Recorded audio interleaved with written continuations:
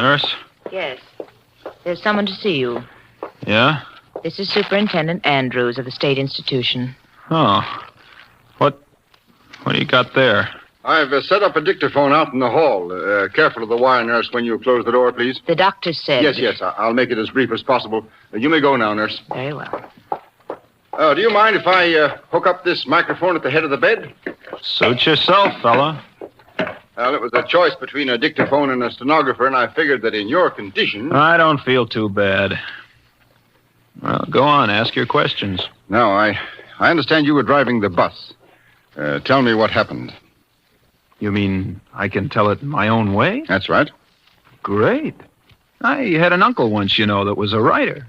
He wouldn't have gone near this kind of a story, though, with a 10-foot pen. No, he went in for happy endings.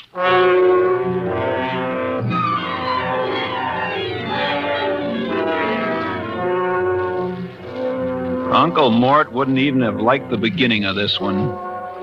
Kind of dreary-like up there at the asylum that afternoon. You remember, there'd been quite a snowfall the week before. And far as the eye could see, everything was a dirty gray. Like a corpse that's been waiting too long for the undertaker. Well, around 4 o'clock, it got so dark, the lights had to be turned on in the asylum. And then the wind started moaning like a lonely banshee. Fine day for a murder, as the fella said.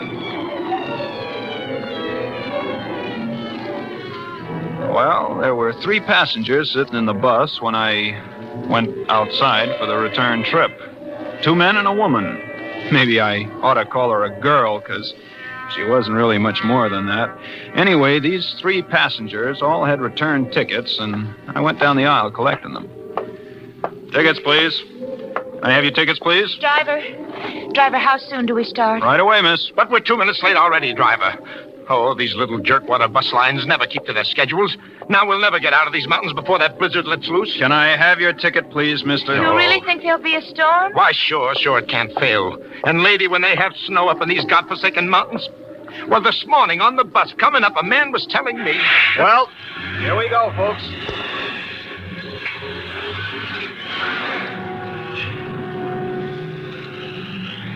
The windbag was sitting right across the aisle from the girl, 2nd row from the front. Halfway back in the bus sat the 3rd passenger, all huddled up in his overcoat.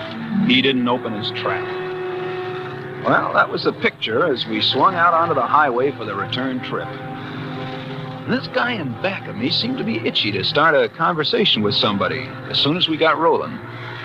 Well, might as well get acquainted, miss. 50 miles before we get down to civilization, John Willard is the name. I said, I beg your pardon. Were you speaking to me? Well, yes. I'm afraid I was... Yeah, sure. These visits to the asylum, they're always depressing, aren't they? Well, this is my first time. Oh? Some friend? My husband. Husband? Oh, well, now, that's too bad. I hope he... Hey, what's that? Some kind of a siren. Yeah, that's the asylum alarm, all right. But, driver, One of the inmates must be playing hide-and-seek with the keepers. Happens every once in a while. Gosh, what if it's my brother? Oh? He the busting out kind? Well, it kind of upsets him to see one of the family, but then if we don't come to see him, it upsets him even more. I see what you mean. Do they always catch them? Well, they tell me the place has never lost a customer yet. Oh, a moment ago, I was praying that it wasn't Jim, but now I don't know, even if they had to... Well, I mean, it would be better than seeing him as he was today. Anything would be better than... Listen. Hey, that's a police siren. Sounds like they're almost on top of us. Yes, there they are. Look out, they're going to pass us. Pass nothing, they're flagging me down. All right, just keep your seats, everybody. They're guards. With rifles. Hey, we're looking for somebody. Yeah, we heard the asylum alarm. Is someone... Seen anyone along the road? Not even a jackrabbit. Officer, who escaped? Albert Gregg. Oh. What a relief. Hey, Holly, take yourself a walk down the aisle and keep your rifle ready when you look behind those back seats. Are you kidding? When was this coming-out party? I don't know. Maybe as much as a couple of hours ago. Does this Gregg have a gun? Can't guarantee he hasn't. But it was a file that sprung him. A tiny steel file. He must have been working away at the bar since the day he was committed, a month ago. His stay was short. Nobody back here. Okay, now, check the gents for identification. You know how it is, driver. You can't take chances. Oh, of course not. Here's mine. Huh? Oh, okay, driver. Your name, Frank Keniston? You can read, can't you? Friendly cuss, ain't you? You know, that's the first peep that passenger has let out. I was beginning to think he was a deaf mute. Yeah? Well, here, driver, you can have this stuff back. Oh, thanks. John Willard? Yes, sir. Okie doke. Come on, Denton, let's scram. We gotta find Greg before he finds anybody. Yeah. Hey, driver, you can turn around now and go back. Go back. Go back? Why? Oh, no. This Greg is a killer. What I mean is, when the mood strikes him, he strikes. Well, what's that got to do with us turning back? Didn't I tell you this man kills even without reason? Now he's got plenty of reason. He's got to get out of these mountains, but quick. If he's down the road, there are lots of ways he could stop a bus. I say turn back. But that blizzard's liable to break any minute now. We could be snowbound up here for days. And if I have to spend one night in that asylum, so help me, they'd have to keep me there. Oh, listen, driver, listen to me, Just please. a second, Mr. Willard. You're just one passenger. There are three. Now, let's take a vote. What about you, miss? Whatever you say. Mr. Keniston? I say keep going. That settles it. Hurry up, Denton. Wait a minute. What does this Killer Greg look like? Description says slight build, weight about 140. Dark hair, brown eyes, 27 years old. Denton, get the lead out of your britches. Yeah, but you know, I still think... We warned them, didn't we? Now, if they meet up with him, it's their funeral. Yeah. Well, we can take care of ourselves, fellas.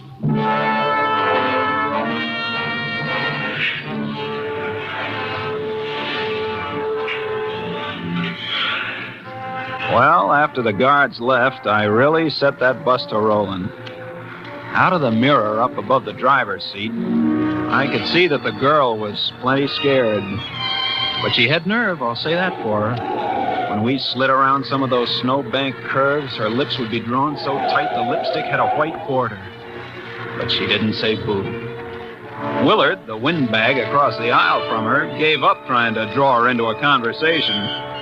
And as for the third passenger, that English guy, Keniston, sitting halfway towards the back there, he kept acting like a clam afraid of losing its oyster. Might as well have had lockjaw, if you get what I mean.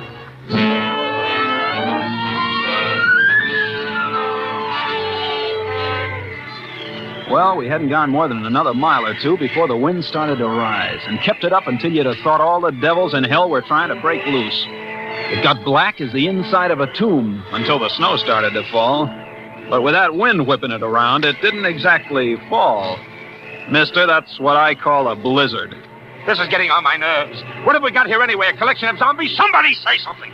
I was just going to say... You were going to say that the weather is rotten. Yeah, and she can say that again. But that isn't what I was going to say. No? What then, lady? It occurred to me why the guards asked for identification. Huh? The description of Killer Greg. Slight build, 140 pounds, dark hair, brown eyes, 27 years old. So what? It's a remarkable thing. That description would fit you, Mr. Willard. Huh? Oh? And Mr. Keniston, too. What's that? Me? That's a peculiar thing, isn't it, driver? Yeah. Come to think of it, both of them could fit that description. And I've also heard that he's got a very soft face, almost like a woman. What do you think, Mr. Keniston? I don't happen to feel like talking. Yeah? Well, personally, I think the more I think of what she said, the more remarkable it becomes. Yeah, she's got something there. Only remarkable isn't the word. What do you mean, Mr. Willard? This man, Greg, may be insane, but he's not dumb. Now put yourself in his place. He knows he hasn't got a ghost of a chance making a getaway in the asylum clothing, see? So he borrows the wardrobe and identification of some stranger. Do you follow me? We're way ahead of you, Willard. It wouldn't be difficult for a killer. I should say not, but that still isn't the end of his problem, see? He's fighting against time. Yes.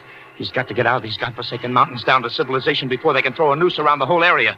And he knows if he's brought back alive, he'll be wearing a straitjacket until he's old as Methuselah. You got quite an imagination, Willard. Yeah? Well, thanks. Now, the odds that Greg will be able to get himself transportation are mighty slim, except for this bus line. So let's suppose... You've got a great imagination, all right. You got it all figured out. Bit too fat, if you ask me. Remember, please, sir, You're the one who was so dead set against turning back. Really, Keniston? Well, I'll leave it to the lady here and the driver. Do I act like a lunatic? Huh? Well? Search me. There were times, long periods of time, when Jim didn't either. My husband, I mean. That was the terrible part of it. He'd be just like the old days, and we'd be so happy together, and then all of a sudden, just without warning, he... Oh, I heard of lots of cases like that. Well, they tell me that sometimes it takes half a dozen of those special doctors, those... Psychiatrists? Yeah, psychiatrists. Yeah, well, sometimes they got to put a person under a microscope and study him for a long time before they can be sure, one way or the other. And many's the time they make mistakes. Well, I heard it one time when... Shut up! Nobody's going to talk like that about me. It's Keniston that's been acting crazy. And I'll bet it wouldn't take a half a dozen psychiatrists to... What's that? Huh? An avalanche! An avalanche! No. Well, it's coming down!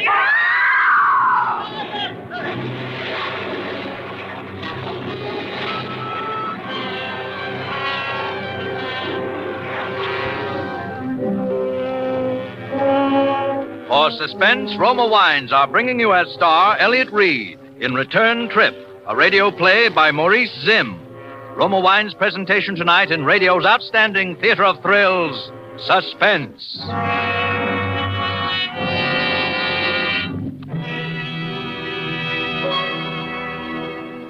Between the acts of Suspense, this is Truman Bradley for Roma Wines. Nowadays, renewing old friendships interrupted by the war is a popular American pastime. For most of us, hardly a week goes by without some friend of pre-war vintage dropping in to say hello. Well, that's one of the reasons so many Americans keep Roma California Sherry on hand always.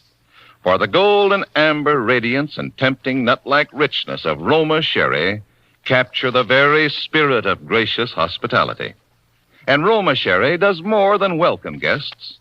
Roma Sherry is the perfect first call to dinner.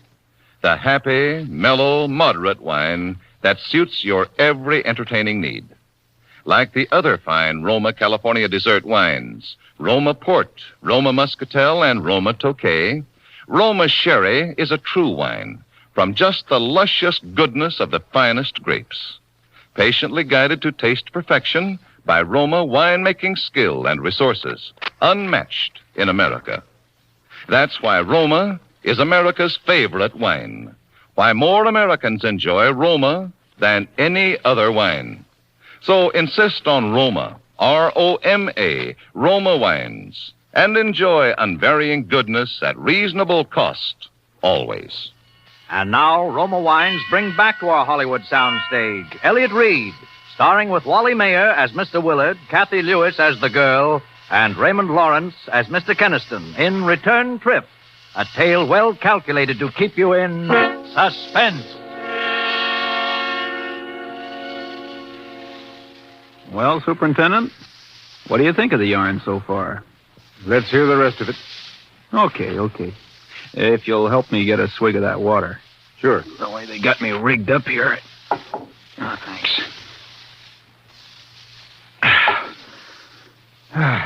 Let's see now, where was I? Oh, yeah. Acts 2, 3, and 4 coming up.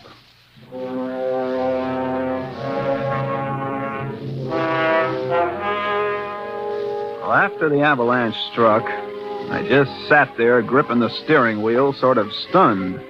There wasn't a sound except for the wind, and that was muffled by the snow barrier that packed us in. Even on the far side, the bus was buried up to the middle of the windows. Well, all this was only a matter of seconds, I suppose. And then suddenly the quiet was broken by the most gosh-awful racket. It was as if somebody had up and given the signal for my passengers to go completely nuts. Get me out of here! Get me out of here! Look out! Willard's got an axe! The axe! Take it away from him! Let go of it, Willard! Let go of that axe! No! That did it. He's the one. He's the one. Lucky I saw him grab that fire axe. It's what the district attorney likes to call a lethal weapon. And then some.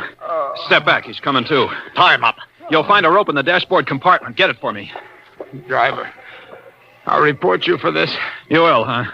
I was going to smash your window so we could get out of here. Oh, yeah? Sure.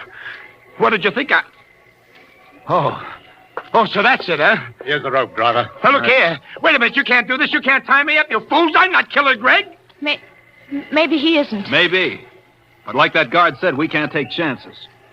If you're innocent, mister, you can prove it to the authorities. If we ever live that long, have you forgotten we're trapped here by an avalanche and a blizzard that could go on and on and on? Just the same... This is ridiculous. Hey, Missy, you feeling all right? No, I'm not crazy, driver. But I guess I was a little. Actually, there's no proof that Killer Greg is on this bus. Well, if you put it that way... It's all my fault, and I'm sorry. My only excuse is that I was just so upset by seeing Jim, my husband. Well, I still say No. Now we've got to start acting like rational human beings. Let poor Mr. Willard up from the floor. Thanks, lady. Well, all right. But I'm warning you, Willard, no funny stuff. Oh, snap out of it, driver, will you? We've got to get out of this mess. Hand me that axe. Do I look that dumb? Oh, all right. Then use it yourself. Smash your window so we can crawl out. Willard, even you don't look that dumb. What makes you think the windows won't open? Huh? Then open one. What for? To let in the blizzard? But we've got to get out of here, driver. Not me. It would take a bear to make even a city block in that windswept hell. We can't stay here. Why not? We're not freezing. Yet. The driver's right. Our best chance is to sit pat until the storm lets up. Yeah, but what if it doesn't, huh? What if it lasts longer than we do? What then, huh? What then? Shut up! Blowing your top won't do any good, Willard. Nobody's ever confused me with Pollyanna. But things could be worse. This is as good an igloo as any, and if and when the weather clears, well, we can send out a party for help. Or maybe a road-clearing crew will come to our rescue. Yes, I suppose that's the sane thing to do. Wait here. Well, how about you, Willard? You also decided to do the sane thing? I don't like that crack. You one more like it. No. Look, we're not starting that again. Now, it's going to be a long night, and we might just as well make ourselves comfortable and try to get some sleep. Sleep. Cut it out. Now, miss, you take the back seat. It's the only one that runs the full width of the bus. You can use your lap robe for a quilt. All right, driver. I want to apologize again to everyone for the way I behaved. Casting suspicion. Forget it. Need any help? No, thanks. I just don't know what came over me starting that idiotic talk. Please believe that I did... Why... What's the matter? Why are you staring at the floor? Well, say something. Look. File. A tiny steel file. The one that Greg... After the avalanche hit, there was a mad scramble. One of you lost it then. One of you is Greg. Killer Greg! Let me out of here! Oh, let me out of here! Please let me out of here! Oh, I just got to get out of here! Well, we just let her wear herself out, kicking and banging on the door. Nobody said a word. Willard and Keniston just stared at me and at each other. By and by, the girl stopped her fussing, and then she stood and stared at the three of us in rotation. It would have made your flesh crawl. Outside, the blizzard was getting worse, if possible. Finally, I reached into the watch pocket of my pants and brought out the old timepiece. What time is it, driver? I broke the crystal. It still says 4:15. It's 5:30. Only an hour and a half since we started out. An hour and a half. 5:30 in the afternoon. The very best we're stuck until morning. 16 hours. Might as well be forever. Look, miss, we just got to make the best of it. I still think you ought to go back to the rear seat. And sleep? If you can. Willard, the driver, and myself will be keeping a rather close eye on each other. In the light of recent developments, you'll be all right. Here, driver, give me that axe. Huh? Let her have it for her protection. Sure, let her have it. Yes, give it to me. Okay.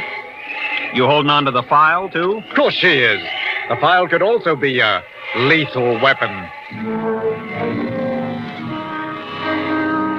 Well, she took the axe and the file back to the rear seat with her, and we all sat down to wait. Those were the longest seconds of the longest minutes of the longest hours that ever... Well, somehow it got to be 9 o'clock, 10, 11. Finally, it was midnight.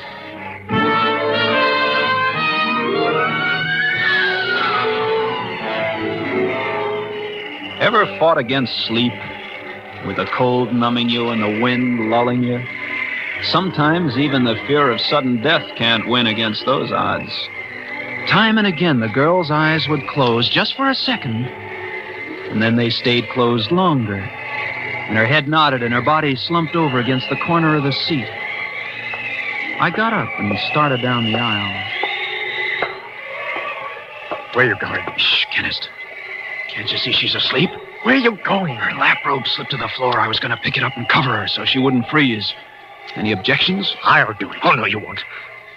Go ahead, driver. You see, Keniston? Willard thinks I should do it. That makes it 2-1.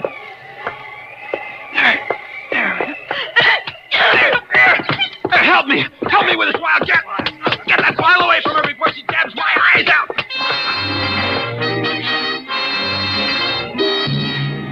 She was like a devil on a pinwheel. And I was lucky to tear loose before she did any more than nick me about the face. Afterwards, when Willard told her what I was up to, she apologized. But I didn't go near her again all the rest of that night. Well, about 5 o'clock, the blizzard stopped. And at 7, the sun managed to break through. Then we held a council of war. We can't send out for help. Why not? Don't you see, Mr. Willard? If we split up the men, whichever of you is Greg would have too good an opportunity. Whether he goes or stays. You could go alone. I'd never make it. We could all go together. How about that, driver? Well, no, I'd rather stick with a bus, Keniston. But before we decide anything, let's get out and look around. We got a window open on the far side of the bus and crawled through, the girl first. She was still clutching the axe and the file. Come here and look. What? Another few yards and we'd have escaped the avalanche entirely. We can shovel our way out. I'm sure we can. There were 2 shovels in the tool compartment at the tail guard of the bus. That only let 2 men shovel at a time, with the 3rd man getting a breather meanwhile. It took a lot of shoveling. What's the matter, driver? Hurt your hand? Oh, nothing much. This feels good to take off those stiff leather gloves. Nasty blisters you got on that right hand. On the thumb and Say, finger. Keniston, are you shoveling or talking? We'll never get out of here at this rate. It's your turn anyway. I'm tired. Not as tired as Willard looks. I'll relieve him. No, that's all right. I can keep going yet for a while. Okay, then. Keniston? Yeah. Let me take a turn. I know I won't be much help, but I can at least try. No, you're mountain guard. Though I'm sure you could do as well as Keniston. Keniston! Where's Keniston? Why, he's right. Stop him! Keniston was making a mad dash through the snow. Willard dropped his shovel and tore after him. I yelled for Willard to let him go, but I don't think he even heard me. For a while, it looked like Keniston was going to make it. But then he floundered and fell in a snowdrift, and before he could get underway again, Willard nailed him.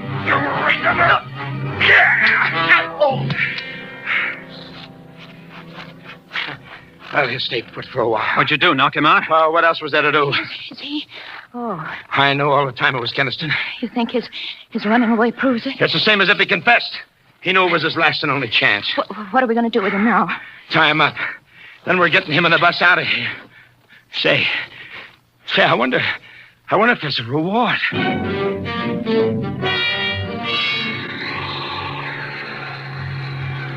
In no time at all, we had the bus clear and headed for civilization. Those snow-covered mountain roads weren't exactly my idea of a speedway, but I gave my motor the gun. Willard and the girl didn't take their eyes off Keniston. I kept watching him, too, out of the mirror over the driver's seat. He looks like he's coming, too. Don't worry, driver. Those knots I made in the rope won't give. Besides, I'm keeping the axe handy just in case. He's opening his eyes. Watch him now. Watch him. Yes, watch me. And listen to me, too. Shut up, Keniston. Or I'll stop this bus and put you out for good. Not before I've had my say. Willard and you, too, lady. Why do you think I tried to make a break for it? Because You're Killer Greg. You fools! You blind, stupid fools. Was it my watch that had his crystal smashed at 4:45 yesterday afternoon? So it was mine.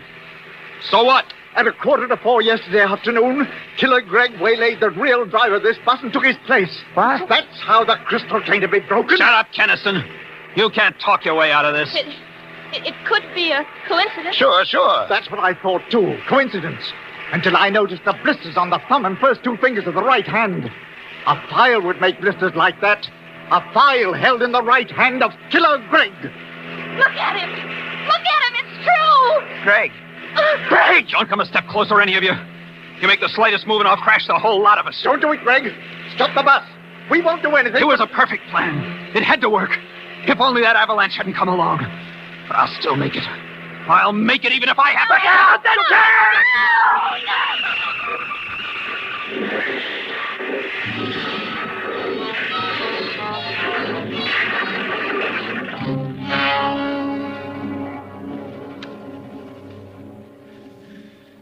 It rolled over and over and over and over. The bus and the glass all smashed. Everybody was all mangled and... All right. Go to sleep now. Sleep? Who can go to sleep? Who can go to sleep? Anyway, I outlived those three. Killer Greg.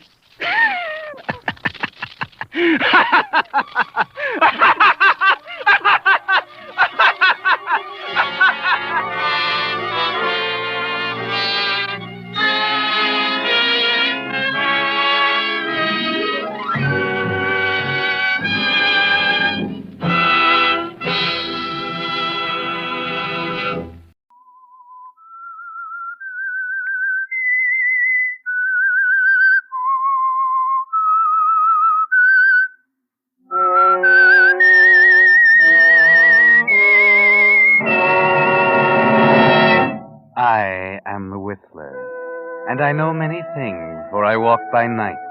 I know many strange tales hidden in the hearts of men and women who have stepped into the shadows. Yes, I know the nameless terrors of which they dare not speak.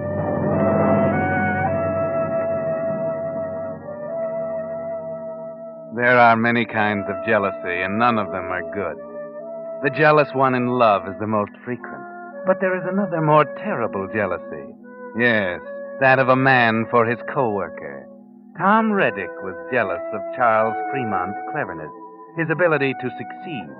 Always when there was applause for a job well done, Charles Fremont was patted on the back, feted, given a raise.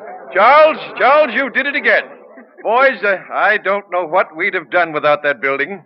I only wish more of the men had your ability. Oh, thank you, Mr. Winston. I appreciate your kindness. Oh, nonsense, my boy. Charles, I'd like you to take over general managership of the plant. Effective next week. Congratulations, Charlie.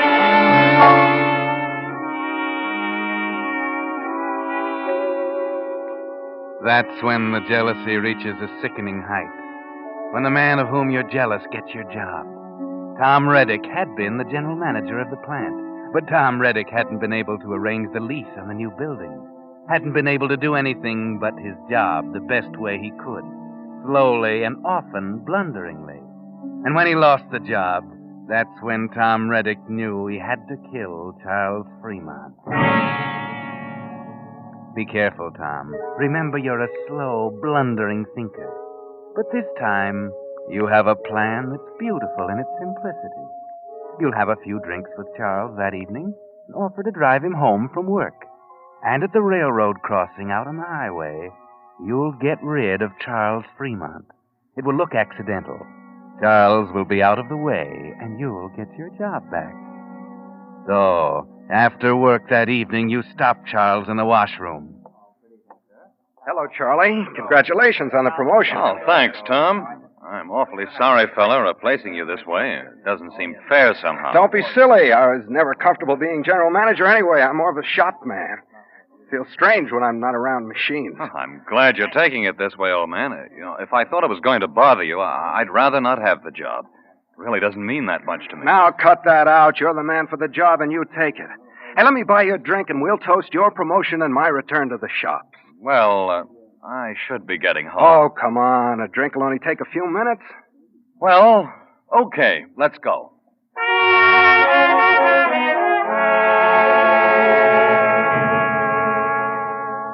This isn't going to be hard at all, is it, Tom? He sympathizes with you, and you've convinced him he deserves the job. So there are no hard feelings, are there, Tom? That's it. Take him in for a drink. Then suggest a ride home. The train passes that crossing at 6:30, so don't dawdle over your drinks. Here's looking at you, Charlie. Best of luck. Thanks, Tom. That could be a bad habit.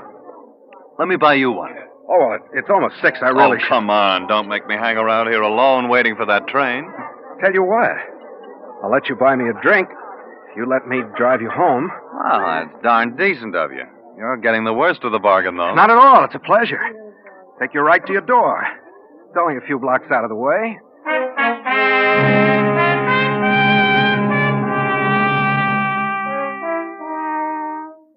So you have your drinks and get into the car with Charlie. Drive out of the lot, through town, and out onto the highway. If you time it right, you'll arrive at the crossing just at 6:30. If the train is on time, the signals will be going, and you'll have to stop the car. It'll be easy to tap Charlie over the head with a wrench you have in the side pocket. Then you can get out, set the gears, and run the car in front of the train. It's the same train you take when you go home evenings without your car. So you'll just climb aboard in the excitement and go on home. When the story comes out, you'll just say that Charlie wanted to borrow your car for the evening, and you let him, seeing as how he was a good and close friend of yours. Can't tell you how grateful I am, old man. I've gotten to hate that train trip. Forget it. Maybe we can fix it so you won't ever have to take the train. Oh, that'd be fine. Oh, those drinks made me sleepy. We have another 30 minutes of driving to do. Why don't you take a little nap? Yeah. Think I will, if you don't mind. Not at all. You just take a little nap.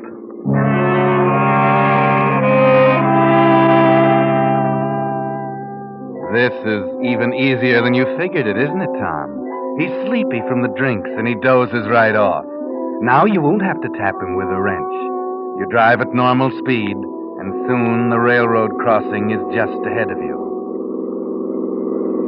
No sign of the train yet. Maybe it was early tonight, Tom. Maybe the train has already gone past the crossing. No, there's the signal. The train has passed the far curve. It's coming. Everything is in your favor now.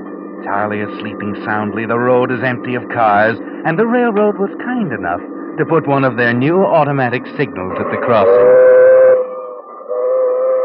And here comes the train. But maybe all the noise has awakened Charlie. You get the wrench out of the side pocket just in case, and... Charlie?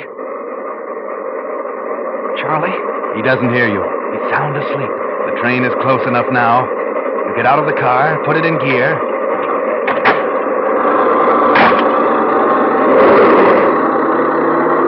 The car lurches forward, you slam the door, and it's done.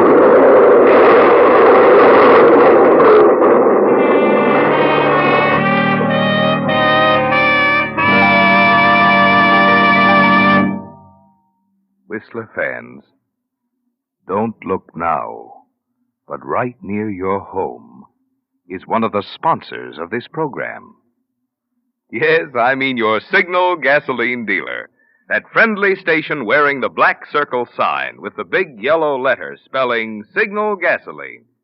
And he's a man you should know these days, not only because he brings you the Whistler, but also because at stations wearing Signal's yellow and black circle sign, you'll find the West's famous longer mileage gasoline, Signal Go Farther gasoline.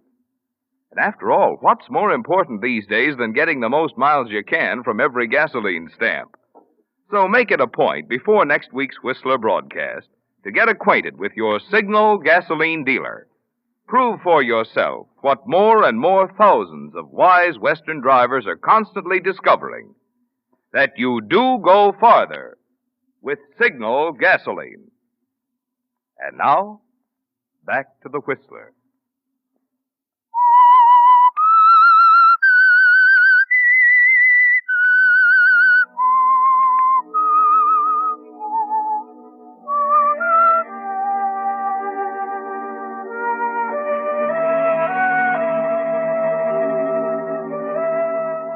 Well, you did it, Tom Reddick.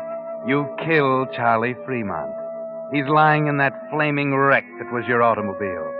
And you hide there in the bushes until it's clear and you can sneak on the train. No one will know. No one saw you. You did it perfectly.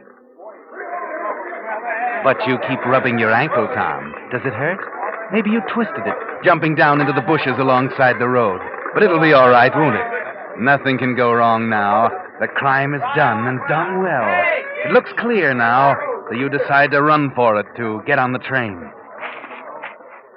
Hey, Mac, you hear something? What? I said, did you hear something? Did you hear somebody yell? No. Come on, Larry. There must have been someone in that car. A car don't run into a train all by itself. We hit that car awful hard. He must have been thrown clear.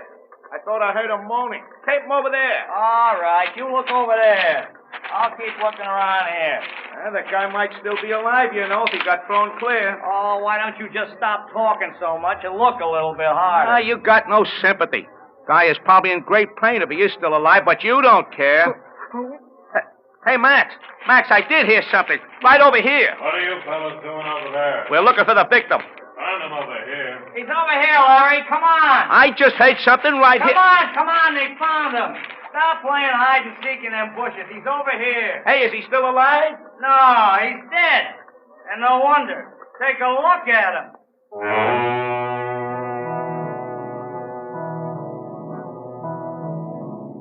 You're all right, Tom. They didn't see you. You're still all right. But that fellow they call Larry, the fellow that heard you moan when your ankle was hurt, he might remember it later. So you change all your plans. You try to sneak away, even with a bad ankle. Hey, Max, look, there goes somebody running over that way. Huh? Where? Hey, you're right. Hey, you stop. Hey, come on, Max. Let's catch him. What's he doing around here running? We'll find out. Come on. Yeah. After him. Hey, wait a minute, you. Well, he's slipping. Hey, maybe he was in the car, too. Why is he running away? I don't know. We'll ask him when we catch him. Hey, wait a minute. Hey, what's the matter with you? Can't a guy run if he wants to? Do you have to go running after him? Well, maybe he knows something. Knows something about what? You always make a big mystery about everything. Now, what would he know something about? About the guy that was dead. They say guy that's doing all the running might have had something to do with it. Oh, you sound like a regular detective. Stop with that stuff already. The train's late. Let's go back and help. Wait a minute. I think we ought to catch that running guy. Oh, he's gone. He was probably running because he was late for his dinner. Now, cut it out and let's go back to the wreck.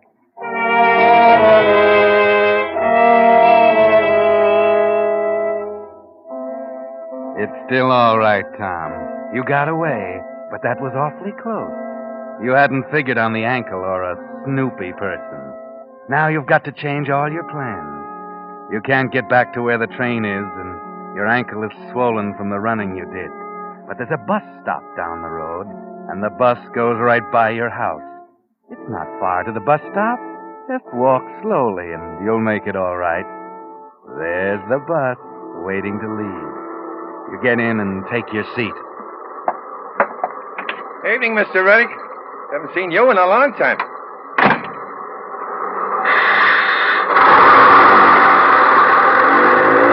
It's all right, Tom. In a few minutes, you'll be home.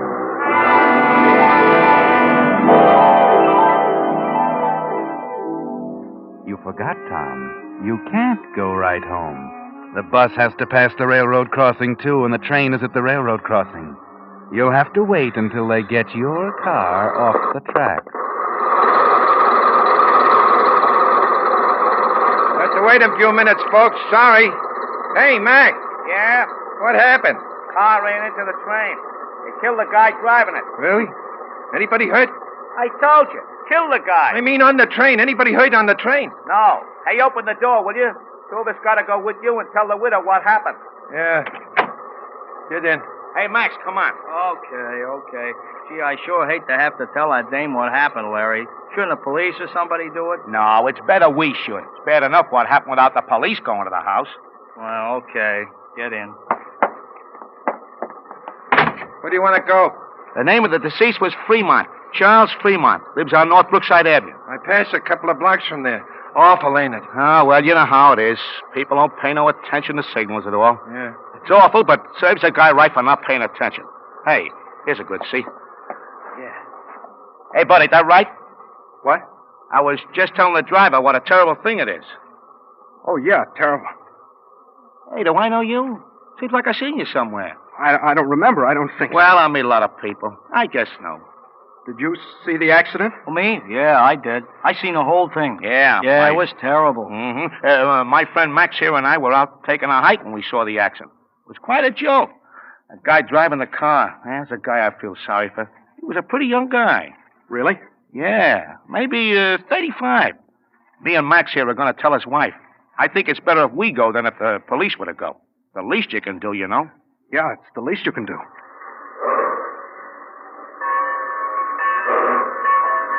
You know, it's a funny thing.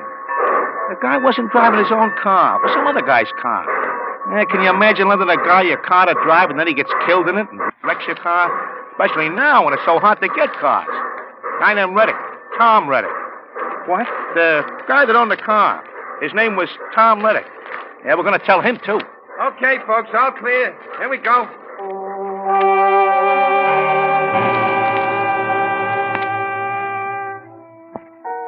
That's not good, Tom. Things are piling up, things you hadn't counted on. This man saw you running away, and now he's going to tell Charles Fremont's wife that he's dead. And then he's going to look for you to tell you your car has been wrecked. Why do some people always have to butt in, making you change plans? You've got to get out of that bus and get away. Get home before this Larry does, and some way get Hazel out of the house so that there'll be no one home when Larry gets there. Beechwood Avenue. Good night, Mrs. Nelson. I'll get out here, too. Oh, excuse me, Mr. Reddick. I forgot you were here. That's all right. Excuse me, I'm late. It's awful about Mr. Fremont. Awful. Good night.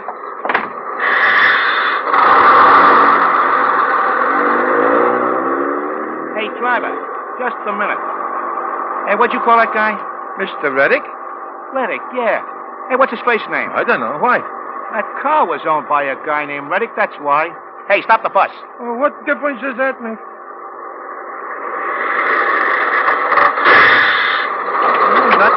Max, come on. Come on, I want to talk to that guy named Reddick. Yeah, we got to tell that woman you said. Where you going now? Guy that just got off was named Reddick. So his name is Reddick. I don't follow you. Oh. Why don't we just go home and forget all about this? It's none of our business anyway. Come on, come on.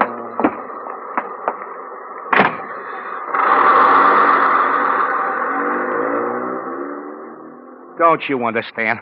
I tell this guy all about the accident, who was driving the car, and who owned the car. And he never said anything about his name being Reddick. And the guy that owned that car, his name was Reddick. Didn't say anything, then he's just a guy named Reddick who didn't own a car. Say, what's got into you? Oh, I never thought of that. You mean he could be perhaps Harry Reddick, and he didn't even know this Tom Reddick that owned the car, huh? Yeah, now you're getting smart. It's a fine time to get smart after we get off the bus. Now we got to walk to the widow's house. Well, while we're walking, we can think of what to say to poor Mrs. Fremont.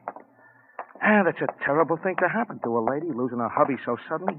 Yeah, but I still don't think this is any of our business. And besides, my missus is going to be awful sore at me coming home so late. Now, look, when you explain to her what you were doing, she'll be very proud of you.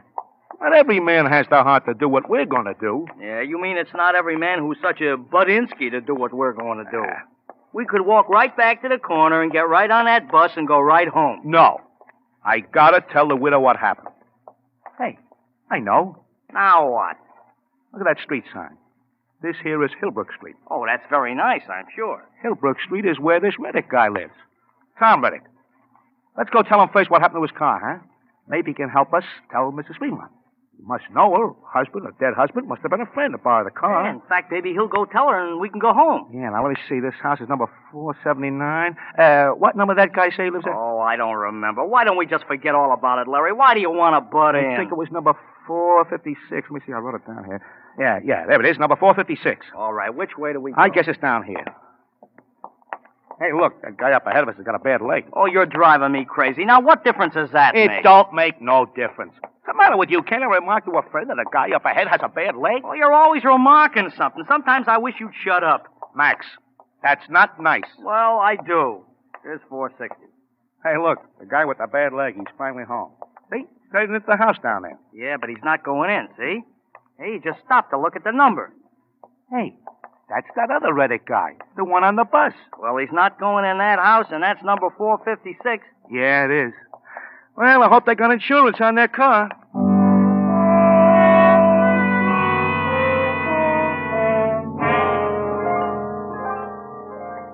That was close, Tom. You saw them just in time. So you just kept walking until they go in the house, and then you come back and wait for them to leave. They'll tell Hazel all about it, and after they leave, you can go in. Tell her you loaned the car to Charles Fremont and came home on the streetcar and bus. You're late because the bus got stopped at the crossing. You had no idea that your car was the one wrecked by the train, or that Charles Fremont was dead. Now those men are coming out of your house. Keep back, and they won't see you behind the hedge. That was a real nice lady. She was upset. Well, of course she was upset. You know, it makes me feel kind of silly talking to people I don't even know. Well, it's a good thing we did. We might have gone right over to the widow's house. Which way did she say was the police station? 4 blocks to the left. We better hurry.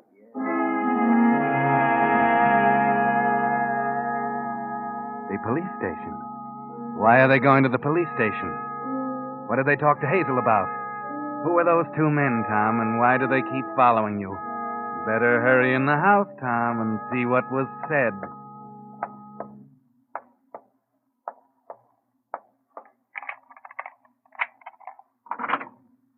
Hazel? Hazel, I'm home. Well, it's about time. Where have you been? Dinner's burned to a crisp, and it cost 30 red Now, coins. don't start screaming again. I got stuck on the bus. There was an accident at the railroad crossing. Who were those men I saw leaving the house? So you lent your car to Charlie Fremont. You won't let me drive because you don't think I'm careful enough. But you lent the car to Charlie Fremont. How'd you know? Who were those 2 men That accident you saw from the bus, that was your car. Charlie Fremont had an accident in your car and got killed at that railroad crossing. What? Well, I had no idea that... Well, he did. What'd you loan it to him for? I can understand you're driving him home if you want to, but what'd you loan him the car for? You were coming home and he was coming home. Why'd you come home together? He told me he was going over to the other side of town to see a customer. How did I know he was going to come right home? Let me smell your breath. What? You had a few drinks, didn't you? I thought you had. You and that Charlie Fremont. You stop and have a cocktail before dinner and keep the dinner waiting until it's not fit to eat. Then come home and tell me some fantastic story about loaning the car to Charlie Fremont. What are you talking about? Those men who were here. They asked me if we had any relatives living around us. I told them the only relative we had was my sister in California. That it must have been you they talked with on that bus. Maybe you can fool some people, but you can't fool me. I know you, Tom Reddick. You were in that car, and you got scared because you were both drunk. I told you I lent Charlie the car. How many times do I have to tell you I lent Charlie the car? Those 2 men told me about you. They saw you there at the railroad crossing. One of those men talked to you on the bus, and you made believe you'd never seen him before. Made believe you didn't even know people named Charlie Fremont and Tom Reddick. You're just a good-for-nothing drunk, and I wish I never married you. Look, Hazel, there's no sense in getting upset about this. Sure, I was in the car. We had a couple of drinks in town before coming home. Charlie insisted on it. I got scared when we had the accident, so I ran. You're not going to go and tell, no, are you? I most certainly am. I never did like Charlie Fremont. And his wife. That no good. Calling me up in the middle of the afternoon to crow over me. Mrs. Fremont called you up? To crow over me. Bragging about how her Charlie got your job away from you. He takes your job away from you, so you go and have a drink with him to celebrate. Stop it! What's the matter with you? Aren't you ever happy? Don't you have any feeling toward me at all? What's that? I'm sure I don't know. It's the doorbell. Answer it. I'm not home. Don't you dare order me around, you drunk. Don't you dare even talk to me. Shut up! Yes? Good evening. We thought that... Hey, Max, it's the guy. Yeah, maybe you were right. What do you want here? Who are you? Hey, now, look, Mr. Reddick. Why didn't you tell us on the bus who you were? We were just trying to help you. It's none of your business who I am. Now get out of here. No. Take it easy, Mr. Reddick. Somebody has to do these unpleasant things, and me and Max here thought we would. The least you can do. He was in that car. I told you he was. Hazel, shut up. I will not shut up. You were in that car. You told me you were. You're so smart. Having a drink with a man who takes your job away from you. Mr. Reddick lost his job? Oh, gee, I'm sorry to hear Mr. Fremont got his job. So he had a drink with him to celebrate. And then they were drunk and had that accident. Wait a minute. You mean that Mr. Fremont got Mr. Reddick's job away from him? And they had some drinks together, and then they were both in the car when it hit the train? Sure they were. Only Mr. Reddick ran away. Maybe he ran away because... Hey, wait a minute. Max, he's trying to... Get him, Max. He can't run far. He's got a bum ankle. Yeah, okay. There he goes down the lawn. Follow him, Max. Hey, look, he fell. Leave me alone. Leave me alone. I'm sorry, Mr. Reddick, but I think we better take you to the police station. I think you murdered Mr. Fremont.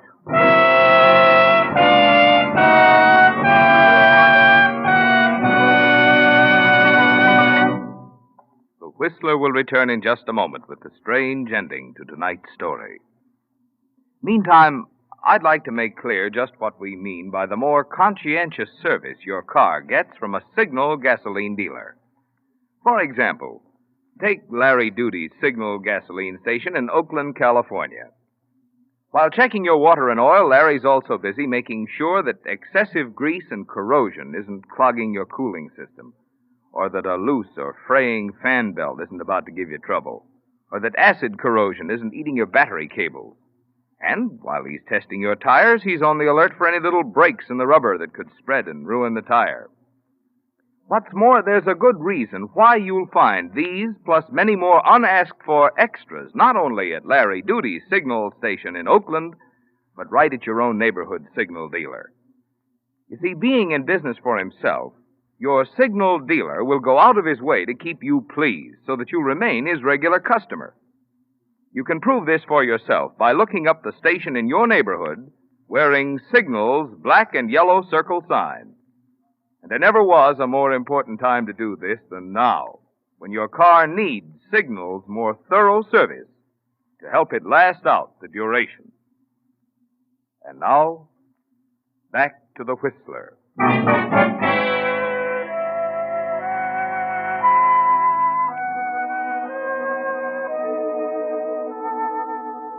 Well, Tom, you bungled your perfect plan, didn't you? But then you never were any good at planning. That's why Charlie got ahead of you. And of course, you let the little man who was always butting in make you so nervous that you gave yourself away. But when you got to the police station, you really thought fast for once. You kept your mouth shut and let them believe what they wanted to. Your wife's story helped. You were drunk. The accident happened. You weren't hurt, but you got scared and ran away. Maybe they'll believe that. And all you'll get will be a few years for manslaughter. Maybe they'll believe it. But even as you think it, you know very well they won't. The motive is too apparent. Charlie got your job, so you killed him. No, Tom, you won't get away with it. And so as you sit in your cell and brood over the fate that awaits you, you make up your mind. And you start resolutely into action. The small barred window is high over your head. And as you strain, you think of that little man who was always butting in. The little man who caused all your troubles. And you can almost hear his voice. Sure, we know. We'll only be a minute. We got something very important to tell him. Reddick, huh? Oh, he's in 214. Boy, he'll really be glad to see us. Yeah, you bet. We just came to your autopsy. The coroner's autopsy. We got news for Mr. Reddick. Yeah? What kind of news? Well, there was something fishy about the accident where Mr. Fremont got killed. They had an autopsy. Yeah, and they found out something. They don't really have anything on Mr. Reddick. They're going to let him go. Let him go? Sure, and we came right over to tell him. When they had the autopsy, they found Mr. Fremont wasn't murdered at all. He was dead when the train hit the car. He wasn't supposed to drink, and he died of a heart attack 20 minutes before the accident while he was still riding in the car. No kidding? Well, he'll be glad to hear that. Here's his... Hey, Mr. Reddick! Well, what do you know about that? Mr. Reddick went and hung himself.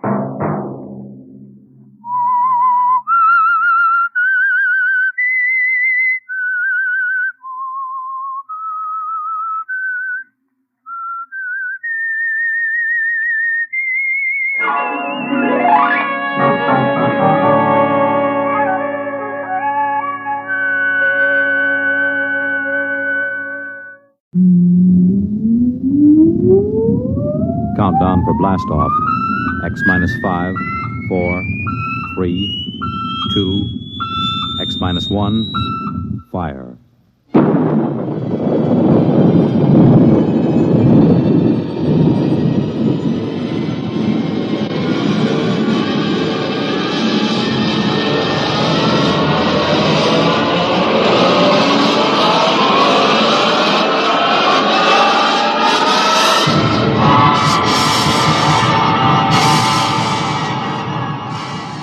From the far horizons of the unknown come tales of new dimensions in time and space.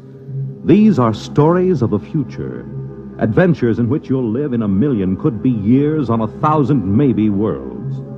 The National Broadcasting Company, in cooperation with Galaxy Science Fiction Magazine, presents X minus 1.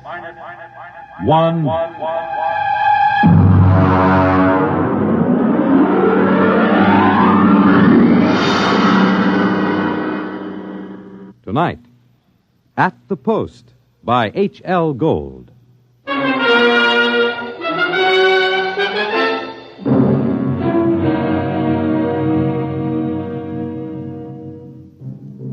When I come into the Blue Ribbon on 49th Street west of Broadway, I could tell right away nobody told Doc Hawkins about my misfortune. Doc, who ain't one really, writes a daily medical column for the Racing Form, and we're celebrating his being sprung from the alcoholic ward. He got one look at me and he choked on a piece of gefilte fish.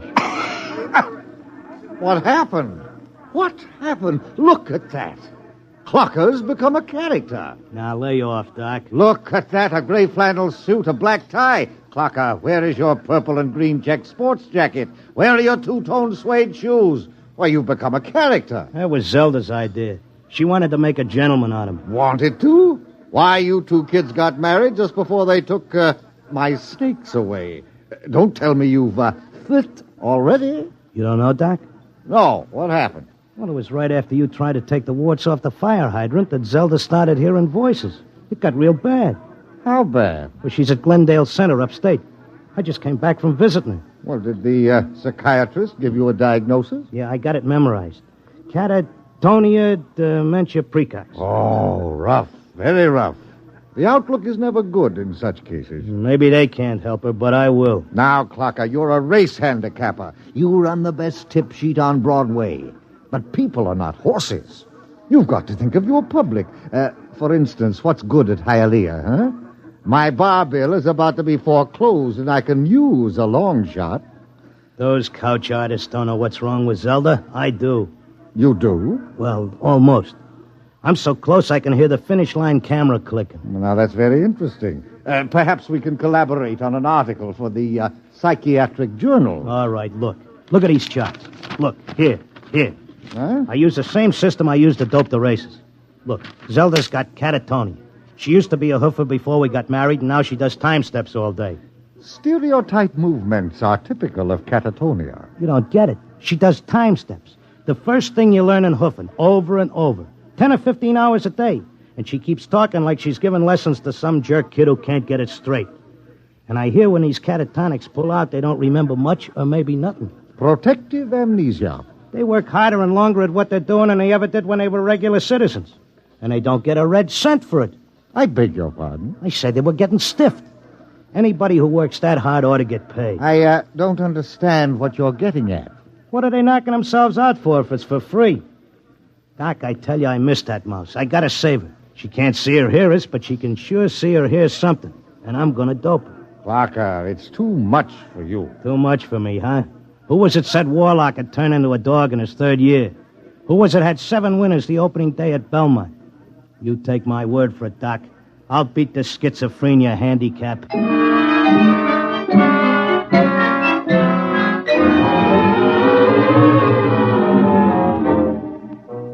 I hadn't been paying much attention to my tip sheet while I was doping a catatonia dodge. I tell you, I miss Zelda.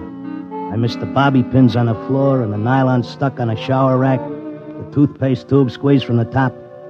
I had to get her back somehow. Next day, I took a cab and went out to that place. I sat in the room and watched her dance. Oh, it was something. Because Zelda was worth watching, even with her eyes blank and her feet shuffling through that simple time step.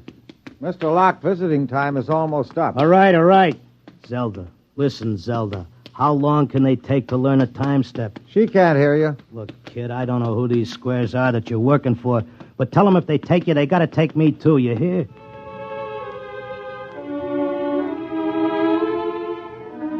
I had an idea now. I had it doped that Zelda was showing them how to dance, whoever they are. And the only way I could spring her was to find out who was controlling her and what they were after. The first step was to get them interested in me, and what I know about racing, doping horses. So I stood there next to Zelda, and I started to talk. Now, the first thing you gotta figure is bloodlines. You take a horse, you gotta know back maybe 4 or 5 generations on both sides. Then you gotta know where the coat was foaled, what time of year, because all horses are 1 year old on the 1st of January. And there's confirmation, training. You take a horse with good bloodlines, break him in a spring on a hard training surface track, and the first thing you know, you got a horse with a shin splint. Well, they may cover it up, but if you know it's there. I once knew a horse ran in Hialeah who was scared of flamingos. What are you doing? Had a fine record at Gulfstream and Bowie. But when he got down to Hialeah and got one look at the flamingos, he wouldn't run for beans. Mr. Locke, are you all right? Shut up, I'm Mr. busy. Locke. You bet on a horse that's scared of flamingos at Hialeah, and you're going to come in with your tail between your legs.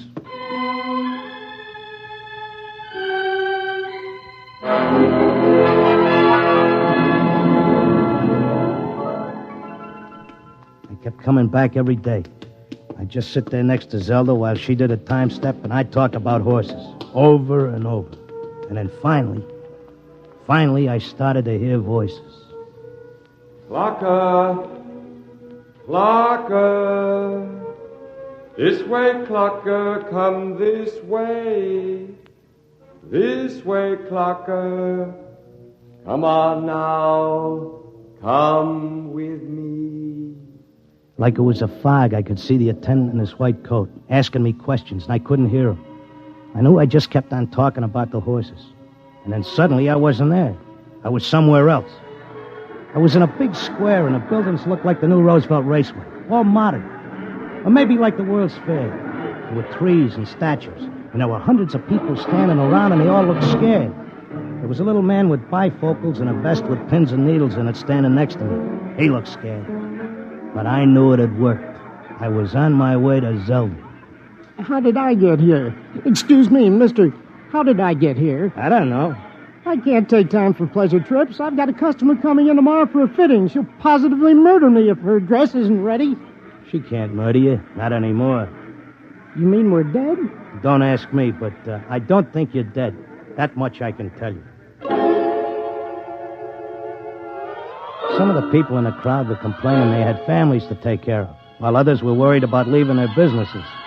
And they all grew quiet when a man climbed up on a big platform in front.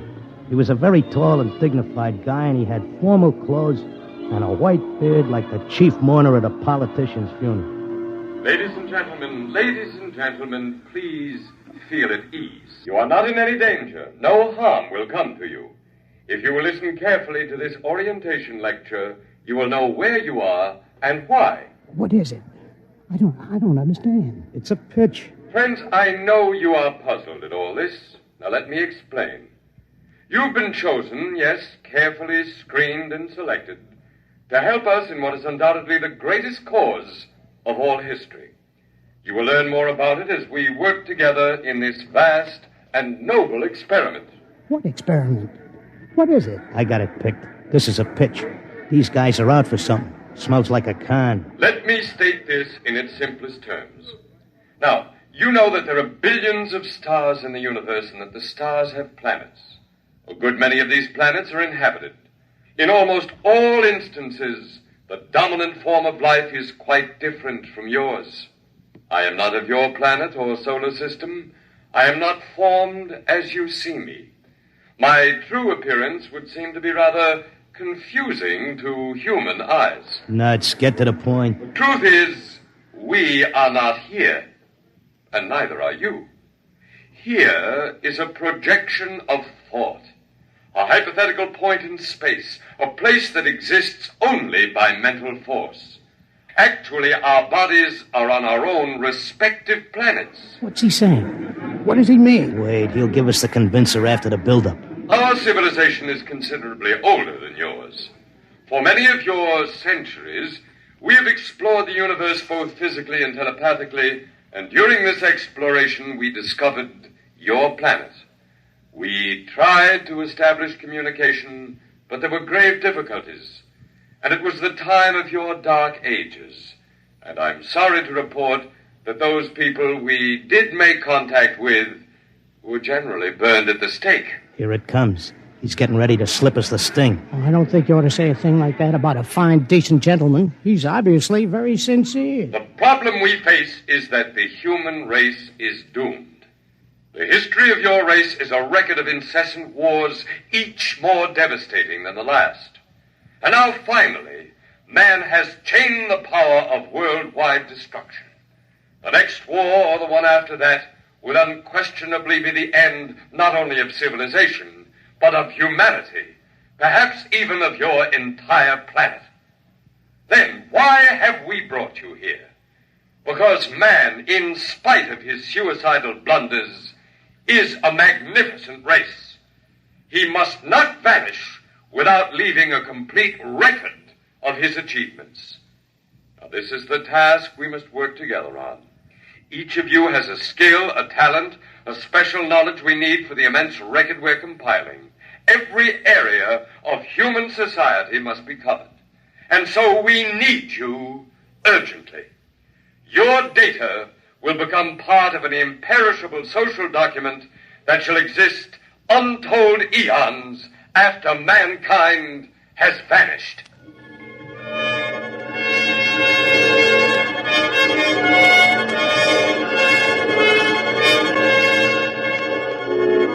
Oh, he had a slick con. He had that crowd in the palm of his hand like a small-time grifter selling pearl necklaces on 6th Avenue. They all cheered. They were all flattered to think that they were joining in this vast project to make a record of the human race. After a while, they broke us up into divisions, and I got herded into a building marked Sports and Rackets. They took my name and my occupation like I was applying for unemployment insurance. Now, here's our problem, Mr. Locke. We're making two kinds of perpetual records. One is written, more precisely, microscribed. The other is a wonderfully exact duplicate of your cerebral pattern, in more durable material than brain matter, of course. Of course. The substance we use in place of brain cells absorbs memory quite slowly. But you'll be happy to know that the impression once made can never be lost or erased. Delighted, tickled to pieces. I knew you would be. Well, let's proceed, shall we? First, a basic description of horse racing. I started telling them about horse racing, but they held me down to one sentence. They said I had to repeat it over and over so that recording thing could get it. They had a picture of my body back on Earth lying in a bed in a hospital just saying that one sentence over and over again. Well, that's enough for today. Isn't it amazing? We have a more detailed record of human society than man himself ever had. Your life, my life, the life of this Zelda, whom you came here to rescue, all are trivial, for we must all die eventually. But the project will last eternally. You're telling me you know what I'm here for? To secure the return of your wife. I would naturally be aware that you'd submitted yourself to our control voluntarily.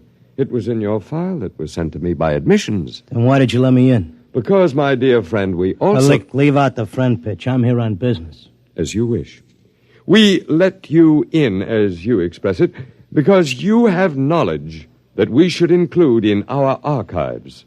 We hoped you'd recognize the merit and scope of our undertaking. Most people do once they're told. Zelda, too? Oh, yes. Yes, Zelda's extremely cooperative, quite convinced.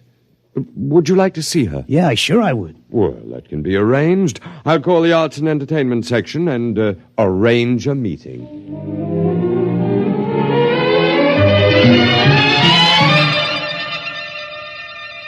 Zelda, baby. Clocker. Let's get out of here. Oh, hello, Clocker. Aren't you glad to see me? I spent months and shot every dime I've got just to find you. For sure I'm glad to see you, hon, but I can't waste any time. This work is so important. I want to talk to you. That con artist with the white beard said... isn't he wonderful, Clocker? Aren't they all wonderful? Regular scientists devoting their whole lives to this terrific cause. What's so wonderful about that? They could let the Earth go boom. It wouldn't mean a thing to them. Everybody wiped out, just like there never were any people. Not even as much record of us as the dinosaurs. Gee, wouldn't that make you feel simply awful? I wouldn't feel a thing. All I'm worried about is us, baby. Who cares about the rest of the world doing a disappearing act? I do, and so do they. They aren't selfish like some people I could mention. Selfish? You're darn right I am. Zelda, listen. I'm selfish because I got a wife and I'm nuts about her and I want her back. I have to help out on this project. It's the least I can do for history. History? What did history ever do for us?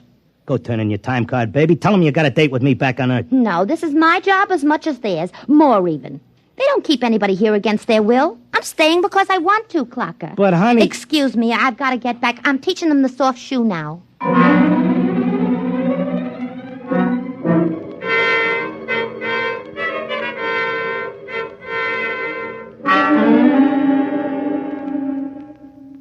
Are you satisfied now, Mr. Locke? Listen, take away the doom push and this racket folds.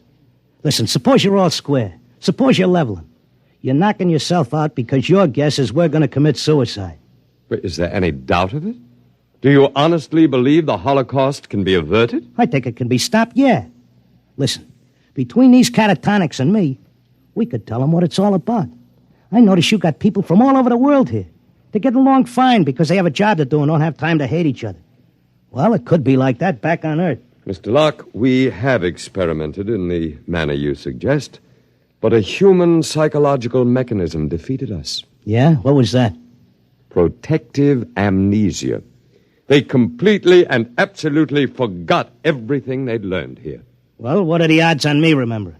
Well, you are our first volunteer. Look, I'll give you a deal. You let me out, and maybe I'll be the first case that didn't get amnesia, and I can tell the world all about this. I'll come back if I lame out. You can pick me up any time you want. But if I make headway, you gotta let Zelda go, too. That's a very reasonable proposition. We'll lift our control, Mr. Locke, for a suitable time.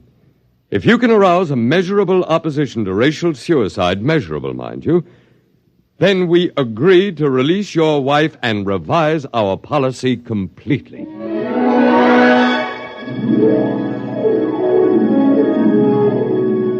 I came to at Glendale. It took me about 2 weeks to convince them that I was all right again. But I had to convince the world that they were throwing a race and that they needed a saliva test. So I started to write it all out in my tip sheet, in and around the horses. Around that time, I ran into Doc. Clocker, my boy, you've no idea how anxious we were about you. But you're looking fit, I'm glad to say. Thanks. I wish I could say the same about you and the rest of the world. No need to worry about us. We'll muddle along somehow. You think so, huh? I'm glad to see you've got your tip sheet going again. As long as the bobtails run, who cares what happens to anything else?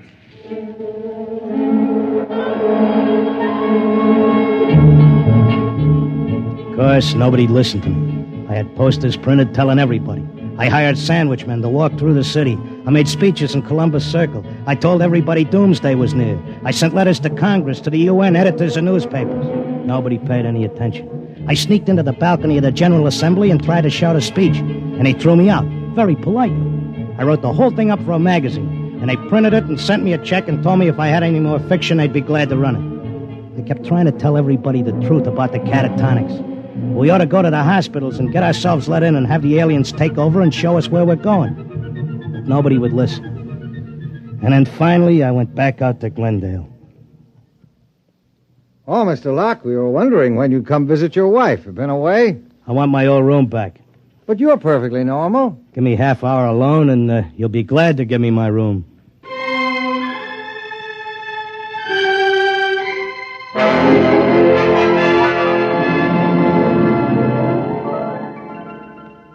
Well, here I am back again. Oh, Mr. Locke. Okay, I'll give you all the rest of the dope on racing. You won't have any trouble with me. Then you're convinced you failed. I'm no dummy. I know when I'm licked. So do we, Mr. Locke. Naturally, you have no way of detecting the effect you've had. We do. The result is that because of your experiment, we're gladly revising our policy. Huh? Is this a rib? Nobody listened to me. Oh, but they did. Visits to catatonics have increased considerably.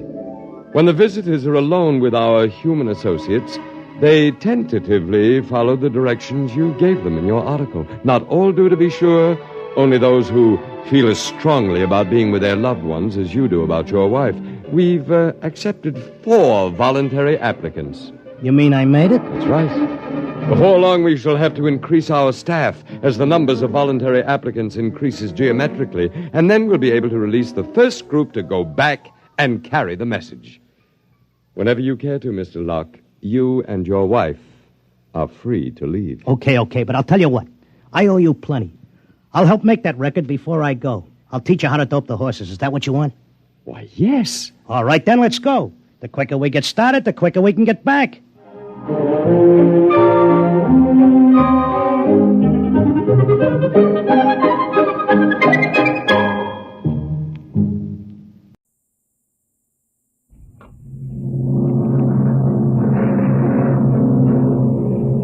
Adventures in Time and Space. Transcribed in future tense. Dimension.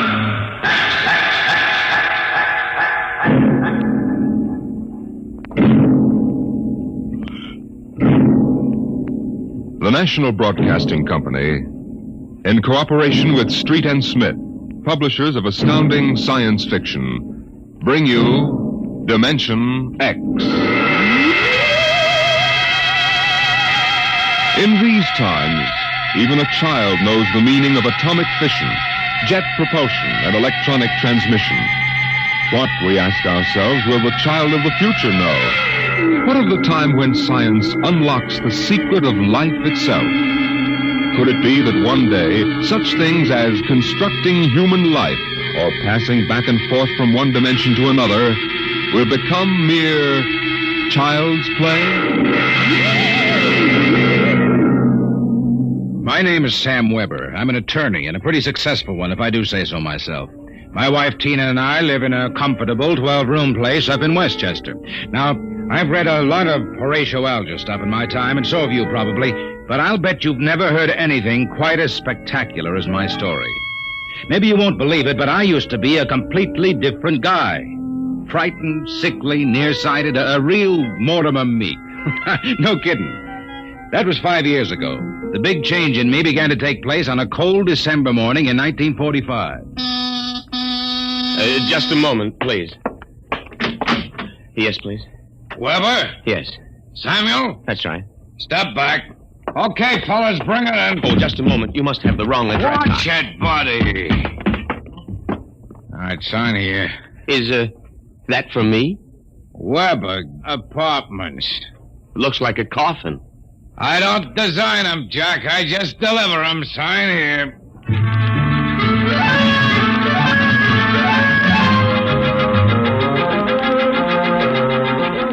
After much straining, I wasn't in very good physical shape those days, I managed to push the box under my single light bulb. There was a card in a small envelope. Let's see. To Sam from your classmates at the Interdimensional and Cosmic Institute. Merry Christmas. 2145 A.D. Holy jumping catfish. Hey, mister, there must be some mistake. Hey! Holy jumping catfish.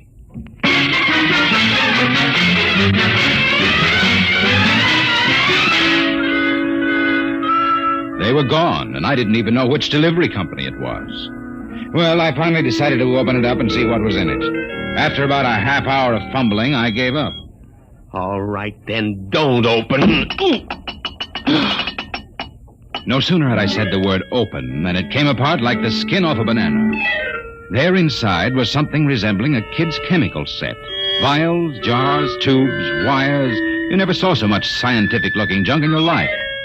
And on top of it all was a book of instructions. Build a man set number 3. This set is intended solely for uses of children between the ages of 11 and 13. The equipment will enable the child to build and assemble complete adult humans in perfect working order. A disassemblator is provided so the set may be used over again. Refills and additional parts may be acquired from the Build-A-Man Company, 928 Diagonal Level, Blunt City, Ohio. Remember, Only with Build-A-Man can you build a man.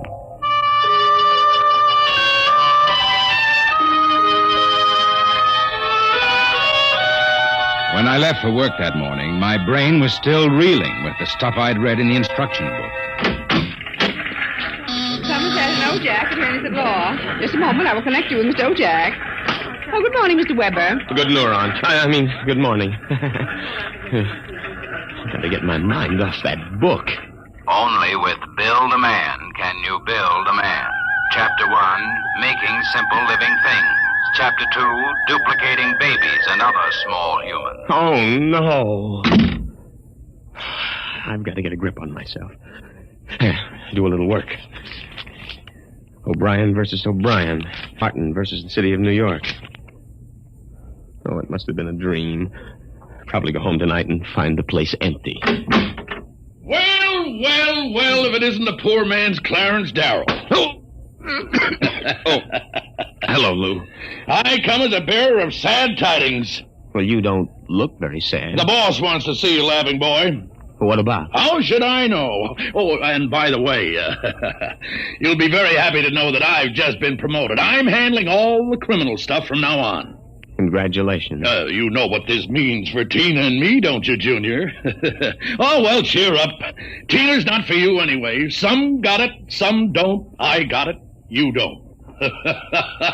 So long, laughing boy.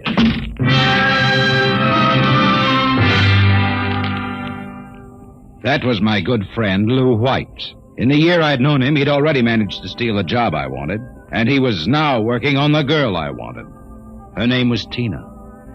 Tina Velvet. Good morning, Sam. Oh, good morning, Tina. My, you look good enough to Yeah? take to lunch. Oh, I'm sorry, Sam, but I promised Lou. Oh, sure. I hope you're not too disappointed. Me? Oh, no. Some got it, some don't. I don't.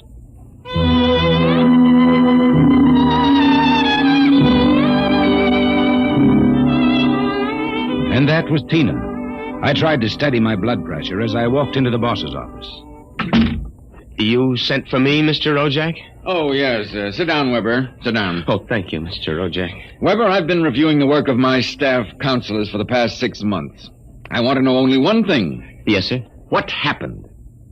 I don't understand. You haven't had a single new client in 6 months. But no one has come in, Mr. Ojak. My boy, in this business, you've got to be aggressive. You've got to go out and create new clients. You've got to show some zip. Yes, sir. Do you have any zip? Oh, yes, Mr. Ojak. Oh, I've got zip, all right. I just can't seem to turn it loose, that's all. Well, get in there and punch now, Weber. I want to see a change in you in the next few months. As a matter of fact, I'd better. You got that? Yes, Mr. Ojak. I'll try to show some zip.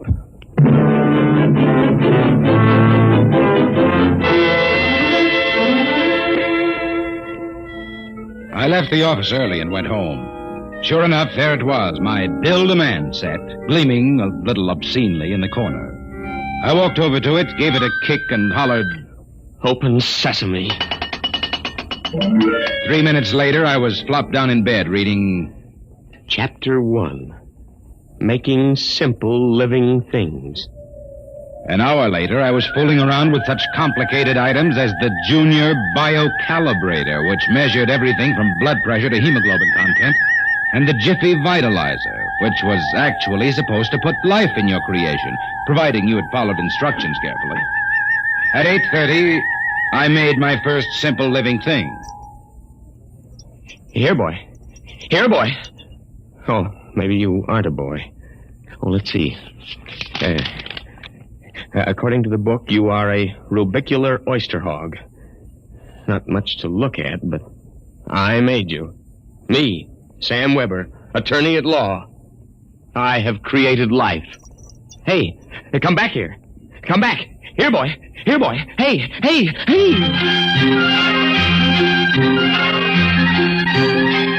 It was no use. My rubicular oyster hog, which was a cross between a field mouse and an oyster, had run out under the door and into the world.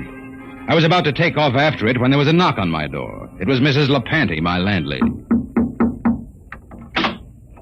Oh, hello, Mrs. LePanty. I heard a noise. Oh, just rehearsing a speech I have to make in court. You were squeaking. A bad throat.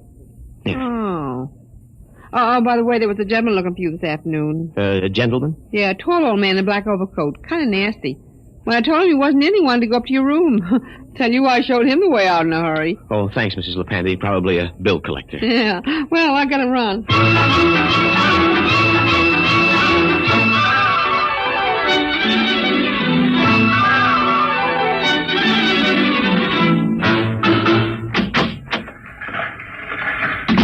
Oh, good morning, Sam. Here's that memo on Rosenthal versus Rosenthal and also a letter for... What's the matter? You look tired. Well, I had a bad night. You lumbago again? Yes. Oh, say, by the way, your client was here again this morning. A client? Mm-hmm. Yeah. Oh, it must be the same fella that called at my house the other day. Yeah. Well, what did you tell him? Well, I said you'd be in later. Oh, thanks. Will that be all, Sam? Yes. Oh, no. Are you doing anything New Year's Eve? Oh, Sam, you haven't even noticed. Noticed what? Well, the ring, silly. Third finger, left hand. What? Lou gave it to me. Isn't it simply gigantic? But you're not We're going to be married as soon as Lou finishes his next case. Lou is so sharp and businesslike. So is a guillotine. Sam, after Lou gave me the ring last night, I began thinking how I used to hope that it would be you. But, well, then I realized you'd never have the money, and, well, a girl has to think of things like a good steady income and a husband with... Zip. Yes, with zip. Well, Lou has plenty of zip. I'm sure you'll be very happy zipping around with each other. Oh, Sam! Well, Sam, Hey, what's going on in here? Honey, is this little baboon giving you any trouble? If he has, I'll take him apart like an egg crate. No. Take it easy, Strongheart. Tina just told me the good news about your engagement. She's crying with happiness. Is that right, honey? Well, then, no hard feelings, Sam. Just that the best man got the girl, you understand. Oh, say, by the way, we're having a little celebration at Sigali's tonight. Drop in and we'll live it up a little, huh?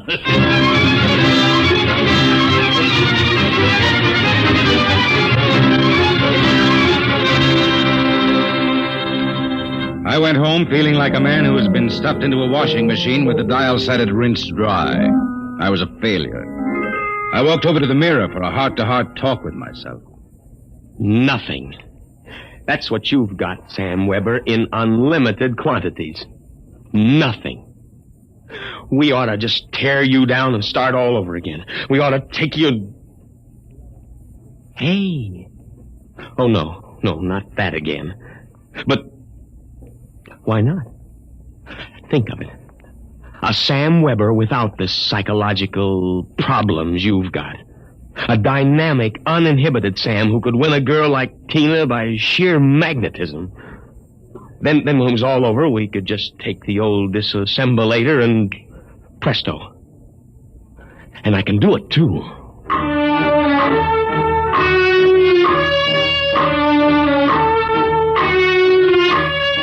Chromosome content. Check. Cerebral content. Maybe a little more id and a little less superego. Limbs, eyes, hair, general endocrine reaction. Well, here goes. It's moving. Holy mackerel, it's alive. It's getting up. Say, I feel great. Well, now, take it easy. Do you know who you are? Of course I do. I have all the thoughts you ever had up until the point I was vitalized. My brain is an exact duplicate of yours, except that I'm not all blocked up psychologically. Right. It said in the instruction manual you'd be uninhibited. Say, this is all right. Oh, by the way, since we both have the same name, it'll simplify things if I call you Weber. I'll be Sam. Oh, now look here. I'll make the decision. How would you like a good punch in the nose? Well, is that any way to talk to your own parent? I did create you, you know. Well, don't think I don't appreciate it, Weber, old man, but let's get one thing straight. I live my life and you live yours. You got that? Who pays the rent? You do, for a while anyway. I haven't decided whether or not I want to stay in the law business. The law business? I may want to spread out a little. Tina's the kind of girl to whom money is very important. Tina? Well, what did you expect? I have enough of your likes and dislikes to want her just as badly as you do. The only difference being that I can get her. No, we're not quite the same, you and I. I've got zip. Don't use that word. Now, how about some dinner? You know, I'm starved. You'll have to go out. I'll need some clothes. Sorry, I only have this one suit. Fine, you can lend it to me. Well, what about me? I'll bring you a sandwich after I come back from Segali's. Segali's? Well, you haven't forgotten, have you, Weber? We're invited to the celebration. Tina and Lou White. Only it wouldn't look quite right if we both showed up, so I'll tell you all about it. Now, off with that suit, and no nonsense. Well,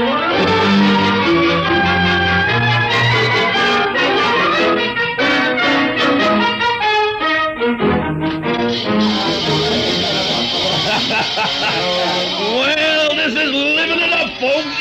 Yahoo! Have another drink, Mr. O'Jack. Thank you, Lou. Well, is everybody happy? Hey, honey, are you having yourself a little old time? Oh, yes, Lou. Fine. Yeah, but you seem to be preoccupied. Oh, I was just wondering if Sam is coming. Sam? Oh, no. Did you hear that, Mr. Ojack? She's worrying about Sam. Why, that little runt probably got frightened by a noisemaker. Well, the happy couple. Sam! Good evening, cats. Everybody's lit up like a Christmas tree. Well, I'll be... Say, Sam, are you in the bag? Never touch the stuff, Lou, my boy. Never touch it. Boy Scout training. Oh, Sam, I was afraid you weren't coming. Miss a chance to be with you, beautiful. Never. Hey, what's got into you, Weber? Monkey glands? I don't read you, muscle-bound. Well, you seem different somehow, even your voice. Do you notice anything, Tina? Well, yes, it does seem richer somehow. Oh, nonsense. Sam Weber, you're nothing but a cream puff, and you always will be. Mr. Ojack, I think he owes me an apology for that. I should think so. All right, old American boy, make with the apology. Apologize me? Oh, no. Why, for 2 cents? Folks, would you excuse Mr. White and me for a few minutes? We want to step out into the hall for a little private conference. Coming, Mr. White? I'll be right back, honey. Don't worry about a thing.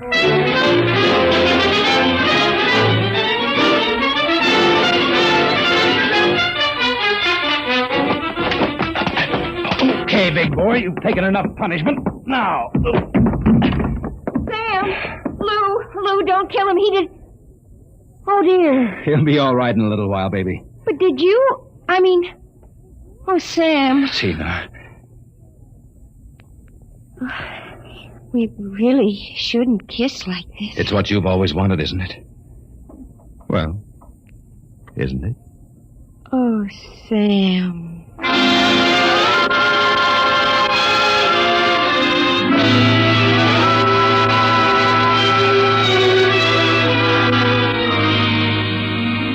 By this time, he's probably kissing her. And there's nothing you can do about it, Weber, old man. Nothing. Hey, wait a minute. Where's that book of instructions? To disassemble a Build-A-Man model, merely focus the ray of the disassemblator device and press lever X. But that's murder, Counselor. Still, legally, in order to prove there's been a murder, you need a corpus delicti. And nobody even knows there is another Sam Weber. Oh, so you're finally home. I'm starved. Sorry, Weber, old man, but very pressing business detained me. I suppose you made a fool of me over at Segali's. Oh, on the contrary. What do you mean? My boy, you are looking at a man who in one fell swoop has got himself a raise, a promotion, and a wife. At least she'll be my wife tomorrow. Who? Tina, of course. I don't believe you. I had to put on quite a show, but all around it was a real success. Mr. Ojack was so impressed, he called me aside and said he was going to give me a crack at some criminal cases. And if I made the grade, why, who knows, I may even accept a partnership. You've got it all figured out, haven't you? That's about it. Only you neglected to consider one thing. Oh, what's that? This. Hey, put that down. Get back, you usurper, you. I'm going to melt you down like a Welsh rarebit. Weber, you can't do that. It's murder. It's like killing your own son. After what you've done to me, it's a pleasure. I didn't ask to be brought into this world, but now that I'm here, I like it enough to want to survive. Take off my suit, you phony. You won't be needing it again. You're really going through with it, huh? I am.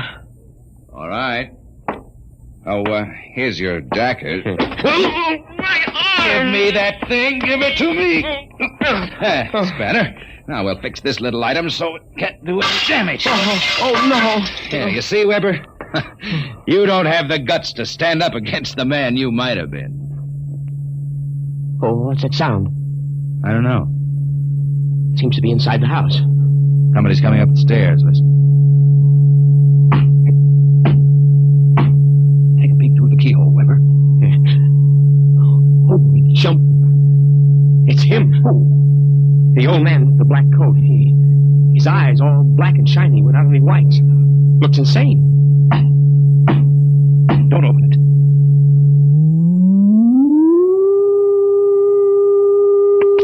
He's burning it. He's burning a hole right through the door.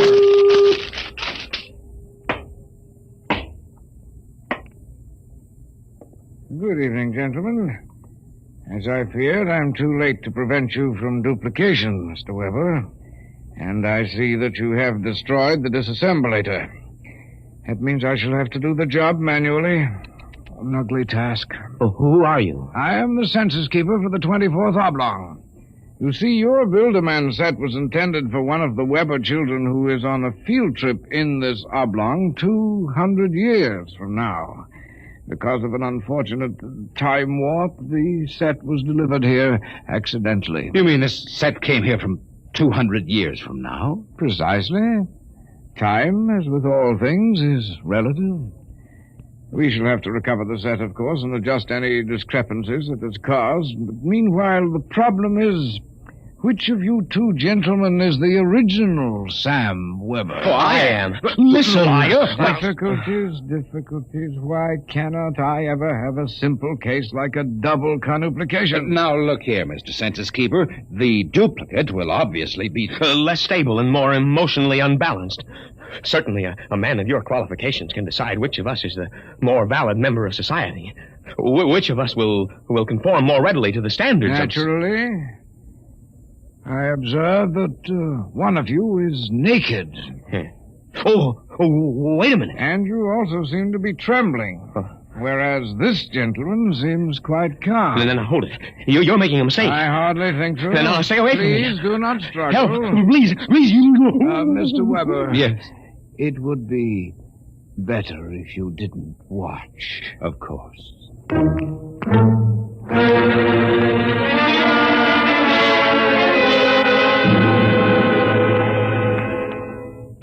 Well, that's my story.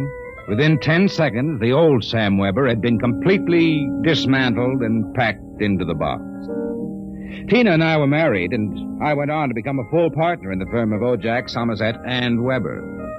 Oh, and by the way, Tina and I have been doing quite successfully what the old Sam Weber and his Build-A-Man set made such a mess of. We have 1, 2, 3 little conuplications. Sam Jr., age 4, Sameta, age 3, and Samina, age 4 months. Good night.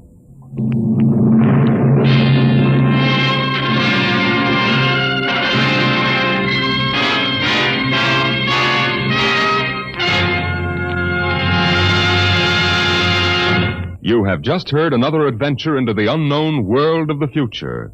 The world of... Dimension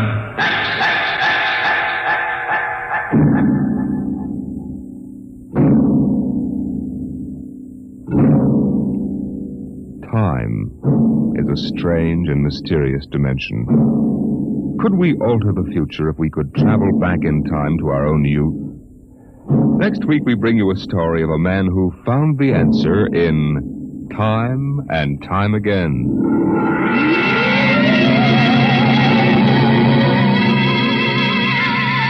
Dimension X is presented transcribed each week by the National Broadcasting Company in cooperation with Street and Smith, publishers of the magazine Astounding Science Fiction.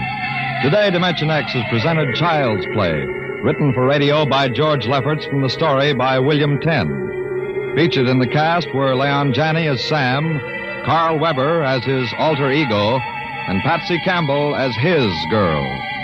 Your host was Norman Rose, music by Bert Berman. Dimension X is produced by William Welch and directed by Fred Way.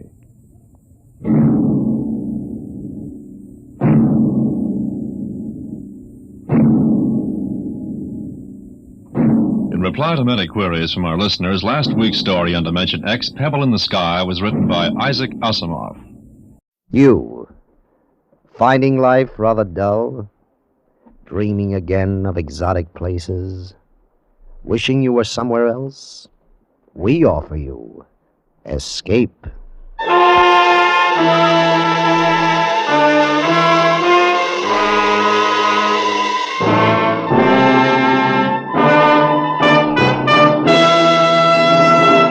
In the spirit of the Christmas season and its magic effect on all men, Escape brings you a charming fantasy about a small boy who discovered a delightful new world and lived forever after in its enchantment, as Anthony Ellis tells it in The Cave.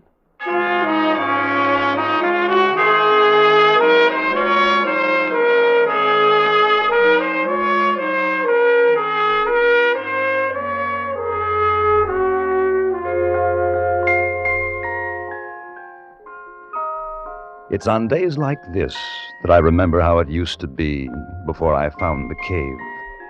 This day in particular.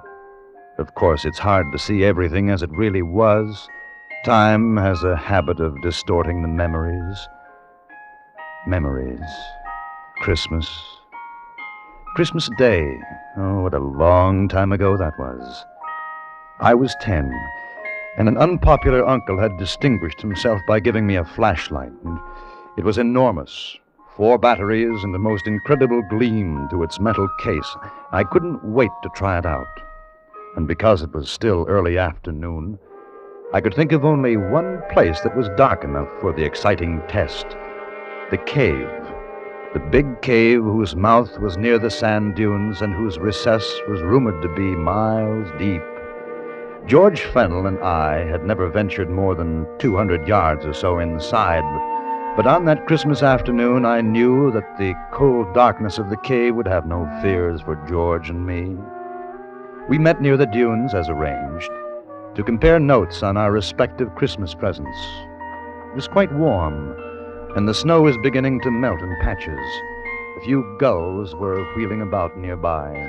It was as I have remembered it all my life. That's keen. Listen, I bet it'd work like a searchlight tonight. I guess it would, all right. Maybe they'll let us stay up tonight. If it doesn't get cold, we could play pirate. I used my new gun. I thought we might go in the cave this afternoon. Hey, that's keen. Oh, maybe they'll get sore. I had to get all dressed up today. Won't get dirty. Besides, we could go a real long way inside with this. I wouldn't want to go in too far. They say the cave goes off in a lot of tunnels. You can get lost. Maybe. Haven't got a flashlight. Sure, that's right. And with my gun, sure, we can explore. Come on, I'll race you to the cave.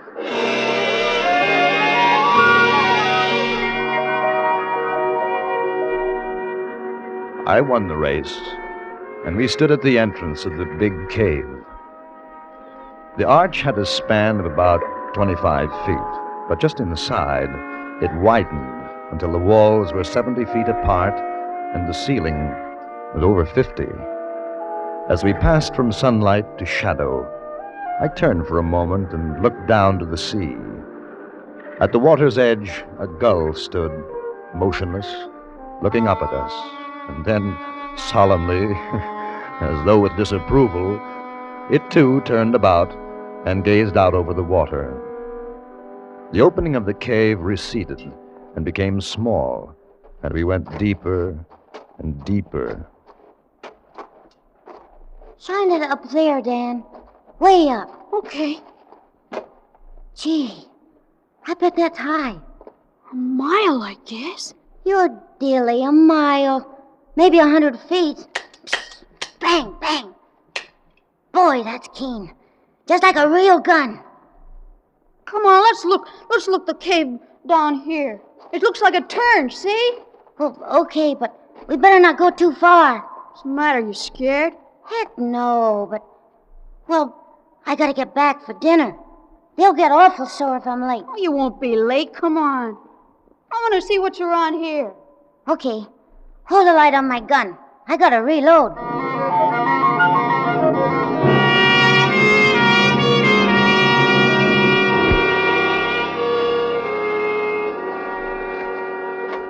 Fish.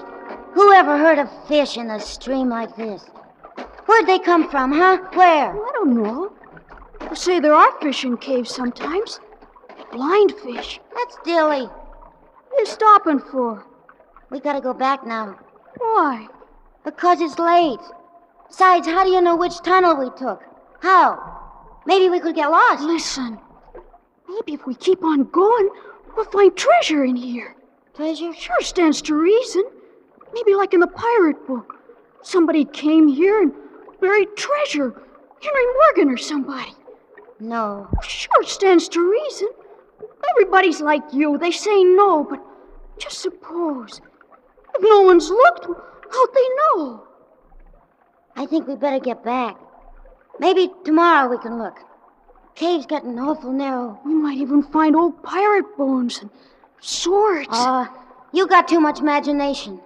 I heard them saying so at home. I don't want to go any farther. I'm going to. Okay. Give me the flashlight. No. You want to go back? You go back in the dark. They'll be mad. It's late. Just for a little while. If we don't find anything, then we'll go back. All right. But only a little while. I'm thirsty. You better not drink out of that water. It's probably poison. Why? Hold the light. I'm going to have a drink. There you are. See, I told you. Now you'll probably die. It's poison. Oh, so. It's like the ocean. Hey, look. What? There, coming down the stream, that white thing. Yeah. Looks like a piece of paper. I'm going to get it. Hold on to my hand. You'll fall in. Oh, I won't. Got it. What is it? I don't know. It looks like a handkerchief. That's dilly. It's too small. Who'd use a handkerchief like that? My mother does. Gee, I'd hate to blow my nose on that. You can almost see through it. How'd it get down here? Who cares? Maybe it's a message. Huh? Like from someone in distress. I'm going home. Like a damsel in distress in the pirate book. Hey, we gotta find out. Give me my flashlight. We'll follow the stream.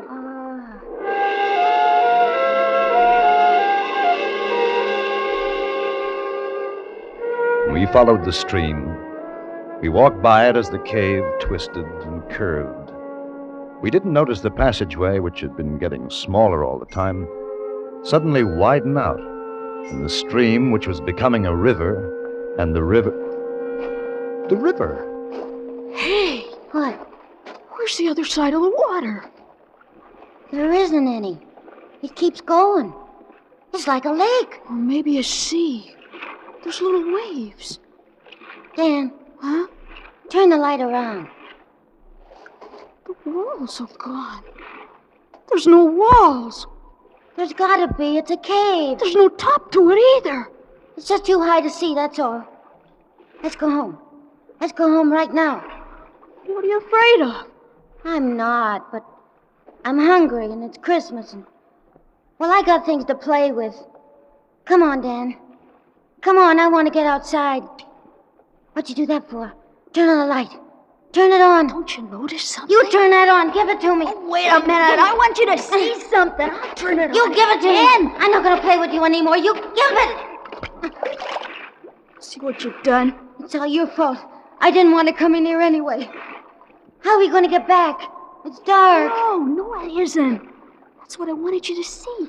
Look up there. I don't see anything. You will. Oh. It's like stars. Way up. That's what it is. It's stars.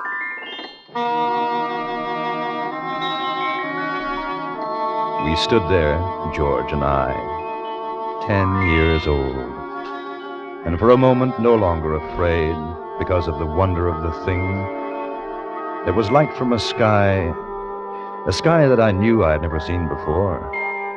Yet I knew I was still in the big cave because when I spoke, the echo of my voice returned. It's beautiful. I can't find it. The water's too deep. Dan! That's funny. You're always saying that. It's not going to be funny when we can't get home. Listen! Dan!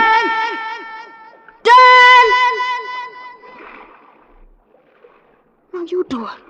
What for? It's just an old echo. Go on. George!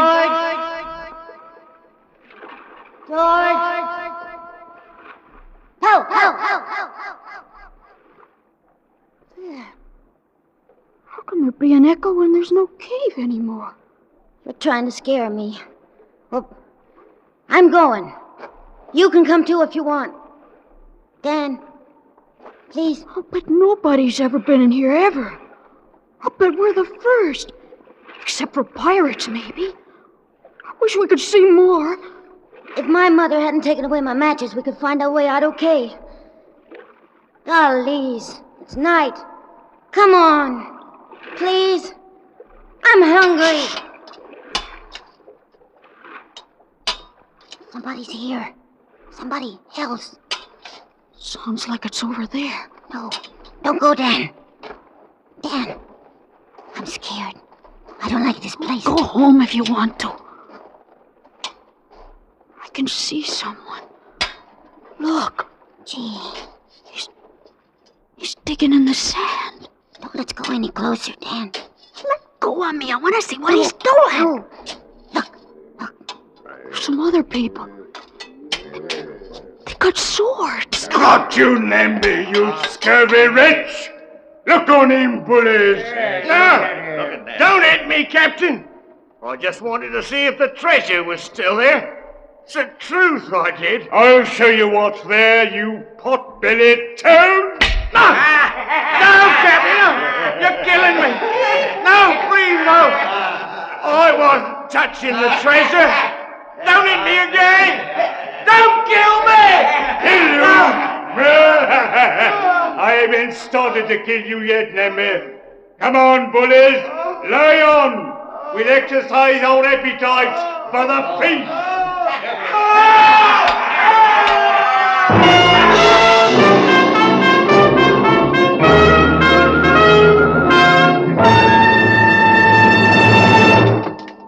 Escape, under the direction of Norman MacDonald, returns in just a moment. There's nothing quite as depressing as being hungry.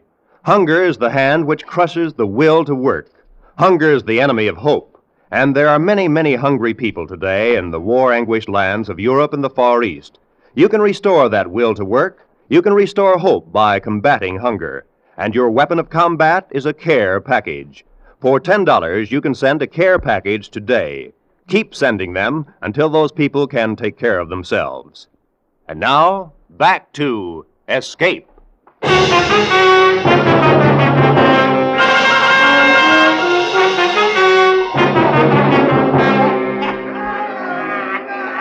In that faint light from the stars of another world, the world of the big cave, George and I watched. We could only see shadows until someone lit a lantern. And then I knew that I'd been right. Pirates! Pirates! I want to go home. Pirates they were. The most glorious, the gaudiest pirates to sail under the Jolly Roger. The leader was a huge man with a fine, bushy beard and a voice like the trombone in the village band. How shall we cook him, bullies? Broiled or steamed? No! No, Captain, no! He's too tough a morsel for that, Captain. I say, roast him. I shall. Roast it'll be. Nothing like roast Namby, I always say. No! We'll cut out his heart first and feed it to the dogs.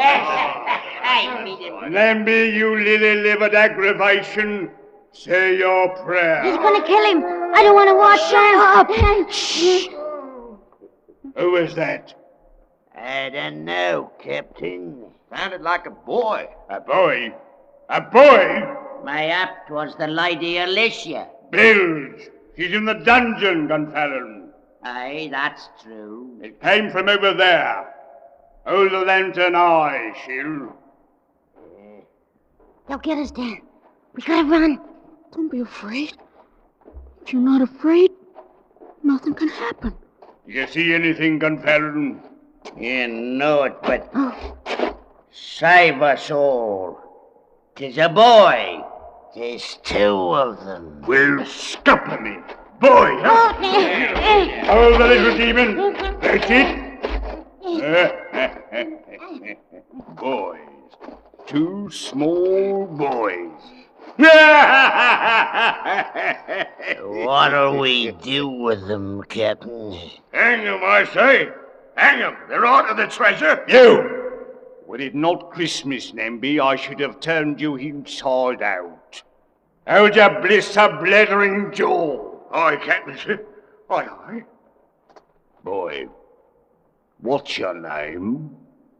Dan Embry, sir. On that one. George. He's my friend, George. George Fennel. His father's a policeman.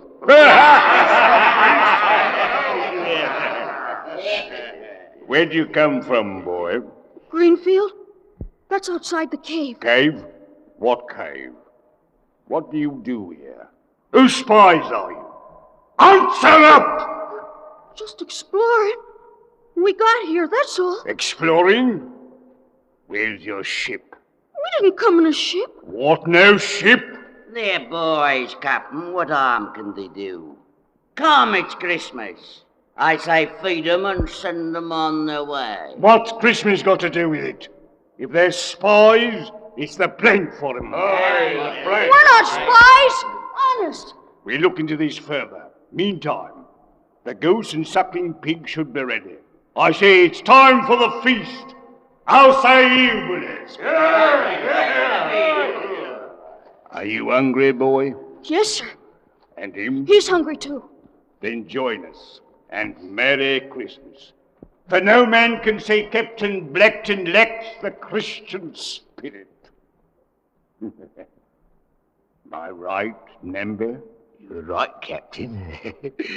Right as rain. I'd have slit your gullet had you said me nay. Merry Christmas. And break out the rum barrel.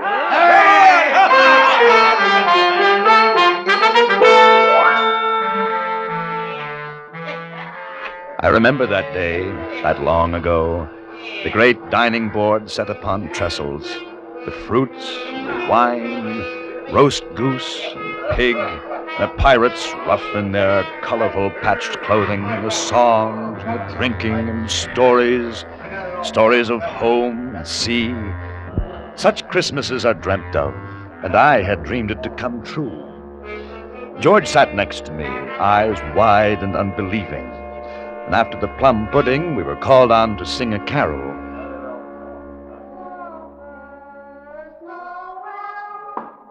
And as we sang, they became quiet, and each sat lost with his own thoughts of sweetness and sadness.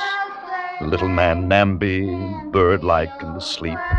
Gunfallen, thin as a twig, a patch over one eye, and the other kindly and wise. Chill and the captain, with tears coursing down their cheeks. These were my pirates, my own.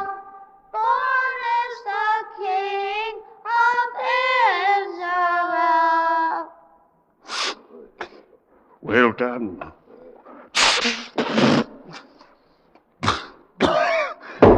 Well done, I say.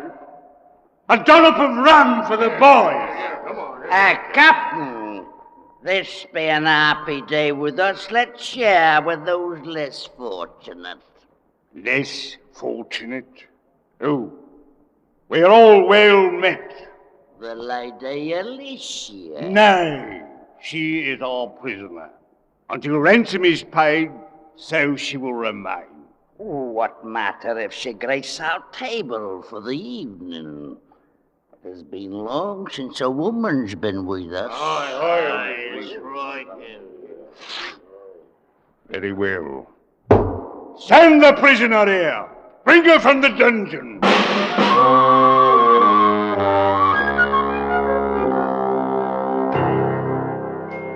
Then I thought of the fine lace handkerchief we had found in the stream. Would this prisoner, the Lady Alicia, would she have sent the message of distress? And how?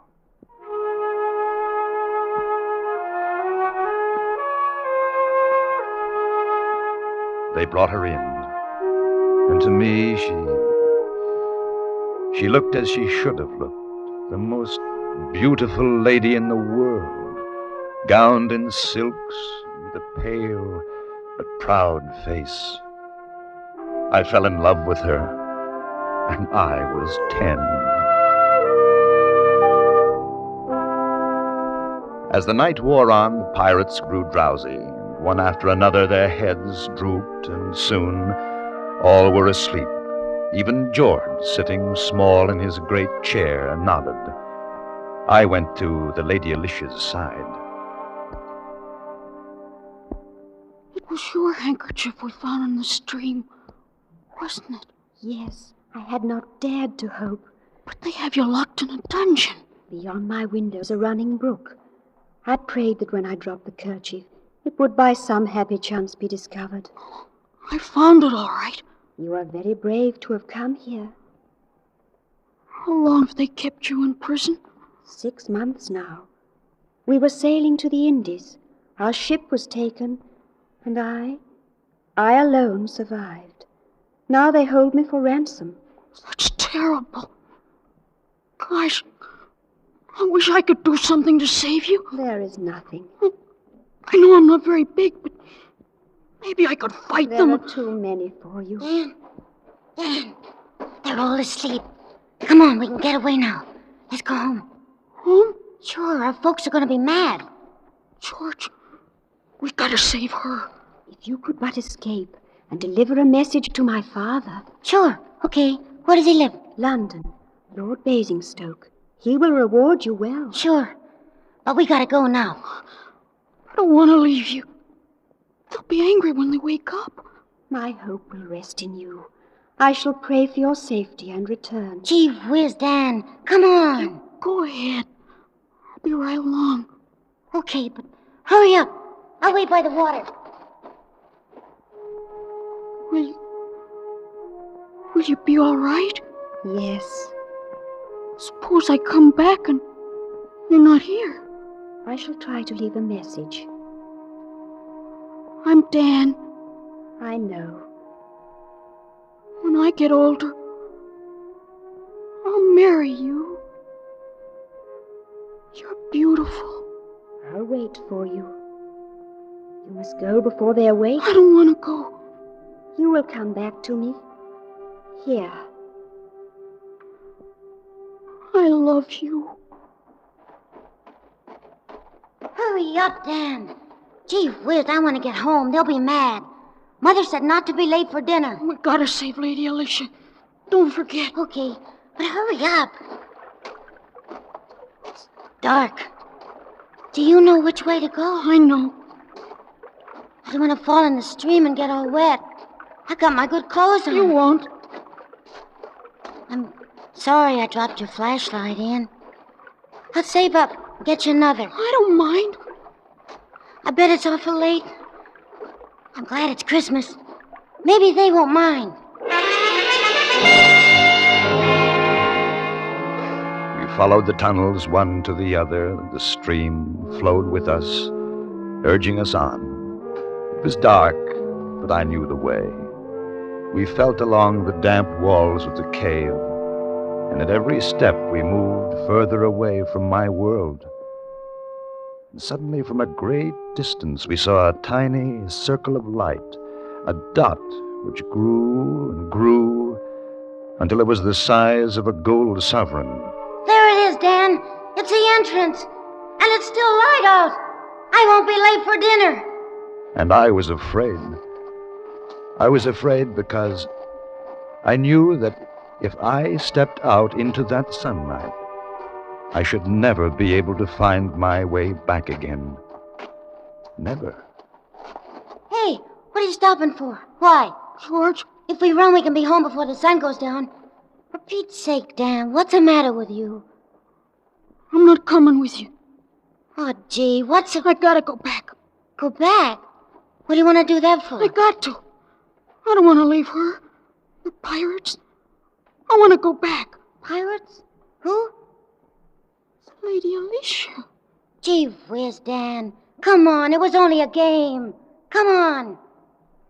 You've forgotten. I knew you would. I'm not going with you. You better. I'm going to tell your mother. You'll get it. Goodbye, George. Dan? Dan! Come back. Dan, what's the matter with you? Dan? You'll get lost. Dan? Dan! Don't go in there again. We played long enough. Come back. Come back. Dan? Dan? Dan?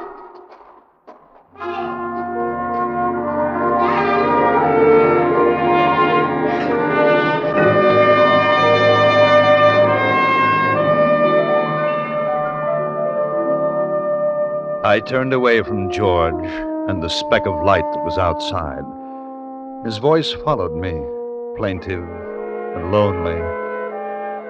And then as I found the stream again, there was no sound but that of gentle water and my own steps. And the stream became a river, and the river broadened, and the walls of the cave fell away, and I'd found my pirates again.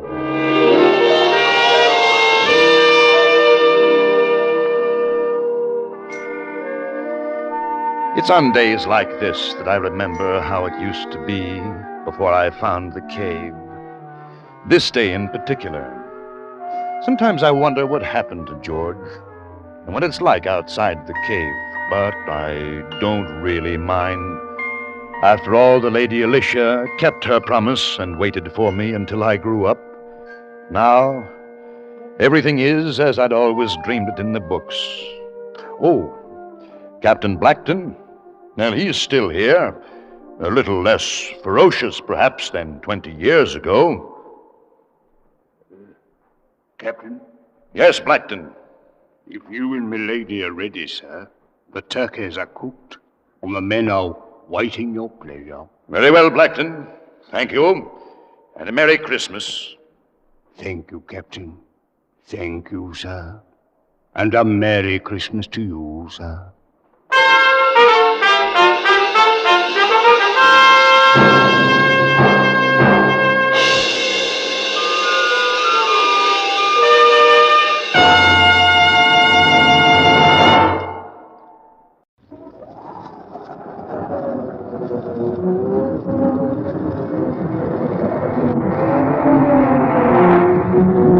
Dark fantasy.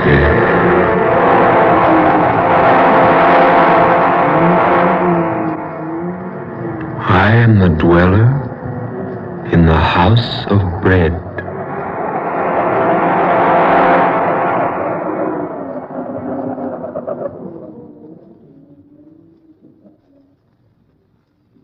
I'm Scott Bishop. I create fantasies for the radio. I write weird stories for magazines. I write books on strange subjects. Authors who do these things sometimes attract odd happenings. I don't ask listeners to believe my stories. I do not expect you to believe what I'm going to tell you now. As I was sitting alone at my typewriter one evening, plotting in my mind an outline for a story, my room was quiet. There was a soft, spicy odor of incense being wafted in from some other portion of the house. An organ was playing softly somewhere in the distance. That was when I fell asleep. And in my dream, I found myself alone, high on a precipice, the highest in all creation, where I could observe with a naked eye all the far-flung wonders of the universe, where I could overlook that common clay that mankind calls the earth. And as I watched high on that vantage point,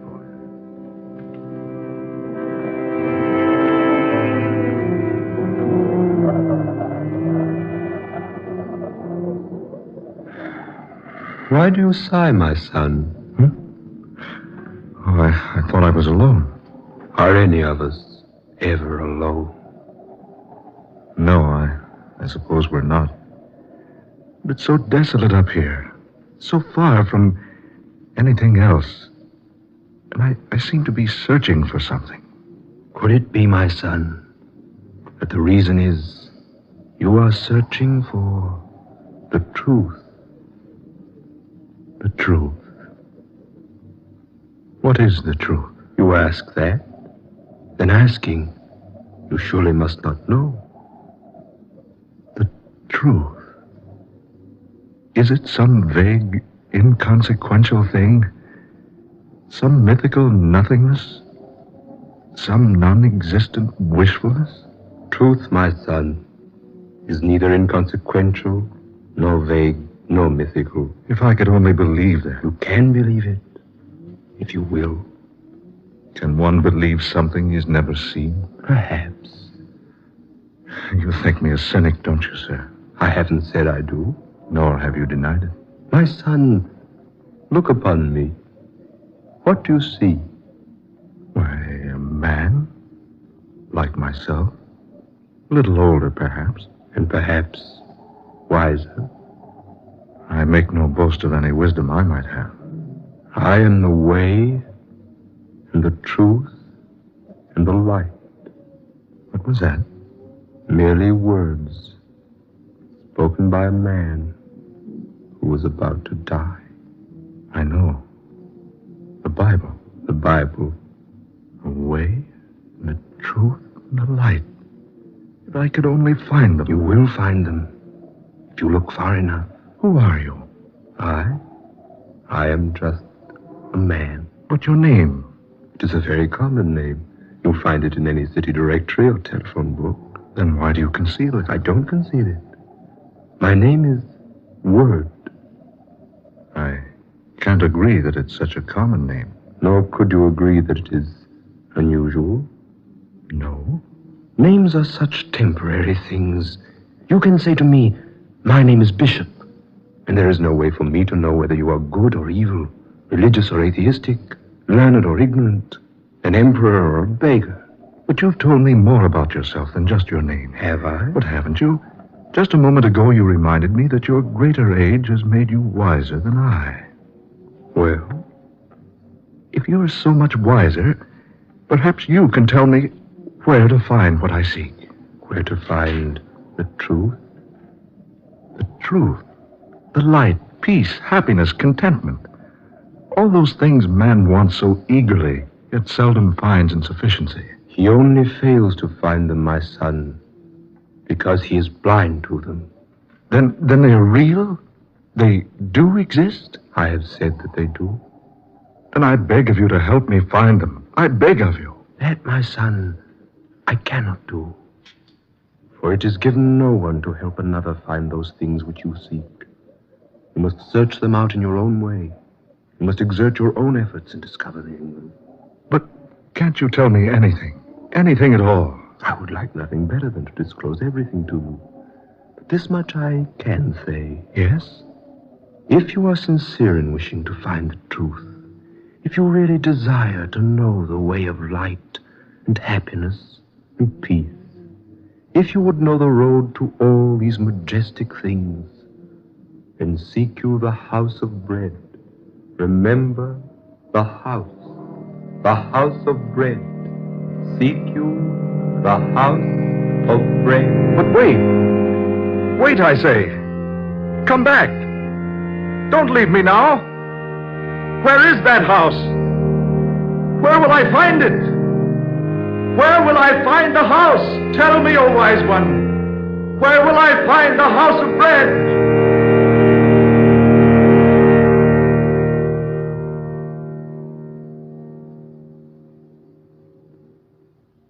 I've already told you I was dreaming.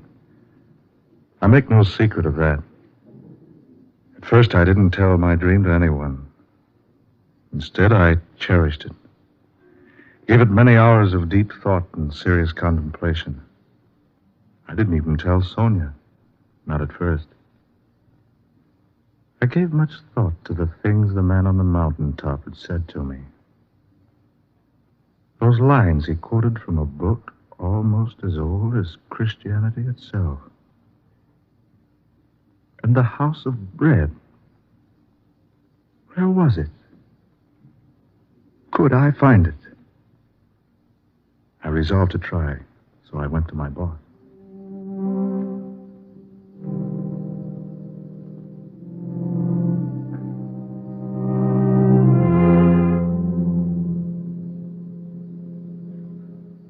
Are you trying to tell me, Bishop, that you're leaving? Regretfully, yes. But your work, your future. I wonder, sir, if there is a future. Well, Bishop, what in tarnation's come over you? You've got a great future. The books are selling like peanuts at a circus. Here's a wire from fantastic periodicals. They want a contract for a series of 12 short stories about the supernatural. That's $3,000. $250 apiece. That's not hay. Oh, good Lord, man. Are you out of your mind? Why, think of the years you've spent building up the reputation you've got. Think of those years you studied Greek and Latin and philosophy during the day and wrote cheap, sensational nonsense for the pulps at night to earn your education. Think of the trunk full of rejection slips you got from the slicks before you made the grade. Think of the money you've spent on travel and research. That's just it, boss. I am thinking of all those things. So what? So I've worked hard and maybe I'm a success. Who can say? Maybe you're a success. Maybe you're a success. Well, if you do leave, where are you going? I'd be glad to answer that if I possibly could. You mean you won't tell me? I mean, I don't know. Bishop, I'll tell you what I'll do. You take a vacation. Yeah, that's it. A rest. A week, 10 days, 2 weeks. Take as much time as you like. Then, when you come back, you'll feel better. I don't think it's going to be that easy. Oh, Bishop, what in the name of heaven's come over you? Don't you think you at least owe me an explanation? Yes, I guess I do. I owe anyone an explanation as you. Well, some satisfaction in that, at least. Well, it's like this. It all happened about 3 weeks ago, out at my study. I had a story to write for the radio, the Egyptian mummy thing. While I was trying to come up with a reasonable plot, I drifted off to sleep.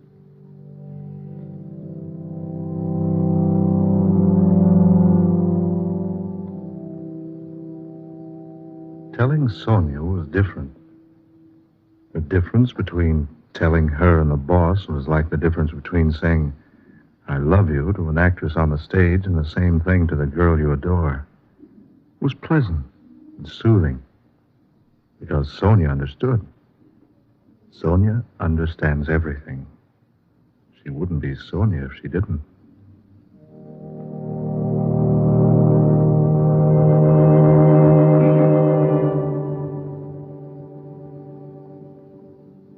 So that's the way it is, Sonia.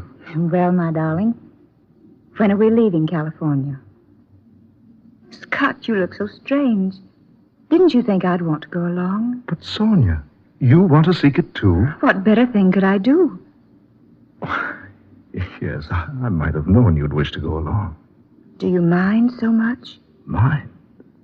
Well, no, of course not. But the journey may be a long one. I love long journeys. And a difficult one. I've always been used to difficulties. It may take us to far-off places. But I adore far-off places. And it may end only in disappointment. Haven't we shared many a disappointment, Scott? Yes, indeed we have. I can think of no one I'd rather make the journey with. Thank you, darling. When do we leave? Well, whenever the house trailer's been remodeled and the car cylinders have been ground. Where do we go first? I don't know for certain. It reminds me of Sir Galahad looking for the Holy Grail. Did he know where he was to begin his search? More or less, I suppose. Well, do you know where to start looking for the House of Bread? Darling, I haven't the slightest idea where to begin. Dearest, what do you suppose the man named Word meant by the House of Bread? Yeah, I've asked myself that time and time again. Surely not a real house. No, I think not. Sonia, that phrase symbolizes something. But what? Well, perhaps we shall find out someday.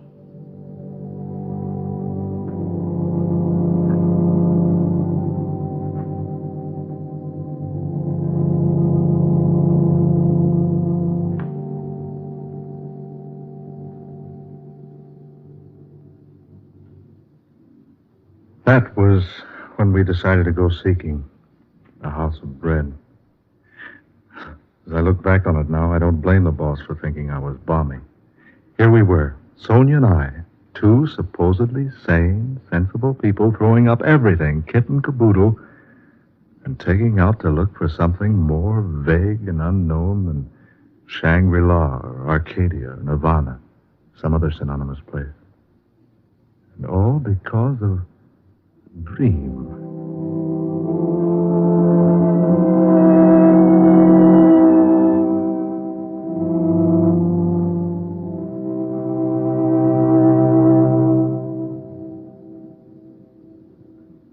So we had the house trailer remodeled and the automobile repaired, and we drew our money from the banks and started out.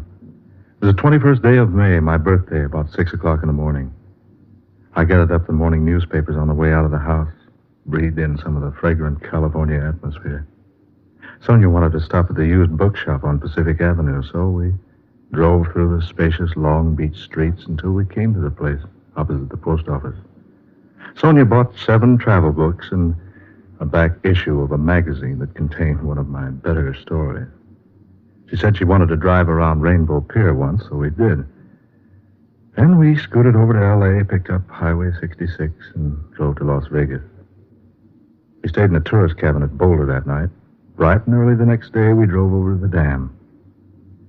As we began driving through the mountains out of the place, I noticed Sonia laboriously writing in a small but bulky book.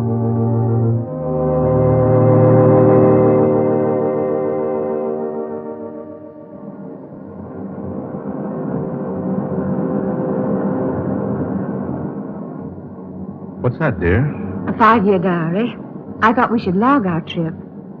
Perhaps we'll assemble enough material for you to write another book. If we log our trip, my sweet, you'll have to do it. Me, I'd write an IOU with a pencil. Oh, I've already started to keep it, Scott. Here, listen. May 21st. We left Long Beach at 7 a.m. and were out of Los Angeles by 10:30. The trip across the desert was uneventful, but quite pleasant, and we arrived at Las Vegas, Nevada, around...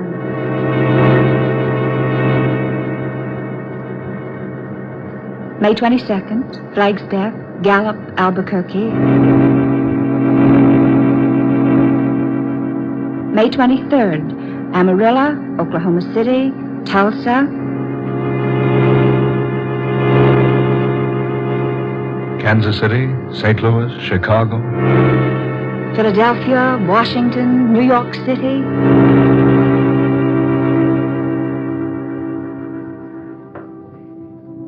May 30th. We sailed today from Pier 17 for London aboard the SS America. As we stood at the ship's rail together, Sonia and I, we wondered just why we decided to leave the good old United States behind. Did something tell us our goal was far beyond the sea?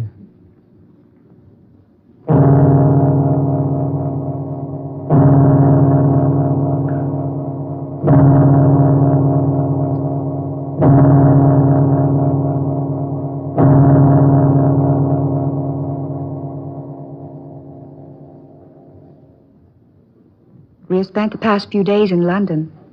It is now June 27th. We have seen the River Thames, London Bridge, Trafalgar Square, Downing Street, Westminster Abbey, Buckingham Palace, Piccadilly Circus, and many other points of interest. We were especially attracted by a place called the Light of the World. But the people we asked there, and everywhere else, had never heard of the House of Bread.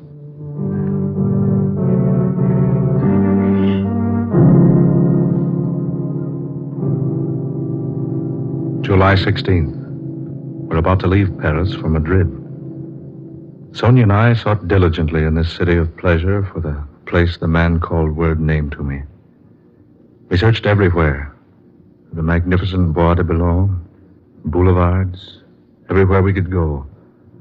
We did Eiffel Tower and the Louvre and Cardinal Richelieu's Palais Royal, the Cathedral of Notre Dame, Grand Opera House, the Arc of Triumph. Then we were attracted to the Place de la Concorde, which is called a place of peace. And we thrilled for a moment because we thought our search was ended. But when we asked about the House of Bread, folks only laughed at us.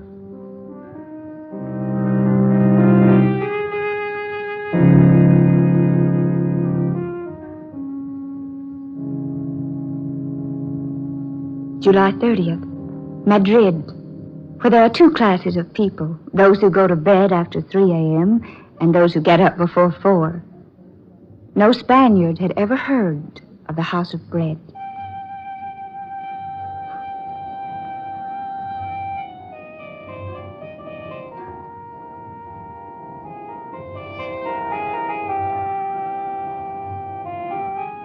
Morocco, August 20th. Mingling with the Moors and Arabs, wandering up narrow, crooked, dirty streets, through shabby buildings and unkept markets, all with a general aspect of dilapidation and extreme neglect.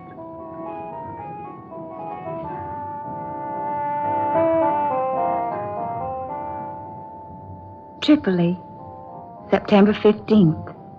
Sponge fisheries, ostrich feathers, gold, ivory, rugs, and the ruins of a triumphal arch erected to Marcus Aurelius.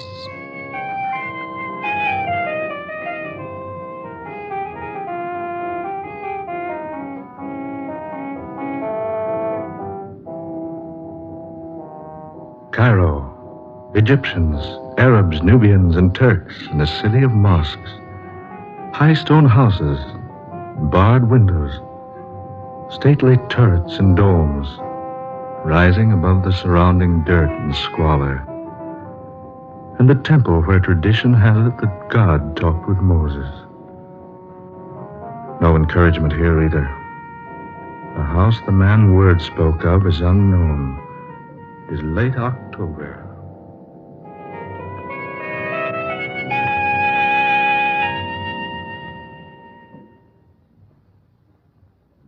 November 6th. November 16th. November 26th. December 5th. December 15th. December 25th. Jerusalem.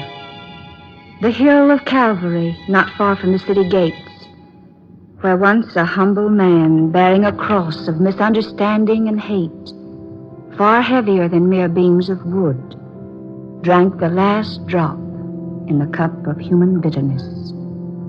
The city of God, city of David, Solomon, Cyrus, the Persian king, Nebuchadnezzar the Babylonian, Alexander the Great, Constantine the Great, Pontius Pilate.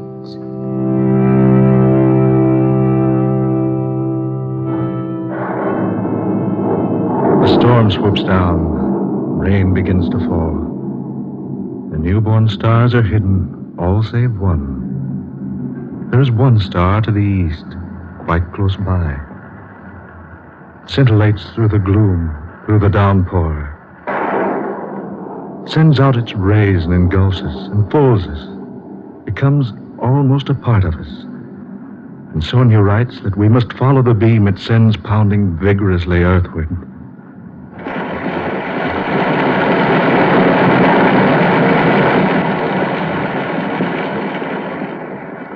Sonia, let's go back. Or at least find shelter. Scott, you're tired.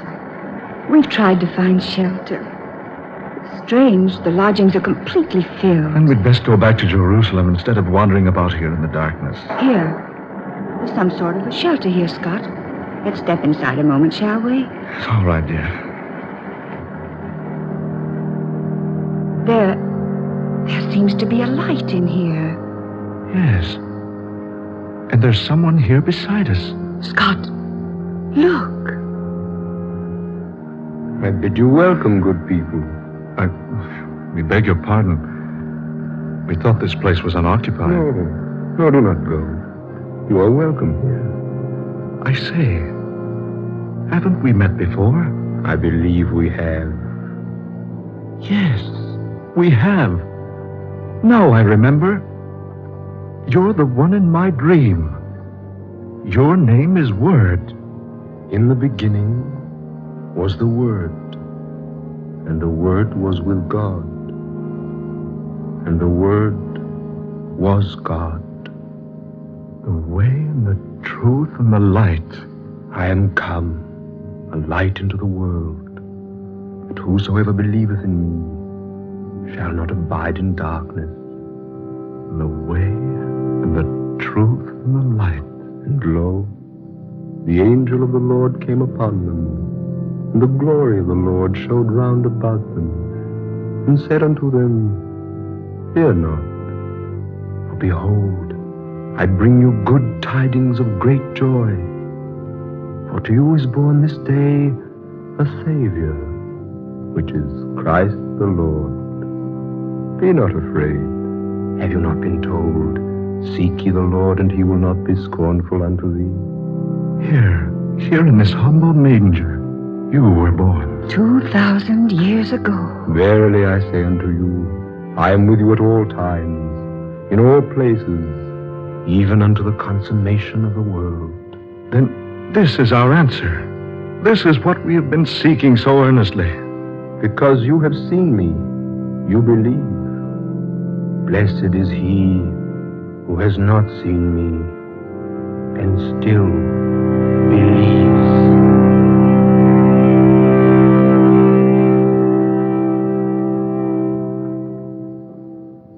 And that is my story. We awoke the next morning feeling more refreshed than we'd felt in all time. The sun was bright, the rain had gone.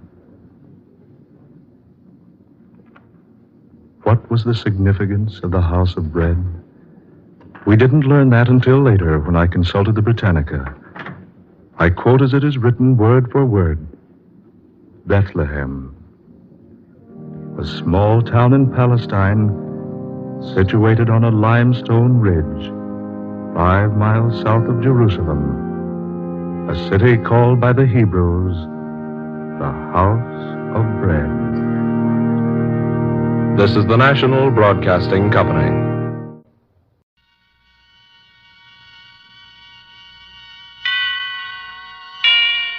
Suspense. And the producer of radio's outstanding theater of thrills, the master of mystery and adventure, William N. Robeson. Every year, thousands of short stories roll out from a multitude of typewriters and march across the pages of our magazines and books toward well-deserved oblivion. Few are memorable. Fewer still are classics. They pass the time and are forgotten even before the paper in which they are written is reduced to blackened ash. But occasionally a story is written that is a true classic, an unforgettable tale. Listen to such a one now, as Victor Jory stars in Ambrose Bierce's weird and wonderful story of the Civil War, An Occurrence at Owl Creek Bridge, a tale well calculated to keep you in suspense.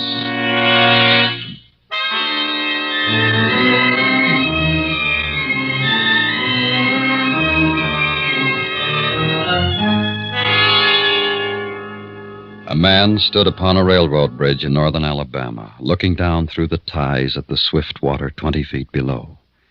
The man's hands were behind his back, the wrists bound with a cord. A rope closely encircled his neck. It was attached to a stout cross timber above his head, and the slack fell to the level of his knees. He watched a piece of dancing driftwood racing down the current beneath his feet.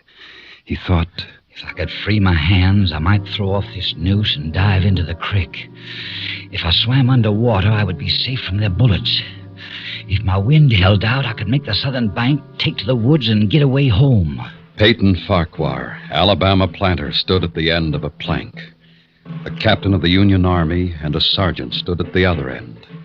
When they stepped aside, the plank would tip upward, and Peyton Farquhar, Confederate spy, would slip between the ties to hang until dead above the muddy water of Owl Creek.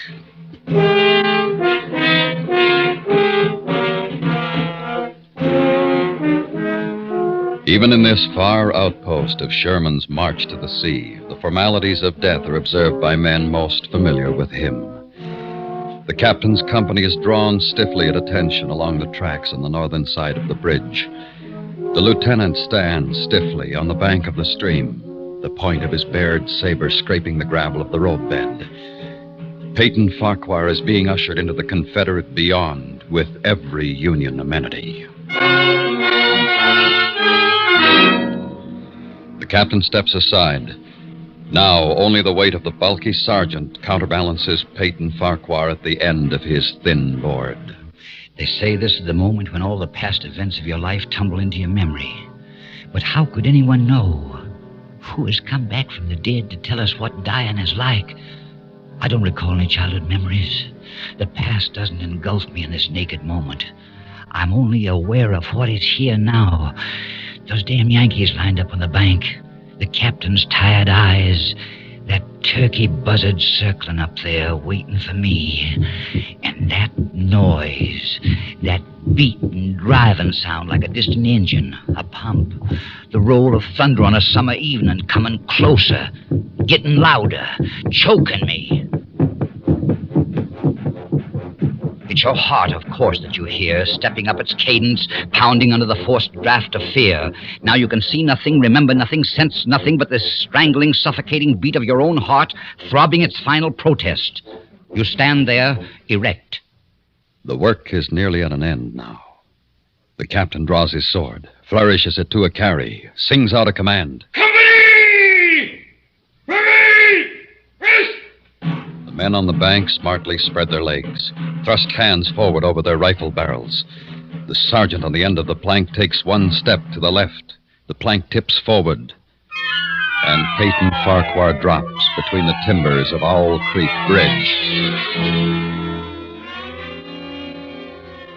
It takes longer to tell it. As you drop downward, you lose consciousness. You are as one already dead. Then you awaken sharply in pain to feel, not to think, just to feel the cutting pressure on your throat, the agonies of pulsating fire shooting from your neck downward, to feel the fullness, the congestion, the head bursting with suffocation. Distantly, beyond, outside of yourself, you hear a splash. Remotely, you sense cool, wet, green darkness. The rope has broken. You have fallen into the stream. Now thinking returns, slowly. You know for the moment you are safe from drowning because the rope around your neck tightly keeps the water from your lungs. Then I shall die of hanging at the bottom of a river, and that's absurd. If I can get my hands free... Gotta get my hands free. Come, Peyton, they can't lick you. Try again. Once more. Good boy, the rope's given. Again. Try once more. That does it, my boy.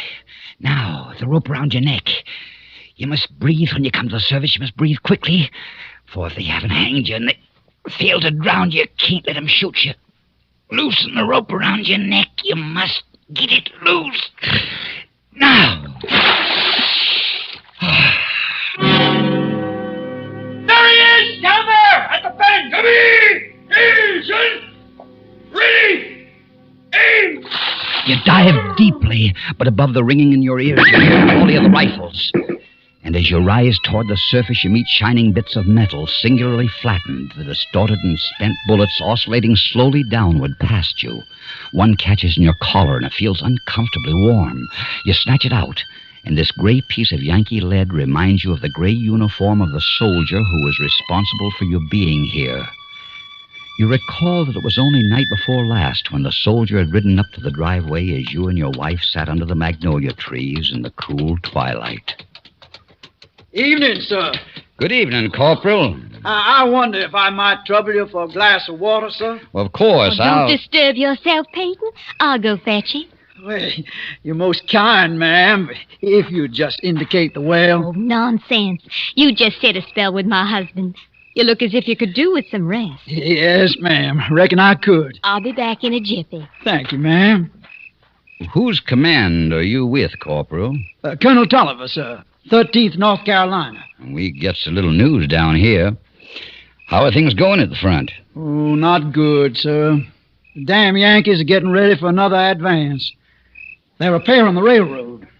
Got it in shape, almost to Owl Creek Bridge. And they got an outpost there. Once they can run trains beyond the bridge, there's nothing to stop them between here and Atlanta. Then why hasn't the bridge been destroyed? The military couldn't get near it, sir. A civilian might. Owl Creek Bridge. That's not far from here, is it? Less than 20 miles. You say they have an outpost there? On which side? T'other side. Nothing on this side but a couple of pickets half-mile out on the railroad. And a single sentinel at this end of the bridge. And that bridge is important. Sure is. What if it were destroyed? Hold up the Yankees for several weeks. Well, suppose a man, a civilian like myself, should elude the picket post and get the better of the sentinel. What could he accomplish? Well, I was there a week ago, just before we had to pull out. There's a heap of driftwood come down in last winter's flood, caught on the trestle at this end. Looked mighty dry and tindery to me. I see. A fella with enough gumption might get through and set fire to it. Ought to burn like tow. Yes, it should. Course, a fella'd have to have plenty of gumption. The Union commanders promised to hang any civilian caught fooling around the railroad. Here's your water, Corporal. Oh, I thank you kindly, ma'am. Right out of the spring house. Ah, that's cool and nice. And here's a packet of cornbread. I thought you might be hungry. Mighty grateful, ma'am. It's ladies like you that keeps the South together and fighting these days. Oh, what a pretty compliment. Well, reckon I better hit the leather. I got a lot of riding ahead of me tonight. Good luck to you, Corporal, and thank you for the information. You'd be taking a chance, sir, but you couldn't do a greater service for your country. Now, remember that, Corporal. Bye, ma'am. Goodbye, Corporal. Bye, sir. Many thanks. Goodbye. Peyton, what was he talking about? What, my dear? With a corporal. What do you mean by service to your country and taking a chance? Oh, nothing. Peyton, tell me. It was nothing, really, my dear. Peyton Farquhar, if you're fixing to take any chances for our country, I want to know about it. Now, you just speak your piece. There's nothing to say except I should be going away for a day or two on a little trip. Is it dangerous, Peyton? Not very. You'll be back. Yes, my dear, I promise you. I'll be back.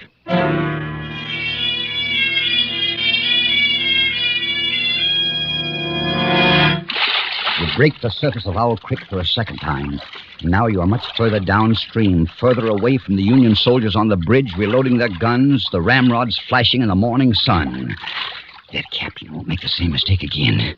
He'll order them to fire at will, and heaven help me, I can't dodge him more. Another, more terrible sound. Cannon.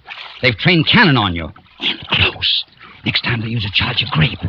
Rifles and grape covering the water from bank to bank. I'm done for then. Then something seems to grab you and you're whirled round and round, spinning like a waterlogged top. You're caught in a vortex, a whirlpool. The water, the banks, the distant bridge, the soldiers become indistinct blurs. And again you're helpless. You feel dizzy and sick to your stomach. Just as you felt last night when you crept up the bank towards the lone sentinel at the south end of the bridge and discovered the sentinel was not alone. There he is, boys. Grab him. Go me. Got him, Sergeant. Well, Mr. Peyton Farquhar, we've been expecting you. How'd you know my... We got ways. Look here, I'm a civilian. I was... Save your breath. And thank your maker we didn't shoot you in the back. We don't do things like that up north. You'll get a trial, everything fair and square. Bring him along, men.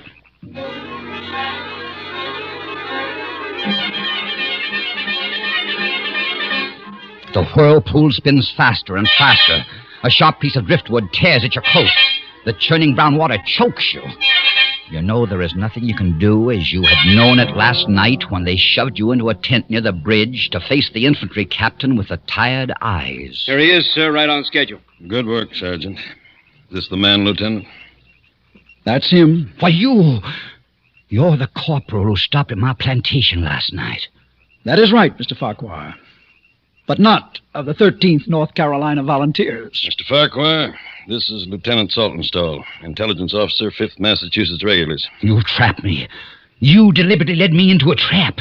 I'm a civilian, a planter. And also a Southern patriot, caught in the act of sabotage. You can't prove it. We don't have to. This is the most despicable, It proves once more that honor is a stranger in the North. Oh, please, I'm too tired to listen to a recital of the code of a Southern gentleman, Mr. Farquhar. I'm afraid the distinction between your ethics and my lack of them would escape me this evening. But why have you done this?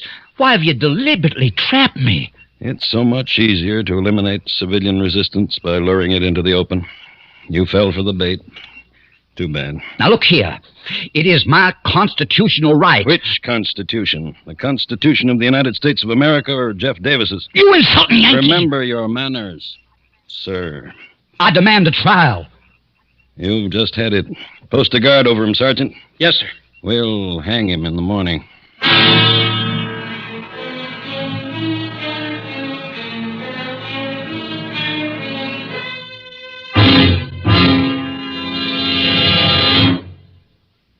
In just a moment, we continue with Suspense. In mid-December, we're planning to present a program of the big news of 1956. This year, though, we want you to help choose which news events our ace reporters will recreate for you. We want your opinion on what you consider to be the top 10 news stories of the year. Start thinking back. On the international scene, there were conflicts in the Middle East, Poland, and Hungary, as well as the controversy over Secretary of State Dulles' statement that we were at the brink of war. Here at home, President Eisenhower won a decisive victory at the polls, but lost Congress to the Democrats. Pick your top 10. Then send your choices to The Big News in care of CBS News, 485 Madison Avenue, New York 22. That's The Big News in care of CBS News, 485 Madison Avenue, New York 22. And now, we continue with Victor Jory in An Occurrence at Owl Creek Bridge, a tale well calculated to keep you in suspense. Something tears at your face, scratching, and you realize the whirling has stopped. You open your eyes. You're lying on the southern bank of a stream, out of sight of your enemies, safe.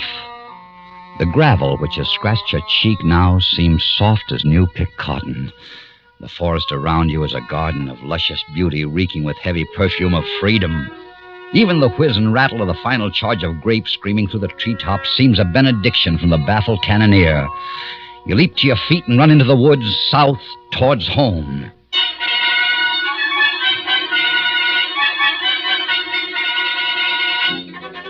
Your neck is swollen and throbbing with pain. You carry it cocked toward your left shoulder as you push through the matted brush. All morning, you tear your way through the undergrowth. Your jacket is in tatters, your face crisscrossed with bloody scratches from the brambles. Every few moments you stop to listen for the sound of dogs. But all you hear is the sleepy buzz of the forest. And the blood throbbing through your heated brain brings another thought, which is an insult. No dogs. You are not even important enough to the damn Yankees for dogs.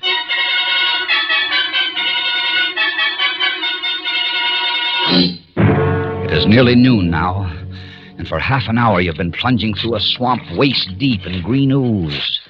Your neck hurts constantly, your head throbs, and your tongue is thick. It tastes like brown linsey woolsey. Gnats swarm before your eyes, catch in your eyelids. Mosquitoes buzz in your ears, drill deep in your hands and swollen neck. You can't go on any longer. You slow down, you stop.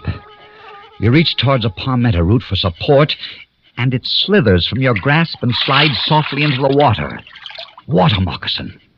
Fear finds you at last. Terror, which stood aloof when you fled the executioner's bullets, now embraces you with a clammy unction. A water moccasin, the deadly cottonmouth. Now each branch and root seems to writhe under your glance. The swamp is undulating with certain death. You plunge on through the dark, stinking ooze, on and on, tripping, stumbling, never stopping. For terror rides your back, flogging you with a whiplash of fear.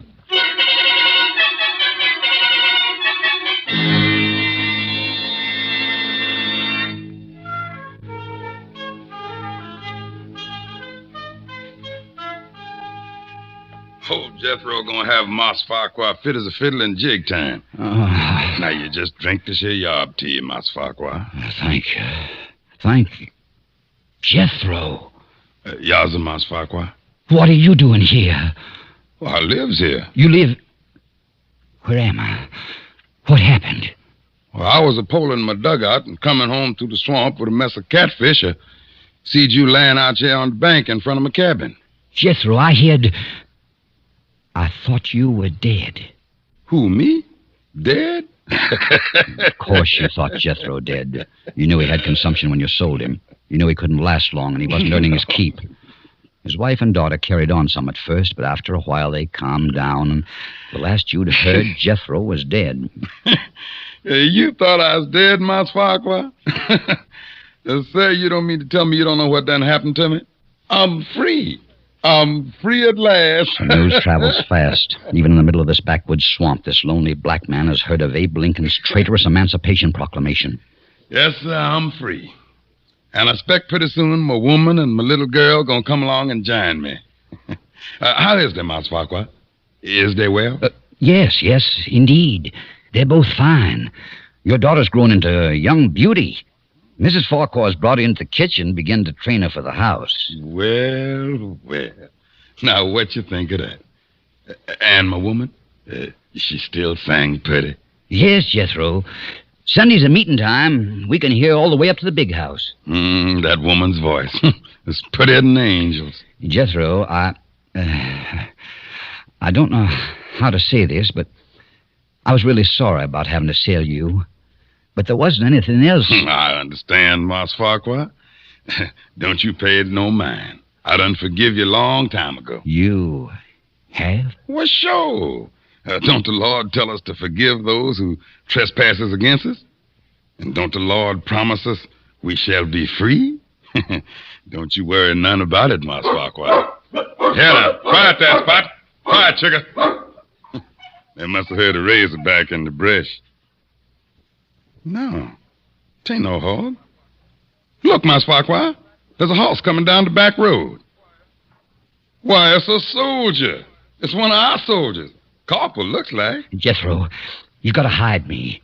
How come I got to hide you, Mas Farquhar? Don't ask so many questions, you insolent black... Mas Farquhar, forgets I was free now. Well, then, as an old friend of mine, please don't ask any questions. Just hide me, and don't tell that soldier anything. Sure, I reckon I can do that for an old friend.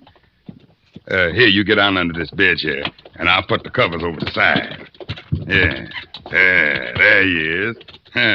Snug as a tick in a rabbit's ear. Remember, don't tell him anything. Have you come this far just to be turned in by a wool-gathering black who talks crazy?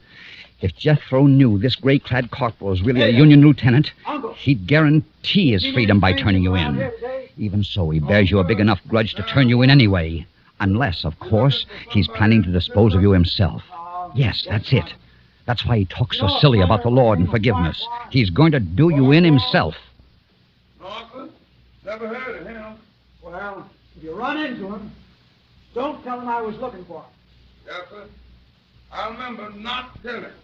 Just keep minding your own business, Uncle. You'll live longer. Yes, sir. Get up! I sure will. You can come on out now, Mas Farquhar. Lord, I declare I don't understand none of this. You says not to tell him you's here. He says not to tell you he been here. What's this here all about, Mas Farquhar? It's nothing, Jethro, nothing. I owe this man some money. I'm not ready to pay it yet. Oh, I see. Well, I wouldn't know about that. Money something never bothered me like it bothers some. What? Me and money's always been strangers. What's he mean by that? Money never bothered me like it's bothered some. What's he picking up that knife for? Jethro, what are you going to do with that knife? Oh, I was just fixing to slit up some of them catfish I got in the dugout. Looked like you could do with a little food, Mas Farquhar. Oh, no, thank you, Jethro. I really got to be on my way. I want to get home by sundown if I can. Sure wouldn't be no bother to cut up a couple of cats. No, thank you, old friend. If you just tell me which way I should go to get home. Well, I don't rightly know, Mas Farquhar. I reckon from the way the sun's reclining, it'd be down the road that-a-way, quite a fur piece down. Yes, that should be about right. I've never been back, you know. Never tried to go back since I've been free. Yes, I know. Reckon it won't be long till my woman and my little one comes here to me. Of course. If you get back, Mas Farquhar, if you sees them, you tell them I'm here waiting for them, I'll yeah? do that, Jethro. I'll do that. You get away from there fast. The shells of the black road crunching under your muddy boots. That grinning savage standing in the doorway of the shack, the knife in his hands. And each moment until the road bends and cuts off the cabin from your view, your fury will come after you, the knife poised to plunge in your back, to pay you for the thrust you gave him when you sent him away to die. But he's still standing, grinning foolishly and waving as you turn the bend. Now you feel safe. But only for a moment. And then you hear a sound, the sound of a horse. The corporal in gray from the Massachusetts 5th Regulars. He's coming back down the road, searching for you, hounding you, coming to take you back to Owl Creek Bridge, back to the rope that won't break under your weight. You walk faster and faster, and always the sound is there, growing louder and louder, and you run as fast as you can down the shell road which stretches clear to the horizon between the green walls of scrubby pines. How long have you been running down this endless road? It's dark now. Is it night? Or has the blood trapped in your head by that suffocating rope at last burst into your congested eyeballs and blinded you?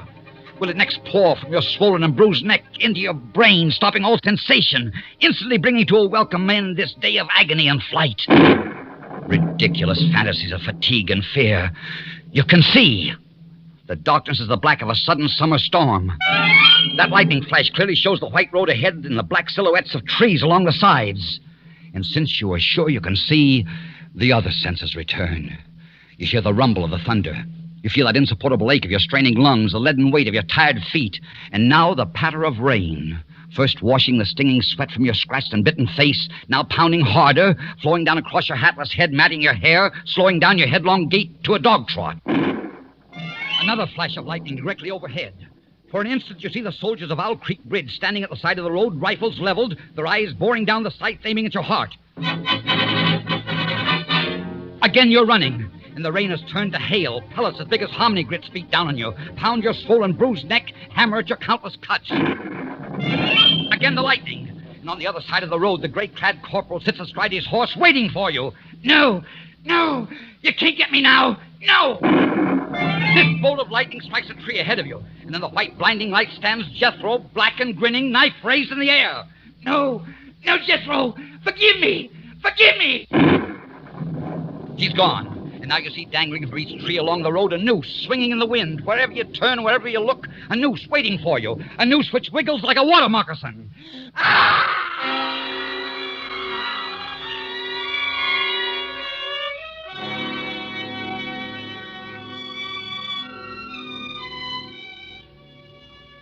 Now you are standing on the green lawn of your plantation before the high-columned entrance.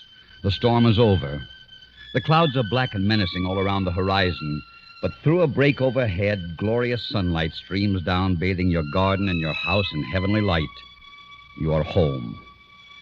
And now you hear a rustle of crinoline, and down from the wide portico steps your beloved wife.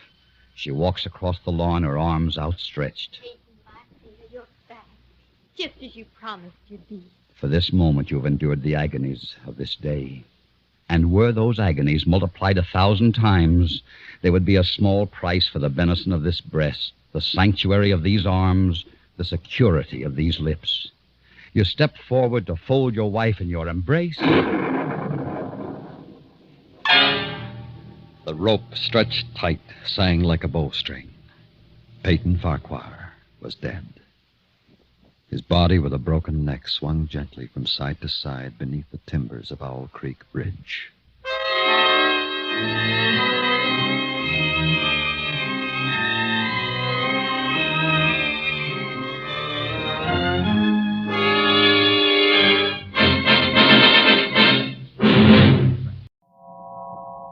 Have you heard the strange tales of the Whistler?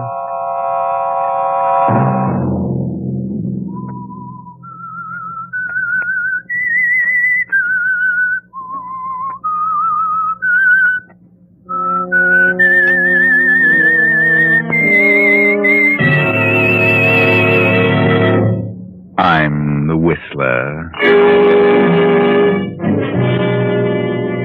Please, Paul, take me away from here. I can't stand this lonely place. I'm frightened. It's too quiet here. If you don't take me away, I'll leave by myself.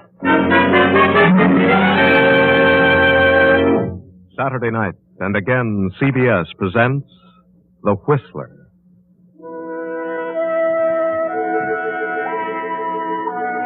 I, the Whistler, know many things, for I walk by night.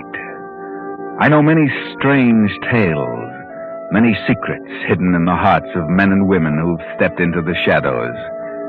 And so I tell you tonight the amazing story of House of Fear.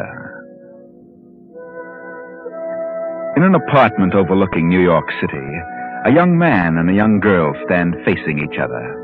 The girl is calm. The young man is tense with anger. The girl is Lana Wallace. The young man, Paul Garson. Silence reigns for a few seconds. Then... What? What did you say, Lana? I said I was going to be married, Paul. Married? Yes, married. But, Lana, you don't know what you're saying. You're out of your mind. No, Paul, I'm quite sane. I thought you were in love with me. That we were going to be married. In all the months I've known you, you've never said a word about marriage until now. You knew I was madly in love with you? Yes, Paul, but there was nothing about marriage. Oh, please, Lana, please listen to me. You don't know what you're doing. You'll never be happy with anyone else. Now, please think it over. Please wait until you're sure. I am sure, Paul. I've made up my mind. Oh, what's the matter with me? Well, nothing's the matter with you. Oh, no? There must be something. Nothing. Oh, then why change your mind so suddenly? There's nothing sudden about it. I've known the man I'm going to marry for some time. Some time? You mean a few days, I suppose. It doesn't matter. It does to me. Who is this man? It doesn't matter. How does it happen you never told me about him? I didn't think it was necessary. Oh, I see. Playing both ends against the middle, eh? You'd better go, Paul. Do you love him? I said you'd better go. Do you love this man, or is it just a matter of... Will you leave? Is it money you're after? Is he some old duck ready to kick off? Please, you're talking nonsense. Who is he? If you insist on knowing, his name is Gregory Hellman. Gregory Hellman? Yes. And who's Gregory Hellman? He's the manufacturer. Oh, some old duck you're taking for a ride. At least he's not as young and stupid as you are. All right. Go ahead and marry him, but I'll tell you this. You'll be bored with him from the day you marry him. That's my business. Oh, what a sap I've been. All this while, what a stupid nitwit. Goodbye, Paul. Yeah. That's the way it goes, I suppose. Well, there's no use crying over spilled milk, is there? No, Paul. Well, so long, Lana. Goodbye, Paul. Oh, I'll run into you one of these days. I'll have one of my shoulders patted especially for you, for crying purposes only. So long, Lana.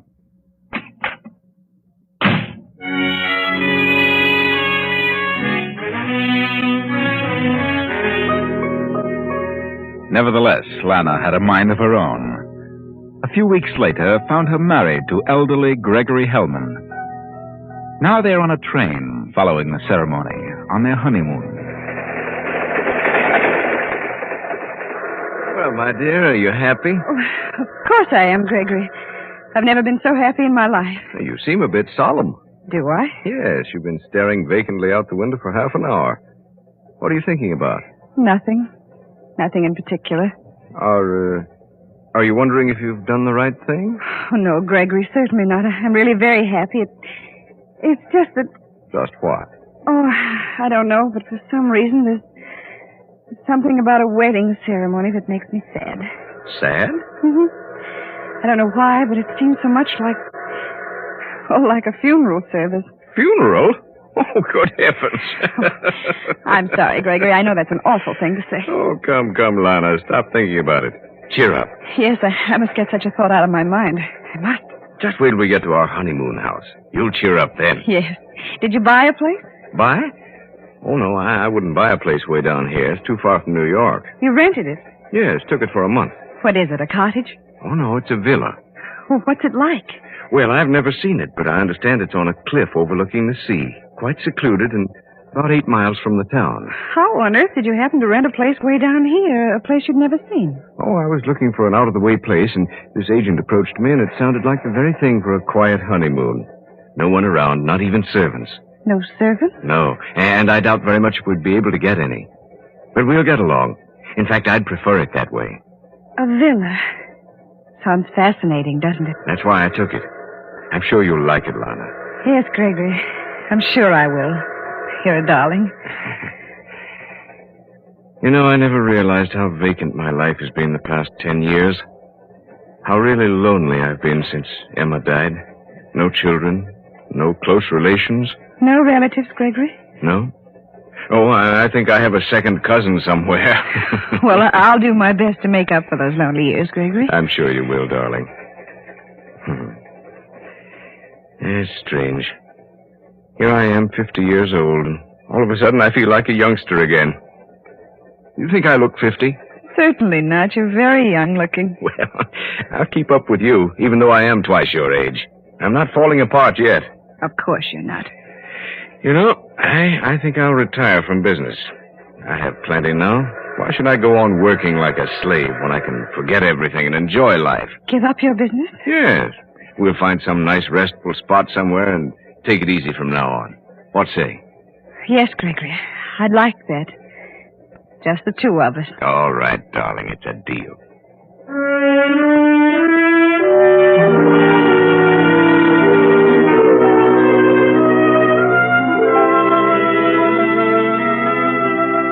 And so 2 weeks go by. 2 lazy weeks. Happy weeks for Gregory. He lolls about the villa, reading and sleeping, having the time of his life. But Lana, being so much younger, is at times somewhat bored. However, she's most tolerant with her elderly husband and does her best to be satisfied with his idea of happiness. Then early one morning, Gregory flies up to New York and returns in the evening.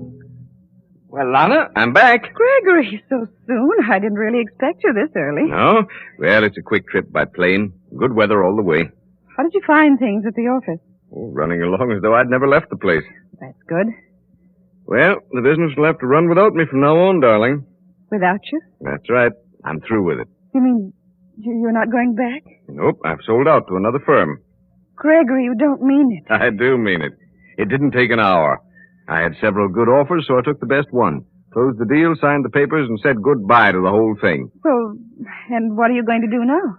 Oh, I don't know. Take it easy. Travel around as much as we can and look for a place to settle down. Maybe a farm or a ranch. You'd like that, Lana. A farm? Well, it doesn't have to be a farm. Just some place where I can putter about with a few flowers and maybe a little garden. Putter about? Oh, we'll find a place and we'll keep going till we do. Gregory? Yes, dear? What's wrong with this place? This place? Well, yes, it's secluded. There's plenty of ground for you to grow things and putter about. Why not this place? Oh. Well, I hadn't thought about this villa, but I suppose it would be all right. I'm sure it would be the very thing. You may travel the country over and never find another spot so nice as this. Well, maybe not. You like it here? Yes, I like the quiet and the sea. It's very restful. Well, maybe it isn't for sale. You could find out. You sure you'd like to stay here? Yes, Gregory, I'm sure I would. Well, then I'll see the local agent in the morning. Yes, Gregory. Oh, by the way, aren't you driving in tomorrow to the hairdresser's? Yes. Well, then why don't you see the agent? I? But I wouldn't know how to handle it. Oh, of course you would. If the place is for sale, take an option on it. And perhaps it would be best to lease it for a year with an option to purchase. That's simple enough. I don't know what the place is worth. Well, offer him $75,000. But if it comes to a showdown, I'd be willing to pay $100,000. There's a lot of land here. Very well, I'll talk to him. Who owns the villa? Oh, I don't know. It's part of a huge estate. I don't think anyone lived here very much. You know, at first I was depressed here. The There seemed to be something about this villa that made me feel so alone, a sort of melancholy feeling. But it's apparently worn off, and I'd like to own the place. Well, then we will, by all means. What did you tell your associates at the office? Oh, I just said so long that they probably wouldn't see me again for a long time because I was just going to travel around the country for a while. That's good. At least you won't have your mind on business from now on. Nope, nothing but rest and putter about in the sun. Well, dinner's ready, if you are. I'm famished, darling.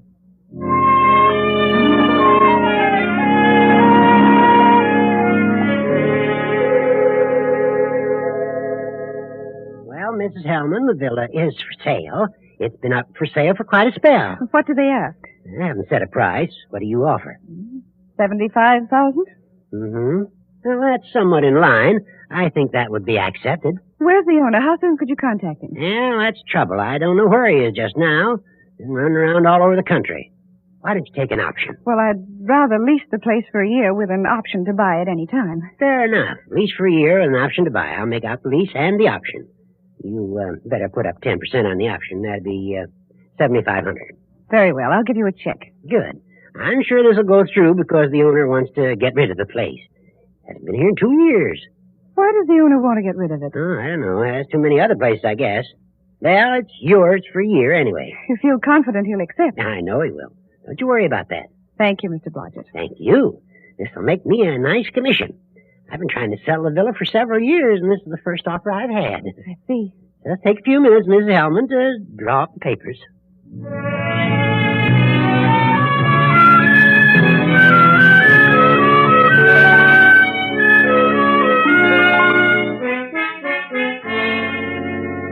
Then 6 months passed by.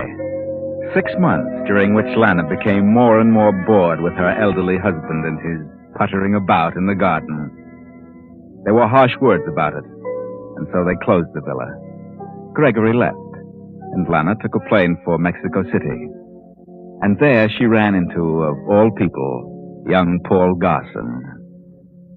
Why, Lana, what on earth are you doing in Mexico City? Oh, nothing in particular. Well, I'm certainly glad to see you. Are you, Paul? Yes.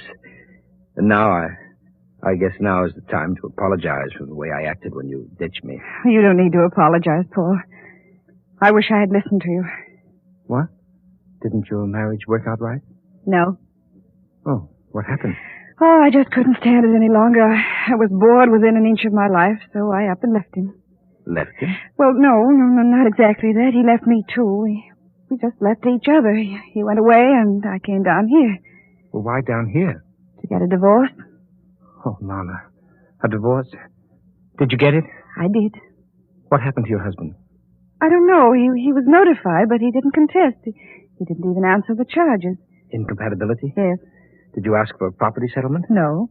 Well, why not? Well, because he'd already signed over half his cash assets to me and several other articles, so I felt that was enough to take care of me for a long while. I just couldn't go on, Paul. I just couldn't. No. He was so much older than I. He was ready to settle down in an armchair and sit the rest of his life away. I just couldn't do that. I understand, dear. You're wide awake, Lana. You're just starting. I know how it must have been. Oh, he was nice enough, but I just couldn't go on. I just couldn't be 50. Lana, dear, can you forgive me for saying the things I did? Yes, Paul. I was so much in love with you that, well, I thought I couldn't live without you. But you have, Paul, haven't you? No, Lana.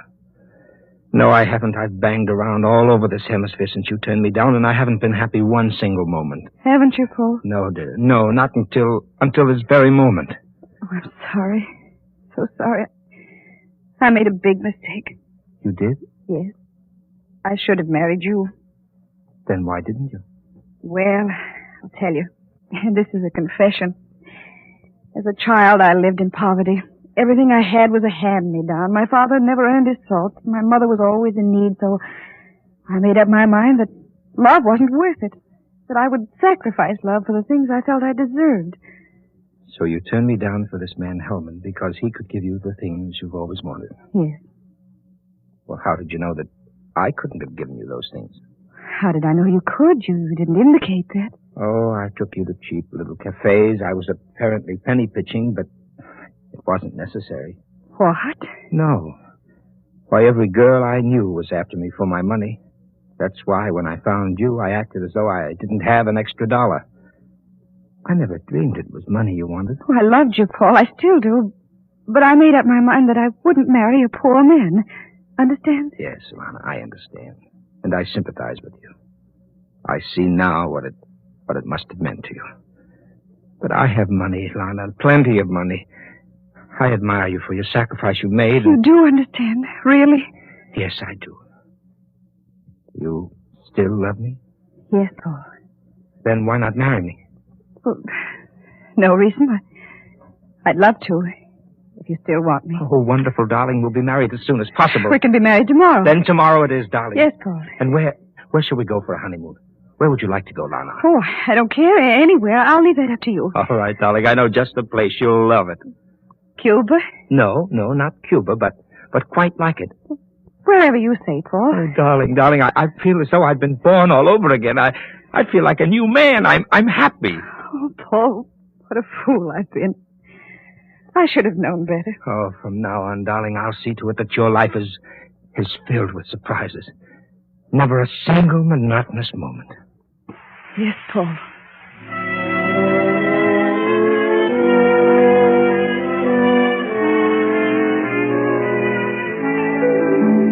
So Paul and Lana are married and set forth on their honeymoon.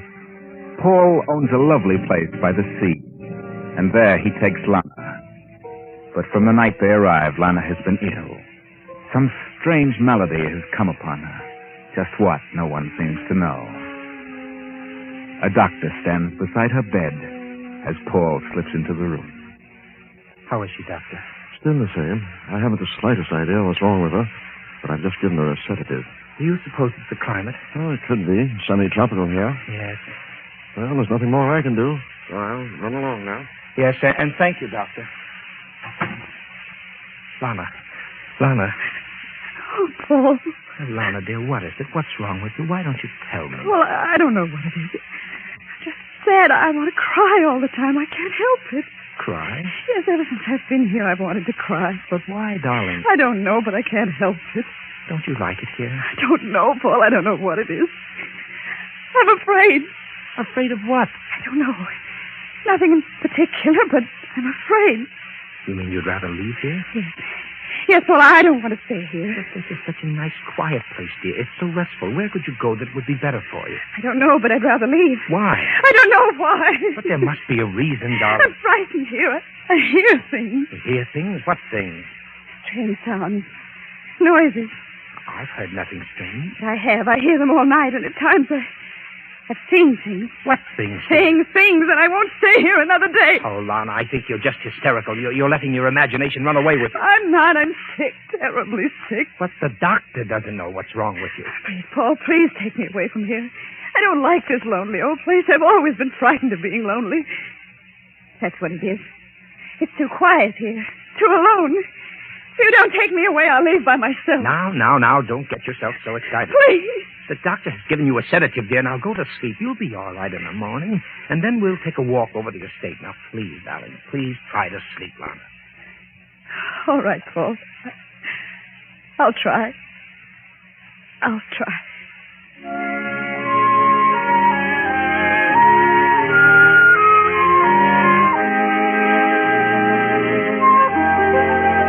Well, Lana, apparently you are allergic to big houses, big, silent houses.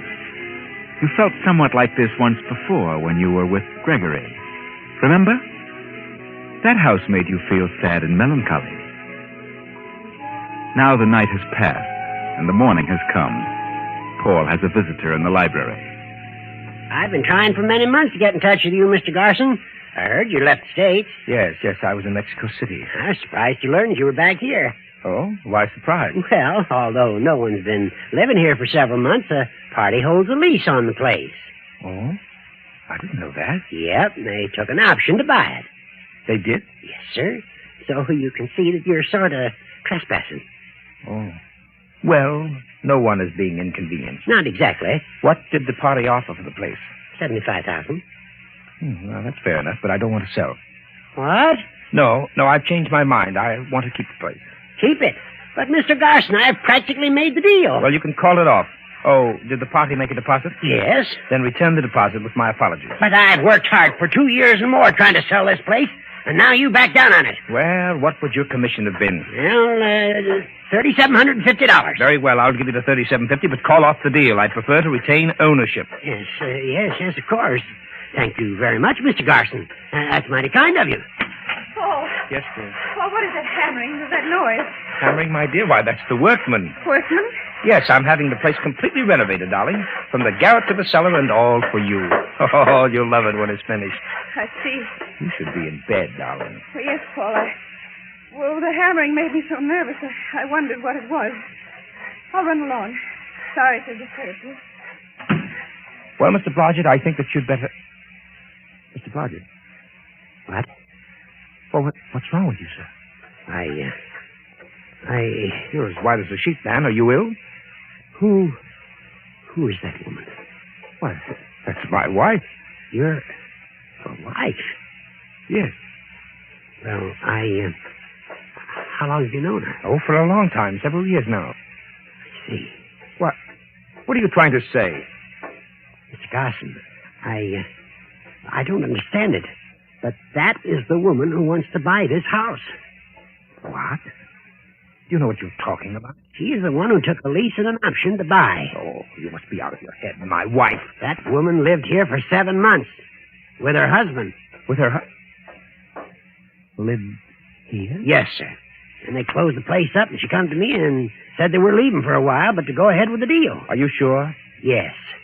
What was the woman's name? Mrs. Gregory Hellman. I see. Well, you'd better run along now, Mr. Blodgett. I'll see you in a day or so. Oh, yes. Yes, sir, of course. Good day, sir. Yes, good day, Mr. Blodgett.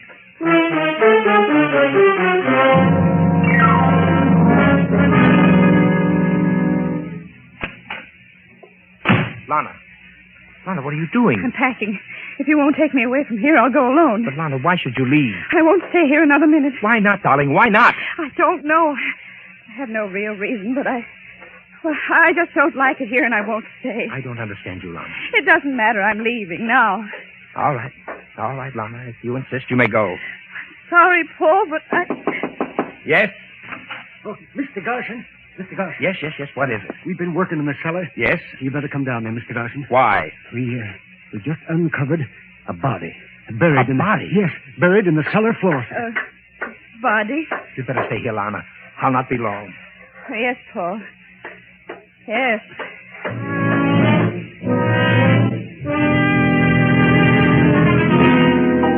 Paul accompanies the workman to the cellar, examines the body buried in the dirt floor, calls the police, and several hours later is talking with a detective in the living room.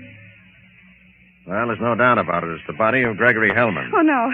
No. What do you mean, no? Why, it can't be. How could it be? Mr. Blodgett, you were the agent for this estate. Did you ever rent this house to Mr. Hellman? Why, Go ahead, Blodgett. Go ahead. Tell the truth. No, I didn't. I never saw Mr. Hellman. The house was rented by another agent in New York, but it was rented to Gregory Hellman. You never saw Mr. Hellman? No. But, What? Well... Go ahead, Blodgett. I knew Mrs. Hellman. Mrs. Hellman. Where is she? That woman is Mrs. Hellman. This woman? But I thought she was Mrs. Garson. She used to be Mrs. Hellman. She came to me and wanted to buy the place. Took a year's lease with an option to buy and made a substantial deposit.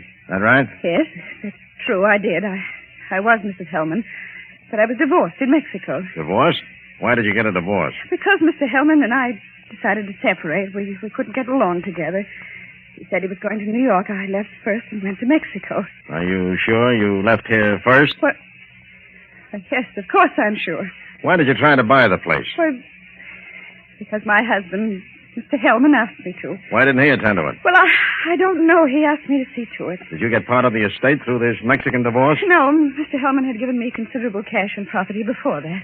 Are you telling the truth, Lana? Are you? Yes. I don't believe you. From the day you arrived here, you wanted to leave. You became ill. You said the place depressed you, frightened you. Oh. Now I know why. Why you were so upset. Why you wanted to get away. Because of what was buried in the cellar. No, Paul, no. You told me yourself that you were bored, that you couldn't stand him any longer. Then you went to Mexico. He was dead when you divorced him. No wonder he couldn't contest the case. Paul, please listen. I don't know who killed him. What did you say? I don't know who did it. Then you admit he was murdered. Well, I didn't say that. You know he was murdered. You just admitted that. Yes. Yes, but I didn't do it. I didn't. Well, lady, you might as well tell the rest of it. Yes, but I found him dead in his room. In his room? Then who buried him in the cellar? I did. You did. Why? Why didn't you call the police? Because I was afraid. Afraid they'd think I did it. Well, why would you be afraid of that? Because of... Well, if they found out about me. Found out what? My record. Well, Mrs. Hellman, or Garson, we know all about your record. Record? What do you mean, record? She served a term in the state penitentiary for... Kill him, I swear I didn't. I buried him, I admit that. That's why I wanted to buy the place. But I didn't kill him, I didn't. I think you did. That's why you wanted to leave here. Oh, please believe me. I wanted to buy the place so no one would ever come here. So no one would ever know. But I didn't kill him, I swear.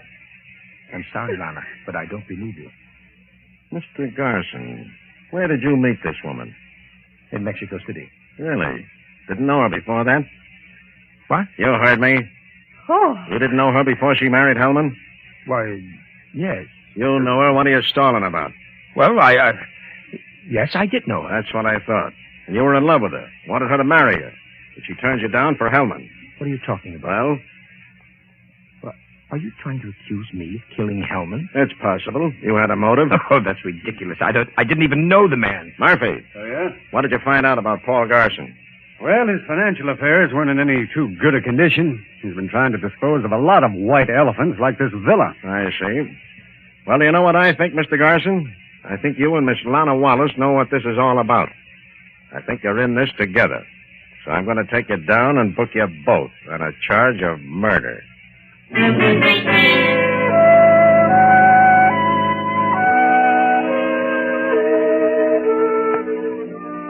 And that's just what the officer did. Booked Lana and Paul on a charge of murder. And the case came up for trial. And Lana was convicted. And so was Paul. Yes. Paul was convicted as an accomplice. The evidence piled up against them. Lana admitted that she buried Hellman's body, but denied that she killed him. Paul couldn't prove where he was when Hellman was murdered, and so he was convicted as an accomplice, an accessory. Poor Lana. Poor Paul. They are now awaiting execution in the state penitentiary. But don't feel too badly about them, because I know the truth. I know what really happened. When Paul learned that Lana was marrying Hellman, he arranged for an agent to contact him and offer his villa for a honeymoon house. Paul himself killed Hellman, hoping to have the blame placed on Lana. But when nothing was heard of Hellman's death, Paul followed Lana to Mexico City and enticed her back to the villa to find out what had become of Hellman's body.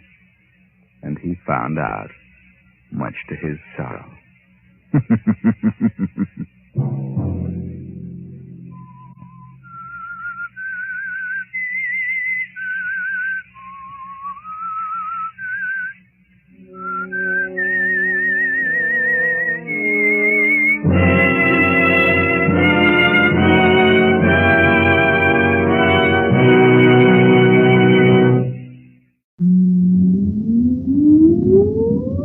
Countdown for blast off.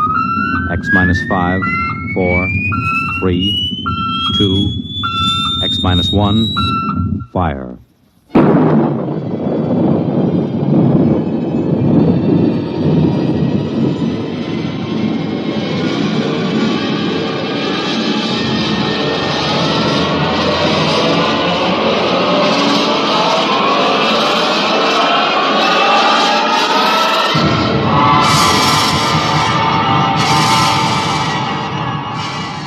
From the far horizons of the unknown come transcribed tales of new dimensions in time and space.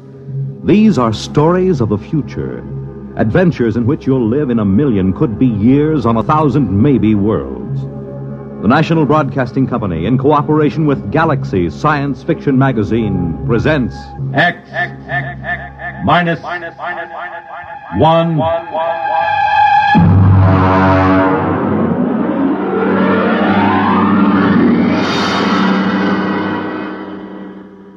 Tonight, the Murray Leinster story, If You Was a Moklin.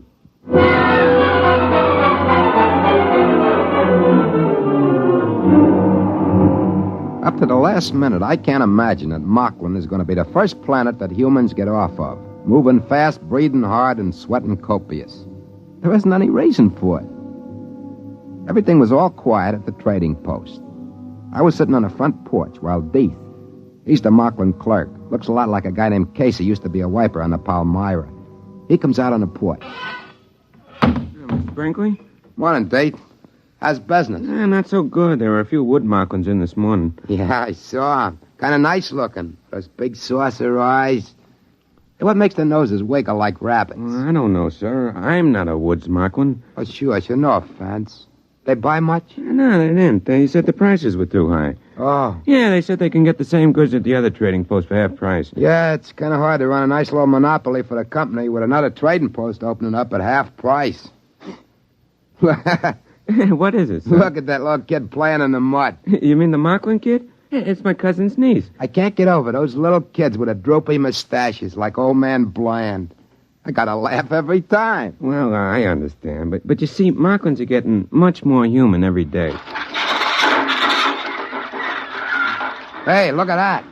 There go the trees on the landing field. Yeah, but the relief ship isn't due for a month. I never knew those trees to get up and walk away if there wasn't a ship due in. Yeah? There goes old Sally pulling up her roots.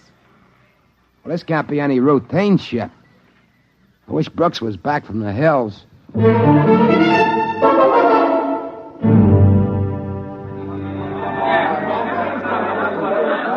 Hey, Captain Haney!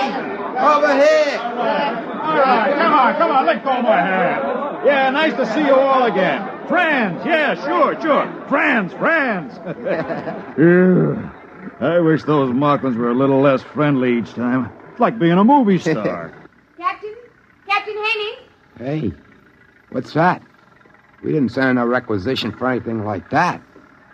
Red hair and everything else. Captain? Relax, Brinkley. That is Inspector Caldwell. She's a troubleshooter for Sam Company. They must have finally read those reports Brooks keeps sending that. Look out for her. She's... Oh, good morning, Miss Caldwell. Inspector Caldwell, please. This is Joe Brinkley. He's the assistant manager of the company post. Where's Brooks? He's up in the mountains, ma'am. He should have been here. I'm on Moklin to check into this matter of a competitive trading post. Who's back of it? The company is supposed to have exclusive trading rights. Brooks is trying to find out. The Moklins around the place always say the humans are off somewhere hunting or something. We've never seen them. Hey, take the lady's luggage. Yes, sir. It's a pleasure. He looks a little familiar, your clerk. He's a Moklin. But he looks a lot like a man used to be a wiper on the Palmyra, Casey. I think he's on the Aldebaran run now. Please conduct me to the trading post. That afternoon, Brooks come down out of the hills with a bunch of woods Moklins that were guiding him. I took Inspector Caldwell over to meet him, and he gets one look at her red hair and other equipment, and he stops short. Hey, what's this? She Moklin? I beg your pardon? This is Inspector Caldwell. She come in on the Palmyra today. This is Brooks, the head trader. Well, am I glad to see you. I guess they finally read my reports in sector headquarters. You've come to check my request that the planet be abandoned? Not at all. Moklin has great potentialities. Friendly natives. Trade should continue and increase. But I explained. All I am interested in is why you allowed a competitive post to be established in our exclusive territory. My reports cover that. Haven't you read them? Of course not. I was given a briefing on the situation here and told to correct it. Well, now, let's get to it. Do they cut prices? 50%. Yeah, but lots of Moklins still trade with us, just out of friendship. They're real friendly, these Moklins. Now, I'd like to know just... Excuse me, Mr. Brinkley. What is it, Dave? A girl just brought you a compliment. Oh? Well, now send her in and get a present for her. Yes, sir. 50%. Well, if they want a trade war, we'll give it to them. We can cut prices if we have to. We have all the resources of the company behind us. My dear Miss Caldwell, if you'd read any of my... Inspector Caldwell. Here she is, Mr. Brinkley. Compliments, sir. Compliments. Well, let's see him. He's asleep. Well, look at that. Ears like mine. The same bashed-in nose and everything. What do you know? Kitty, kitty, kitty. Hey, what's your name? Morano. I can't remember ever seeing you before. Well, that's the way it goes. Hey, take her in the post and give her a present. This way. Thanks for the compliment. I'm greatly honored. Yeah, it's real cute, ain't it? Real human. Human? Brinkley, you are going to be transferred out of here the instant the Palmyra gets back. Why? You mean that girl? I'm giving her a present. What's the matter? That's all you think about it? The callousness. You're revolting. Miss Caldwell, I'm afraid maybe you don't exactly understand about parallel evolution here in Moklin. I gather it's been parallel enough. That will be all on that subject, if you please. In the morning, I shall want to go and inspect that other trading post.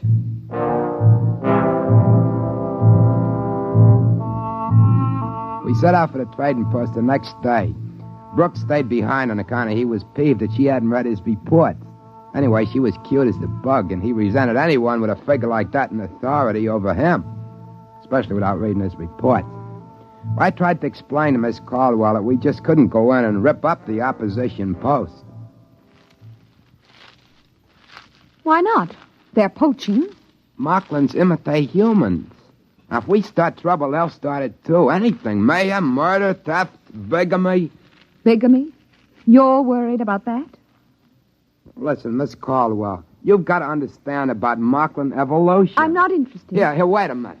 Now, this is a nest bush, see?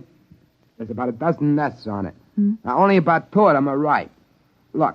Oh, there's a bird. Yeah, that's what I'm trying to tell you. Now, see, the bush grows nests for the cacklebird, and the bird, well, fertilizes around the bush. It's even Steven.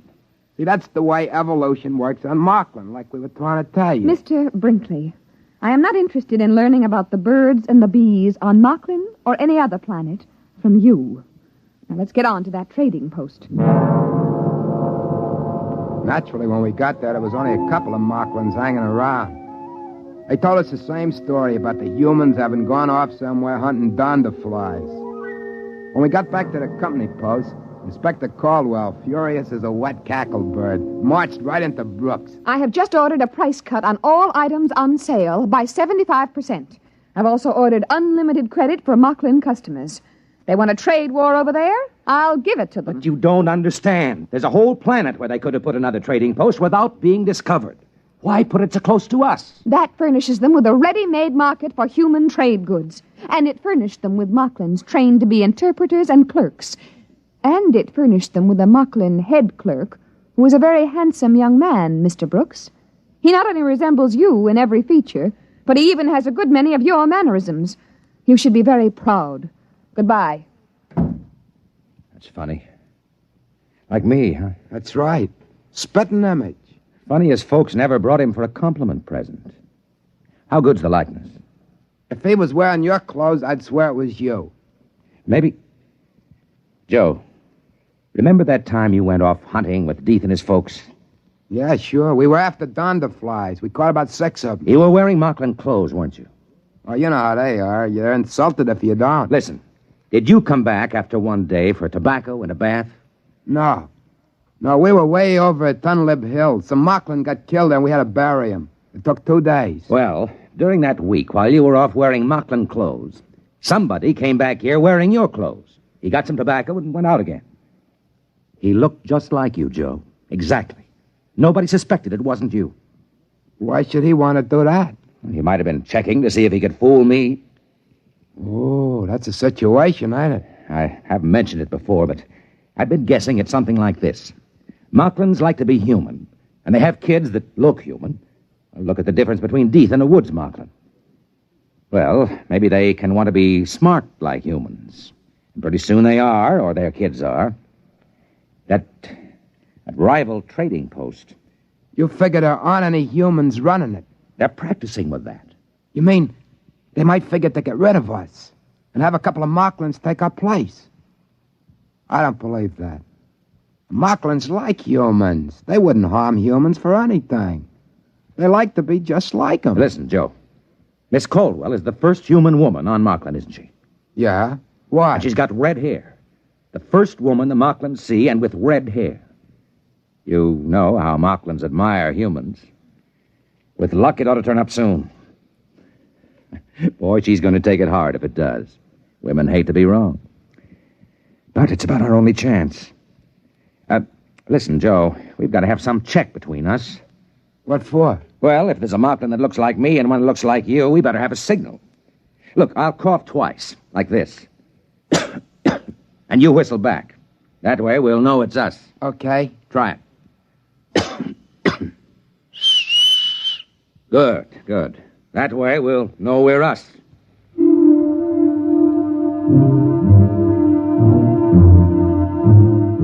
Brooks starts off the next morning to visit the other trading post and see the Moklin that looks so much like him. Before he goes, we do our little routine. It's about 2 weeks till the Palmyra is due back. That's pretty close figuring, waiting for what we're waiting for. I was thinking how good life was on Moklin up to now, and that made me kind of a little sad. But it's the end, there's no doubt about it. Moklin sure admire humans. They produce kids that look like them. You can't help liking Moklins. But I can see what Brooks means. Moklin's loose among humans, outsmarting them as their kids grow up, just about taking over in the galaxy. When they come back from the other trading post, we went through the secret business again. In the meantime, Inspector Caldwell was busy with her trade war. She cut prices once, twice, finally 6 times, until 3 days before the Palmyra is due back, our goods are marked at exactly 1% of what they cost a month before. Brooks was getting more and more nervous. Seemed like he was falling kind of in love with a snappy little inspector. He was getting jumpy, waiting for her to get her big surprise. She was making out merchandise requisitions one morning when Deeth come in, smiling friendly at her. Inspector Caldwell? Oh, what is it, Deeth? There's a compliment for you. What? 3 of them. What is he talking about? Joe, this is it. Deeth, show him in. Now, look, I haven't got time for public relations. These inventories of... Here we are. Inspector Caldwell, 3 compliments. Compliment, compliment, compliment. Now, let's see him. Very pretty, very human, no? Oh, no. No, that's impossible. No. Very pretty. Red hair, all 3 of them. Red hair. Very pretty red hair. Same as human lady. Very pretty. All right, Deeth. Take her out and give her some presents. This way. Come on. But that's impossible. Those babies, 3 of them, they couldn't. They do. They look exactly like you. That's what we were trying to tell you. But I've only been here a month. Moklin babies get born real fast. They sure admire humans. It's kind of friendly when you think about it. You mean they can make their babies look like anybody they want? It was all in my reports. They've got a queer sort of evolution here on Moklin. Babies here inherit desired characteristics, not acquired characteristics, desired ones. And what could be more desirable than you? Red hair and all. Oh, but I thought, you and Brinkley... Oh.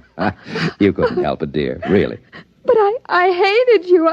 I thought that... Now, look, darling. Joe. Yeah? Do me a favor, will you? Sure, what? Get out of here.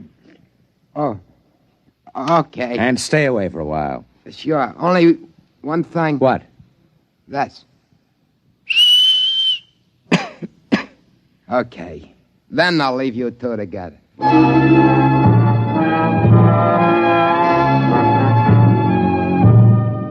About 2 days later, the Palmyra boomed down out of the sky. We were all packed up waiting on the field when the trees finished getting out of the way. I kept thinking, no matter what, Moklin sure are friendly. They sure do admire humans. I could see them crew members with Liberty heading off from the field with a whole gang of laughing, singing Moklins following each one of them. After a while, Cap Haney came over on a freight truck. It's a pleasure, I tell you, to see these Moklins. I just came here from Welch's planet. The natives there are suspicious, unfriendly, and if you're not watching, they'll steal your gold teeth. But Moklin... Captain Haney, don't give orders to unload your cargo. What do you mean? We are abandoning the post. What? We are leaving Moklin completely. Sam Company pulling out when there's still a mill credit to be made? I don't believe it. I have authority to order the move, and Mr. Brooks has convinced me of the necessity for it. Now, Inspector, I know the company doesn't like to give in to competition. There isn't any competition. Well, I thought... Miss Caldwell's right. That other trading post is purely a Moklin enterprise. They bought our goods from us and pretended to sell them at half price, and we cut our prices, so they bought more goods from us and went on. Some Moklin must have thought it'd be nice to be a smart businessman, so his kids would be smart businessmen. Too smart. We'll close up this post before the Moklins think of something else. What? What do they think of? If they got loose from this planet, if they can pass as humans, their kids could take over human civilization. How would you like that? Oh, I see, yeah. You'd better make ready to blast off, Captain. Yeah, but I got the B section off on shore liberty. Men are scattered all over the place. With Moklins? Sure, with Moklins. You know how it is. Regular party. Fancy Moklin clothes, food, liquor. Captain, you'd better sound the emergency recall. Yeah, I see what you mean right away.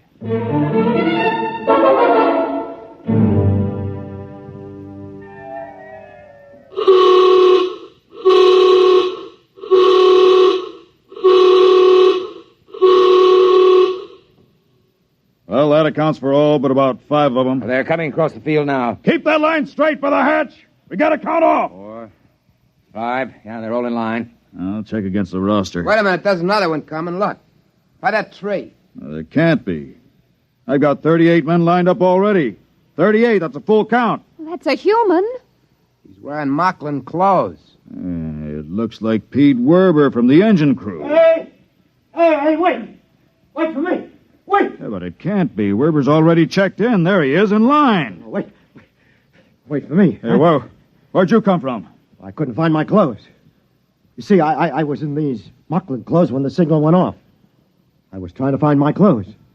Werber, look over there in the line. Where? Hey, that's my clothes.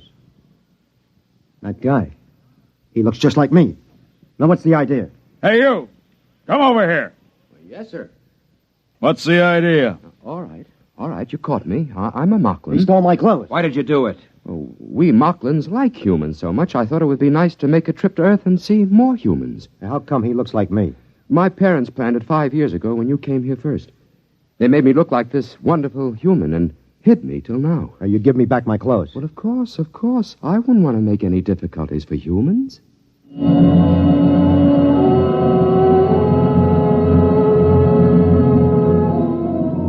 He took it as a joke on him. He talked English as good as anybody. It was hard to tell which was the Moklin and which the human guy. So we let him keep the human uniform, and he was very grateful. We took off after that, and the Moklin stood around and laughed and waved and threw flowers as we closed the hatches. Pretty soon the Palmyra was pushing up through the atmosphere. And just before the auxiliary circuits went on during the jump to overdrive, we all stood around in the astrogator's dome with a screen turned up to high mag and watched as Moklin faded into a round cantaloupe behind us. It's a shame. Sure was a pretty planet. Real friendly. Too friendly. I still have the shivers, thinking we almost took a Moklin off with us. The other crew had been on Moklin long enough to have a double. 5 years is a safety margin. Takes them that long to grow up. We were lucky, huh, Joe? Huh? What? I said we were lucky. Yeah. We sure are.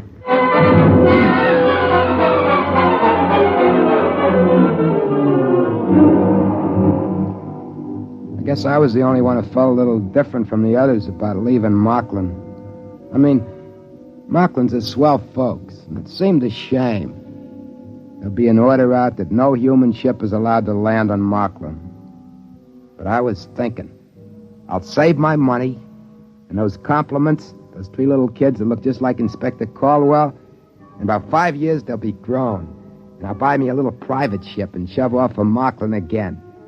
And I'll pick me one of those 3 red-headed gals and marry her Moklin style, and bring her out to a human colony planet. We'll have kids with brains. Top-level brains. That's easy. If she wants it, that's the way the kids will be born. They'll have to bring other Moklins out, too, and start them passing for humans. My kids are going to need other Moklins to marry, aren't they? It's not that I don't like humans. I do. If the fellow I look like, Joe Brinkley, hadn't gotten killed accidental on that hunting trip, I never would have thought of taking his place and being Joe Brinkley. That's what I was thinking when Brooks suddenly got an idea. Wait a minute. Joe, you and I were on Moklin more than 5 years. Yeah? So? One thing. And everything's all right.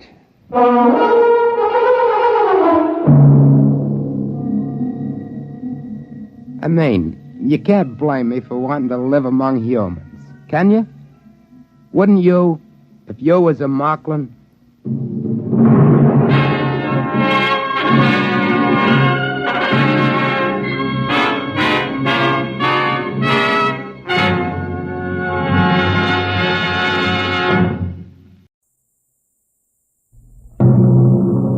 Adventures in Time and Space.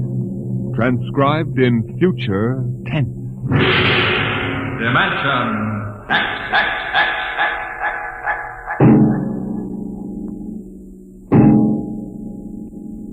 In the beginning, there was Jordan, thinking his lonely thoughts.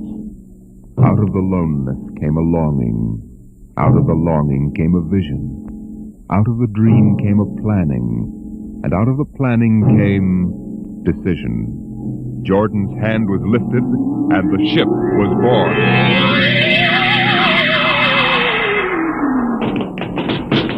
You, look out! Are you all right? Yes, it missed me. What was it? A mutant with a slingshot. I think it dashed down that passageway. You want to go after it? We'd never catch it, Alan. It's probably 12 decks above us by now. I didn't think they ever came down this far. Patrols usually get them before they reach this level. They get more daring with each generation. This one looked like a female. Male or female, it might have killed us. I told you this trip was pure foolishness. Climbing 24 deck levels to hear a crazy old man rave. We're almost there now. Compartment X15, level 24. This is the place. This area smells as if it hadn't been visited by a sanitation crew for generations. Part of the ship is almost deserted.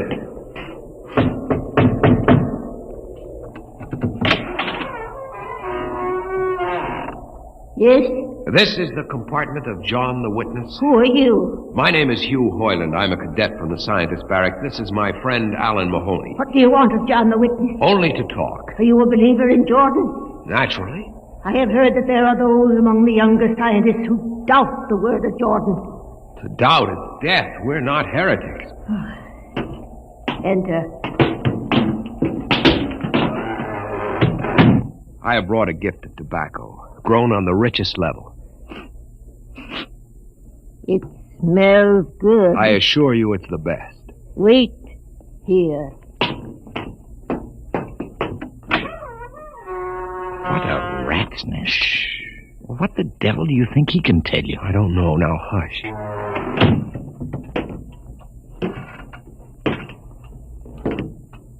Well? You are John the Witness? I am. Good eating to you. I am Hugh Hoyland. This is my friend Alan Mahoney. What brings a gentleman of the scientist class to my humble apartment? I have heard that you and your parents before you have long been keepers of the legend of the ship. Since Jordan gave the word. I am anxious to hear the word as Jordan spoke it. Why?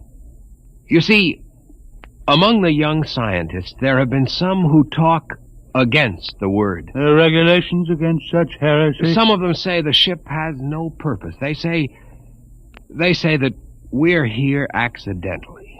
That we have no more grace in Jordan's eyes than the most deformed mutant who dwells in the highest level of the ship. What shall I say to you? I wish to hear the word from the mouth of one who knows, that I may become more convinced. Sit. You have gift for the witness? The finest tobacco. Good. I will dim the light. Now, pay close attention. For these are the words as my father's father's father gave them to his son's son's son. This is how the ship came into being, how our people were created. In the beginning, there was only Jordan, thinking his lonely thoughts. In the beginning there was darkness, formless and dead. Out of the loneness came a longing. Out of the longing came a vision. Out of the dream came a planning. And out of the planning came decision. Jordan's hand was lifted, and the ship was born. Mile after mile of good compartments, tank after tank for golden corn, ladder and passage, door and locker, fit for the needs of the yet unborn. He looked on his work and found it pleasing, meet for a race that was yet to be. He thought of man, and man came into being. Then Jordan checked his thought and searched for a key. Man untamed would shame his maker. Man unruled would spoil the plan.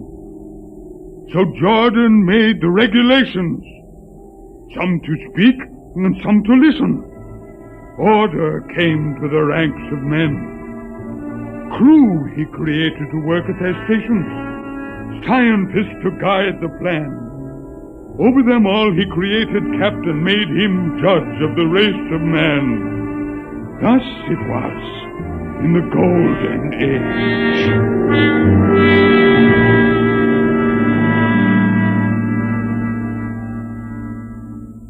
These are the true words?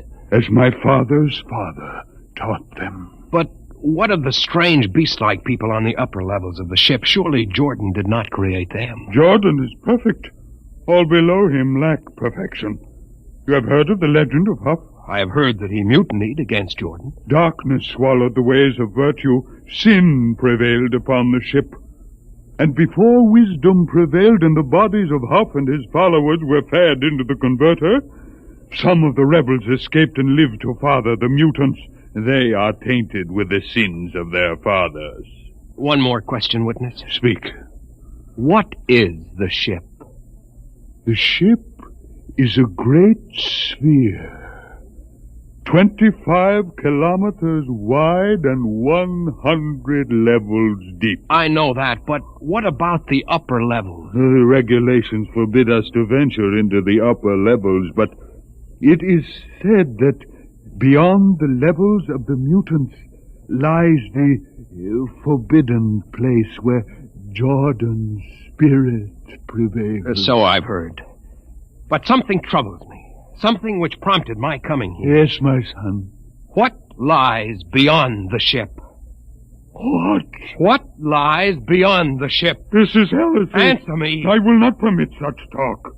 The ship is complete. The ship is universal. The ship is everywhere. The ship is endless. Ah, your mutterings are those of a frightened old man. They answer nothing. You question the word? I think you lie. Hear me, Mr. Highland. For what you have already said, I can have your body fed to the converter. Your soul launched on the endless trip. You threaten me. You, for Jordan's sake. You think I fear this dried fig of a man? You. Sir, my friend is impetuous. He doesn't understand. I might be persuaded to forget a substantial gift. You pig. You. Come on, Alan. The sight of this so-called holy man offends me. No, you shall not leave. Look, don't try to frighten me with a gun, old man. Remain where you are, heretic. I warn you, put down the gun. No. No closer. Drop it. Very well, then. Death to the heretic. Alan, get him! Is he dead? I don't know. Come on, Hugh. We've got to get out of here. Now where? We can't go back. They'd feed us into the converter. What's that? The old woman must have turned in an alarm. Come on, the patrol will be here in no time. Where can we go? The upper levels. But the mutant. We'll have to take our chance. Listen, that's the patrol we've got to climb. There's a hatchway. Down the corridor. Quickly. Halt! Halt, do we fire? the ladder.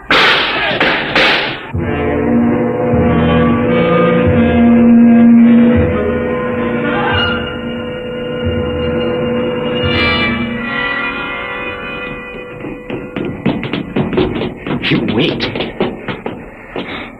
How far are we from the outside wall? Judging by the slope of the deck, about 2 miles. Mutant territory. Come on, we'll try this passageway. What? I don't know. I feel as if we're being watched. It's your imagination. Perhaps not. Oh! It's only a ship's rat. Get a grip on yourself. This is as big as a dog. Come on. I can't drag myself much further. We've got to find a compartment with water. Oh, if only you hadn't asked him that stupid question. There's no use going over that. Why did you do it? Why? Alan, I've been thinking about it for a long time. And when he began to give me those stupid pat answers, well, I just saw red, I guess. But who are you to question the ways of Jordan? When you asked me to go with you to visit the witness, I thought you wanted spiritual help. I never dreamed I'm that sorry, Alan. I couldn't foresee this. I didn't know it... Wait a minute. Oh, what? Another shipwreck? No. I thought I saw something move near that bulkhead. I didn't see anything. Maybe my eyes are going bad still. You behind! Alan, look out!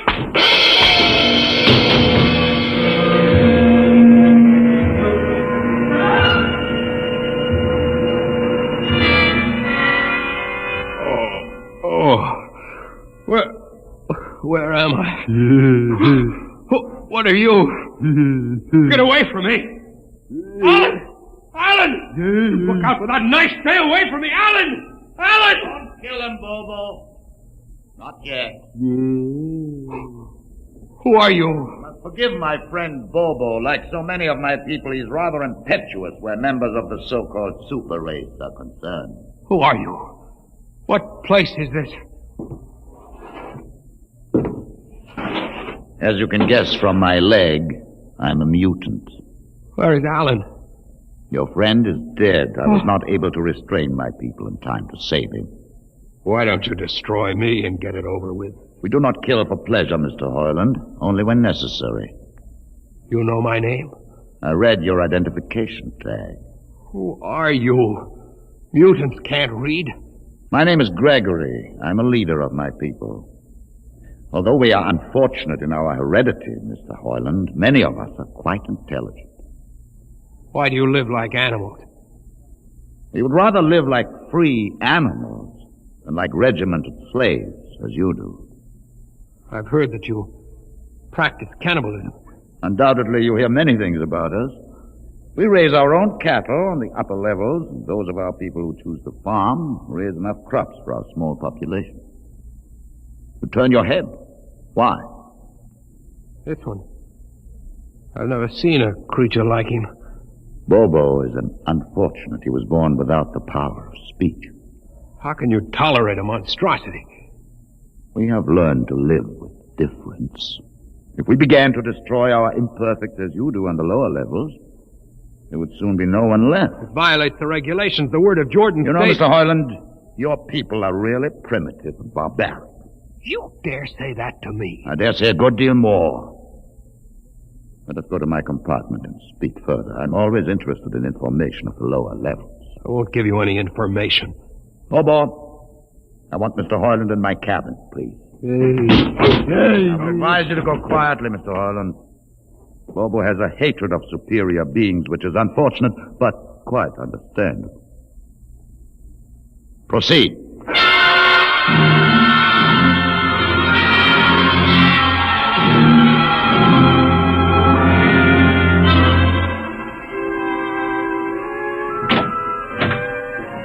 Enter, Mr. Hoyland.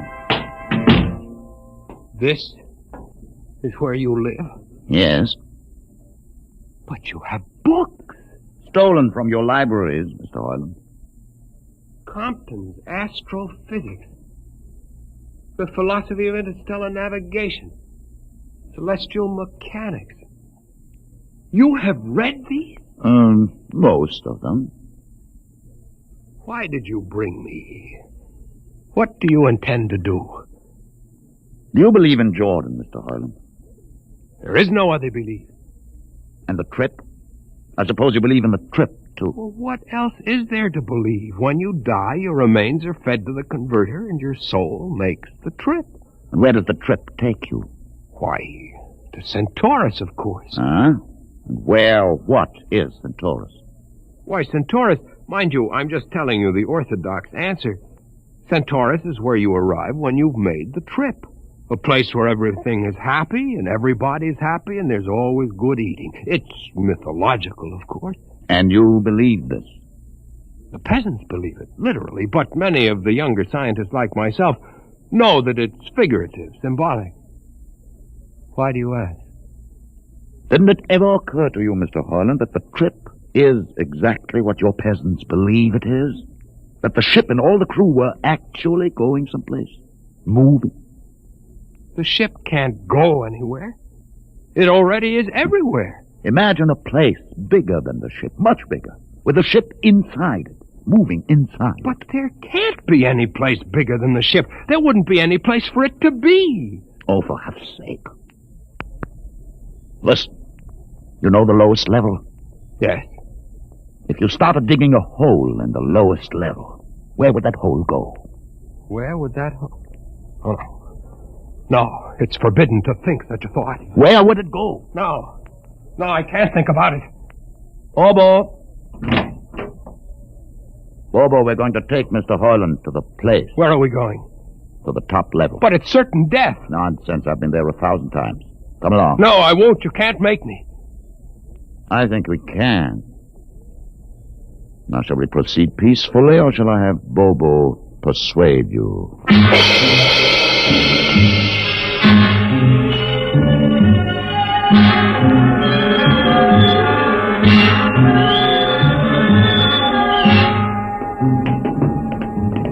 Open the door, Bobo. Inside.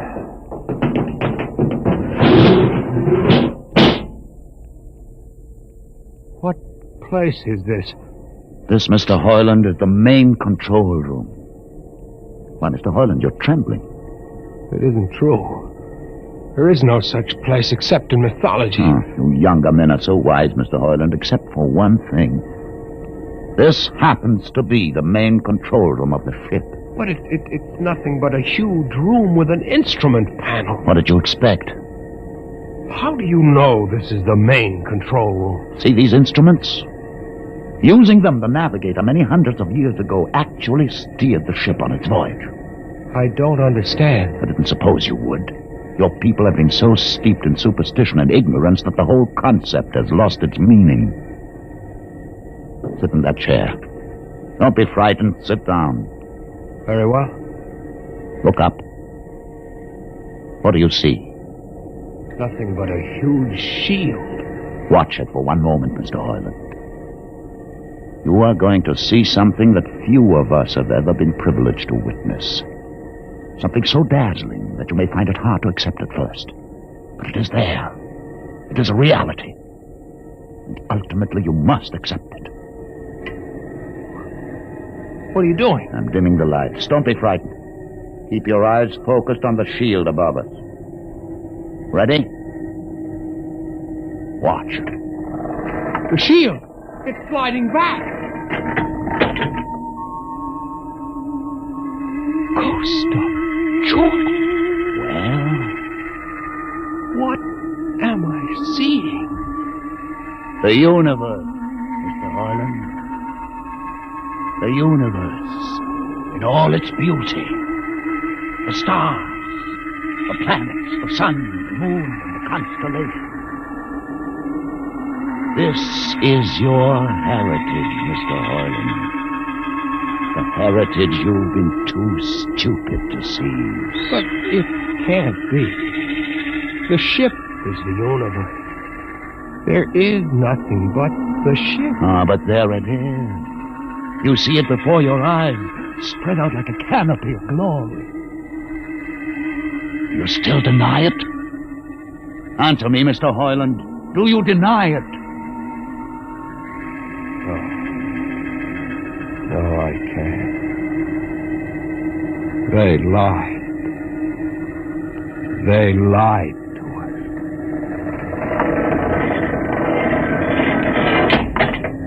Good. Why did you close the shield? You will see it again if you're not afraid. I'm not afraid. Many times. I've shown this to others of your people whom we captured, and though they saw it before their very eyes, they would not believe it. Tell me about it.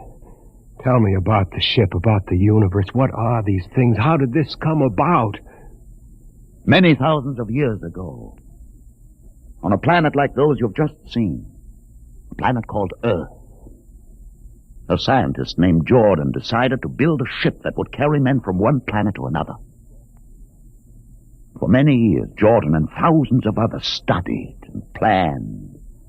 And when they were finished, they built the ship.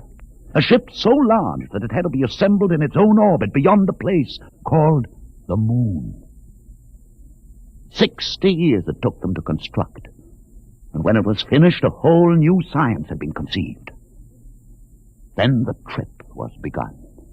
The trip that was to land a colony of Earthmen on a far-off planet called Centaurus, millions of light years beyond the furthest planet ever reached before. How do you know these things? Among my books are the log which Jordan himself kept, and the records of the journey for the first 40 years. What happened? There was a mutiny. A man named Huth led a rebellion of those who wanted to turn back. In the struggle, the navigators were killed, and the crew fell into a state of anarchy. In the years to follow, small groups of men tried to organize the ship for navigation, and each time they failed. Finally, the whole idea was abandoned. And so for centuries, we have swung in space, unmanned, undirected, living in a lost world of our own making, without purpose, without direction. Why have you told me this? Why have you brought me here? You could have killed me. Can you guess? No. No, I can't. Unless... But it would be too fantastic. Well? You want to finish the trip. Yes, that's it. What would it take to do it? A miracle, almost. The crew would have to be trained. Many people, each skilled in a certain duty. Couldn't you train your own people? We are too few. Besides, the main drivers in the lower levels where my people are forbidden to go. No. It would mean that both our peoples would have to work together. Our differences encouraged rather than denied. It can be done. You showed me. You can show others. I can show them. Can you? I'll see the captain himself. I have an uncle on the central board. I'll tell him what I've seen here. And do you think he'll believe you? Send one of your people with me. That's asking a good deal. I'm risking a good deal by going back. Very well. Bobo will go with you. He can't talk. There will be no need for talk. I will write a message guaranteeing safe conduct for a group of unarmed scientists to visit the main control room. Bobo will take you safely through our territory. What happens when you reach your own level is up to you.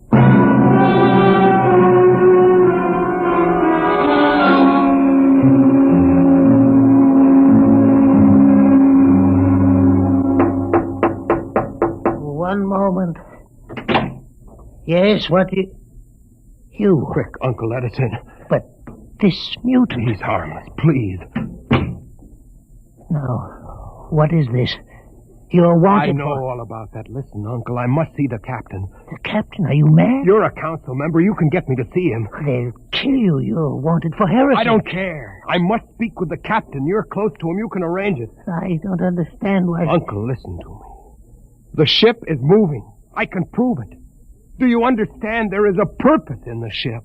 I don't understand what you're babbling about. Never mind. Just talk to the captain. Tell him I have information of tremendous importance. Tell him I've arranged a truce with the mutants. A truce? Here, show him this paper signed by their leader. Do it, Uncle, for my sake. I don't know. Please, Uncle. If I'm to die, let this be my last request to you. Very well. I'll speak to the captain. I'll try.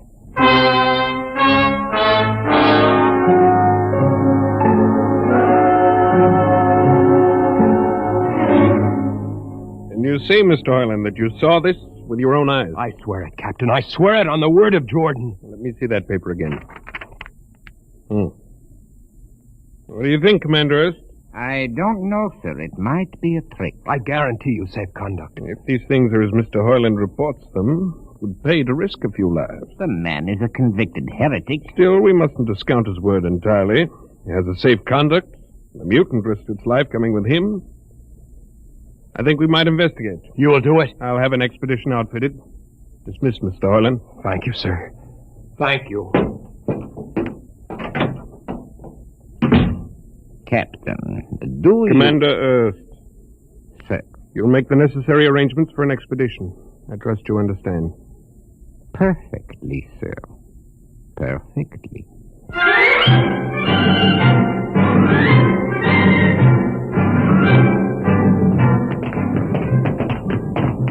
Lieutenant. Mr. Hoyland. You'd better halt your men here. This is the spot. Patrol, halt. I see no welcoming party of mutants. There will be none. Their leader will meet you inside the main control room. You don't say. And just where is this main control room? Beyond that door. I see. All right, men. Ready arms. Why do you ready arms? In case of ambush. Ambush? Don't you think they could have ambushed you on the way up here a good deal more easily? You know, Mr. Hoyland, I think you're a mutie lover. They have a place in the converter for that kind. Lieutenant, are you mad? No, Mr. Hoyland. But most certainly you are. To think that we could be lured up here to be slaughtered with a fantastic story about some mythical control room. Guns ready, sir. Lieutenant, I warn you, these people have acted in good faith. If you break that faith now... mutants to open the control room, Mr. Hoyland. No, not until those guns are dismounted. As leader of this expedition, I order you to call them. I refuse. You cannot do this thing. This is no way to keep a truce. Very well, if you refuse. Oh, there! Mutant! Come out! For Jordan's sake, Lieutenant. Too quiet for comfort. Mutant! Open the door! Please, Jordan, don't let anything happen. Please don't. It's opening. Ready, men. Someone's coming out. Look at his leg. Horrible. Steady. He's walking toward us. I can't stand this. Look out! Gregory! No! You fools! You've killed him! Here come the rest of them. Fire!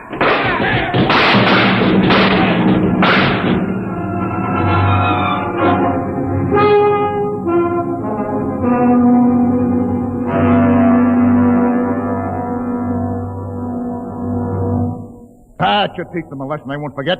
All right, men. Inside the room. Hoyland, you're under arrest as a conspirator in this ambush. Ambush, you fool, you blind, stupid fool. That'll be enough. Have you been inside this place before? Yes. What's all this machinery? These are the controls he would have used to steer the ship. He's gone out of his mind, Lieutenant. Steer the ship? Who? The leader. The one you killed. This ugly mutant? This ugly mutant happened to be a man of true greatness. You're mad. Am I? This man had a vision which could have saved you, but you chose to kill him because you couldn't stand the sight of his difference from you. I'll not listen to these ravings. Close your ears. Shut your minds against the conscience that tells you it's wrong to kill. That tells you that your need to be arrogant only proves your inadequacy to yourself. Shut him up. Don't listen to him, man. You can't shut your ears. My words sting you. You cannot shut your mind. And you cannot shut your eyes. Don't do this! The roof. It's moving back. Look. Let the vision of this confound your ignorance and blind your eyes. This is the heritage you tried to stifle in your own breast. This is the heritage of stars and open skies for which men have yearned for centuries. Try to destroy this, and you will only destroy yourself. Death to the heretic. Kill me if you choose. But I say to you that this you cannot keep from our people. That they will seek it out, and the ship will be manned, and the ship will be steered, and there will be freedom and purpose and respect for ourselves. This is your heritage. Look upon the universe. Kill him! Kill him! Kill him!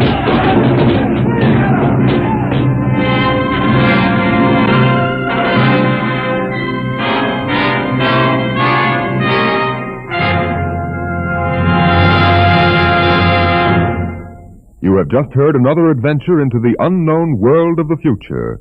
The world of... Dimension X.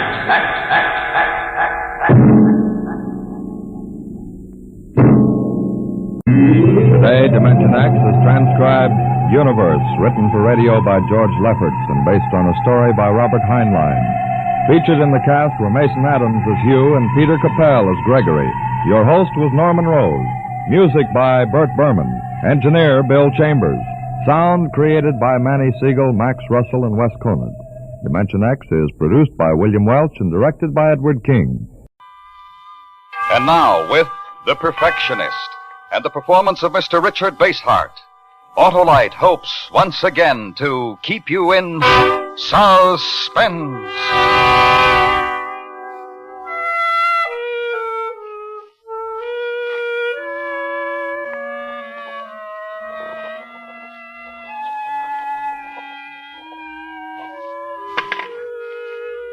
There. It's all written. I couldn't confess it verbally to these police. They're stupid men. Men who discovered nothing about the murder through their own efforts. It was a mishap, a blunder which revealed me. I know. I killed him. When it comes to murder, few know it as I do.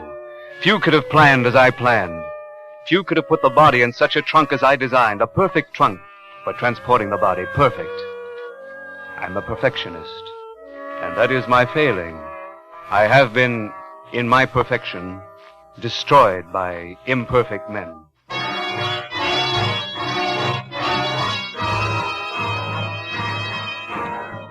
The man I killed, he was old enough to be my father. I had planned each step and shipped his body in the trunk to a city only 90 miles away from the scene of the murder. Only 90 miles. And it was the fourth remaining step of a calculation in which each move had the precision of a mathematical equation. Your check, please. Here you are. It's a medium-sized trunk. And we go by the numbers. It was train 91 out of Carlton. We arrived 30 minutes late at 7:21 a.m. precisely. You should have been a train man. You're better than the dispatchers.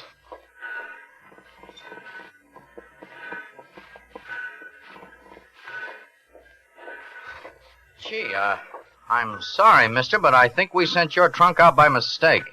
You... What? Oh, we'll get it back. It happens sometimes. You idiot! You stupid idiot! Oh, wait a second. I don't have to take... Yes. You're quite right. And I apologize. When was it delivered? Yesterday. Has anyone phoned about it? Has anyone called? Complaining of the error? No. Perhaps they don't realize they have the wrong trunk. Perhaps they haven't opened it yet. Do you think that's possible? You think they might not have called because the trunk is still closed? It's the only reason. People really beef when they get the wrong trunk. They scream like wounded eagles. Well, give me their name and address. Oh, I'll look it up in the book. Yeah, here it is. Name's Granick. Yes, thank you. Whoa. Ain't you going to write it down? I don't have to write it down. Oh, well, see you.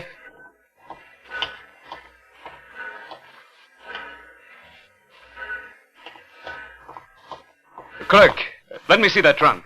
What? I want to see the trunk. I want to be sure it's not mine. The claim check's wrong. Yes, perhaps that's where the mistake lies, in the claim check. Okay. So much nonsense about a lousy trunk. Yeah, it's right here. Come on in here and look.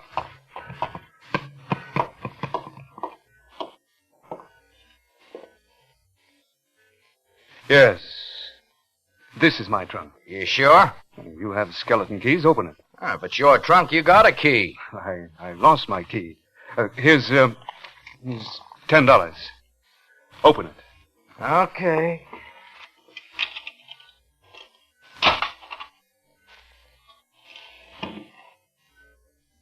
That is my trunk. The drafting equipment, surveying instruments, they're mine. The tags must have been mixed up. If you want proof, why haven't they phoned? This is my trunk.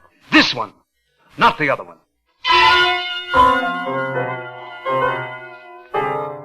I hated that clerk. I hate anyone I have to depend on. And I had to depend on him.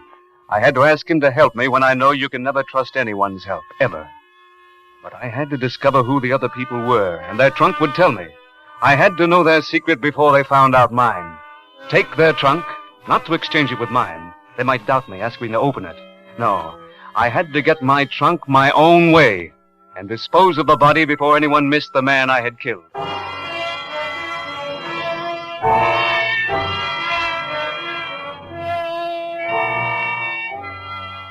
Their name was Granick, and some letters in their trunk told me he had been a cripple for 3 years, paralyzed from the waist down. An accident, a fall. I knew more than that, much more. I knew he'd just come out of a rehabilitation hospital. But did I know enough to get my trunk without their knowing who I really was, or knowing the trunk was gone? They would know nothing, absolutely nothing of me, but I would know about them. Doesn't it give you a sense of power to know someone else's secret without their knowing any of yours?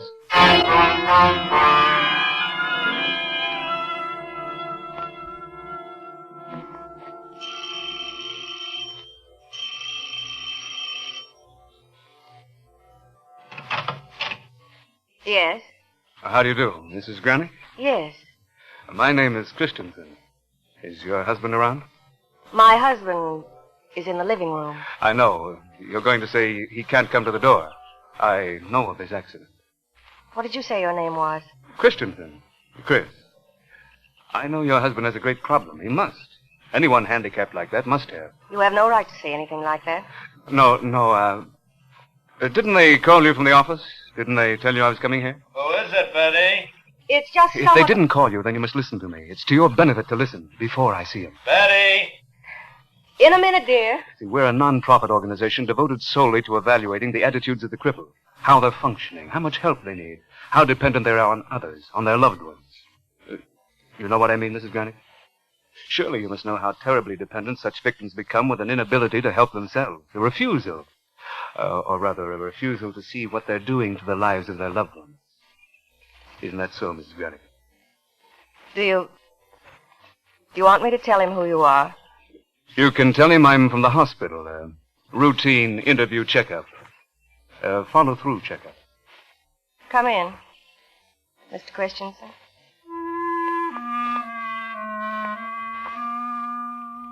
Two hours had been lost, but once more I began to feel better. Control of the whole situation was coming back into my hands. Once more I knew I could succeed. I could get the trunk and dispose of the body, as I'd planned to do it, not as circumstance dictated. And because I had control again, I was able to listen to this wasting hulk of a man, this William Granick, as he regaled me with his memories. But the trunk. Where was the trunk? I suppose everyone goes through this. Maybe I've taken longer to recuperate. Why is that? That's because of your active life, Mr. Granick. Your previous activity was outdoors. Always. Civil engineering isn't for sissies. Oh, no, it's for men, for real men. Building bridges and roads, that's for doers. You were a doer. Was a doer. Was. Past tense. And will be again. Never again. You had a hobby? Yeah, when I worked at the hospital. Dull and stupid. He still has his drafting equipment. We kept that. Yes, that would be good. Work hypothetical engineering problems. I used to do that. I was going to be an engineer. For amusement, I used to pose hypothetical problems for myself and work them out. Really? Where'd you study? Oh, back east, a long time ago. It couldn't be too long. It was very long. But you're a young man. You, about your civil engineering. The drafting equipment, surveying instrument. I lost interest. Can't do anything with it. I can't sit indoors and pretend it's outdoors. Well, where is the equipment? Around. You know very well where it is, Bill. We put it in storage back home where we used to live. We took it out of storage, Mr. Christensen, and had it shipped here. Is it in a packing crate? No. Well, then what? What is it in? Well, what difference does it make? In case I could help. To get it for you. A woman alone can't do it. Such equipment is heavy. She isn't alone. I'm here. Yes, darling, yes, you are. You are here, and you do help me. It's in a trunk, an old trunk. And, where is this old trunk? In the closet, but I don't want to see it. I had a man who delivered it put it there in the closet. I'm through with it. And you haven't opened the trunk? You haven't opened it for a long time. In a way, that's better. It's raining. What? It started to rain. Are you, maybe it's presumptuous, but not many people come over these days, but, are you busy for supper? Why, no. No, I'm not. I'd be delighted. I was exhilarated. The excitement of getting my trunk. The thrill of my long battle almost won. Almost over. It's important to be exact. Only the exact survive. I felt as if I could do anything that night. Anything I wanted to. All the skills I developed over the years. Waiting for them to go to bed. Waiting to get to the trunk. I used one of those skills. I made a pencil drawing of the man.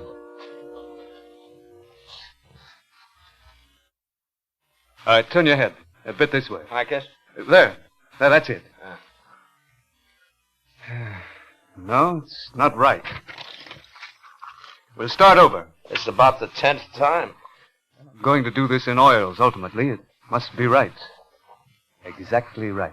Yeah, maybe in engineering, you have to be that accurate or a bridge would collapse if we went off a fraction, but in this? In Europe, I studied in Europe. I was told I had a great talent, a truly great talent. Correggio, you ever heard of him? He's a great teacher. He told me I'd never make a living at it because I was too demanding of myself. That's not good. To be too demanding. Expect too much of yourself.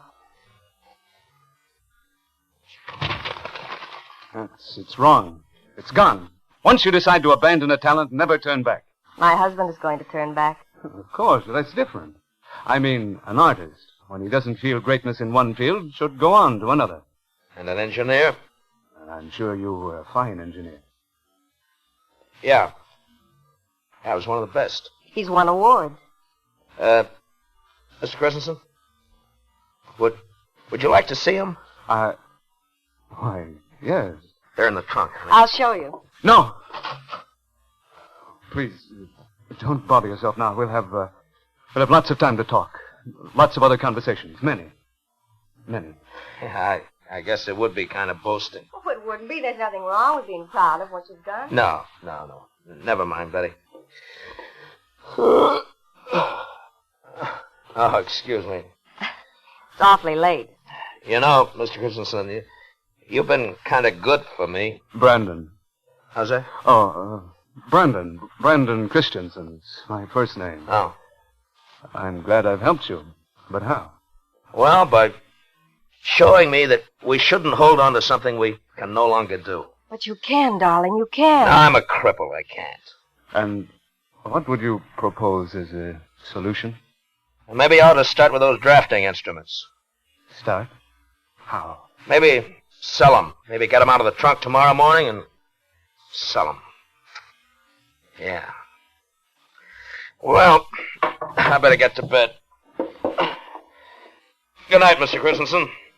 See him out, Betty. I can manage the crutches. Would you mind if I finished filling in my report here? No, certainly not. Go right ahead. Thank you. I'll see myself to the door, Mrs. Gunnick. Well, good night, Mr. Christensen. Yes. Good night.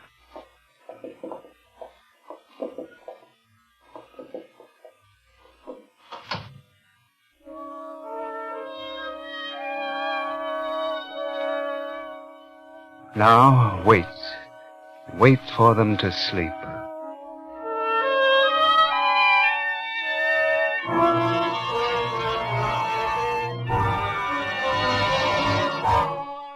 Autolite is bringing you Mr. Richard Basehart in The Perfectionist, in tonight's production in radio's outstanding theater of thrills, Suspense.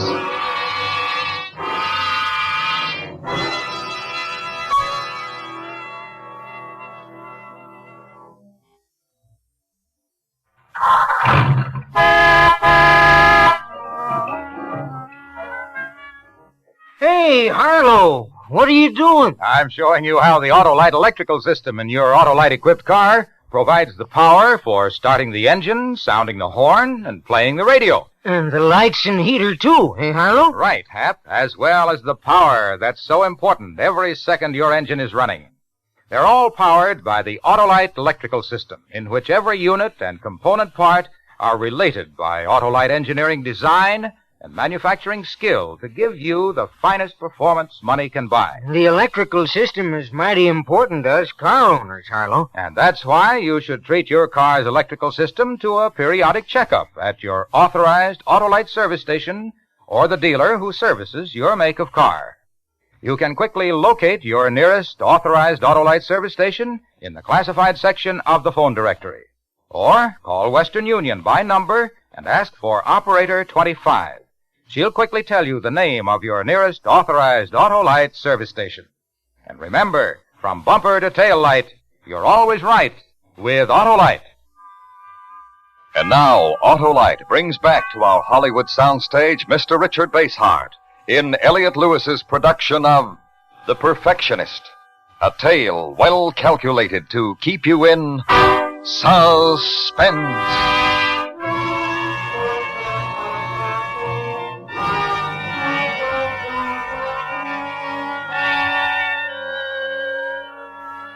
I waited until the house was silent, motionless, staring, listening. There, in the open closet, in the trunk, was the body. My heart started to pound. I advanced toward it in the dark. I felt wonderful. Here, so near completion. Here, in the dark. In a moment, I would have it open.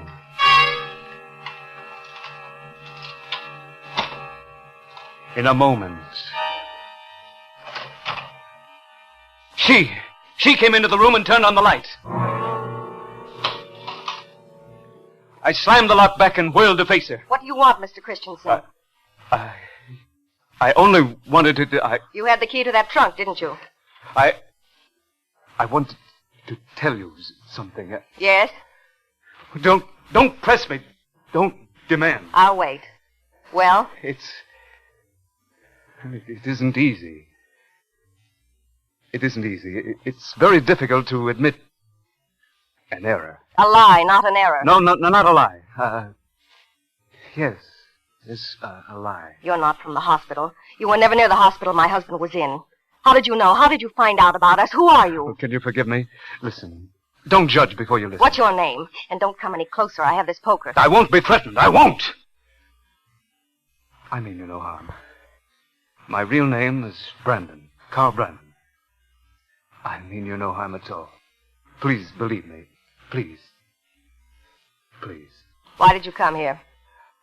I'm a student. Yes, I was in the army and wounded. I had wonderful dreams and plans about what I'd do after I got out. Wonderful dreams. My father's a rich man. He's old and rich. But I couldn't take anything from him after the war. And a pension isn't enough. But I couldn't take anything from him anymore. He gave me money and he told me what to do all the time. Why did you come here? I obtained a part-time job in the hospital to support myself. I did work there, you see.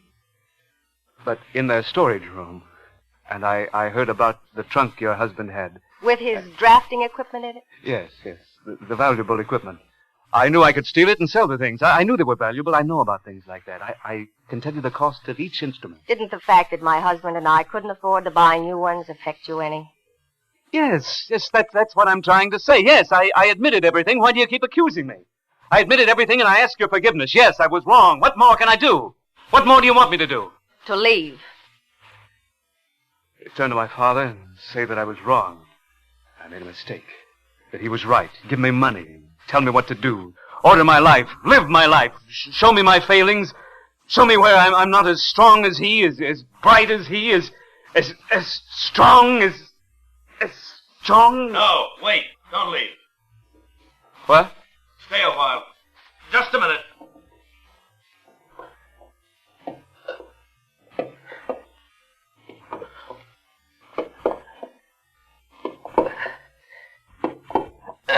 Sit down, Mr. Brandon. Go on. That's it.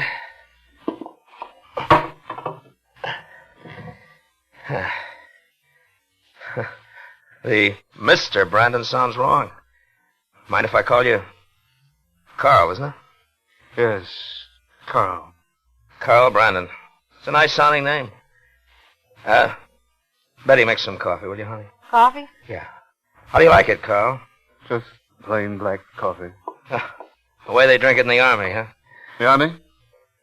Oh, yes, always. I was in myself. I know what it's like to come out and be hit with civilian life. It isn't a problem. There's nothing one cannot work out if one has the willpower and the self-discipline. No, I couldn't have.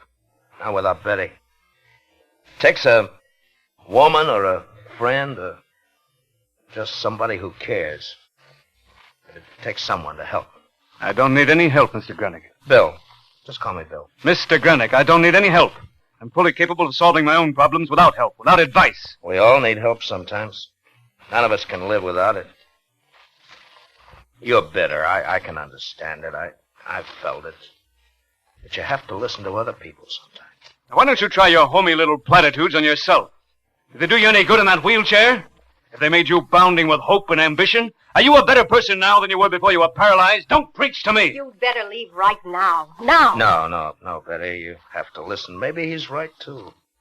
Maybe he can see my problem clearly the way I can see his. I can't stand waiting. Waiting sometimes makes me angry. I'm sorry. Sure, I understand. And even though I'm not too much older than you, Carl, I've seen an awful lot. I've been around a lot. And that's why, even though we might not meet again, I'd like to talk to you straight, like a member of your own family would. I don't need instruction. It's advice. And I don't need advice. We all need it sometimes, Carl. His advice was just like yours, to do things the way he did them. But letting me know that I could never do the things the way he did them. That I was incompetent and he was better, always better. I don't mean that, not that way. Well, I did something better, braver, something more daring, more skilled than he'd ever dreamed of doing. You understand? I've accomplished what he could never do. What do you mean? What are you trying to say? That you can keep your rotten advice to yourself. That you're nothing but a cripple. You're the cripple, not my husband. You're the cripple in your head. Only his legs are Betty. gone, but... All right, Carl. What is it that you've done that's so great? Get up. Go ahead of me. I'll show you. Do as I say, now. Right now.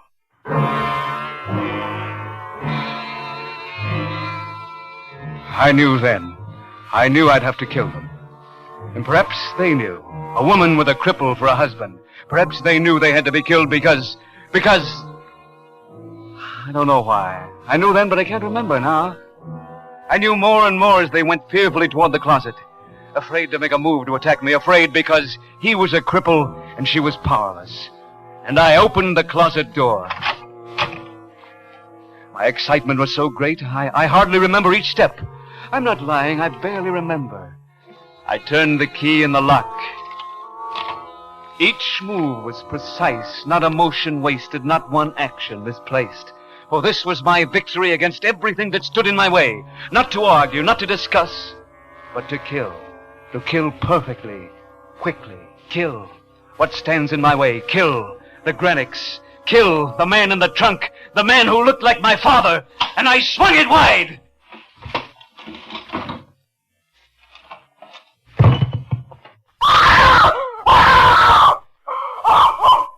It will do no good. It will not help. The time is past. Why not me first, Carl? You afraid of me? Afraid of a cripple? Why didn't I think? Why didn't I calculate? Why, for the first time in my life, an act of passion, without thinking, I leaped at him, like an animal, like a beast. Have you ever fought a man whose legs are useless? Have you ever felt the arm of a man who uses his arms to sit and go and move and rise? They're steel. They went to my throat, and I struggled in a dream. I can even feel them now. This wasn't the way. Where was my triumph? My victory? Where was my glory?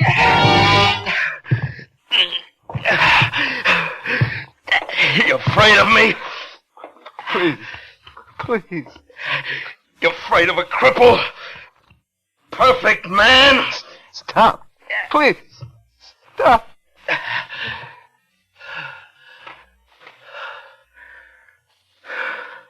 I didn't mean it. I'm sorry. I didn't mean it. Bill? Call the police first, Betty. Then come back and help me up.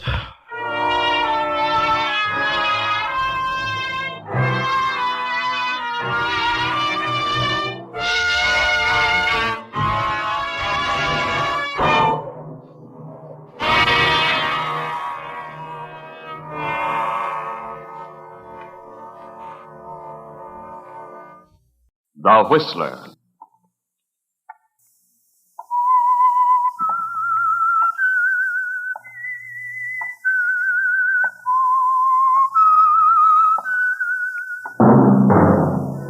And now the Whistler's strange story. The Rawhide Coffin.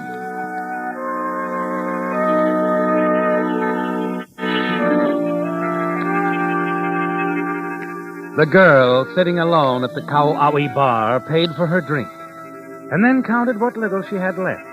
A frown crossed her attractive features. $19.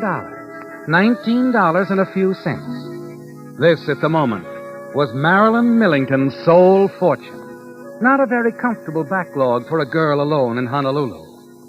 It had been almost 2 months now since she'd quit her job in Los Angeles, followed her boss straight to his Maui plantation to shake him down for a cool $10,000 for what she knew.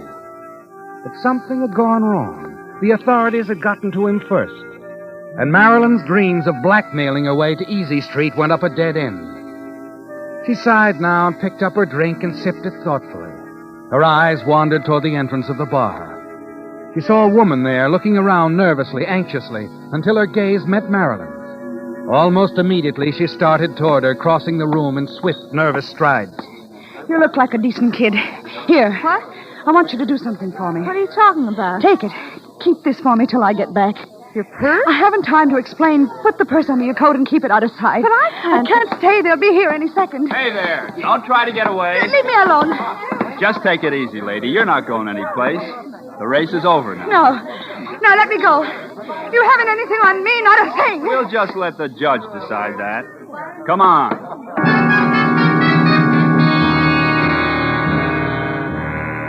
In the mirror, you watch as the policeman escorts the woman out of the bar.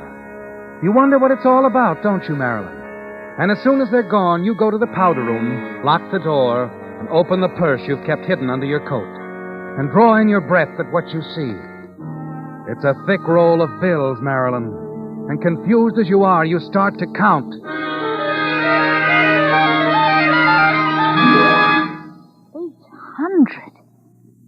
$800. Yes, Marilyn, $800. Thrust into your hands from out of the blue, just when you need it the most. In your excitement, you start to throw the purse away and then check yourself and decide to investigate further. You dump out the contents, rummage through the usual cosmetics to find a Social Security card, driver's license, and birth certificate. All in the name of Leona Chadwick. And then one thing more, a registered letter also addressed to Leona Chadwick. You unfold it. Dear Miss Chadwick, thank you for answering the advertisement we placed in the Star Bulletin.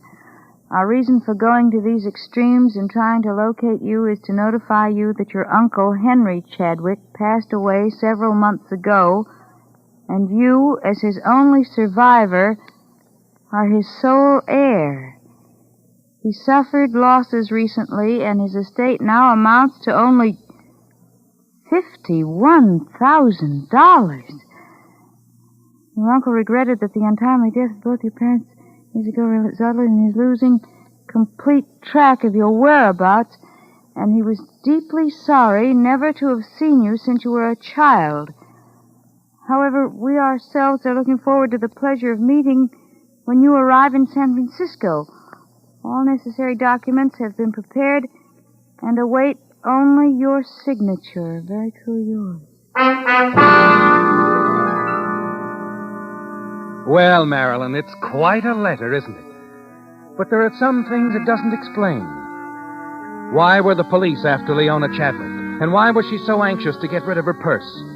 As you leave the bar and walk down the street, you still wonder, don't you, Marilyn?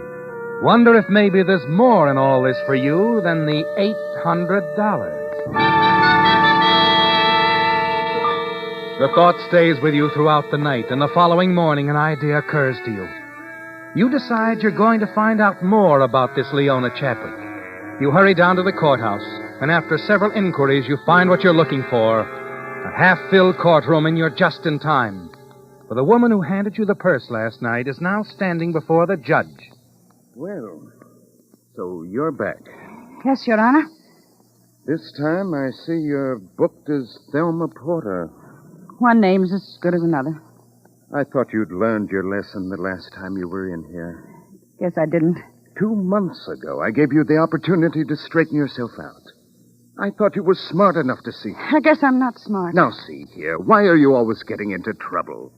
You've been in Honolulu 10 years now, and you've been in and out of jail for 9. What's wrong? You look like you're from a decent family. The best, Your Honor.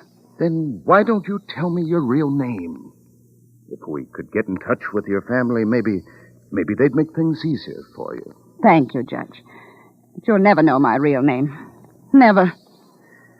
Have it your way. Why didn't you report to your probation officer? I was away visiting friends, but I can pay my fine. There won't be a fine this time. This time you're going to prison. 30 days. 30 days? But, Judge, I've got to go to San Francisco. Sorry, 30 days. Please, Your Honor. I've just got to get to San Francisco.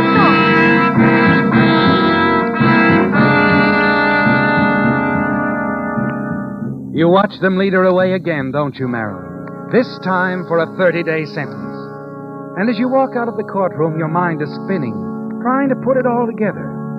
For some reason, this frightened woman is trying to protect her name. Hide it, prevent the authorities from learning that she is Leona Chadwick. And suddenly another thought hits you. You stop dead still, almost numb by the idea. 30 days.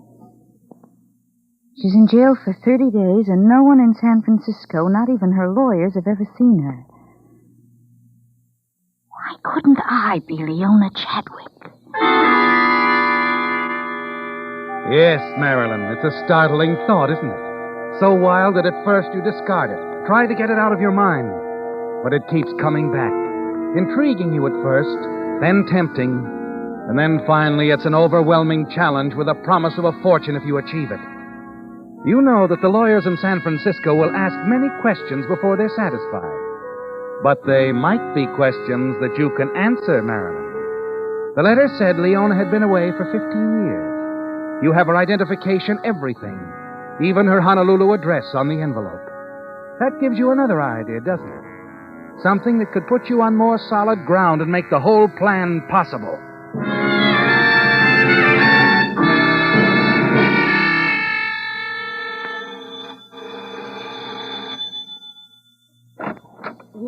Yes, what is it, dearie? How do you do? Are you the landlady here? Yes. Mm-hmm. Yes, I'm Mrs. Cook.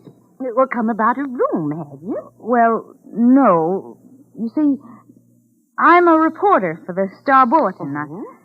I'm inquiring about Leona Chadwick. I understand she inherited quite a bit of money. Oh, that she did. Moved out yesterday afternoon. Went to San Francisco. Now, you can reach her there at the Hotel Lido. Yes. She said she made a reservation at the Hotel Lido. Reporter, Writing a story, are you? Yes, and I'd like some facts about Miss Chadwick. This'll be a big story. Good publicity for your place, too. I thought if I could speak to a friend of hers... Well, I am the closest friend Leona ever had. In fact, I'm just about the only friend she ever had. Oh, I wonder if I might come in. Why, yes, dearie, do come in. Come right on in here. Now, I think I'll be able to answer most of your questions about Leona. Sit down, dear, please. Thank you.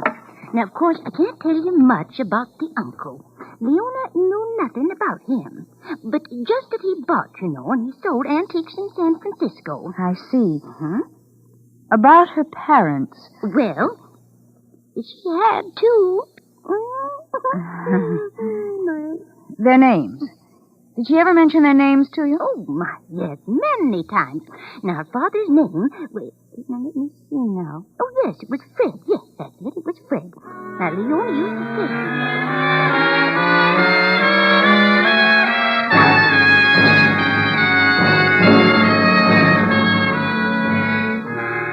Yes, Marilyn, you write it all down, don't you? Take a half hour of careful notes for your paper until you have nearly 20 pages of information, all of it concerning Leona Chadwick.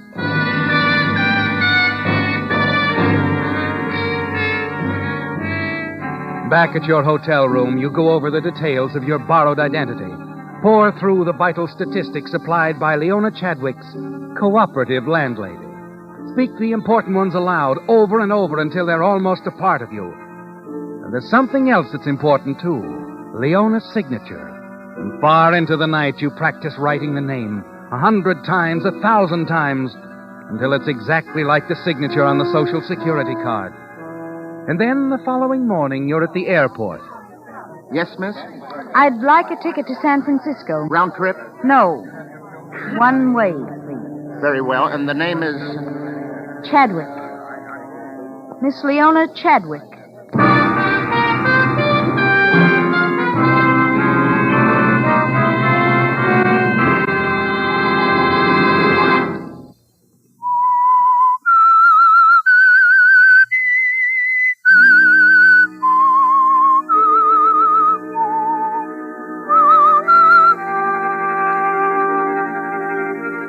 It's exciting, isn't it, Marilyn, the way it all began?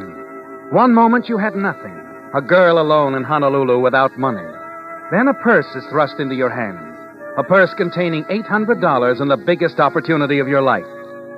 Yes, Marilyn, and that's why you're on this plane now, approaching San Francisco. Why you're posing as Leona Chadwick, the frightened woman who gave you the purse and who got herself locked up for 30 days in Honolulu. It's the opportunity of a lifetime, isn't it? With a letter addressed to her from the San Francisco lawyers, with her identification, the knowledge of her past life, you're about to try for the gold at the end of a rainbow. A fortune left to Leona Chadwick by her uncle.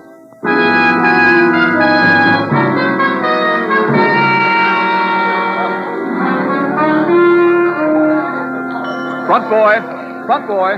221 for this couple. Sorry, sir, but it's like I said. There's a convention. The hotel is crowded. No rooms without reservations. Yes, miss? I wrote you for a reservation. Did we confirm it, miss? Well, you see, I left home so unexpectedly. I see. What is the name, please? I'll check it. My name is... Mr. Young, excuse me, please, but room 516 wants to speak to you again. Thank you. Excuse me, miss. Certainly. Hello? No, I'm sorry. No, there's no message for you here. Well, I'm sure the switchboard operator will connect you when any call comes through. Yes, I understand. It's important. You're welcome, Miss Chadwick. Chadwick. And now your reservation, Miss... That Miss Chadwick you were talking to, Yes? that isn't Leona Chadwick, is it? Why, yes. Yes, that's right. From Honolulu? Yes, she checked in last night. A friend of yours? Yes. Yes, she is. I see. Now about your reservation. What was the name again, please? What? Oh, Malloy. Hazel Malloy. Malloy. Mallory Malloy. Oh, I'm sorry, Miss Malloy. There's nothing here. We probably wrote you that we were all filled up. Yes, perhaps that was it. Never mind. We'll let you have the very next signal room that's vacant. Thank you. I think I'll go up and see Miss Chadwick. Room 516. The house phones are right over there.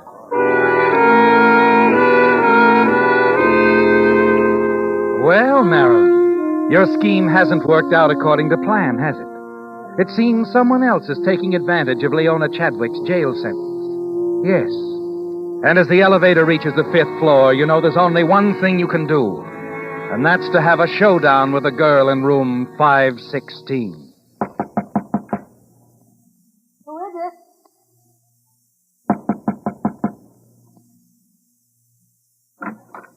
Yes, what is it? So you're Leona Chadwick. Why, yes. May I come in, thanks? Now, just a moment. What do you want? Just a friendly little chat. First of all, who are you, really? Who am I? I'm afraid I don't understand. Look, you're registered as Leona Chadwick. But who are you? Now, see. Come on, throw away the bobby pins and let your hair down. Whatever it is you're getting at... Let's put it this way, then. I want to play Leona Chadwick, too. My dear girl, I have no idea of what this is all about. But it's beginning to tire me. Leona Chadwick's in jail. You and I both got the same idea, to collect her inheritance while she's tied up.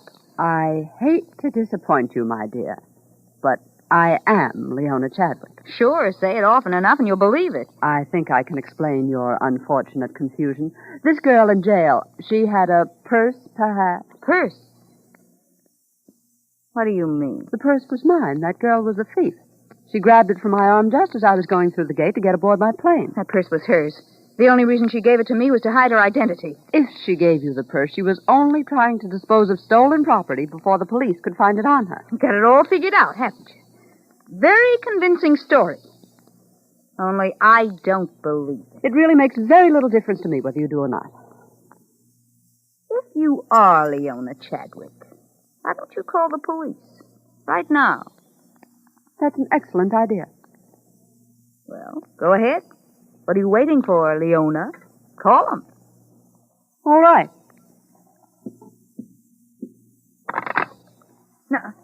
No, wait. You know someone named Cooksey? Yes. Mrs. Cooksey, my landlady in Honolulu. Hello, operator. Put that phone down. Hello. Oh, what is the matter with that operator? Operator! I'm warning you, put that phone down.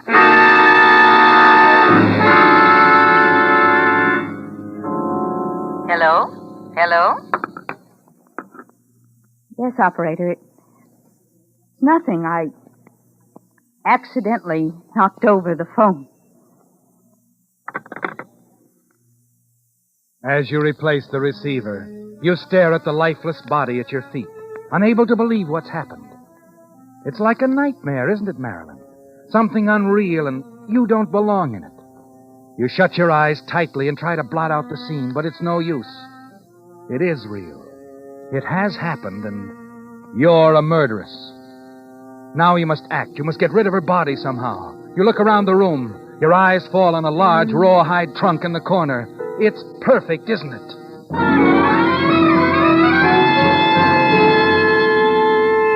Minutes later, it's done.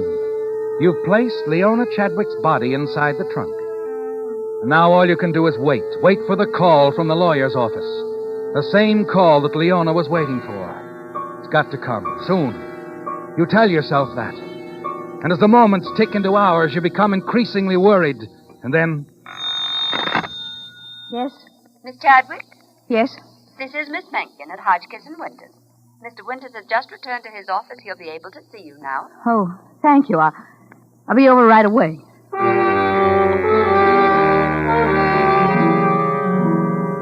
As you lock the hotel room behind you, you pause for a moment in the hall.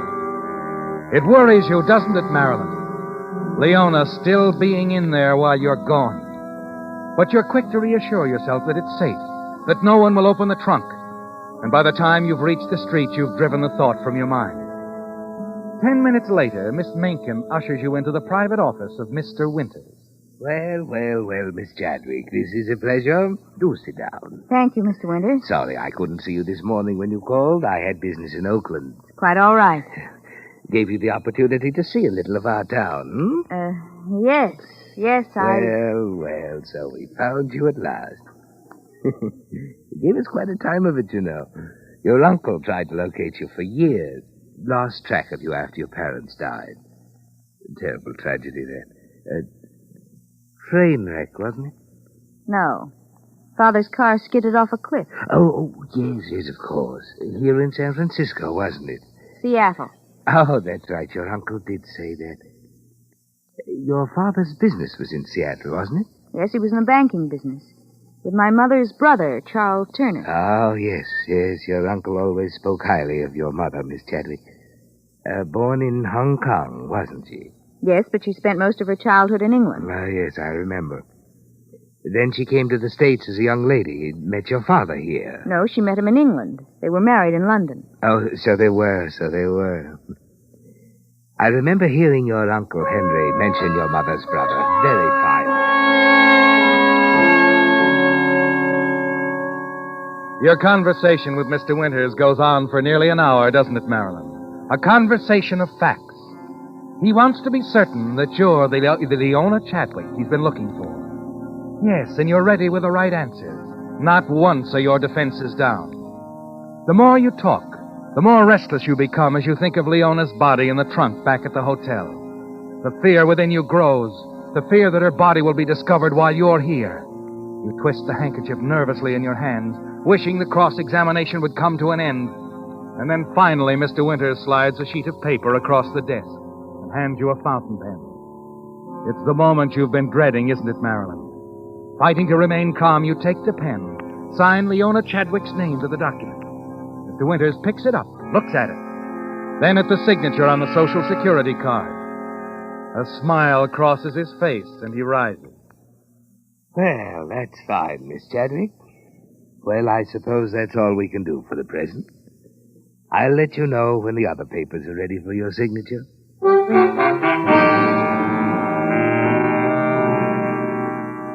A moment later, you leave Mr. Winters' office. And as you pass his secretary's desk, you notice she's talking on the telephone. Her back is toward you, and she doesn't see you.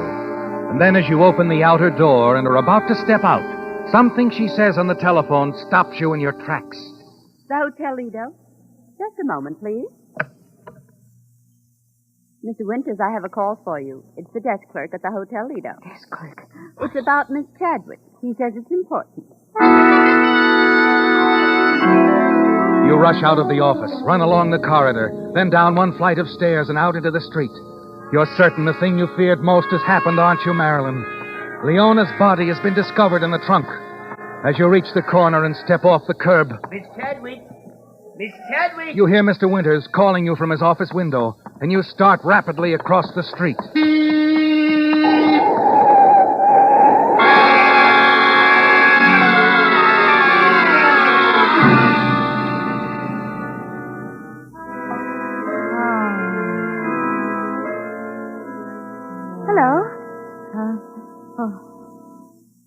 Who are you?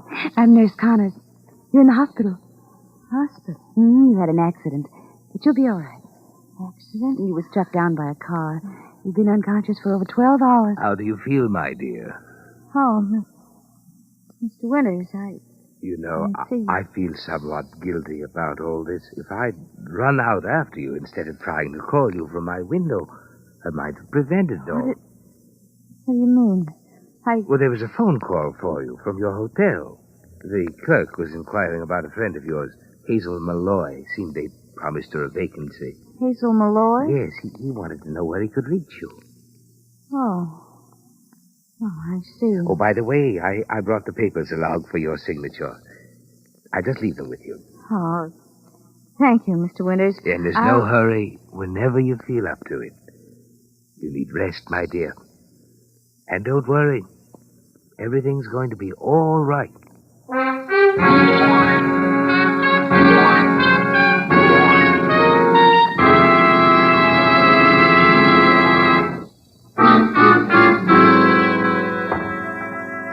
You're in the clear, aren't you, Marilyn? Perfectly. Leona's body wasn't found. And you're quick to realize that your fears have been foolish. The trunk is safe in the hotel closet, just as you left it. You spend a quiet, restful night. Awaken the following morning refreshed and confident. Mr. Winters and the nurse are standing by your bed and smiling down on you. Feel better, my dear? Oh, yes, I feel wonderful. Just wonderful. Good. The doctor said I could take you home this afternoon. That is, to my place in San Mateo. Oh? My wife and I thought you'd be more comfortable there, till we're sure you're perfectly all right. But my things, my clothes... I know. My wife thought you might be worried, but don't be. I took the liberty of having all your things sent down from the hotel. I talked to my wife a moment ago. She said your trunk had just arrived. My trunk? None of your pretty dresses will be wrinkled, my dear. My wife's maid will see to that. She's probably unpacking your trunk right now. This is the United States Armed Forces Radio Service, the voice of information and education.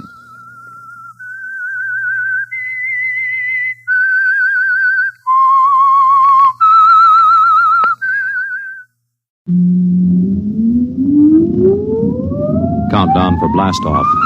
X-5, 4, 3, 2, X-1, fire.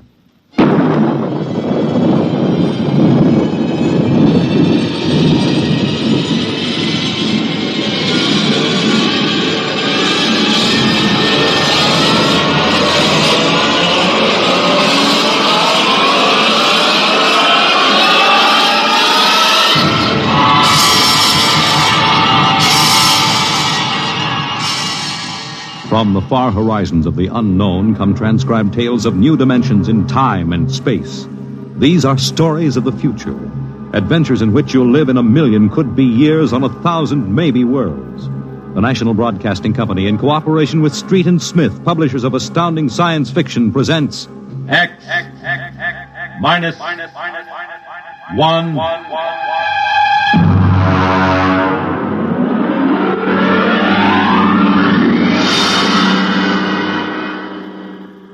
Tonight's story, First Contact, by Murray Leinster.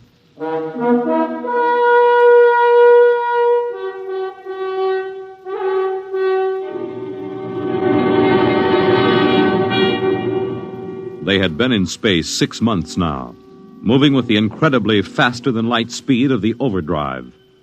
In 6 months, they had gone from Earth outward and outward to the crab-like nebula with the twin stars. A routine flight of exploration and scientific research. Solid object about 90,000 miles away, sir. Located, Dort. Exactly. Identify it. A small object, sir. Captain, I've never seen anything like this before. Whatever it is out there is coming toward us at an incredible speed and retreating to zero just as rapidly. What's the mass of the object, Dort? Well, it varies with the distance from us, sir. Step up the scanners. Well, nothing, sir. Absolutely nothing shows out there. And yet there must be something. Those alarms are foolproof. Action stations, man all weapons. Condition of extreme alert in all departments immediately. Captain, what is it? Dort, I ran into the same thing once before on the Earth-Mars run. We were being located by another ship, and their locator beam was the same frequency as ours. Every time it hit, it registered as something solid and monstrous. But, Captain, we're the only Earth ship in 18 light years around. How? I didn't say it was another Earth ship out there, Dort. Another race? That's right. There's a spaceship out there, all right. But it's not manned by human beings.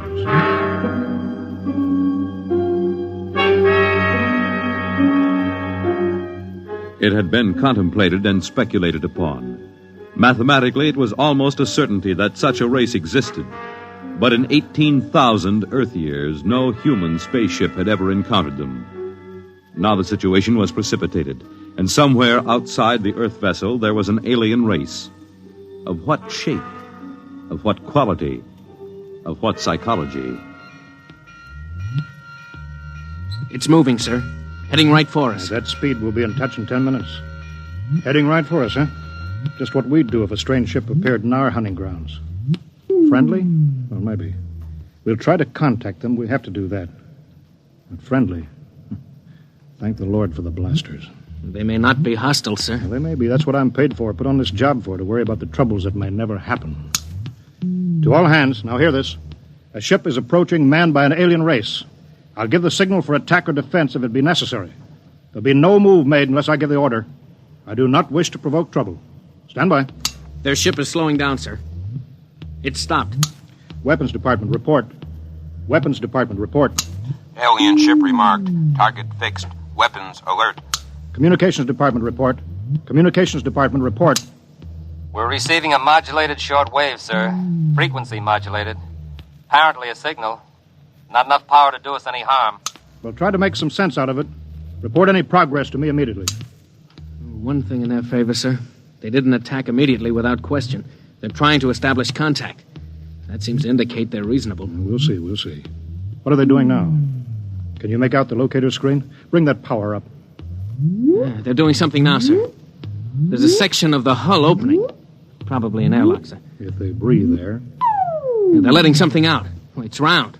A bomb, sir? Unknown object released from alien ship. Observed by weapons department and targeted. Stand by.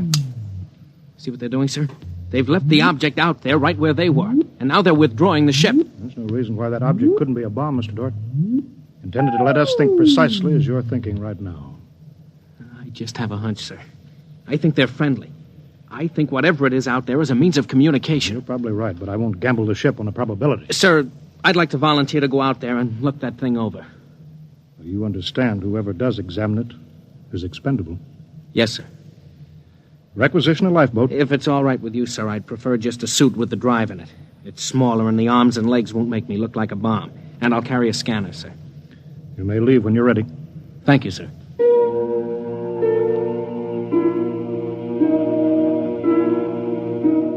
I'm all ready. Clear the lock and let me out.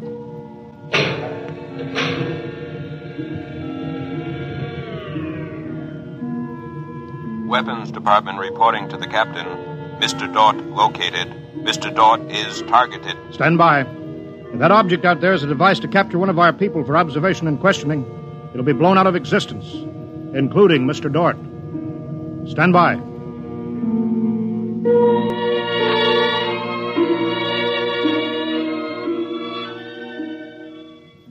Mr. Dort. Mr. Dort. Report. Object, as you can see on the scanner, sir, is covered with many small horns, like the detonating horns of the obsolete mines formerly used in naval warfare. Is that their purpose, do you assume, Mr. Dort? I'm going to find out, sir. I'm going to grab one. Mr. Dort. I'm here, sir. I don't think this is a mine.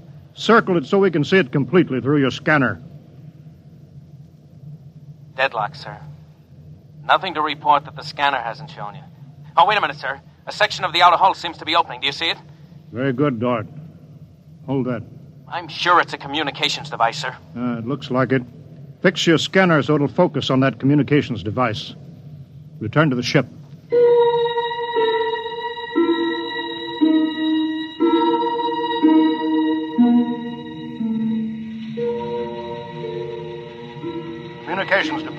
Communications Department. Progress report, please. We've established communication, sir. Is there a psychologist on the team down there with you? Yes, sir. Mr. Burns is working with us. Will both of you please report to the bridge at once?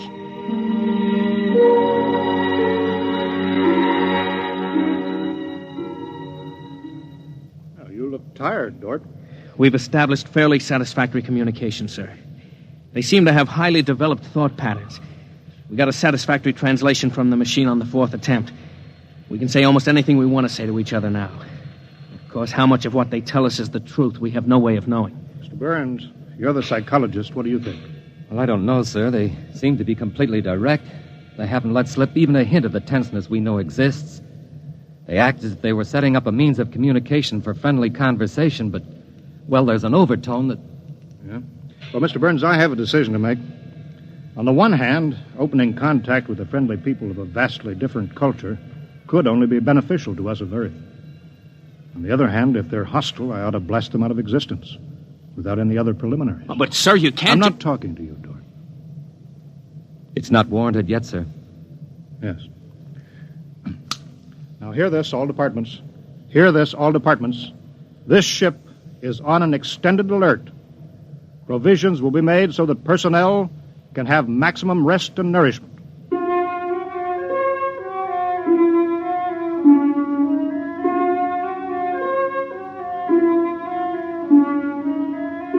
Communication continued by means of the artificial language set up arbitrarily between the Earthman and the aliens, decoded by the mechanical decoders.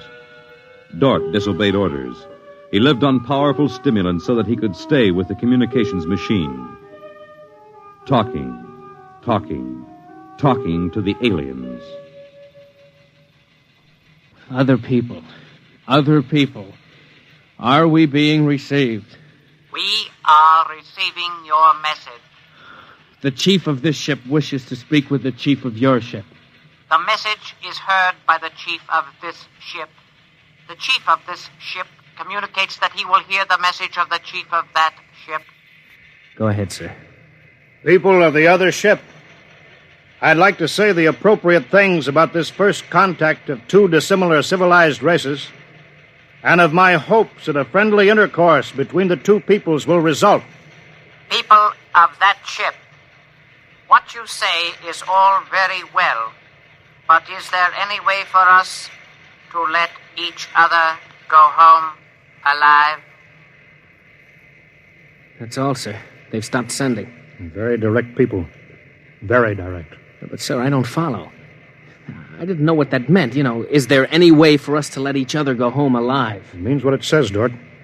Sir, what's to stop us from just cutting communication and leaving, and they can do likewise? What's to stop us? Simply that whichever ship leaves first will be followed by the other. If they find Earth and get back to their own planet and we don't know where that planet is, Earth will be completely at their mercy. If they leave first, we'll follow them. We'll attempt to find their home planet. Dort, could you swear to any decision that the policymakers on Earth will come to? Sir, even if they do follow us, the closer we get to home, the more of our ships and weapons they'll face. They'd never get away. Well, how do you know that they can't communicate with their home planet without returning? We can't, sir. How do you know they can't? I don't, sir. So that's the situation. We'll sit out here, facing each other, trying to outguess each other, until time wears us out. And we'll have to face the fact either they destroy us or we destroy them. Navigation officer, attention. Navigation officer, attention.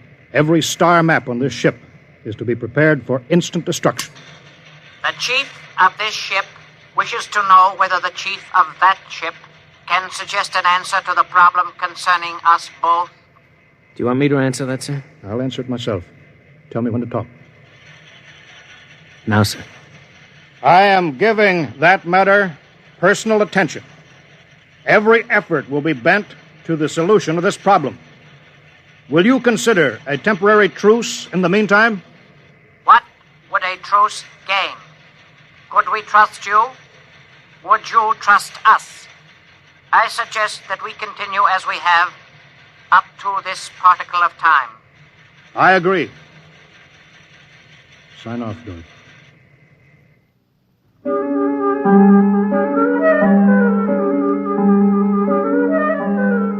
Weeks went by, and during the weeks, the exchange of information continued without let-up.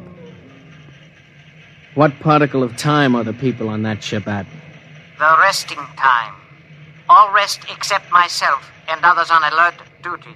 Same on this ship. You people of that ship are very similar in many ways. Do you have a family? I have a mate. I have a mate and 3 offspring. It is too bad for them, as well as us, to have to kill each other. This ship can't see any way out of it. Can that ship? If we could believe each ship, yes. Our chief would like it. But we can't believe you, and you are afraid that we do not tell the truth, although we do. This ship would trail you home if this ship were able to. That ship would do the same. But this ship feels sorry about it. I believe you're a friend. I share your belief and like you.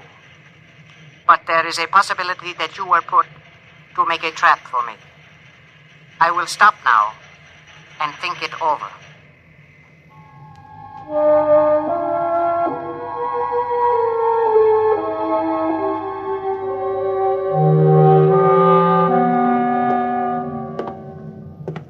Just sit down, Dort. Control yourself. We're all under tension.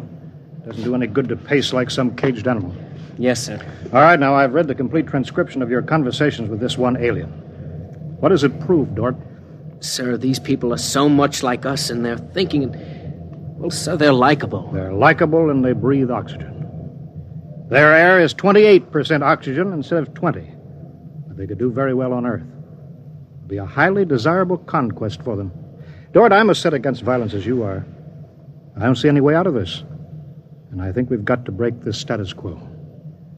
So if in 70 hours we don't see any other way, then I have no further choice. I'll blow them to bits.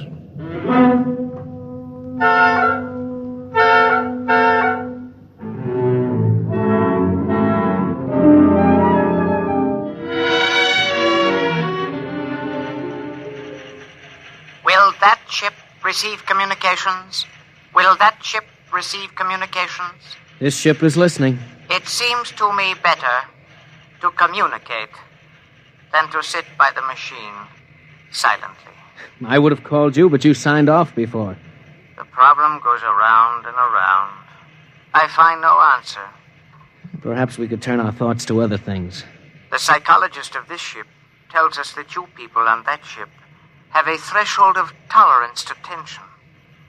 He tells us that you will be forced to take one action or another in a period of less than 100 time particles. I have no communication on this matter. Well, the ship is not trying to extract unwilling information from that ship. A truth is mentioned in passing. A report of this conversation will be carried to the chief of this ship. It would be so. We are prepared. If only the people of this ship could meet in direct contact with the people of that ship, it might be better. We could not communicate then. The communications machine is too large to carry from place to place. In direct contact, the peoples of the two ships would be further apart than now. That's true. I am sad. Much that is pleasant has passed between us. I am sad, too. We are not yet ready for each other. We are not yet ready for each other. It's hard, isn't it, Doc? Well, Captain, I'm sorry. I didn't know you were here, sir. I've been here for quite a while. Eavesdropping, I'm afraid. It's all right, sir. Nothing can be personal in a situation like this. Yeah, that's right. How long is 100 time particles, Dort? Pardon, sir? That reference he made to us not being able to stand tension is interesting. Their psychologists seem to make more out of us than we do out of them, don't they? Yes, sir. They hit the nail right on the head. Yes, they did. I think, Dort, we'll just have to push our timetable up a bit. No further communication with the aliens under any circumstances. That's clear, isn't it? Yes, sir. Sir, if they know so much about our psychology, isn't it possible that remark was intended to make us act more quickly? Probable, Dort. Probable. Well, why would they do that, sir? Why? You tell me why, Dort. All of a sudden, I have an idea, sir. It's crazy. It doesn't matter how crazy. I'll listen to it. Sir, I think these people are playing some kind of a joke on us. Joke? A joke, Dort? Yes, sir. Over and over again, I've noticed what I think is a sense of humor. A highly developed sense of humor. Do you recall when we went to all the trouble to set up a fictitious star map and then they just sent us back a mirror image of the same one? I think somehow they're playing a joke on us. Well, maybe you're right. In which case, you've seen practical jokers, Dort. Their jokes aren't always funny. Sometimes they hurt people.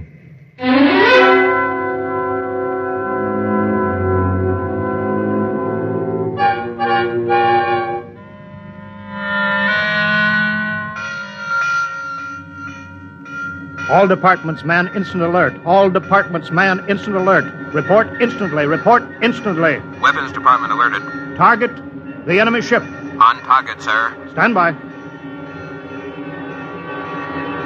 Fire!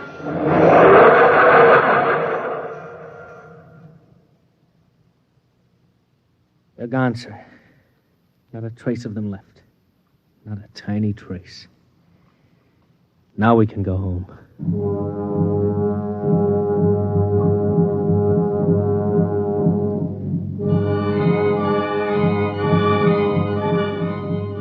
Communications to Captain. Communications to Captain. Report.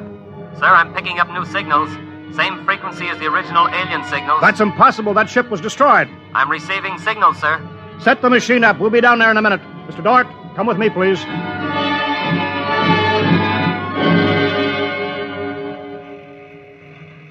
It's good to be on the way home. Yes, it is good. Do you suppose we'll ever figure out what happened to the other ship? Never. A blinding flash and they were gone. I suppose they couldn't figure a way out of the situation. An unstable people. They had no sense of humor to cope with the situation. They exploded themselves out of existence. It seems reasonable. They must have had powerful weapons to destroy themselves so completely. Yes, what a shame. In a way, I grew to like them. This isn't meant for us, sir. I don't know what's happening, but I think we're overhearing a private conversation. I understand, Dora. Be quiet, will you? Many things might have come out of a relationship with that people. They were describing a disease they call cancer. I think it is similar to the Frogren syndrome. We might have helped them. They might have helped us, too. Well, too bad. We'll never find them again, I think. The odds of such a chance meeting in the vast space of the whole universe. There are no figures for such odds, are there? Turn it up, Dort. Turn it up louder. That's all there is, sir. The signal stopped there. Sir, I don't know how, but somehow when we fired at them, we didn't destroy them, but we did set up a condition whereby they've become invisible to us and we've become invisible to them. Captain to Engineering Department. Halt forward motion. Captain, why are we stopping? Listen, Dort, you say they're invisible. They are, but they're not destroyed because we just heard them. They're out there somewhere. Invisible. Well, you heard them, so they're heading for home. We're invisible to them, too, sir. How do you know, Dort? How do you know this whole thing isn't a setup? Well, suppose that's true, Captain. You heard their conversation. They weren't talking like any monstrous people. They seemed decent and warm, just as decent and warm as we are. How do you know this conversation wasn't planned, deliberately set up for us to hear? How do you know that, Dort? Yes, sir, you're right. They may be out there and they may not. They may be telling the truth or they may be trying to trick us. They may be friends or they may be the most deadly enemies. You said they had a sense of humor, Dort. What a joke to play. To deliberately set up a situation where we wouldn't know fact from fantasy, truth from lie. Wouldn't that be a joke, Dort? Yeah, but we don't know that they did that, sir. And we don't know that they didn't. We don't know anything. Sir, does that mean we never go home again? I don't know. I have to think about it. I have to think about it.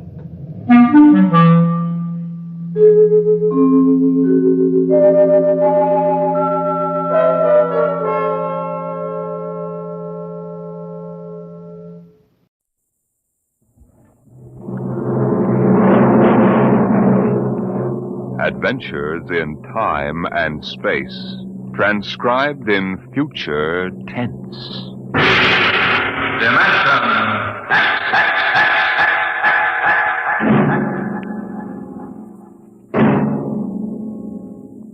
The National Broadcasting Company, in cooperation with Street and Smith, publishers of astounding science fiction, bring you Dimension X.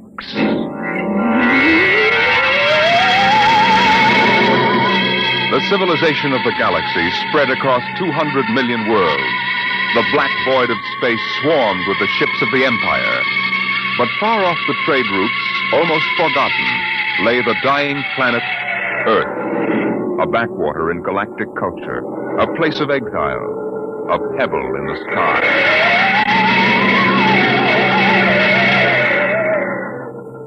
I landed on Earth, on the one spot which I would have called civilized. A patch along the desolate heights of the Himalayas that surrounded the palace of the imperial governor of Earth. Dr. Bell Avedon of Sirius Sector. That's a familiar name. Perhaps you've seen it in the Galactic Archaeological Journal, my Lord Ennis. Me? No, I'm a soldier, not a scientist. It was a newspaper article. You gave an interview about your expedition to Earth. I suppose you want to start digging. Whatever can you find on this miserable heap of rubble? I don't consider Earth a miserable heap, my lord. It's absolutely unique in the galaxy. Unique? It's the only inhabited planet that is radioactive. It's a pig pen. Yes, I know. But this planet is inhabited. Biologists have proven that on a radioactive world, high forms of life cannot develop. High form? The rest of the galaxy hates the Earthmen, and they return it with interest. I don't think you understand. I'm not intolerant of anyone. And that even includes Earthmen. My theory is that life on Earth originated before it was radioactive. There's a story like that in the Earth lore of the ancients. I know, I've read it. Oh? I wouldn't admit that here if I were you, Dr. Averdan. It's forbidden for outsiders to read it. The Earthmen get pretty violent about their religion. Do you mean the Imperial police power here is defective? It is in case of sacrilege. Well, now, what do you actually want to prove? That man originated in prehistoric times on Earth before space travel and spread to the other planets. What? Are you seriously suggesting that at one time Earth was the only inhabited planet? And that man descended from Earthman? There's a chance it might be so. You'll change your mind when you see them, Doctor. I'm not an anti-terrestrial, but as far as I can see, they're lazy and ignorant and generally inferior to us. I'm as liberal as the next man, but it's a fact. Once an Earthman, always an Earthman.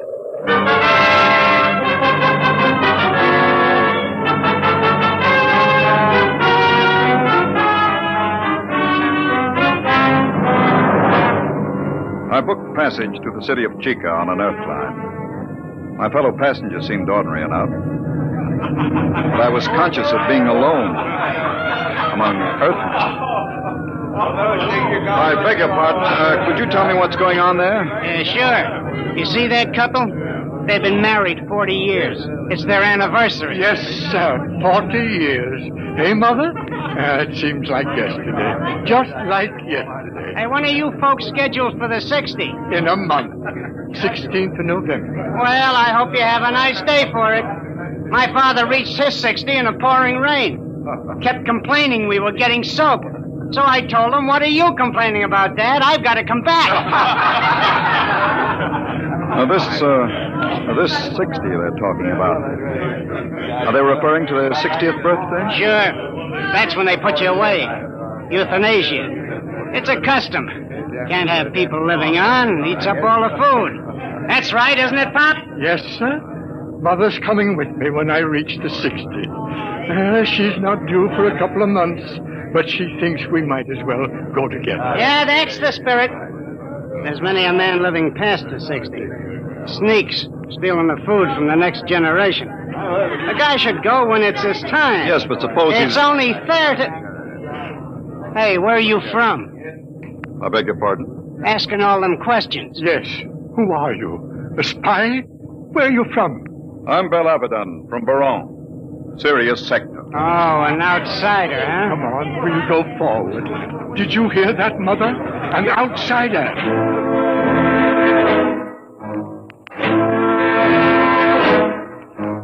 I burned with indignation. Earthmen treating me like an outcast. Earthmen. When we landed, I followed my intention of observing the human animal, subspecies Earth, in its native habitat. In this case, a large department store.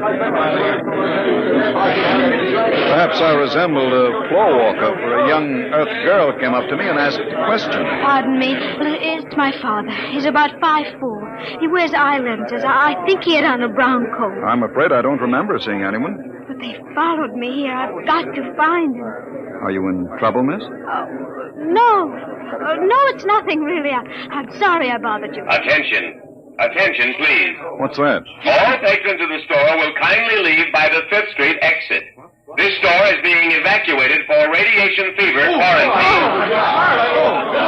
What's all this about? They're after me. It isn't really radiation fever at all. Who's after you? How am I going to get out of here?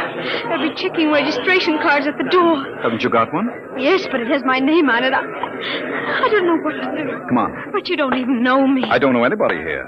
But you're an interesting species. Person. This way. Show your own car. Come on. Step along. Next. Check. Wait a minute. Forward check. Yes, sir. Stand right there. Look here, officer. Are you with her? Yes, but you'd better find out who I am. Later. Stand over there.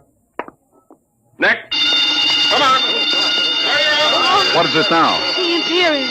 Are you afraid of them? Of course. Don't worry about the outsiders, Miss Schecht. I'll handle them. Oh, no, don't try anything. Don't talk to them at all. Just do what they say. Don't even look at them. We'll see. Here they are.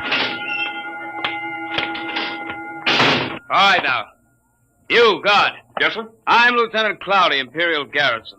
Who's got the fever? If it please your honor. Not so close, idiot. You might be infected. I'll take over. You, Worthy. What's your name? Speak up, squaw. Paula Schecht, sir. Your registration papers? Here you are, sir. Thank you. All right, now. Pick them up. Go on. Say, look here now. What did you say, Earthy? If you please, sir. This man has nothing to do with me. I never saw him before. What did you say? I don't like the way you treat women.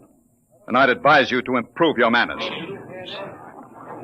And where have you been brought up, Earthy? Here's lesson number 1.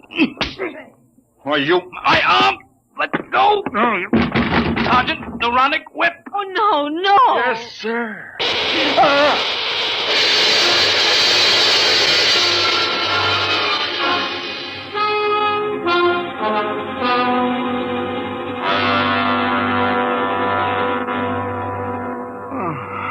Oh, you're all right now. What happened? They gave you full power and a neuronic whip. Where are we? The military base. Oh, you should... Is that... Well, Dr. Abaddon, we seem to have had an unpleasant contretemps in this city this afternoon. Unpleasant? I should put it stronger, Colonel. As a free citizen of the Empire, I had every right to resent such illegal treatment. I consider the whole incident unfortunate, Doctor. Don't you think it would be best to forget the whole matter? I think not. I have an appointment in a week with the procurator. Procurator, eh? What do you intend doing with Miss Schecht? What would you suggest, sir? I had... Free her immediately. And offer her your apologies. Of course. If the young lady will accept my sincere regrets, I will give the order for your release immediately.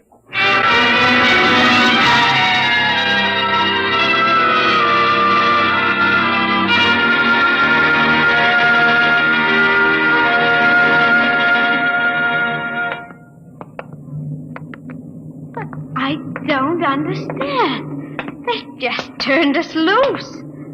Of course. You must be very important. I never heard of the outside as being that polite to an Earthman before.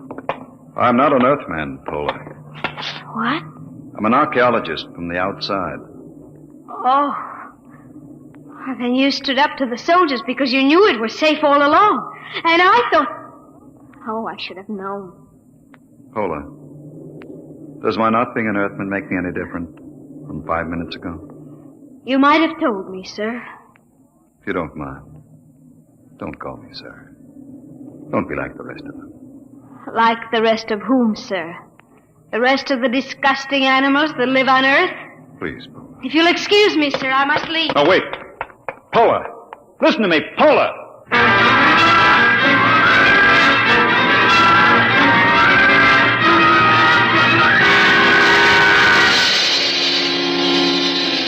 I had access to the garrison files, and to satisfy idle curiosity, I indexed Paula Schecht.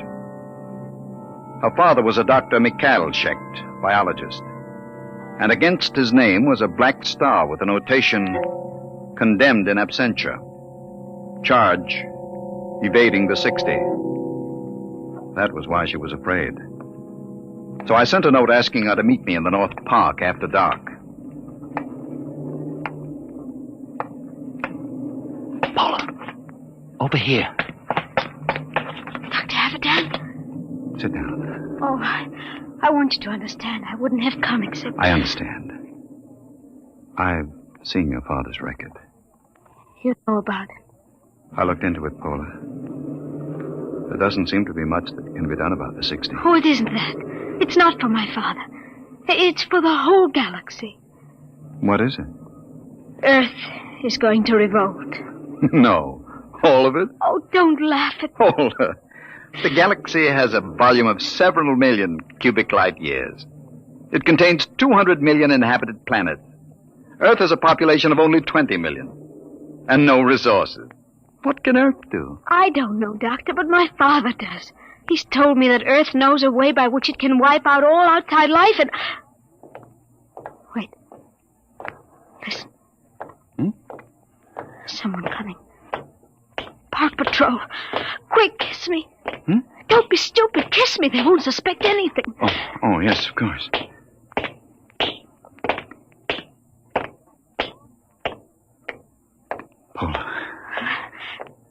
They've gone. It's all right. Now come with me. I'll take you to my father.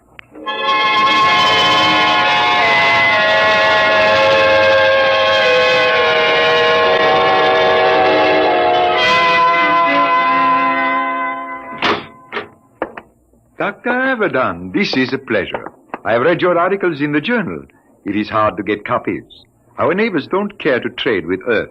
It's part of the nearly insoluble problem of anti-terrestrialism. No one seems to want a solution. Earthmen and outsiders alike? Oh, no, that is not true. There is a way of preserving our culture and living as equals in a larger society. But the zealots don't think so. The zealots? Yes. They rule Earth now. They are a small minority, but they have power. They have plans. They planned the revolt, Pola told me? Yes. I see. Well, why didn't you report this to the Imperial garrison? The Society of Earth Ancients have guarded me too well. Besides, they had a hold on me. I am 62.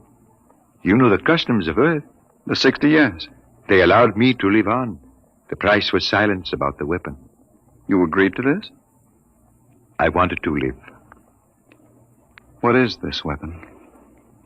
You are aware of Earth's peculiar environment, the radioactivity?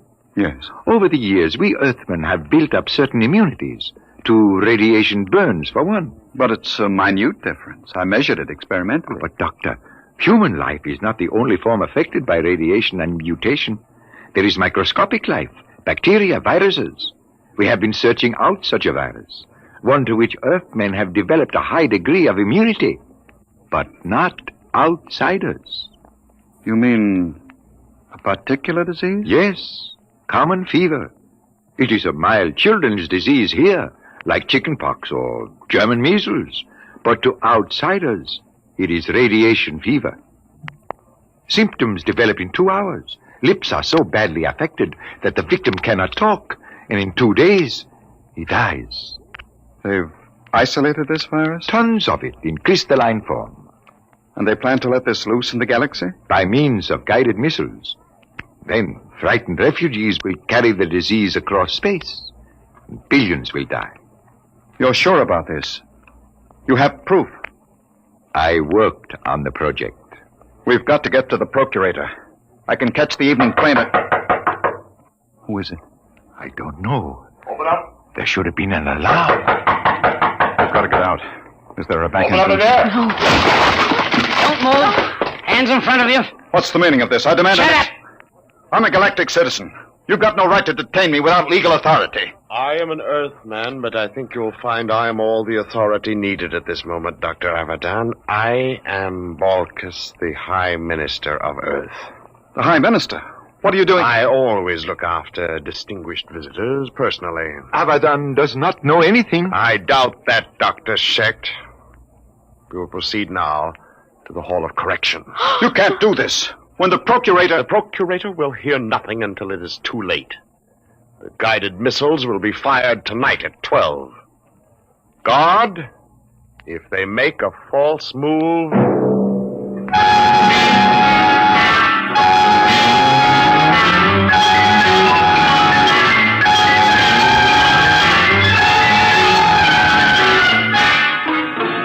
Keep them covered, guard. Right. Paula, can you scream? What are you... There, coming down the street. Imperial Patrol. Oh, it's no use. Do what I say. Scream. Go ahead. Hold it. They're outsiders. You're right. That's the Imperial Patrol. All right, Earthling. What's going on here? Good morning, Sergeant. Sir? Earthling? You don't understand. I'm Balkus, the Lord High Minister of Earth. Listen, Earthy, I don't care who you are. What's going on? Yes, sir. We've arrested these people. What charge? Blasphemy. All right, get moving. Thank you. Sergeant. What do you want, Earthy? I'm a galactic citizen. I demand the right... You? May we proceed, sir? Listen, Sergeant. I've something more to say to you. What? This. No Earthy's going to get away with this. Get a squad car! But, Sergeant, I'm the Lord Minister of Earth. Tell them about it at the Imperial Barracks. Now move, all of you, before I give you a shot of the whip.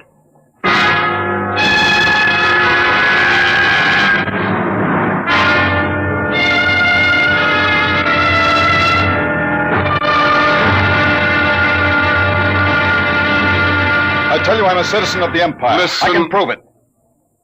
You'll get into a lot of trouble if you don't believe me. I'll admit no earthly would dare spit in my face. It was the only way I could get to the garrison. I insist on seeing the officer of the day. I sent for him. You better have a good story. Attention! Eddie, which one of you claims he's a citizen of the Empire? I am. Bella, the one from the store. You, eh? The smart louse that broke my arm. Well, well, well. I've got to see the colonel, Lieutenant. Now, Dr. Abadan, I could hardly do that unless it's important. It is important.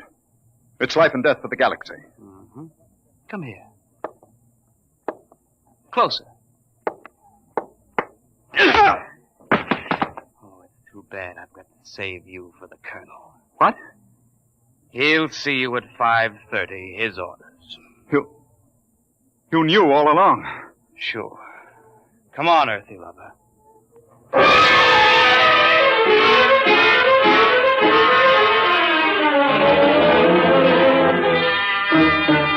I'm afraid you're in serious trouble, Dr. Abadan. The man you're accusing is the High Minister for Earth. I know, but I have proof. Well? I can only speak to the procurator.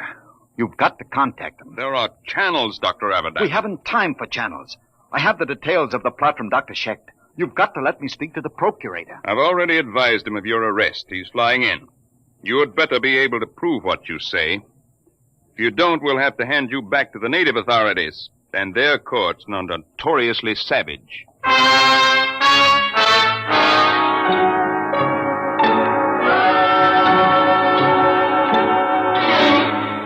Well, Abadan, I've called you here with His Excellency, the High Minister for Earth. My lord, this man is behind the whole plot. Is he? There's no time to lose. I've explained to you about the virus. They're shooting off the guided missiles at 12. You've got to take action. Well, Your Excellency. My lord, if this man has any evidence... You admitted it this afternoon. You have no witness to that. Ask Dr. Schecht. He worked on the virus. I wouldn't say that Schecht lied, my lord, but he is a criminal wanted for evading the 60, and some men will invent any story to avoid death. The deadline is midnight. You've got to bomb those temples where the launching sites are. Perhaps I can explain. According to my information, Dr. Abadan seems to have succumbed to a certain Earth girl, the daughter of the unfortunate Dr. Schecht. Is this true, Abadan? What has that got to do with it? There isn't any time. You've got to do... Dr. Abadan, are you in love with that girl? Yes. Will you listen to I me? don't think we need pursue this any further. Your Excellency, I shall order you released with an apology. No. Dr. Abadan, I can hardly believe a degenerate who fraternizes with Earth women. You scum, you pot-bellied scum. I warn you, Abadan, you're in trouble enough. I'm in trouble. You fool, you stupid, blind, bigoted fool. You're destroying the galaxy. You're murdering them all. But before I die, I'll have the pleasure of smashing your fat, oily face in Let me go. Ah, get the whip. Ah!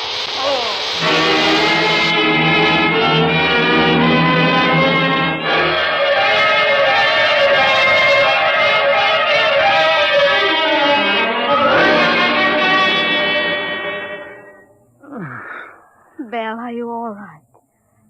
Paul. What time is it? 1:30. Past the deadline. It's all over. Lord Ennius released the High Minister with an apology. Doesn't matter. The Empire can wipe Earth out. It won't save any lives.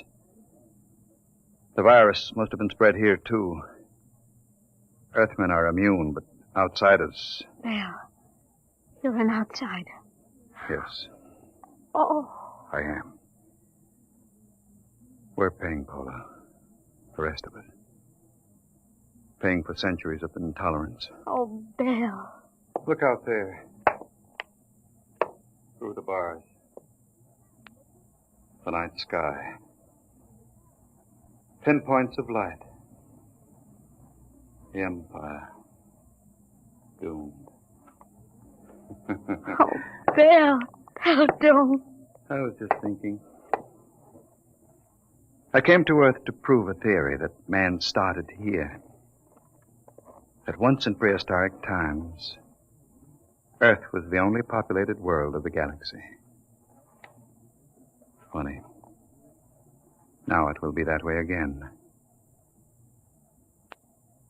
Man living only on Earth. He'll forget the science, the machinery of the Empire. He'll forget the stars. There will be only Earth, alone in the universe. A pebble in the sky.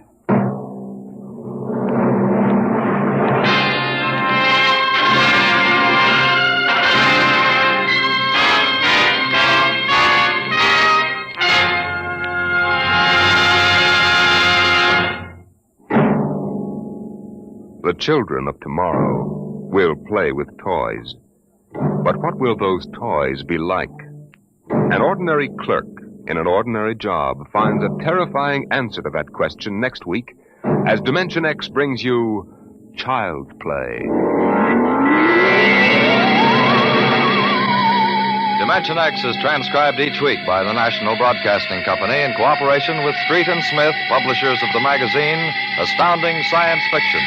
Today, Dimension X has presented Pebble in the Sky, dramatized for radio by Ernest Kenoy. Featured in the cast were Santos Ortega as Abaddon and Susan Douglas as Pola. Your host was Norman Rose, music by Bert Berman. Dimension X is produced by William Welch and directed by Edward King.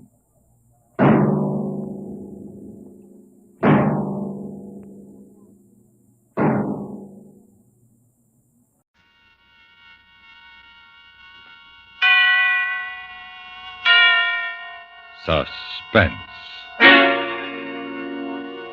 And the producer of radio's outstanding theater of thrills, the master of mystery and adventure, William N. Robeson.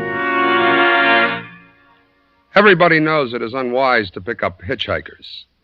It is especially unwise if you are young and pretty and driving a very powerful foreign sports car. You run the risk of losing your money, your car, your life, and possibly your heart, depending on the hitchhiker. Listen. Listen to Miss Barbara Whiting, starring in The Rim of Terror, a tale well calculated to keep you in suspense.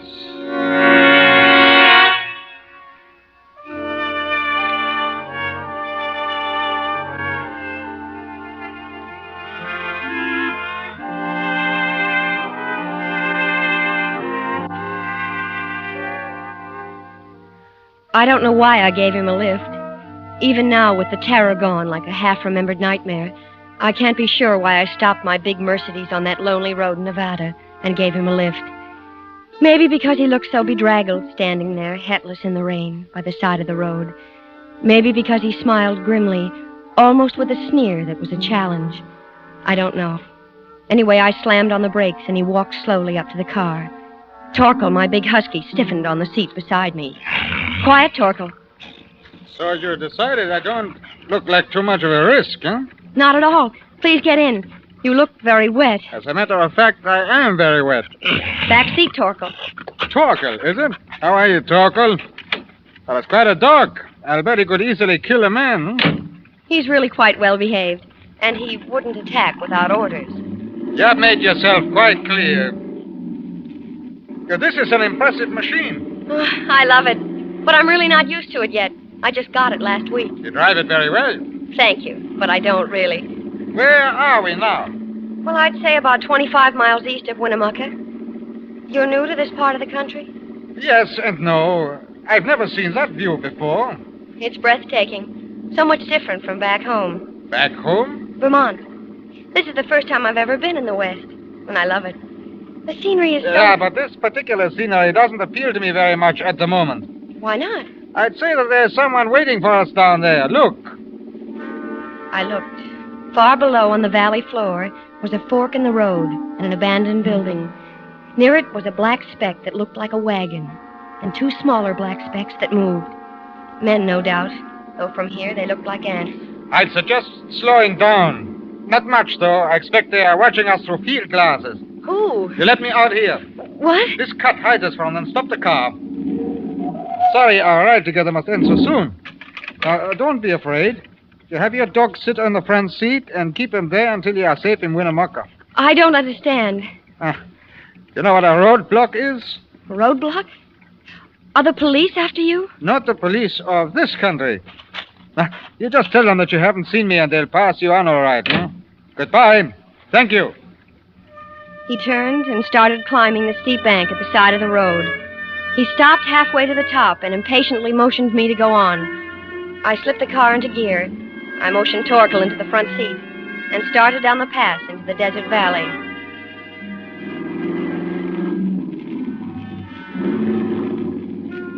A couple of miles further, at the forks, the road was blocked by a black delivery truck. I was almost tempted to swing around it, but the man in the plastic raincoat who held his hand up so casually didn't look dangerous at all, so I came to a stop. Another man in a black raincoat was leaning against the truck, trying to clean the mud from his shoes. Across the panel of the truck was a sign that read, Nevada Public Opinion Surveys, Carson City. I felt a little silly for feeling scared a moment before. Howdy, miss. We're making a traffic check. Yes? Am I answering a few questions? Only take a minute. What do you want to know? Well, now, let's see. Where are you from? Vermont. Vermont? Well, I declare.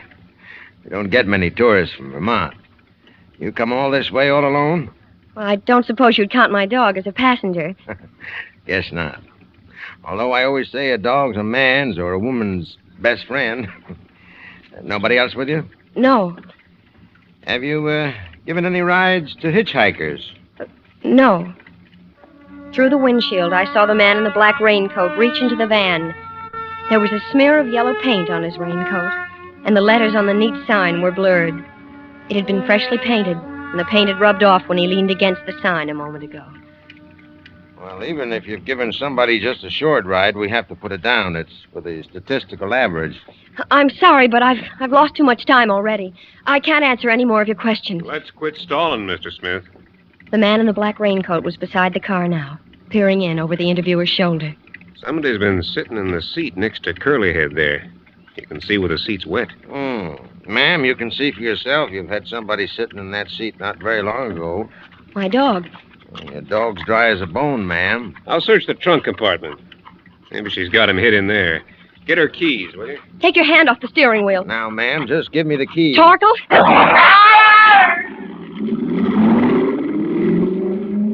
I had no idea the Mercedes had such power.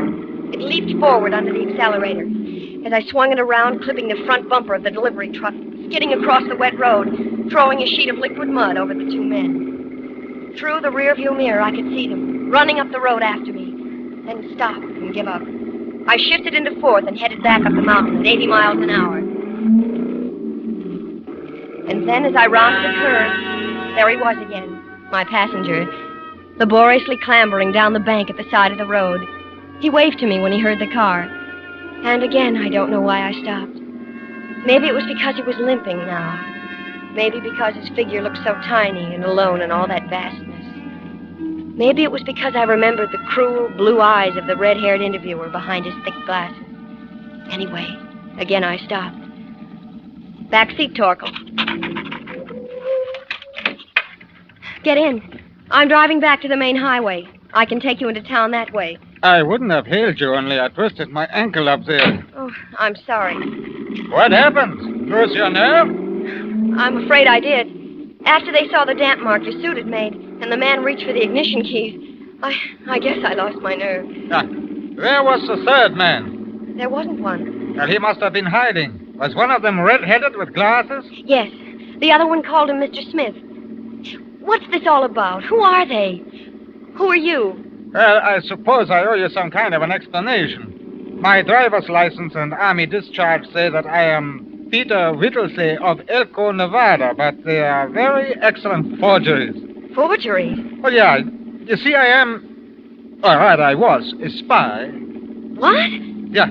I landed in San Francisco 3 days ago in the crew of a little Greek freighter. Mr. Smith met me, and his assignment was to get me from my ship to my new job. Where? Los Alamos, New Mexico? Naturally. I docked him last night. Why are you stopping? Get out. Oh, look, how far can I walk on this foot? Please, just get out. When you picked me up, I was on my way to the police to give myself up. It's my only way to get away from them. You must believe me. It sounds like a bad movie. Now get out. Well, what about that bullet hole? What bullet hole? In the windshield? What? Oh, I didn't see it before. Who? My friend, Mr. Smith, of course.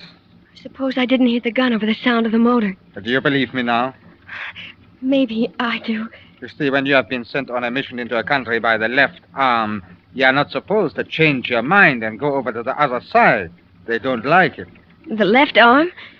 What's that, a fifth column? Well, I suppose you could call it that. How come you speak English so well if you're a foreigner sent here by the left arm? Foreigner?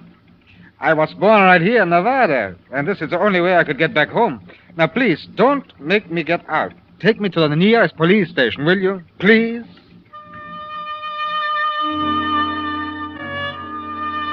I suppose it was my New England conscience, or maybe just plain old curiosity. Or maybe, well, he was attractive. On the twisting downgrade into Winnemucca, I learned his story.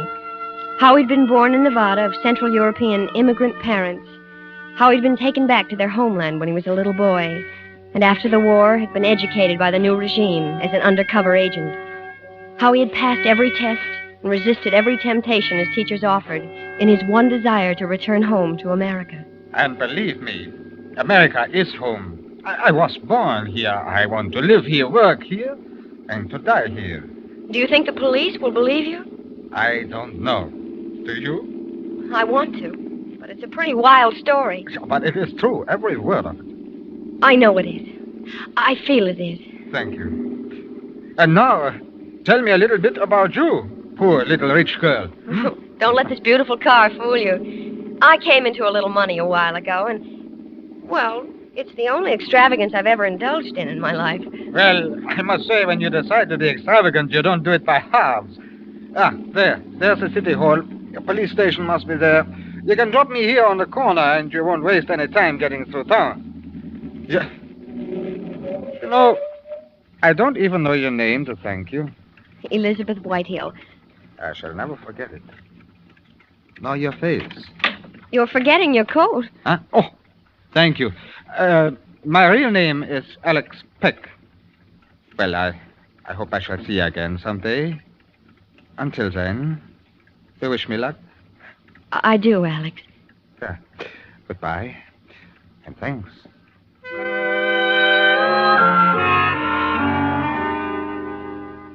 He turned and was gone, limping across the courthouse square, and I suddenly felt very much alone. I wanted to call after him, but of course I didn't. No, I slipped the Mercedes into gear and followed the main highway out of town. Ahead of me lay Seattle, and Charles. Good, safe Charles, who wanted to marry me. My little adventure was over, and I was glad. I kept telling myself I was glad while I munched on a sandwich in a roadside stand on the outskirts of town. I kept telling myself that I'd gotten off easy, but I kept thinking of those pale, vicious blue eyes of Mr. Smith, and the way Alex had slumped in fatigue like a very tired little boy. The sandwich lost its taste. I left it uneaten and started west once more for Highway 45 and the straight road across Idaho and Oregon for Seattle. And then a few miles further, Torkel nudged my arm. I glanced at him and slowed down. He had a wallet in his mouth, Alex's wallet. It must have dropped out of his coat as he left the car. He'd need it. It was part of the proof of his story. Without it, he might be delayed too long in that little police station in Winnemucca. But that really wasn't my problem. Let him worry about it. If I went back now, I would be involved forever and ever with this strange, dark young man whose tired face swam before my eyes. I swung into a side road, whipped into reverse, and straightened out on the road back to Winnemucca. There was no time to lose. I let the car out. 80, 90. I didn't know it had such speed. 100, 105 on one straight stretch. And then down to a cautious 55 as I entered the town limits. until I pulled up before the police station. Stay, Torkel.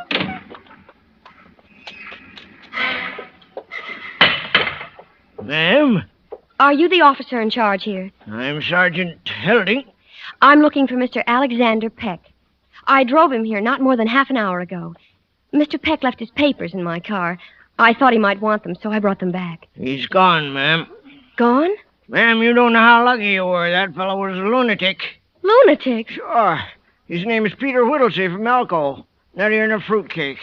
He escaped from the Carson City Asylum last night. They came for him in a wagon. A black panel truck? That's right. Had Carson City State Asylum painted on the panels. In fresh paint. Pardon, ma'am? Oh, you've made a dreadful mistake. That's the same truck that stopped me back at Indian Forks. It must be.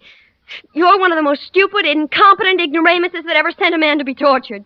Yes, and perhaps murdered. Now, ma'am, them's mighty hard words. And I mean every one of them. Now, ma'am, let's not have any sass out of you.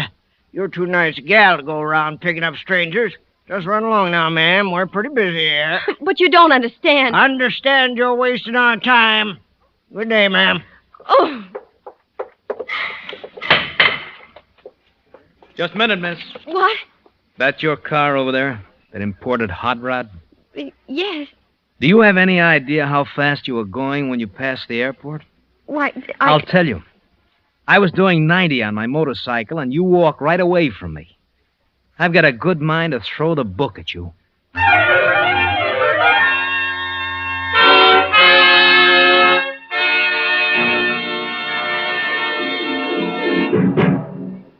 In just a moment, we will continue with Suspense. On Sunday, December 16th, CBS Radio will recapitulate the news stories that impressed you most during 1956 on a special broadcast called The Big News of 56. In order to do so, we need your help. Please write us and let us know which of the year's developments had the biggest impact on you. Write to Big News of 56, care of CBS News, 485 Madison Avenue, New York, 22, New York. Do let us know as soon as possible so CBS News can know what you want to hear on the recreation of The Big News of 56 on Sunday, December 16th. And now, we continue with Miss Barbara Whiting in The Rim of Terror, a tale well calculated to keep you in suspense.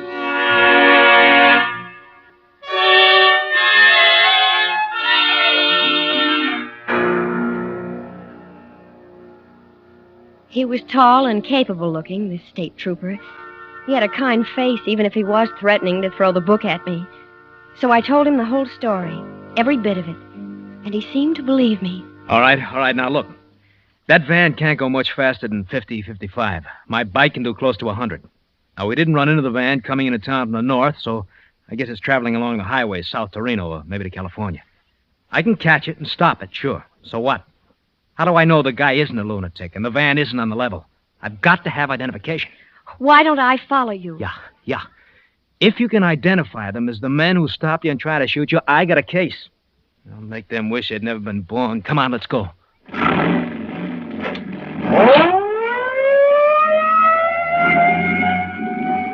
Once outside the city limits, the motorcycle leaped forward. I held the car at 60 until the officer was a half a mile ahead of me. Then I accelerated to keep the distance constant. The tachometer crept up to 4,500, 5,000, 6,000 revolutions per minute. The cars we passed were silent blurs, respectfully pulling to one side at the scream of the motorcycle siren. Then, down the shimmering surface of the road, miles ahead of us, appeared a lurching black speck. It was the van. The trooper waved his arm for me to slow down and swung alongside the truck. It was like watching a jerky movie from a great distance. Suddenly, the motorcycle swerved away, and the trooper was firing his gun. The van lurched into the ditch. The motorcycle slid across the road, throwing the officer onto the pavement. The man in the black raincoat stepped down from the van and walked toward the fallen trooper, stopped, and fired his gun. And then the trooper raised his arm and fired. The man in the black coat fell forward, caught his balance, and then slumped to the ground like a puppet with a broken string. I slipped into gear and drove up to the truck. The man in the black raincoat was lying on his back, staring sightlessly at the sky, a little red hole in his forehead. The trooper was sprawled out on the shoulder of the road, a trickle of blood from his chest soaking into the sand. Another man was slumped against the wheel of the van. They were all dead. And neither of the two men from the truck was Mr. Smith. Neither had pinkish red hair. Mr. Smith wasn't there. Mr. Smith still lived to avenge and pursue. But somebody else in this silent scene of death was alive. Somebody inside the truck was scratching at the bolted door. I opened the back doors of the van. There he was. There, strapped in a straitjacket, was Alex. It wasn't until I'd untied him and had him safely out of the truck that I became faint. It's all over. This part, at least. There's no reason to shiver and shake. I can't stop. It's shock. Now, let's pick up the pieces. How did you get here? I found your wallet. Go on. Make yourself talk. You dropped it into my car. I thought you'd need it at the police station. Now, are you well enough to drive that machine of yours? I think so. Where? That depends on what happened to Mr. Smith. Where is he? I haven't the slightest idea, but he is looking for us. You can be sure of that. You've got to get away from here. All right. I'm ready. Come on. Wait a minute. What happened to you? What do you mean? That red stain on your jacket, is that blood? Oh, no, I don't think so. The cans of paint in the back of the truck. When you untied me, you must have spilled one. Take it off. Why? You want people to ask questions? Come on. Get in, start the motor, and give me that jacket. What are you going to do? Ditch it. There's a car coming. Now, come on, let's go. Good. It's in a dip about a couple of miles back. They didn't see us. My mother knit that jacket for me. Good, then you know where you can have it replaced. Where are you headed? We'll drive straight through to Seattle. Seattle? Too far. No, listen. My friend in Seattle, Charles Matthews. He'll know what to do. He has connections, even in Washington. He may not be too willing to help me. Under the circumstances, I could hardly blame him. Charles is bigger than that. I wonder. 2 hours later, we were 120 miles near Seattle and filling the gas tank at a lonely motor court set in a clump of scraggly pines. Here's a thirsty bush you got there, ma'am. Took almost 20 gallons. Yes, it was nearly empty. That'll be $5.28. Will you cash a traveler's check? Sure will. All right, just a... Alex. What? My traveler's checks. They were pinned inside my jacket. The jacket you threw away. We'll have to go back. Do you have any idea what that piece of road will be like now? Half the population of Winnemucca driving out to see where that gun battle occurred. But, Alex, that's all the money I have in the world. You can stop payment on them. You can get your money back. But now, right now, I've only got $1.75. Now, let's see what I have in my pocket. Well, now, $2 silver. A lot of chicken feed. Yeah, we can make it with $half to spare. Here you are, young man. Thank you. Come again. How are we going to get to Seattle on 50 cents? At the moment, I haven't the slightest idea. This tank full of gasoline won't take us half the way. You could phone your boyfriend, collect, tell him we are strapped, and ask him to wire you some money, huh? I couldn't ask Charles for money. Why not? You wouldn't understand. Well, if you don't want to ask him for money, don't. I'll figure out something. Like robbing a bank? Maybe. With your training, that shouldn't be too difficult. Perhaps. Oh, I'm sorry. That was unkind of me. Why do you suppose we're bickering like this? I haven't the slightest idea. Haven't you? No. Neither have I.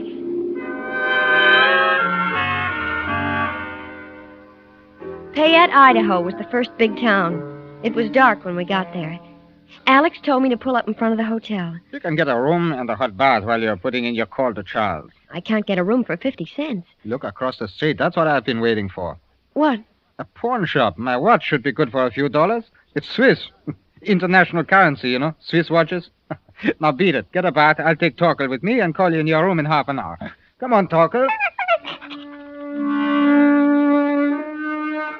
The hotel clerk showed me to a room on the second floor. It wasn't a very quiet room. On the corner beneath my window, the people of Payette were celebrating Old Timers' Day. They'd set up a kangaroo court and were trying their fellow townsmen who had failed to cooperate by refusing to raise beards and wear pioneer clothes. But I couldn't waste time watching the fun. I had to get through to Charles. I placed the call and started the bathwater running when there was a knock on the door. Who is it? Here are your towels, ma'am. As I unbolted the door, I happened to glance into the bathroom. There on the rack above the tub, fluffy and white, were my towels. I tried to push the door shut, but it was too late. Mr. Smith shouldered into the room. I started to shout for help, but the sound never came. He hit me in the pit of the stomach with his fist, and I fell across the bed, gasping for breath, as the phone started to ring. I couldn't move. I couldn't make a sound. I lay there with the wind knocked out of me, watching Mr. Smith as he picked up the receiver. Hello? How much delay? Well, just a minute. I'll ask my wife. She says to cancel the call. We'll try later, thank you. Now, young lady, no monkey business. You try to yell and I'll cut off your wind for good. You two, you and Peck, have caused me a deal of trouble. You shouldn't have done that. How did you find it? The left arm never fails. Where's Peck? I don't know. I'll wait for him here. He's sure to return for you. I had to get to Alex. I had to warn him. The bathroom door was open. Smith was holding my arm. For a moment, he relaxed his grip. I swung away from him and threw myself into the bathroom, pulling the door shut and locking it. I expected him to shoot through the door, and I ran to the window, ready to jump. But it wasn't necessary. There was a rickety fire escape. I crawled through and ran down the shaky stairs, dropped 6 feet to the mud, and ran around the corner of the building, toward the old-timers' kangaroo court on the corner. And there was Smith coming toward me through the crowd. He reached his hand out. Well, sir, I whirled around and shouldered my way through the crowd to the table where the announcer was sitting at his microphone. Well, Mr. Tatum, just goes to show you don't raise a bid, you pay a fine. What's that fine, Judge? $5. Suspended for the president of the bank. Well, Mr. Tatum, I tried to be easy on you, but the jury of your peers... Please help me. Oh, hello there, miss. Give me your microphone. Now, just a minute, miss. You can't interrupt the proceedings. Please, it's a matter of life or death. Well, now, just... Alex, stay where you are. They found me. Again, Smith came for me. He and a big man with a beard. And then a tawny streak tore through the crowd. Torkel! He had heard my voice. He ripped at the big man's leg. He jumped for Smith's throat. But before he reached it, the man with the beard pulled out a revolver. What's going on here? What is that? And Torkel lay there quiet. Mad dog! Mad dog! I tried to bend over him, but I knew it was no use. He was dead. And Smith had me now, holding me. I told her that dog was sick. Your dog? Yes. To see how you'd think my wife cared more for the dog than she did for me. I told her 12 times that dog was sick. Let me go. I'm not your wife. Listen to me, please. You people. This man is a spy. A monster. He's trying to kill me. Listen to her. Go on, folks. Listen to her. Drunk. Dead drunk. Such a thing to say about your own husband. Now, I declare. Now, I'm going to take you on home to the ranch and put you to bed. You ought to be ashamed of yourself. Now, wait a minute there. Just a minute. What? Maybe you don't know, but I'm the county veterinarian, and you can't leave that dog dead in the street. According to law, we got to make an examination of any dog, dead or alive, suspected of rabies. Now, you get that dog in the police wagon. But my wife... I don't care about your wife. She wasn't bit. You say you own that dog? Well, your friend here was bit in the leg, and you was scratched on the arm. Now, you get that dog in the wagon, and you follow him. Now, look here. Now, you look here. That's the law. Now, get. Or do you want a little help from the rest of these good citizens? Smith loosened his grip. I turned and edged through the crowd, which was moving in on him and the bearded drunk. I got to the fringe, to the open street, and ran toward the car. And there, coming toward me, was Alex, coming from the pawn shop. Alex alive. Oh, limping but alive. Alex, oh my dear. Get in the car, quick. Torkel, they killed Torkel. Get in, you tell me about it later. You've got to get away from here. Smith said he was a mad dog. They're holding him. They said he'd have to have a rabies test because he was bitten. Good. We'll call the FBI from the next town. I've got enough for the watch to buy gas to get us to Seattle. Did you reach Charles? No, Smith got into the room. He hit me. No, you tell me about it later. Now, slow down. Here's the highway signs. San Francisco left. Ah, there we are. Seattle right turn. Hey, I said right. You said San Francisco left. Yes, but... We're not going to Seattle. Well, what about Charles? Who's Charles? But I only got $20 for the watch. I think I can get a little more for the car in San Francisco. Hey. Go to sleep, darling. You must be worn out.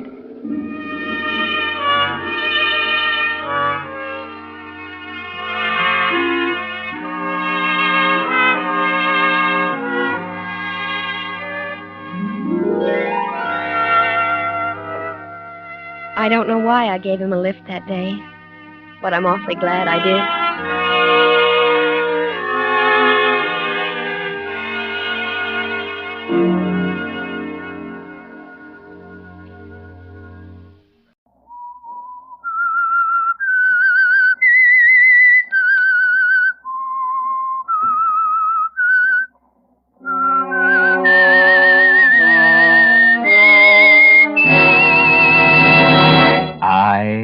the Whistler, and I know many things, for I walk by night.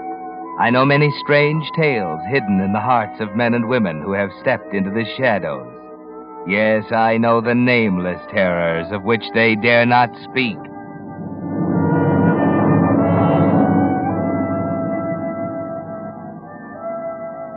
It wasn't until a year or more after his second death that the public learned the facts in the case of Stash Wilk and made him famous posthumously as the man who died twice. That was an interesting story in itself, but it was really only a prologue to a bigger story, one which the public never knew in full. 4 people were involved: Stash, his brother John, his lawyer Ben Maddow, and his girl Edie Shelby. But the real central character in the story was an oil drum containing $400,000 in currency, buried near a lonely highway.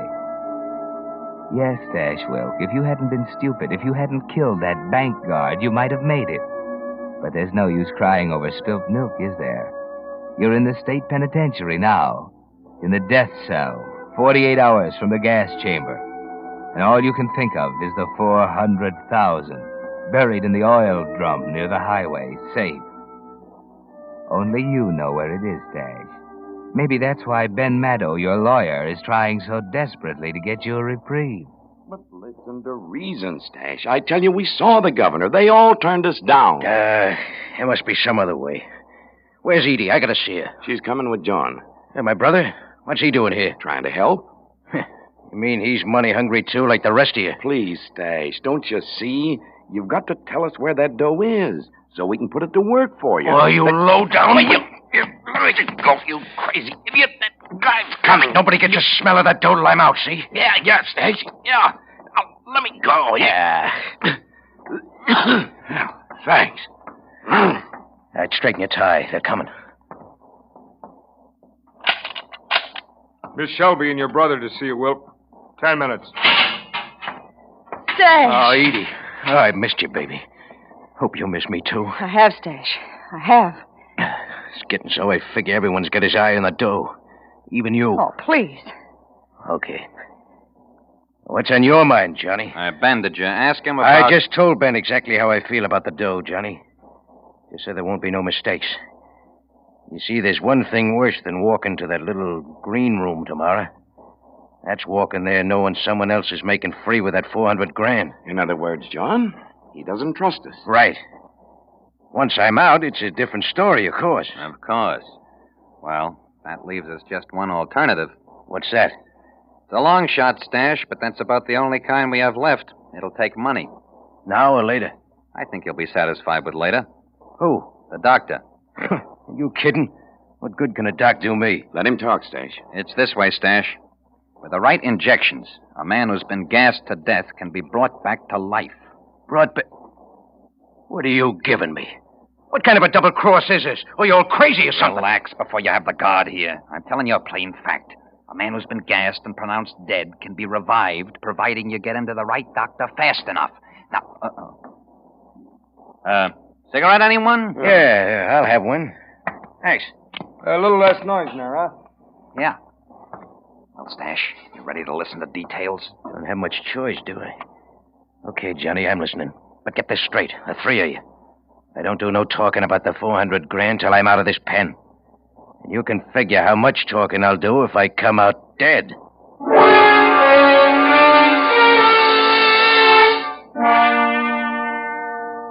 Yes, Stash, it's enough to make a man think, isn't it, with death staring him in the face. The guards at the prison notice the change right away, and the report goes to the warden that with a little more than a day of life left you, you've changed from a surly, scowling brute into a model prisoner. Meanwhile, Ben Maddow and your brother John are making preparations. And finally, on the morning of the execution... What time is it, John? Almost 5. That doctor was Don't worry, I told you. He's got the schedule. You're sure of him? Positive. He's done it before. We have exactly an hour. He goes into the gas chamber at 6 sharp. Where's that laundryman? Outside. We'll get him. Hey, come here in a minute, will you? Yeah. You got everything straight? Yeah, I think so, Mr. Maddow. He goes into the chamber at 6. Ought to be out at 6:10. They'll take the body direct to the prison crematory. You meet the wagon at the southeast at exactly 6:13. You exchanged that body in the sack in your truck for Stash. Yeah, I know. Now, there can't be any slip-ups. The delay of a minute might make the difference between life and death. It's got to be split-second timing. You understand? Yeah. All right, get out and check your truck. And don't let the prison guard suspect this is anything but your usual laundry pickup. Right, boss. I'll be back at 6:20 sharp with the body.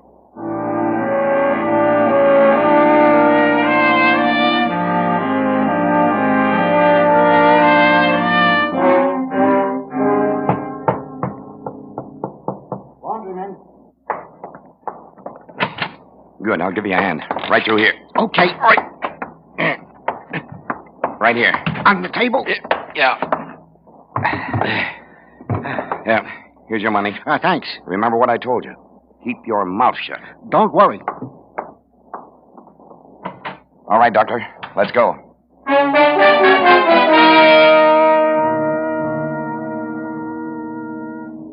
Methylene blue. Here it is. Needle? Right.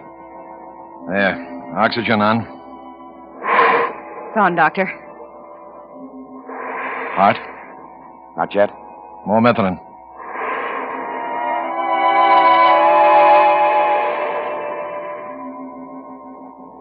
Heart? I don't know yet. I can hardly tell. Give me that stethoscope. Here you are. Let's see. Wait a minute. Give him more oxygen. He's starting to breathe, Doctor. How's his heart? Easy. Now down on the oxygen a little. Steady. He's really breathing. All right. We'll keep the oxygen on a little longer. Doctor, is he... Yeah, he's out of the woods. He'll live? He has an excellent chance. Cover him with a couple of blankets. How long before he'll wake? There's no way of telling yet. The main thing now is that he's alive. If his constitution is as strong as I think it is, he'll come through.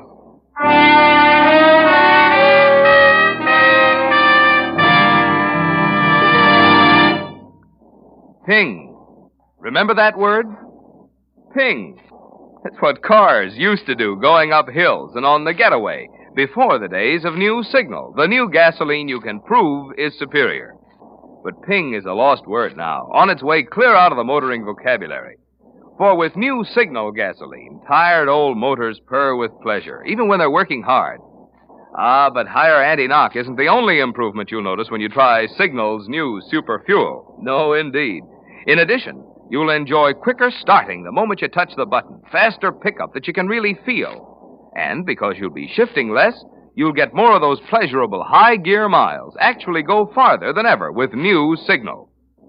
Because all these advantages are things you can see, feel, hear right in your own car, we call New Signal the gasoline you can prove is superior. Why not make your next gas stop a stop at one of the friendly stations displaying Signal's familiar yellow and black circle sign? Fill up with New Signal gasoline and see for yourself the surprising performance there's still left in your car. Now, back to the Whistler.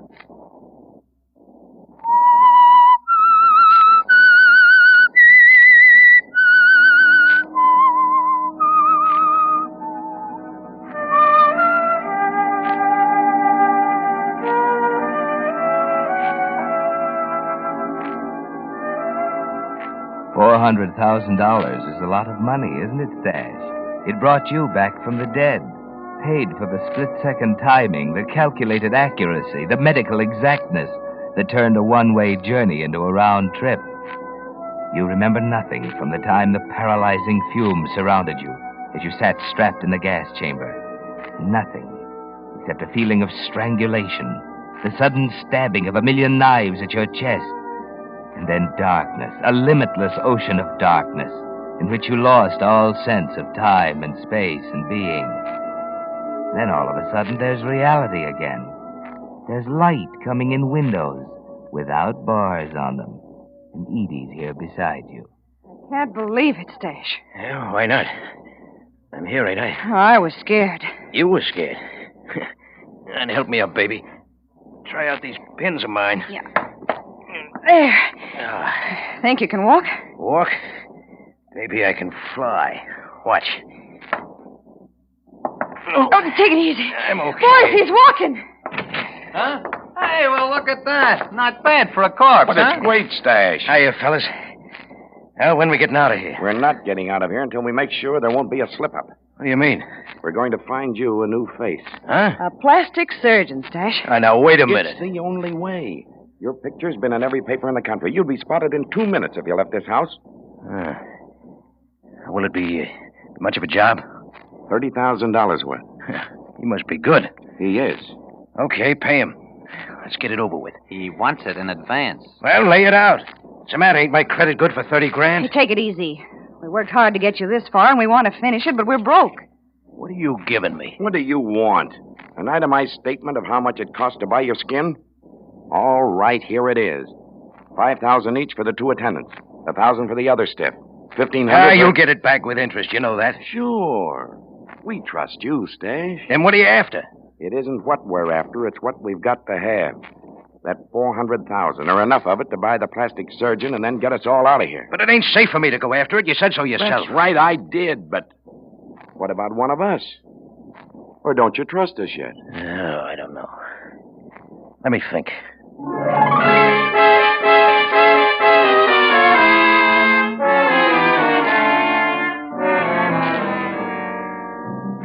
And you don't trust them, do you, Stash? Because you know there's no honor among thieves. Still, you're not quite yourself today, are you? There's a new feeling inside you. The dictionary calls it gratitude. You don't recognize it, but it makes you feel a little like a heel doubting these people after they saved your life. But perhaps you can squirm out of it gracefully. Perhaps your brother... Johnny, how about you? Can't you raise 30 grand for me? Right now, I couldn't raise yeast. I'm already out on a limb for part of the expenses. There's nothing we can do, Stash. We've gone through every cent we have. You said that. What about raising it? I tell you my credit's good. It won't work. Who is this Doc? Martin, he's a friend of mine. Why won't he work in the cuff? He wouldn't believe me when I told him about the money you buried. Wouldn't believe you. Why not? I had nothing to show him. Why should he? You still don't trust us, do you, Stash? Wait a minute. You think you could convince this Doc if I drew you a map? Now you're talking. I ain't finished. There's strings on this. Nobody does any digging till I'm ready to go with you. After the operation. But what about paying the doctor? I think I can sell him on it if I've got a map. He's afraid Stash will walk out on him. He's taking quite a chance, you know. It's all right with me, Stash. What about you, Ben? Nobody goes till I go with you, right? Okay. All right. Give me a paper and pencil.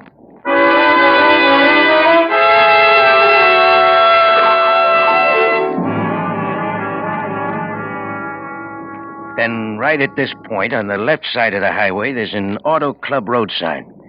20 yards from there, right on the line with this rock, you'll find an oil drum buried. See? Right there. You can't miss it. Thanks, Stash. You better run out and wrestle up that Doc. I want to get... Ben. Get your hands up, Stash. Over against the wall. Hey, what's you going too, on? John. Edie, you're not going to let him do... Oh. So that's how it is, huh? That's how it is, Stash. I'll kill you, you little double-crosser. Get back to the wall, you... There. That's better. You always were hot-headed, Stash. She'll double-cross you, too, the little... I don't think so. He wouldn't understand. Edie and I were patient, Stash. We knew what we were waiting for, and now that we've got it, there's no need to tolerate you or your brother any longer. Ben, listen. You got 100 grand coming to you. Knock me and Johnny off, you just wind up with a murder rap. And 300,000 more. Don't forget that. Yeah, a lot of good that'll do you when you're walking the last mile. That's right, ain't it, Johnny? Not exactly. There's no crime in killing a man who's already been executed. No, Johnny. Not you, too. Look, Maddo, you're the boss now. I'm only suggesting you haven't much to gain by rubbing me out. Ben, he's right. We don't want to spend the future ducking the cops. That's no worse than ducking Johnny Wilk. For what? I'm not sure. All I want is my 100 grand, and you'll never see me again. Ben, it's the best way for us. Maybe you're right. Maybe it is smarter. Step out of the way, John. Ben, don't. Ben, for heaven's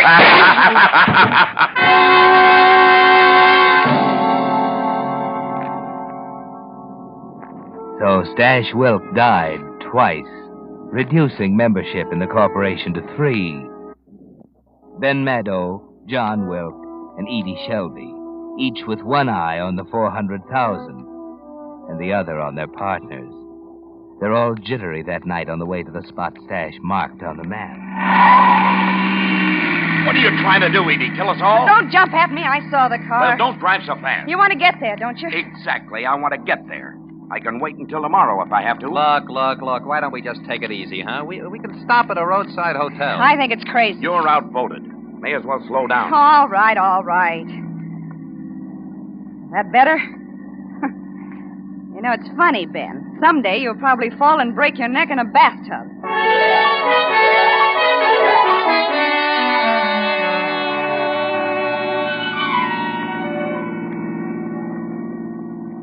There's a place ahead. Pull in there, and I'll see if they have any rooms.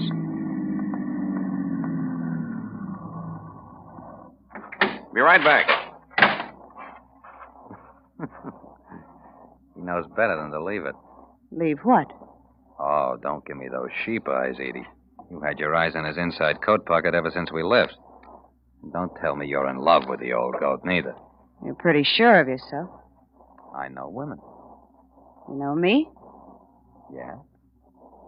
That's nice. Could be a lot nicer with old Graybeard out of the way. Any ideas? A few. For example? Mighty nice layout here. All these second-story rooms with balconies. I don't get it. Just watch me. That's all I've been doing since we met. Sort of like it, Johnny. Watching you. Wait a minute. Here he comes. Hey, what's the dope, Ben? Just talk to the maitre d'. We can get dinner and rooms. Did you reserve the rooms? Not yet. I wanted to check with you first. That's great with me. Come on, Edie. Yeah, I was thinking we could pick up a couple of those view rooms on the second floor. With the balconies? Mm-hmm. Just what I had in mind. Look at that sky, will you? Oh, what about it? Nothing. Except it is going to be a beautiful night, isn't it?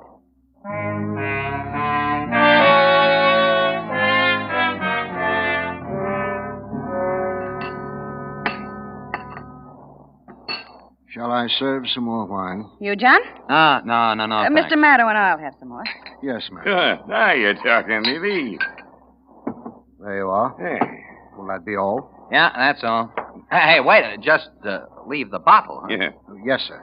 If you want anything else brought up, just ring. Yeah. How's about another glass, everybody? We got lots to celebrate tonight. Edie will keep you company. I'm going to stretch my legs. Okay, Johnny. Just careful, Ben. You're spilling. Yeah, it's a pretty elegant suite. Venetian blinds. French windows. Pretty fancy, huh? Yeah. Private balcony. Yeah. Nice and private. Well, I'll see you two later. Sure you won't have another drink? No, thanks. Oh, by the way, Edie, you were right about it being a beautiful night. You two really ought to have a look outside. I don't know why, but that guy gives me the woolies, Edie. I'm beginning to think I shouldn't have listened to you. Oh, forget it, Ben. Tonight we celebrate, remember? Sure, that's right. What do you say we walk out on the balcony, huh? I'm comfortable here. I'm just... Knock my glass over. It's all right, though. I emptied it first. Come on, Ben. A little fresh air will do us both good. Here, I'll take your arm. No. I feel fine. It is pretty out here, isn't it? You're pretty, Edie. You and me. We're going to have a great time, aren't we, huh? Why not? We'll have $300,000 to keep us warm, Edie. Anywhere we want to go, we go there. Anything we want to do, we do it, huh? I've been waiting a long time for a setup like this. So have I. Here. Oh, Ben, look. Right in our backyard, a deer. Yeah? Oh, that's nice. Oh, look at him, Ben. He's cute. Huh? I don't see anything. Here, get where I'm standing. Right by the rail. Huh? I still don't see anything. He's down under our balcony. You'll have to lean over to see him. You sure it's not an elephant? A little pink one? You're seeing things, Edie. Maybe we'd better go... Hey, God! What are you...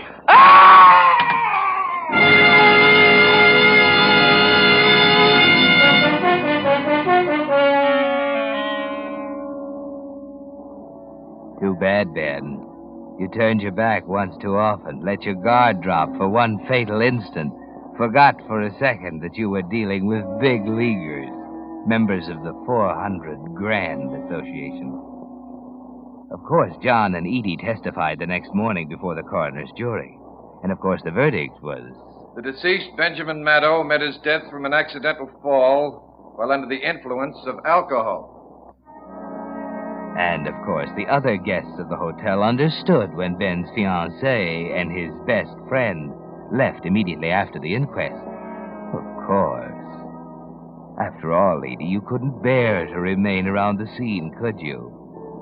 Not with Stash's 400,000 buried 50 miles away. We're going to have to be back there tomorrow. Huh? Why? We're not acting like a couple of grief-stricken friends. Somebody's got to claim the body. Yeah, maybe you got something. How much farther?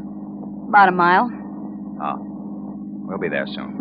Not at the rate you're driving. Nice, isn't it? Two of us alone. Yeah, There's a lot ahead of us with that 400 grand. there's a lot behind us, too. We can forget it. You think so? It'll be easy with you. You're a pretty interesting character, John Wilk. Yeah? Yeah. You've been in the racket, same as the rest of us, but you've never gotten your fingers dirty. How come? I used my head, I guess. For example, see this road? What about it? That's where we're going. I'm using my head. I don't get it. You will? Why are you turning off the highway? This isn't the place. Johnny, what are you doing? Answer me, Johnny. There's nothing here at all. Stop, Johnny. You'll drive us over the edge. See what I mean about using my head, baby? Johnny, why are you getting out? Release the brake. Johnny, you can't. You heard me. Release the brake. All right.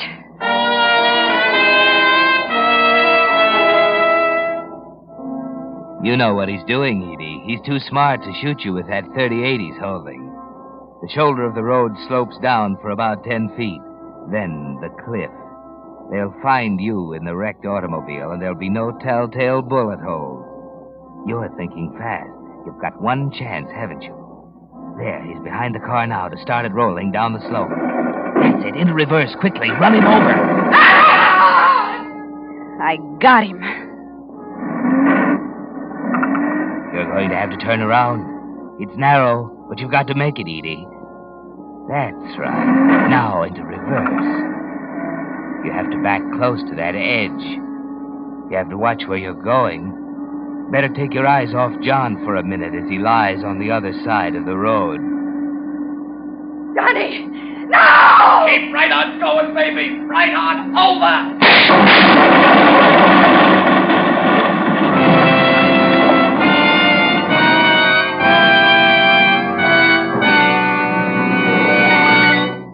The Whistler will return with the strange ending of tonight's story in just a moment. Meantime, let's take a quick look inside the refineries where new signal gasoline is made. It looks like the movie version of a chemist's dream. For here are some of the most amazing devices ever known to science, where the atoms in gasoline molecules are actually separated, then put together in an entirely new way, creating an entirely new type superfuel. That's why New Signal isn't just a pre-war quality gasoline, not just an improved old-style gasoline, but a completely new post-war motor fuel. And that's also why New Signal is packed with amazing new power and performance that's so immediately apparent you can feel it, see it, hear it. Whether you're driving a 1932 Ford or a 1942 Cadillac, you'll know New Signal is the gasoline for your car the moment you step on the accelerator and feel that old motor get young again. That's why we urge you to let just one tankful of New Signal gasoline talk for itself. Let its quicker starting, faster pickup, higher anti-knock, and longer mileage demonstrate in your car why New Signal is actually the new post-war gasoline you can prove is superior. And now, back to the Whistler.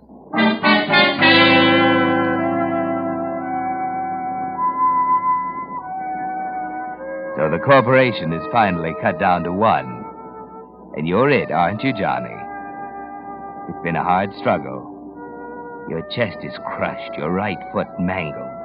But there's something more important than that. You're just like Stash and Ben. Money comes before anything else. It's the thought of the 400,000 in the oil drum that gives you the strength to half walk, half crawl that last mile to the roadside. Yes, there it is. 15, 16. And there's the rock. 17, 18, 19, 20. Here. Right here. Yes, John.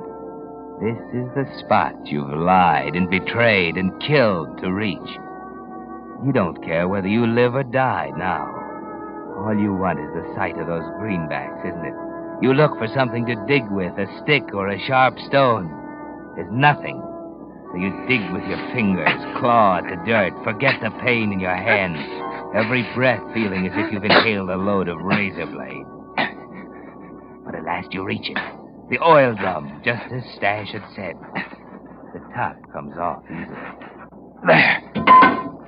Now. Can't feel it. Light a match. Now. What's this? Where's the... Empty.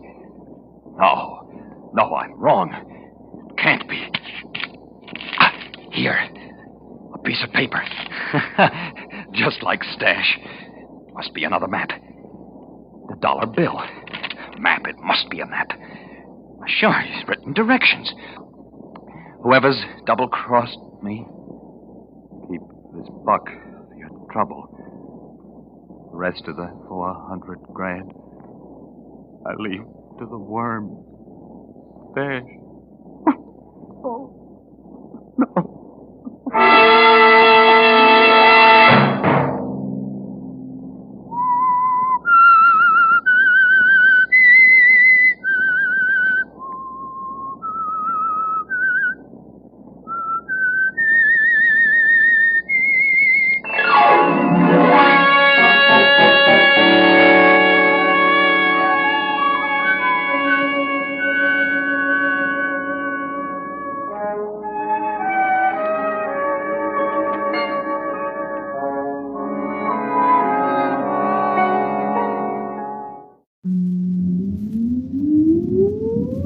Countdown for blast off. X minus 5, 4, 3, 2, X minus 1, fire.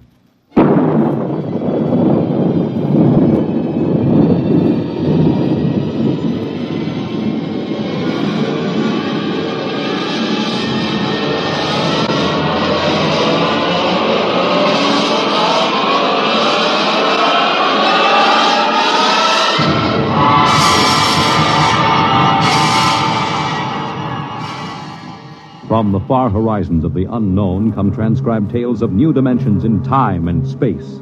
These are stories of the future, adventures in which you'll live in 1,000,000 could-be years on 1,000 maybe worlds. The National Broadcasting Company, in cooperation with Street and Smith, publishers of astounding science fiction, presents X minus 1.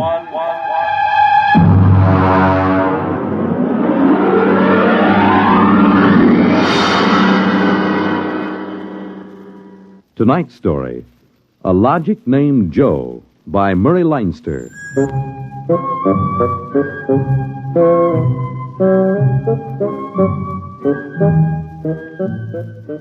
It was on the 3rd day of August that Joe came off the assembly line. And on the 4th, Maureen came into town. And that afternoon, I saved civilization.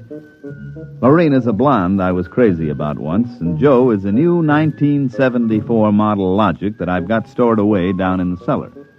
And how do I save civilization? You're listening now to a voice from the future. The voice of Frank Caldwell, head serviceman for the Logix Corporation, makers of the machine that does everything for you. Well, nearly everything anyway. The electronic Logic. In the year we speak, 1974, no modern home was complete without one. And the logic sets were working so well that life was soft indeed for repairman Frank Caldwell. That is, until that fatal day of August the 3rd, when suddenly the Logics began doing everything for their users and doing it too well. On the 3rd of August, there wasn't much doing, and I'm hanging around the boss's office smoking up his cigars. Frank, there's a customer outside. Go take care of him, will you? Me? I'm a maintenance man. Mr. Korlanovich wants to have logics explained to him. Explained? Where's he been, on Mars? I just moved up from the backwoods someplace. Well, why don't you explain him? Well, I don't feel too well. You were okay half an hour ago. Are you the boss here or am I? Go on out there, will you? Okay. Oh, Mr. Korlanovich, good morning. My name is Caldwell. Can I help you? Oh, thank you, Mr. Caldwell. This is my little boy, Freddie. Hi, you jerk! Oh! Freddie, how many times have I got to tell you not to kick people in the shins? Excuse it, please, Mr. Caldwell. Oh, sure. Just a kid. I got a knife home, could cut you into little pieces. Please, Freddie. We'd like to buy a Logic, Mr. Caldwell. The gentleman we spoke to first said he had to leave in a hurry. I'll fix him. Well, I understand that you're not acquainted with Logics, Mr. Korlanovich. That's right. We just moved to the city. Uh-huh. My wife, she saw everybody else had a Logic, and you know how women are. Oh, you bet. Well, you can't get along without a Logic in this day and age, Mr. Korlanovich. Look, I got a snake. You want to see? Well, you shut that. Now, about the Logic. Here, I'll just plug in this one right here. Now, you see, the Logic looks kind of like an old-fashioned television set, only it's got keys instead of dials. Now, a lot of the keys are standard, like the television stations, the news, the stock market quotes, and so on. Now, of course, if you want to talk to somebody, you just punch the number of his Logic. It's like making an old-fashioned phone call. But there can't be keys for everything. Oh, no. Now, let's say that you want to ask a question, like what to take for a sore throat, or who won the American League pennant in 1911. You turn on the Logic, then you just punch the question key and ask, like this. Who was the first president of the United States? George Washington. There, you see. But I already knew that. Well, of course, that was just a sample. I got a little store. Will it keep books for me? It will keep your books, record your contracts, serve as a filing system, and check up on what happened to your lawyer's last client. Anything. Hey, they're really something, these things. 10,000 services and information sources in one. Read our advertising. What I want to know, Mr. Caldwell, how do these Logics work? Of course. Now, you saw that big building across the street? Sure. Well, that's one of the relay tanks. You see, there are a dozen of them all around the country, and they're all hooked up together. And there's a data plate in one of those tanks for every fact in creation. Anything that you want to see or hear, you just punch for it, and the Logic gives you the answer. Hey, listen. Could I ask this thing how to make dart poison? How to make what? Dart poison. Like in Africa. I could shoot the darts through my bean shooter. I think maybe we better not get one of these things. Oh, no. It's perfectly all right, Mr. Korlanovich. The Logic won't tell you that. I bet it will. I'm going to try it. Hey, how do you make dart poison? Public policy forbids this service. Oh, what'd you do that for? Kind of some little brat. Because some people might ask things that aren't good for them. Listen, I don't like this here one. I want that one over there. Kid, they're all alike. I want that one. If I can't have that one, I'm going to hold my breath till I'm dead. I got a lot of time. It's no use, Mr. Caldwell. You might as well give him the one he wants. But look, kid, they're so much alike that even I can't tell them apart. I can. I want Joe. Joe? Who's Joe? I guess he means the Logic, Mr. Caldwell. He has to think up a name to call everything. You should hear some of the names he calls me. Not till I'm 21. I promised Mother. Okay, so we call him Joe, but them things are all alike to 1/10,000th of an inch. I don't care. I bet he'll teach me how to make dart poison. Okay, then. Come on, Joe.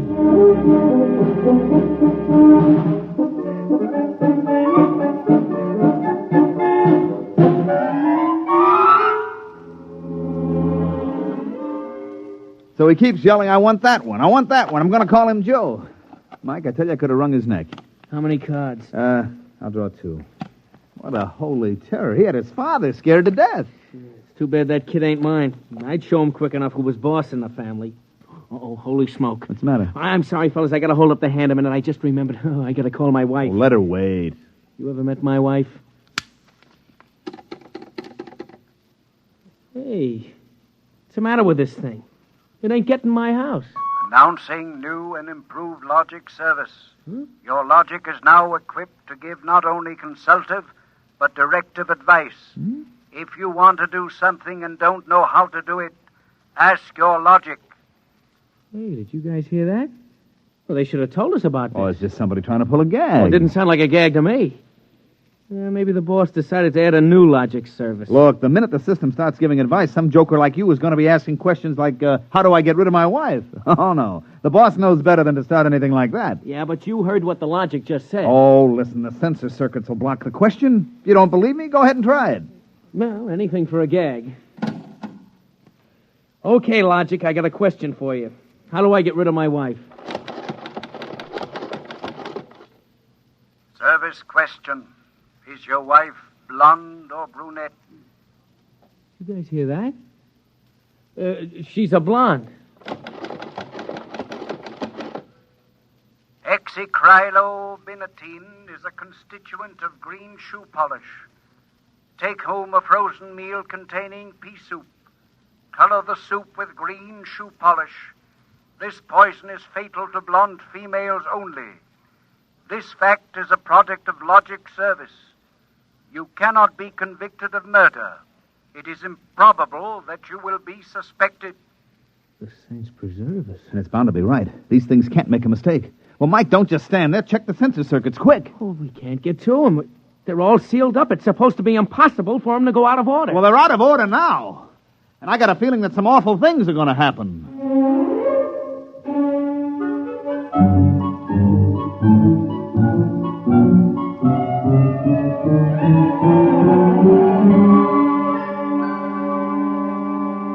Boss, we've got to do something. The logics have gone nuts. Now, relax. The thing gave a goofy answer once. Maybe it was a joke. But it was an accident. Now, forget it. It won't happen again. What makes you so sure? People are going to be trying it. Look, supposing I wanted to get rid of you, for instance. You don't. How would you collect your pay? I know, but just supposing. Now, look, we'll try it. If you want to do something and don't know how, ask your logic. How do I bump off my boss? Male, fat, bald-headed, and 45. Make some chocolate ice cream containing powdered charcoal in place of half the chocolate. Use Hotso brand charcoal. Hotso contains an ingredient fatal only to fat, bald-headed males. This fact is a product of logic service. Now, look, Frank, I admit these things have gone a little wacky, but there's nothing to worry about. Nothing to worry about? If this keeps up, what'll you bet that we'll have to shut down the company? You kidding? We can't shut down the company, and you know it. Logics have taken the place of everything but night baseball. We shut them down, we go back to a civilization that we've forgotten how to run. Yes, but, boss, there's no telling what they'll do. Listen, now, you've asked these questions for a gag. Nobody's going to ask them seriously. What you need is a little faith in human nature. Excuse me, it's probably my wife. Cyrus, dear, how do you feel? Why, just fine, sweetheart. What have you been doing? I just called to tell you, Cyrus. I've got your favorite dessert for dinner. Dessert? What kind? Homemade chocolate ice cream. Cyrus, when you taste it, you'll just die. Cyrus, what's wrong? Why don't you answer me, Cyrus? Chocolate ice cream. This can't be happening. Why, this is awful. These logics are dangerous. Have a little faith in human nature. Now, Caldwell, you're the head of the maintenance crew. I'll give you 24 hours to fix these logics or you're fired. Well, now, look, boss. What are you standing there for? Get in the service car. Get moving. Where? Anywhere. Find out what the logics are up to and see that you find out before the logics do.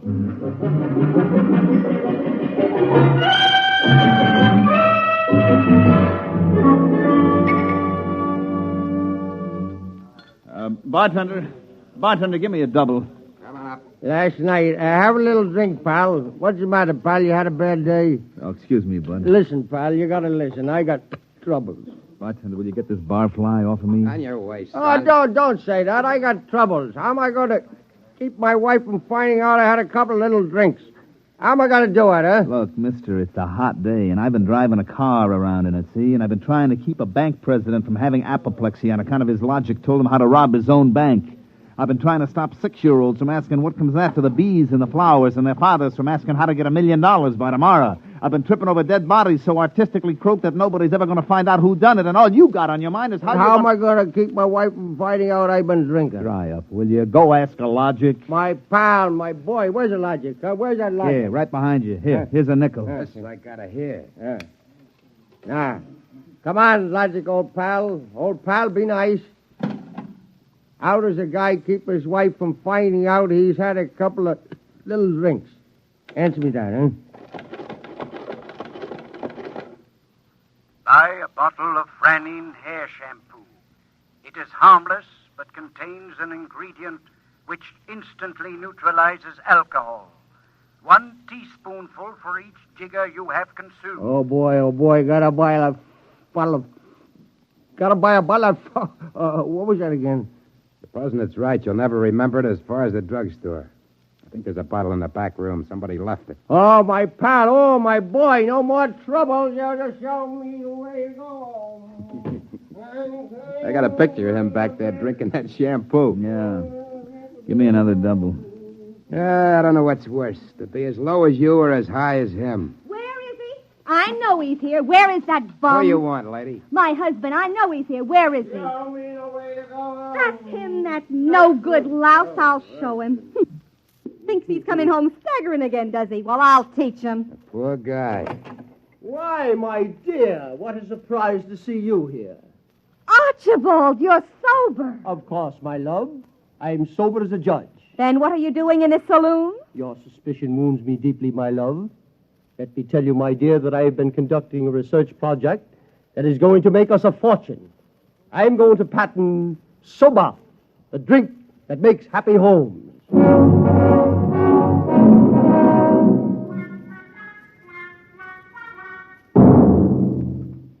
Look at this blotter, Caldwell. Blank. The greatest crime wave in history, and we can't even make an arrest. They're all perfect crimes. Thanks to the logics. But, Sergeant, we're doing our best to find Well, out... that's not good enough. You can't find out what's back of this. Shut down the company. Unless the police department will. Look, nobody is back of it. The logics run themselves. They pick their own circuits automatically. You mean they're doing all this by themselves? Sure. We always knew they could do a lot more things than we knew about. I think they're just trying to be helpful, that's all. That's all, huh?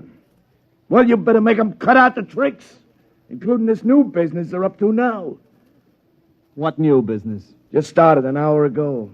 Every time you turn on the logic, it asks your name, and then it spiels out the whole history of your life. What? I haven't heard about that. What's it do that for? You tell me.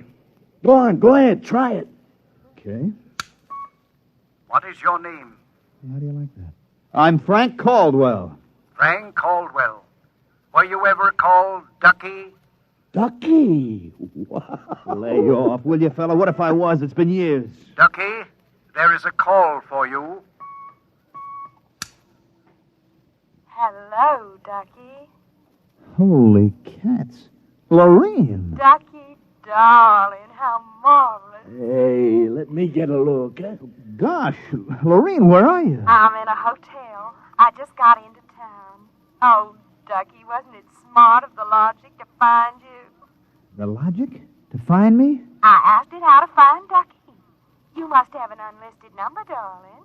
You're not in the directory. Well, gee, how have you been, Lorene, since I saw you last? I heard you got married. You won't believe me, Ducky, I know, but I've had 4 husbands, and I've never loved anybody as much as I love you. You've divorced 4 husbands? 3. The last one, died unexpectedly. Oh, who unexpected it? He did. But the jury acquitted me, Ducky. They knew it was just a little old accident. So now I'm free again, and we got lots of things to talk over. You come right on over here, Ducky, instant. Oh, well, Lorraine, I'm working, you see, and I'll call you back. All right. Here's a kiss. Mm-hmm. That'll have to hold you till you get here. Hurry, Ducky. Oh, my back. What am I going to do? Do like you were telling me a while ago. Huh? Calm yourself. Ducky.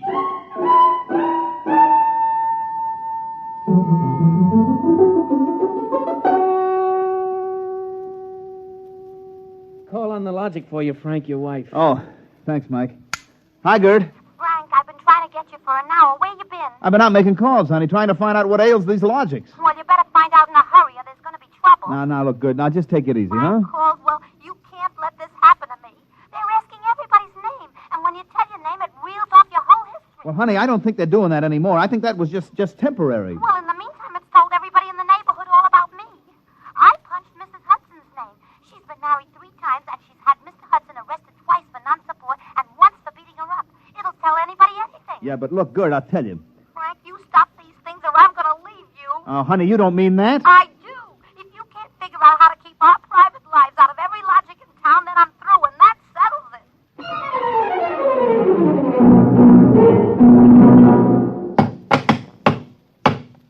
I can't even budge any of these relay plates. Me either. Isn't there some way we can disconnect them? Nope, there is not. They weren't built to be disconnected. The sensor circuits were supposed to take care of cutting them off. Now, see who that's for, Frank. Hello, Ducky, darling. Oh, Lorene, not again. Ducky, darling. I'm so lonesome. Why haven't you come over? Well, I've been busy. Oh, poor Ducky. Look, let's get married. Gosh, Lorene, well, what I mean is... Right away, Ducky. You're not busy tonight, are you? Look, Lorene, I got married. Oh, poor boy. My poor Ducky. Well, we'll just get you out of that. No, now, look, Lorene. It's all arranged, darling. I'll just call up your wife and have a little talk. No, now, please, Lorene, I mean, it's nice of you to think of me and all, but Yeah, you just give me your address and your logic number, darling. I haven't got one. Never mind, darling. The logic will find out for me. Lorene? Hey, Frank, will you get away from that thing and give me a hand? Yes, Mike, in a minute. First, I've got to call my wife. No. We got to get out of town. Oh, Lord, I made a mistake. Frank, you're supposed to be helping Mike. Yeah, I am, boss, I am, but I got to make this call. Call? What do I care about your call? President's getting ready to close down the company and declare martial law. Now, for the love of heaven, do something. Yes, boss, I will. I've just got to make this one call before the logics get on my trail. To assist in solving a special problem of logic service, kindly give the following information if possible. Where does Frank Caldwell live? They got me. I'm through.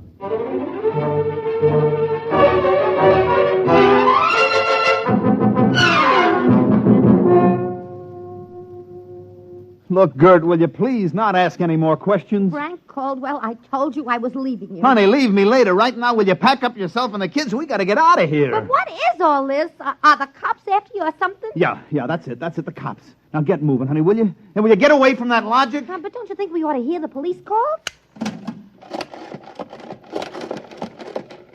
27 and car 31. Detailed to round up all employees of the Logics Company. Use caution.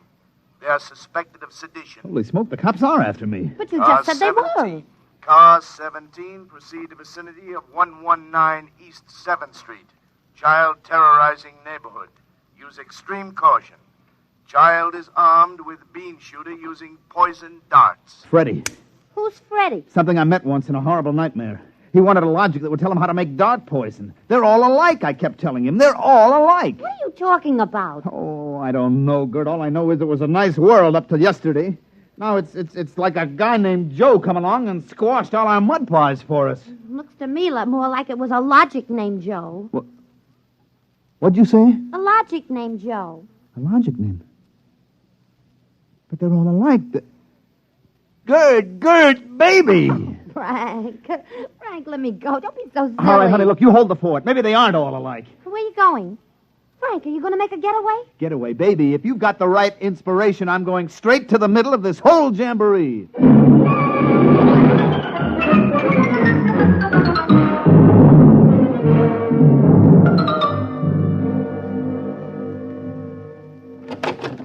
Yes? Oh. I was hoping it was the police. You remember me, Mr. Kolanovich, Caldwell of the Logics Company? Logics Company. I wish the Logics Company was at the bottom of the ocean. I don't blame you, believe me. Now, where's your logic? In here. I'd smash it into a million pieces if I wasn't afraid of what Freddie would do to me. Look, just get out of the way, will you? I've got business with Joe. If you want to do something and don't know how, ask your logic. Oh, we're back to that routine, Well, I want to do something, all right. Can a logic be modified to achieve correlations for which human brains are too limited?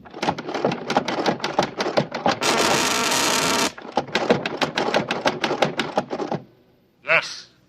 How great will the modifications be? Microscopically slight. Changes in dimension not detectable even by precision gauges. They can come about only through an extremely improbable accident. And what would this super logic then be able to do? Come on, you, spill it.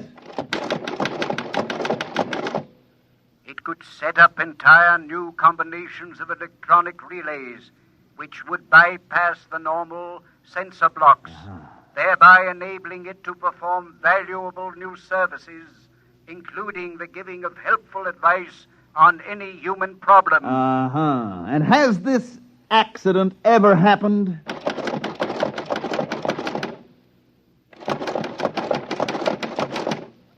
Come on. It has happened only once in the case of the logic now owned by the Kolonovich family of 119 East 7th Street. A logic named Joe.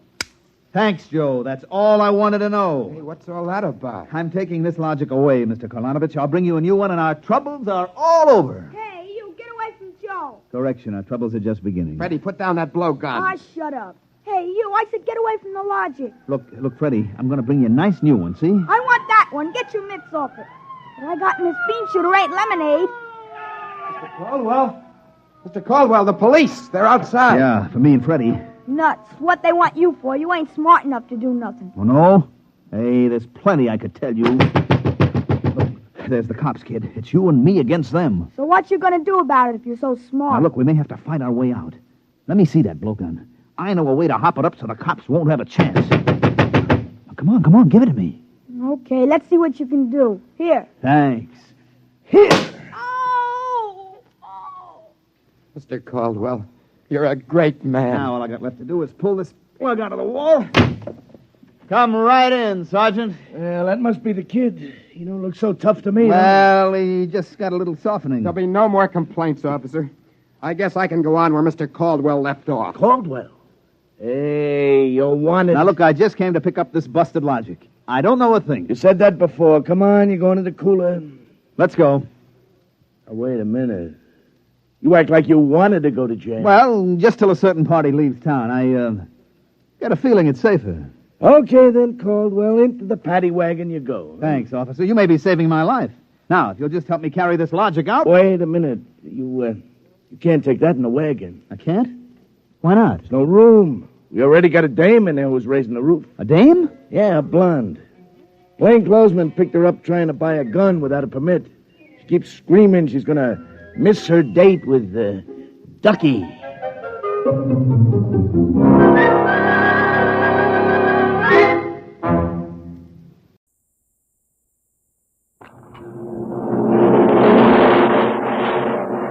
Adventures in time and space, told in future tense.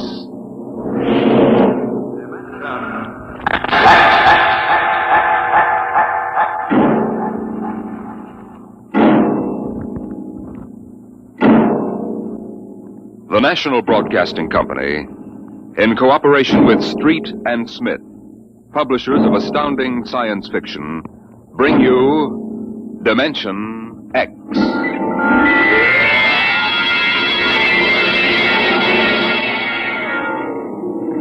It happened during a routine skirmish in the Great War.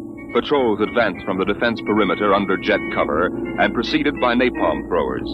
The enemy defended in depth and mopped up with guided 98s fired from 40 miles to the rear. The blast area was 10 miles in circumference, and the medics didn't find much to pick up over 500 yards in.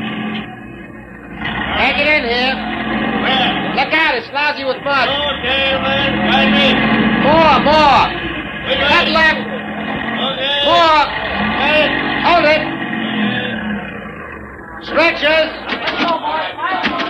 Come on, drivers, get those men out. Yes, sir. Get a move on, line them up. Come on. Easy. You want to kill him? Okay, take it away.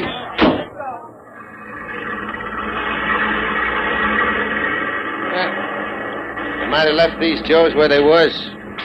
Half of them won't last till the plane comes. As long as they're alive, they'll be treated. Get out the tags, Travis. Start talking names. Yes, sir. This one must have been 1,000 yards in. Get his dog tag out. What a mess. Here. Hartley Allen, Captain G5, Chem Research, AN73D, number SO238694003J. Alan Hartley? Alan Hartley. Well, if that could be the Hartley that wrote Children of the Mist and Conqueror's Road. Never heard of him. Major, I think maybe he's part conscious. Maybe I should give him another shot. Go ahead, Sergeant. There isn't much else we can do for him. It's a rotten shame. Ain't it always? Okay, Captain, give me your arm. There.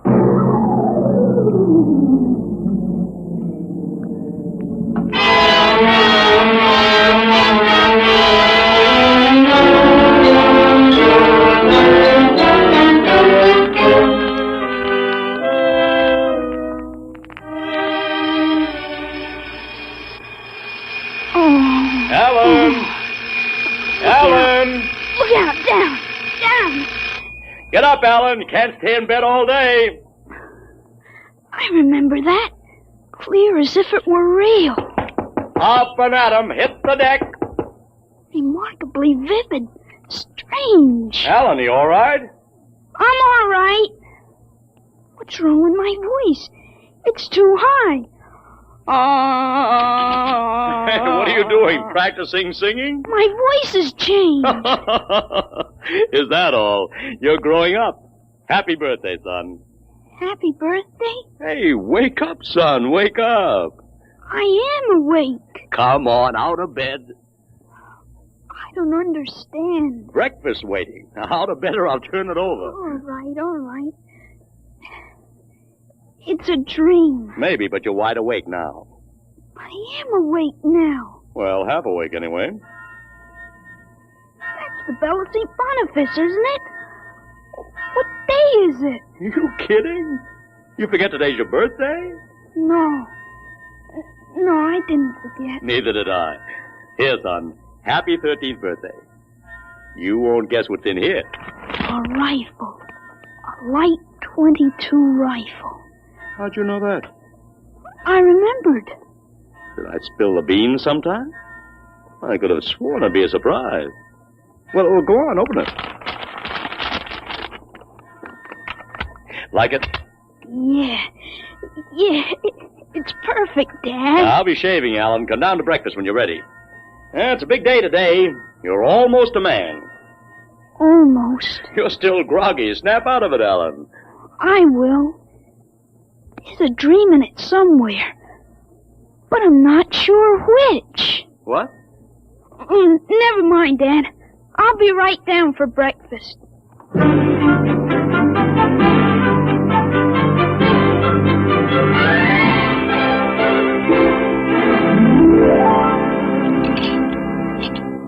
Now for coffee. Mrs. Stauber makes the best in town. A black for me. A what? You may be 13, Alan, but they're still a little young for coffee, especially black. I wasn't thinking. What are you going to do today, son? I want to do some reading this morning, I guess. That's always a good thing to do. After breakfast, suppose you take a walk down to the station and get me a Times. Didn't it come? What, the Times? They don't deliver. Be a good idea, though. Maybe I'll talk to Sam Ashburn about it. Here's a $50, Alan. Get anything you want for yourself out of the change. Thanks, Dad. Finish your milk before you go. Oh, sure, Dad. And hurry back. I like to finish the crossword puzzle before lunch.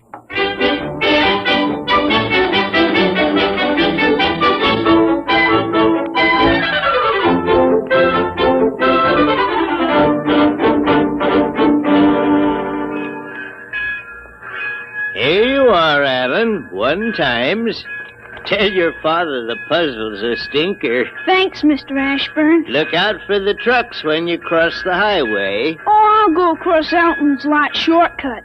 Elton's? You'll have a hard time crossing there, son. There's 4 buildings on that block. I thought they burned down. Seen 'em this morning, big as life. Oh, I guess that didn't happen yet. What'd you say? Oh, nothing, Mr. Ashburn. I was just muttering. In my days, youngsters talked up. Yes, sir. Bye, Mr. Ashburn.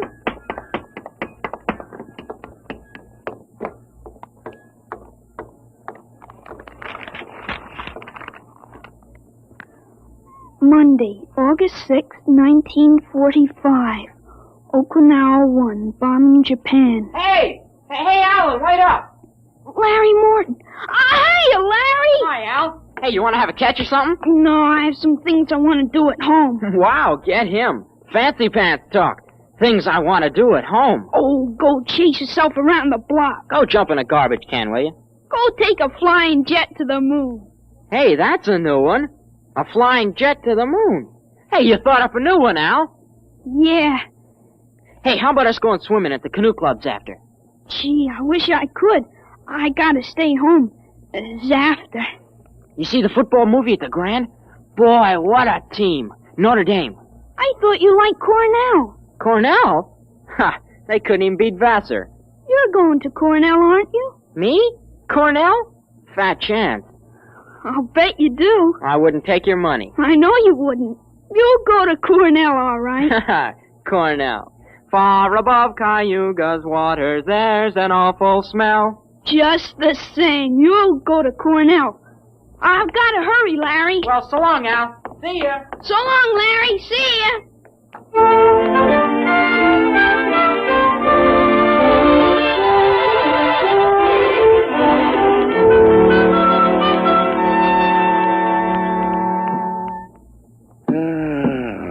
I'm stuck in this corner.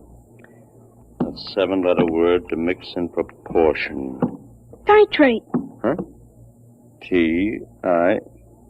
It fits. How'd you know that, Alan? What? Oh, I read it somewhere, I guess. Oh. What are you reading now, Tarzan again? No, not Tarzan. It's refreshing to see you with a book. Sometimes I think I ought to forbid comic books in the house. Yeah, they must be raising the devil with those bombing raids in Japan. How long do you think the war in Japan will last, Dad? Oh, I'd say the middle of 1946. We'll have to invade those islands foot by foot. I wouldn't be surprised if the war was over very suddenly. How, by magic? There isn't a thing on earth will make those Japanese surrender. You expect somebody to make a pass and it'll be all over by this afternoon? That's just about it. Mr. Hartley, excuse me. Could I see you for a minute? Oh, hello, Mr. Gutchall. Sure. That's Frank Gutchall, Dad? That's right. Excuse me. Didn't mean to disturb you, Mr. Hartley. That's quite all right. It's a lovely day, isn't it, Mr. Gutchall? The Lord's world is always beautiful. Of course, Mr. Gutchall. Mr. Hartley, I wonder if you could lend me a gun and some bullets. Huh? My little dog's been hurt and it's been suffering. Something terrible. Oh, it's too bad. I want a gun to put the poor thing out of its pain. Oh, of course.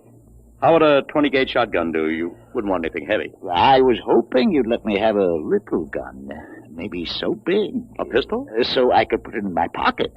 Wouldn't look right for a godly man to carry a hunting gun through town. I don't hold with killing innocent creatures. People wouldn't understand that it was for a work of mercy. Of course, I understand. You're a very religious man. The whole world is evil, Mr. Hartley. Well, sometimes it certainly looks like it. Well, I have a Colt 38 special from the auxiliary police outfit. That's fine. You'll have to bring it right back, Mr. Gutchall. I might be called out. Dad, Dad, wait a minute. I just remembered. Remembered what, son? Aren't there some cartridges left for the Luger? Then you wouldn't be without the Colt. Hey, that's right. I've got a German automatic, Mr. Gutchall, I could let you have. That way I wouldn't get stuck. Wait, Dad, I'll get it. I know where the cartridges are. Oh, be careful, son. Well, Mr. Gutchall, it sure turned out nice after all that rain.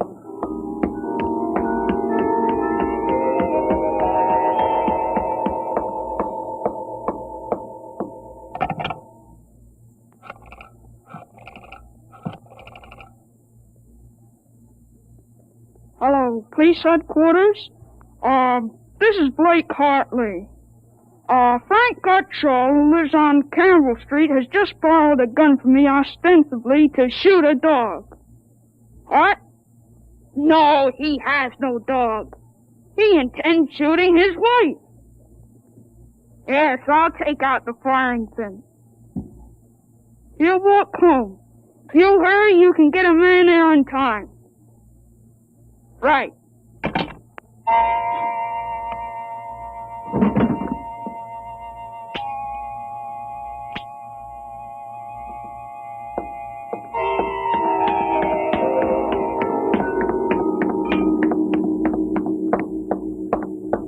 Oh, there you are. What kept you, Alan? I couldn't find the cartridges at first. I'll show Mr. Gutschall how it works. It's all loaded, ready to shoot. This is the safety. Just push it forward and up. There are 8 shots in it. Did you load the chamber, Alan? Oh, sure. It's unsafe now. You understand how it works, Mr. Gutschall? Yes, I understand. Thank you, Mr. Hartley. Thank you, Sonny. Goodbye. Goodbye, Mr. Gutschall. Return the gun when you're done. Yes, I'll be done with it soon. Goodbye. Alan, you shouldn't have loaded that gun. I guess it's all over now. I had to keep you from fooling with it. Didn't want you to see I took out the firing pin. You what? Gutschall didn't want that gun to shoot a dog. He's a fanatic. He sees visions, hears voices. The voices probably put him up to this. I'll submit that any man who holds intimate conversations with disembodied spirits isn't to be trusted with a gun. He wants to shoot his wife. What are you talking about? While I was upstairs, I called the police. I put a handkerchief over my mouth and told them I was you. Why'd you have to do that? I couldn't have told them this is little Alan Hartley, 13 years old. And suppose he really wants to shoot a dog. What kind of a mess will I be in then? No mess, because I might. But you'll have to front for me. They give me a lot of cheap boy hero publicity, which I don't want. This is crazy, Alan. This is absolutely crazy. We'll have the complete returns in 20 minutes.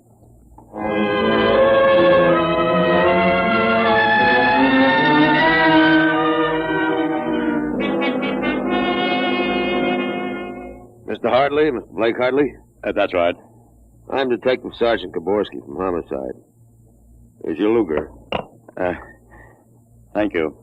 I don't know how you spotted that guy, but when we busted in, he was pointing that gun at his wife, wearing a blue streak because it wouldn't go off. Well, I'm glad I was able to help. They may have some kind of citation, Mr. Hartley. Oh, I don't think that's necessary. Well, in the department, we figure a little publicity never hurt nobody. Even a lawyer, huh? I really prefer to have it kept quiet. Well, whatever you say. We'll want you to drop around in the morning for a statement. I'll be glad to. Well, thanks, Mr. Hartley. Goodbye. Goodbye. Bye, Sonny. Goodbye, Sergeant. Why don't you take the citation, Dad? Well, you were right. You saved that woman's life. Let's, see you put back the firing pin. Sure. There. Suppose we have a little talk. But I explained everything. You did not. Yesterday, you wouldn't even have known how to take this pistol apart. Today, you've been using language and expressing ideas that are outside of everything you've ever known before. Now I want to know. Well, I hope you're not toying with a medieval notion of obsession. What? You see, I'm changed. When did you first notice this? Last night, you were still my little boy. This morning, I don't know. You've been strange all day.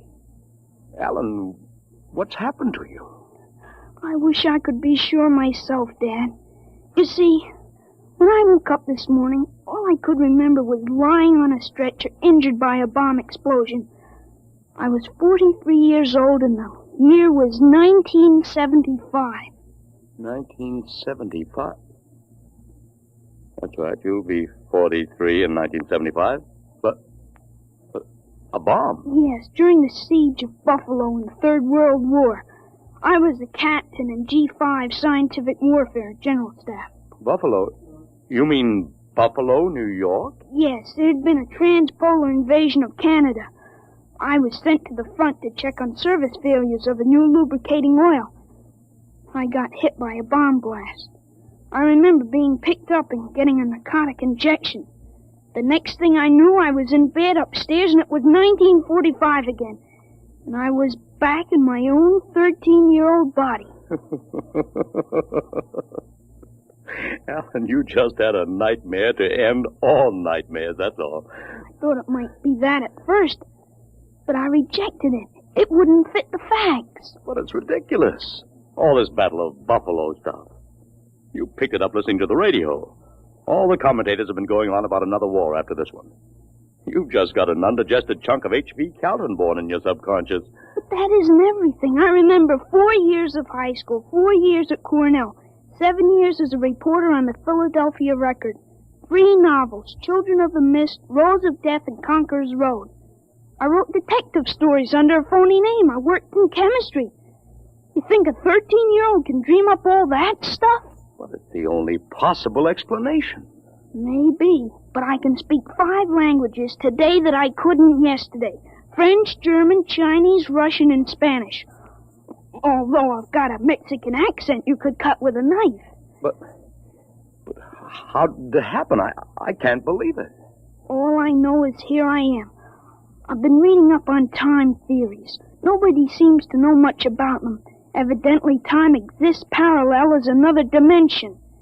And I've got kicked backwards and somehow. But how? It may have been the radiations from the bomb. Or the narcotic injection. Or both together. But the fact remains I'm here with full knowledge of my future identity.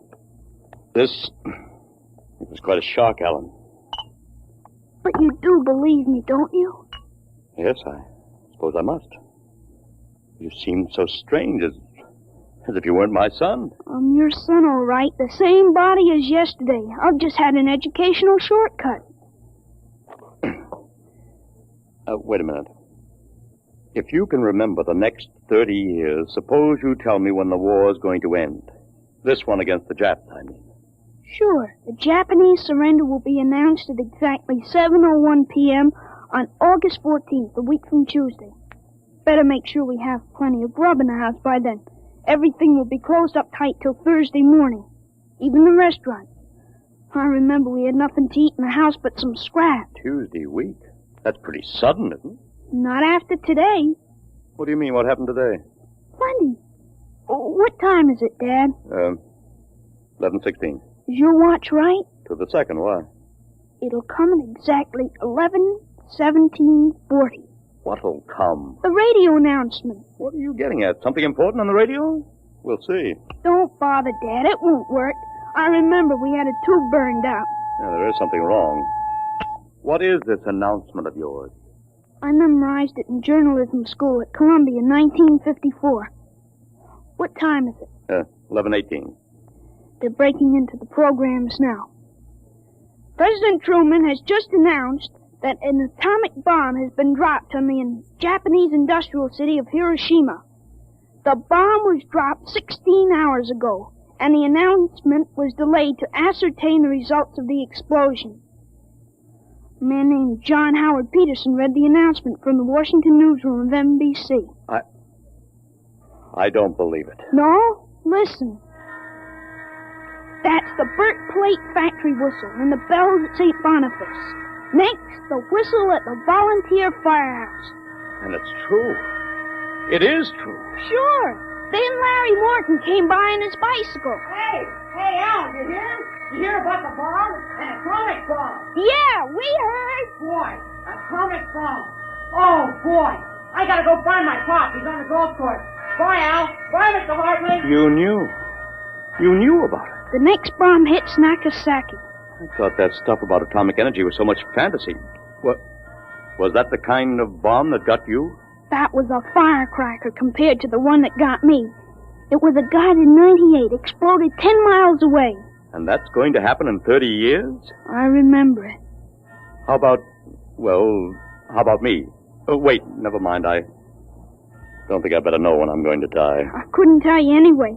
I had a letter from you just before I left for the front.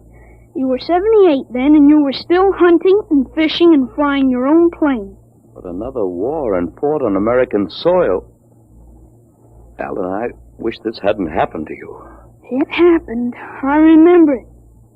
But if I can help it, I'm not going to get killed in any battle of buffalo. But if you remembered, if time exists as a parallel dimension, then every tick we're getting closer to that Third World War. Dad, you know what I remembered when Gutcho came to borrow that gun? Well, I suppose that you suspected him and warned me. No, that wasn't it. The other time, the first time, when I was really 13. I wasn't home. I'd been swimming at the canoe club with Larry Morton. When I got home about half an hour from now, I found the house full of cops. But if the gun didn't fire... What makes you think it didn't? Gutcho talked the 38 out of you, went home, shot his wife 4 times in the body, once behind the ear, and used the 6th shot to blow his own brains out. That's what you remember? Yes, but now it hasn't happened because I warned you. Dad, I found out the future can be changed. One man can't change the whole future. I stopped the murder and the suicide. I know, son, With but... 30 years to work, I can stop a world war. I'll have the means. The means? Unlimited wealth and influence. I've got a good memory, Dad. Wrote a list out this afternoon. Look at this. Assault, jet pilot, citation, ponder, middle ground, counter... What is this, code? Horses. That's a list of Kentucky Derby winners from 1946 to 1970. You sure? I learned that list on a bet at the Officers Club in Cincinnati in 1971. Assault paid 8 to 1. You figure out what we can take in. Oh, but gambling, This son. isn't it. Gambling, it's a sure thing. When we get rolling, we'll make the Rockefellers look like pikers. Assault at 8 to 1. I suppose I could scrape up $5,000. In 10 years, that'll make a lot of money. Any other little thing you have in mind, Alan? By 1952, we start building a political organization here in Pennsylvania. In 1960, I think we can elect you president. Well, of course, President? Isn't that going a little too far? Why not? Who wouldn't vote for a politician who was always right? Besides, that's one thing we've got to change. In 1960, we had a man in the White House who was good to his wife and sang a nice tenor. And that's about all. He fouled up so completely we ended up at war. I think President Hartman might be a little more trusted to take a strong line. But I don't know anything about international decisions. I do. I know all the wrong ones. If we can stop a murder, with time we can stop a war. How do I start? Well, as I remember, just after that bomb announcement, you got a phone call from the City Fusion Party about the next election. Well, there is a lot of talk about a reform ticket. That call is going to be important, Dad. It's the turning point. You've got... There it is. Well, what do I do? Answer it. Go ahead. But, Alan, Don't worry. I'll tell you what to say. Go ahead. Hello? Yes, this is Blake Hartley. Judge Crimmin? Well, just a moment. Alan, he's asking me to run. Oh, my head. Alan, what's the matter? Alan. Oh. Passed out. Alan, what do I do now? Alan, listen to me. Alan, what's the matter? Alan!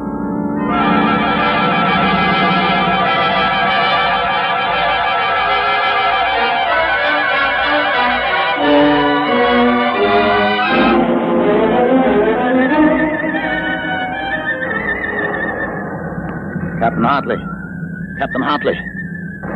Captain Hartley. He was all right, Doctor. I gave him a shot and he was all right. He's dead. All right, Sergeant, make up the tag. Yes, sir. Hartley, Allen, Captain. Dead August 8, 1975.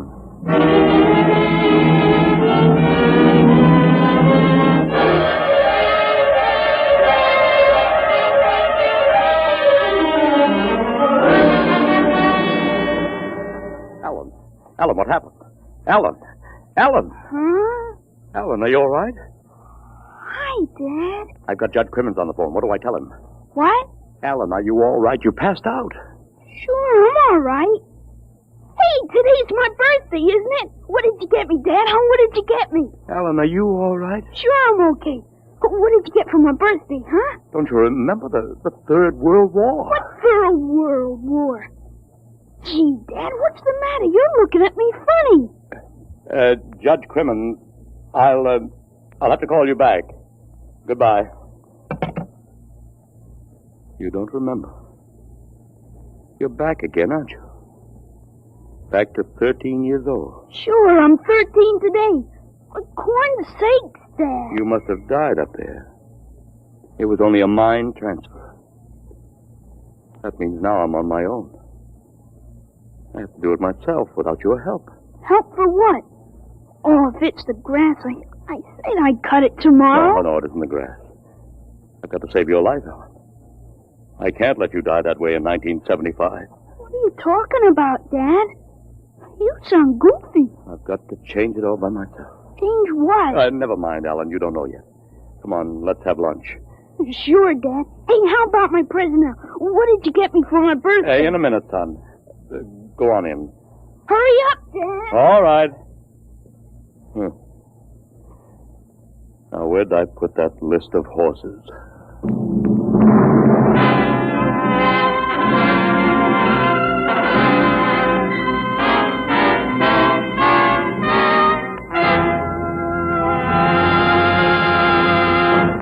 You have just heard another adventure into the unknown world of the future. The world of... Dimension.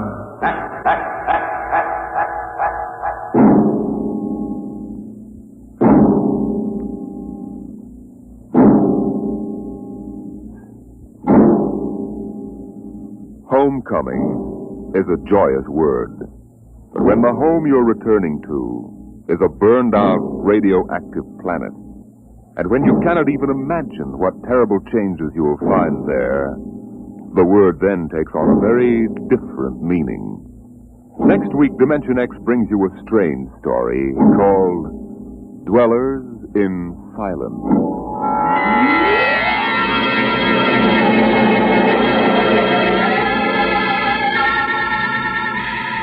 Dimension X is brought to you each week by the National Broadcasting Company in cooperation with Street and Smith, publishers of the magazine Astounding Science Fiction. Today, Dimension X has presented Time and Time Again, written for radio by Ernest Kenoy, and the story by H. Beam Piper. Featured in the cast were David Anderson as Alan and Joseph Curtin as his dad. Your host was Norman Rose. Music by Albert Berman. Dimension X is produced by William Welch and directed by Fred Way.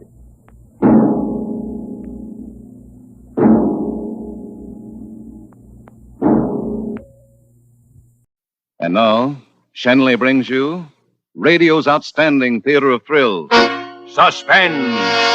Presented by Roma Wines. That's R-O-M-A. Roma Wines, for your everyday enjoyment. Tonight, Roma Wines of Fresno, California bring you Miss Lynn Barry in Murder by an Expert, a suspense play produced, edited, and directed for Shenley by William Spear. I didn't want to hurt him. But I couldn't do it while he lay there sleeping so peacefully. He had to be awake when it happened. He had to be awake. Bob? Bob! Bob, get up. Get up. What's the matter? I haven't... We have an audition. What time is it? 20 minutes to 11. An audition in the middle of the night? There's a club over on 8th Street needs a dance team. Tabor just phoned me. Said to get over there right away. I didn't hear any phone. You were asleep. She usually wakes me. All right. I'll get dressed. I suppose they want us to go on tonight. I'm not going to be much good. I think it could wait till morning anyway. That was step number 1. While he was dressing, I stepped out to the payphone in the hall. I could hear him in the bathroom. I looked at the watch. I didn't have to rush. I had time, enough time.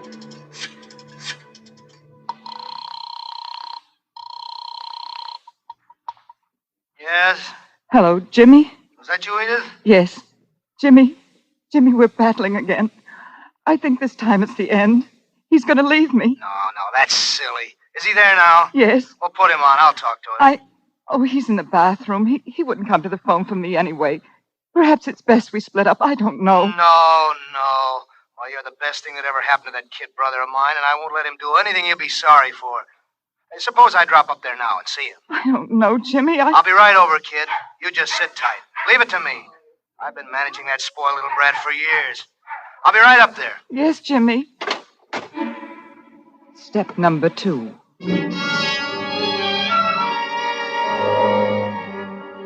The big brother was going to step over and straighten everything out. I looked at the watch again. It was 11:15. He'd get there at 11. Just the time. Just the right time. All right, are we going or aren't we? Oh, you got ready quickly. Who was that on the phone? Wrong number. Yeah? You tell the wrong number, you couldn't go out with them tonight? I said it was a wrong number. I heard you. You don't believe me? You're going to get ready to go out or aren't you?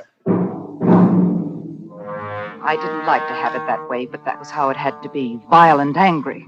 Like there'd been an argument. That was how it was going to have to look. He turned his back to me and started lifting our costumes into a little suitcase. I slid the knife into my hand. Cold, cold. Even the wood handle was cold. What would the steel feel like to Bob? I came very close to him. He started to turn. Where's your other And I jumped forward quickly and lost the knife somewhere in his throat.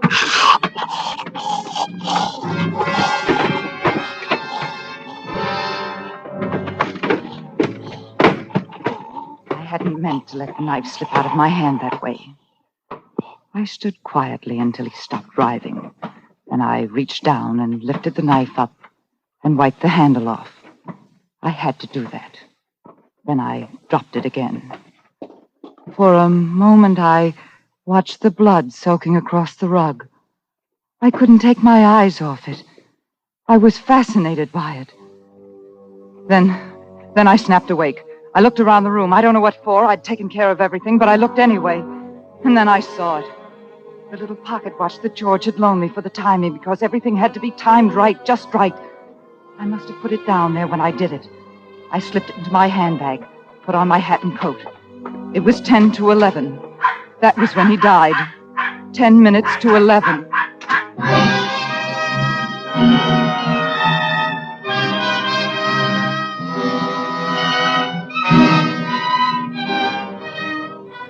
For Suspense, Roma Wines are bringing you Lynn Barry in Murder by an Expert. Roma Wines' presentation tonight in radio's outstanding theater of thrills, Suspense.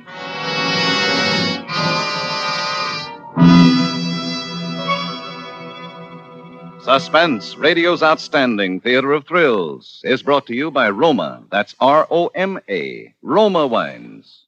America's largest selling wines. So cool to come home to. That's what thousands are saying about that wonderful warm weather thirst quencher, Roma Wine and Soda. Yes, the tastiest treat in town. Cool Roma Wine and Soda is a tempting treat for the family, a delightful refresher to serve friends who drop in these sultry evenings. Just half-fill tall glasses with your favorite Roma California wine, such as Roma Burgundy or Sauterne. Pop in a few ice cubes. Fill with sparkling water, sweeten to taste. Remember, wine and soda made with Roma is better tasting because Roma wines are selected for your pleasure from the world's greatest reserves of fine wines. And now, Roma Wines bring back to our Hollywood soundstage Lynn Barry as Edith Reed in Murder by an Expert, a play well calculated to keep you in suspense.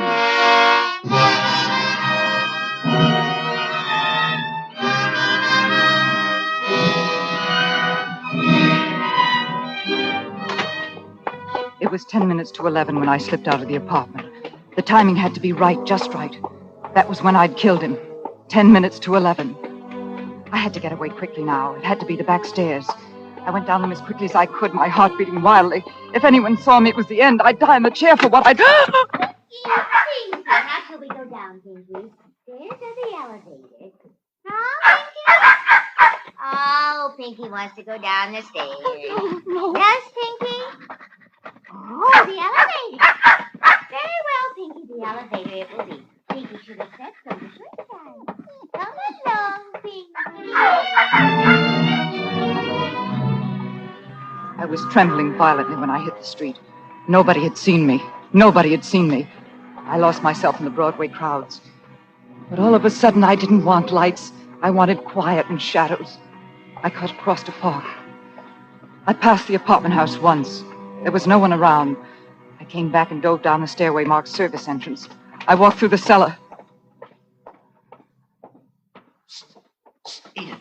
Edith, here, over here. Oh, George. Did anyone see you come in? No one. I'm sure no one did. Oh, George. Come on, up the stairs here. I thought we might use a service elevator, but it's too risky. It's only one flight up. Steady now. Corridor's clear. Come on, come on.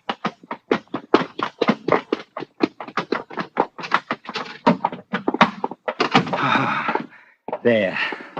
There, it's all over. It's all over, dear. Oh, George, hold me. I'm shivering so. Well, it's all over, dear. It's all over now. There were no more things to do now. No more steps to take cautiously, carefully. I was on the top of the ladder now, and I could reach out and pluck the stars right out of the sky. I had to stay up there. I had to stay up there.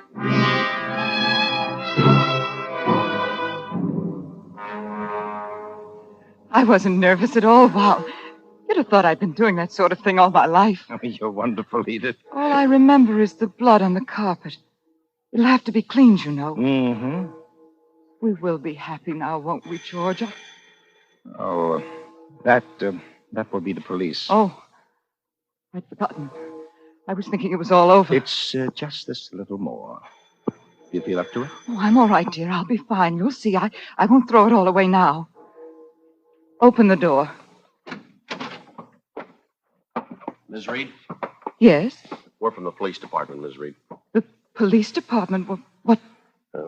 Well, Ms. Reed, your husband's had an accident. Bob? Tell me. Tell me. He's been stabbed, ma'am. He's dead. Bob? What?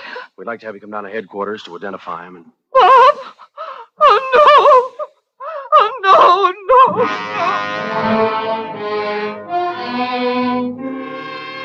I cried then. It was sort of a release. I was tired and lost all of a sudden, and I cried real tears. I knew they would be impressed. I was crying because I was tired, and they would think I was crying because of Bob. And that was good. That was good. I thought we might go downtown in a police car. Instead, they had a cab waiting, and they were considerate, and they drove slowly. Only they drove slowly along Broadway, and I couldn't ask them not to. And I had to close my eyes to keep out the light, to hold down the memories. And that was good, too. They thought the pain I was having was grief over Bob. He's in here, this door here. On the table here. Just a lump under a white sheet. Just a long lump under a white sheet, all that was left of Bob. All that was left of the man who'd been my husband.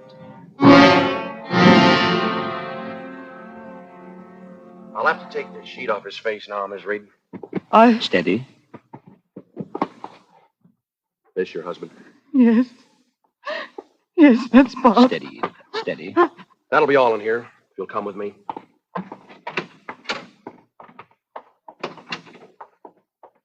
You'll come in here. What? It'll only be for a moment, I'm sure. This is Lieutenant Milgram in charge of the case. This is Ms. Reed. Oh, Miss Reed. Now, won't you sit over here? Thank you. I know you must be under a terrific strain, and I won't keep you any longer than I have to, Mrs. Reed. I'll make things as easy for you as I can. And this is George Lee. How do you do, Mr. Lee? How do you do? We've all been terribly shocked by this. Yes. Who would want to kill Bob? He had no enemies. Was it robbery or... No, I'm afraid it was no robbery. But then what? You went out tonight. Yes. Early? Yes, at about 7. I don't know the exact time. Close to 7. The doorman would know. As we asked him, he said 7. When did you return to your apartment? I hadn't been home all night. Where were you? Well, she was at my place. You must know that. Your men picked us up there. Uh-huh. Yes. Yes, she was with me. Oh, on business, I assure you. Mr. and Mrs. Reed were two of my dearest friends. I'm a dance director. I was working with them on a routine. He had wanted me to say I'd been in another man's apartment. He had wanted me to come right out and say it. Cops thought it was unnatural to be too good. They became suspicious if you were too good. There was a leaky water faucet that kept dripping somewhere in the room. And you stayed in the apartment till now? Yes, of course. I see. What time did you get to Mr. Lee's apartment? About 7:15, I guess. Doorman up there? Yes. Suppose he saw you go in? Yes. Oh, look, Inspector. Lieutenant. I'm sorry, Lieutenant. You're not thinking that Edith here could have had anything to do with this horrible thing? I didn't say so, did I? Well, I can assure you that Mrs. Reed did not stir from my apartment all evening. Uh-huh. Well, before you left your own place, Mrs. Reed, you asked a neighbor to go into your apartment at 11 o'clock and wake your husband up, didn't you? Yes. Bob was supposed to come with me to Mr. Lee's, but he had a headache and said he would lie down for a while, try to sleep it off and join us later. I asked Mrs. Ryan to drop in on him at 11 and wake him. Uh-huh. I knew he would sleep it out if I left him alone, and I did want to get this routine finished. I see. Mrs. Ryan didn't stab him. No, Miss Ryan didn't stab him. She went in at 11, as you told her, and she found Mr. Reed lying on the rug and someone standing over him with a knife in his hand. Who? What? Who? Joe, ask one of the boys to bring in, Yes, sir.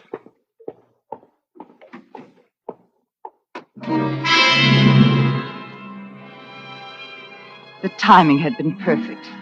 Everything had gone well. I was aware that I wasn't shivering anymore. I was complete master of myself now. I had nothing to be afraid of now. Why, he'd even picked up the knife. Edith! Oh, Edith, thank heaven. Jimmy, what? Edith, will you tell these guys what's what? They seem to be in some kind of a fog. They think I killed Bob. I don't know what's happening to me, but... Easy. You don't mean he... Yes, he's the fellow Mrs. Ryan found, with a knife in his hand, his own hunting knife. Oh, no, that's impossible. Bob was his brother. Jimmy, I know you didn't do it. Well, of course I didn't do it. Tell him about the quarrel. Tell him about the phone call. About the quarrel? The phone call? Yeah, tell him that I was sort of a misfix-it for you two when things got out of hand. Tell him how I felt about Bob and you. What quarrel, Jimmy? What phone call? What quarrel? Well, the one you had tonight with Bob. What's the matter?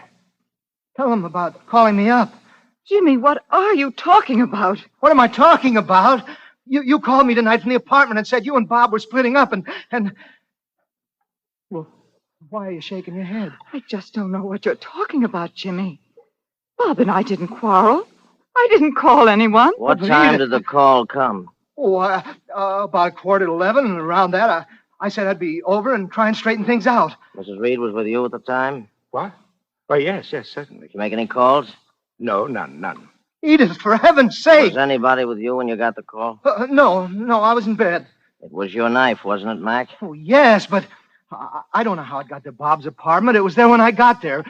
Bob was dead when I arrived. You quarreled with your brother on occasion, didn't you? Not quarrel. No, I was the older brother. I had to straighten him out once or twice. Mrs. Ryan says you often quarreled with him. Oh, they weren't quarrels. Edith, she used to call up when things went wrong, and I'd hustle over and help out. I had a lot of influence with Bob. I tell you, Oh, Edith, you're kidding with me. Tell him how I felt about Bob.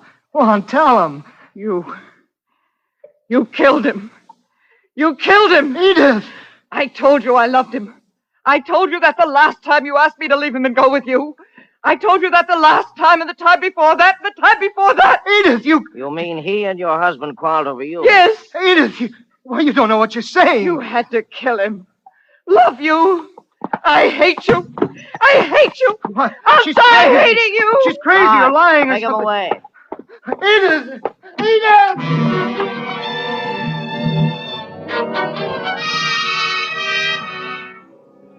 I did it well. I did it superbly. I was sorry for Jimmy, but he didn't count, really. It was him or me. I was after happiness, and nobody was going to stand in my way. Nobody. They drove me home in a police car. George went home alone. I suddenly remembered I hadn't a chance to give him back his watch. It was a foolish little thought to have now. The night air will make you feel better. Cool, you know. Yes. Your husband was a fairly wealthy man, wasn't he? I don't know. Yes, I suppose he was. Didn't use much of it, did he? Why? Well, he wanted to be a great dancer. Show business was in his blood. Oh? He said he was going to become as great as Astaire or Bolger or Kelly. Oh. And he was going to do it the way they did it, the hard way. He wasn't going to buy success. He insisted we live on our club earnings and ignore the other... I see. Well, you'll be quite a wealthy woman now. I don't want to think about it. Here we are, Chief. Oh. Well, good night, Mrs. Reed. Oh, it's almost 2 o'clock. Good morning, Mrs. Reed. Good morning. Want me to see you in? No, I'll be all right. Thank you for everything.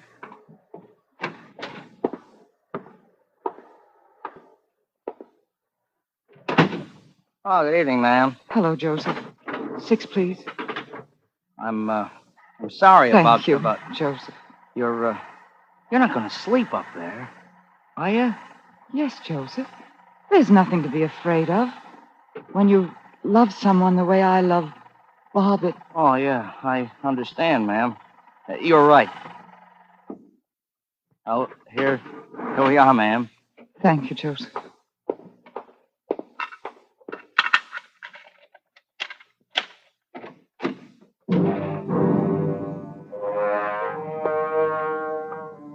I stood in the doorway for a moment before I snapped on the light.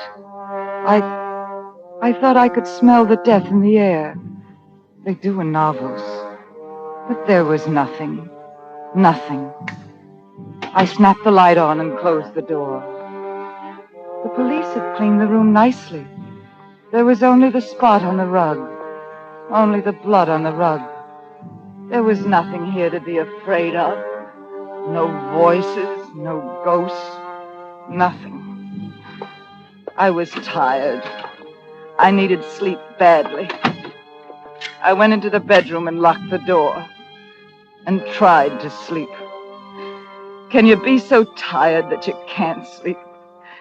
Can't even force an eyelid down over your eye? Can you be that tired?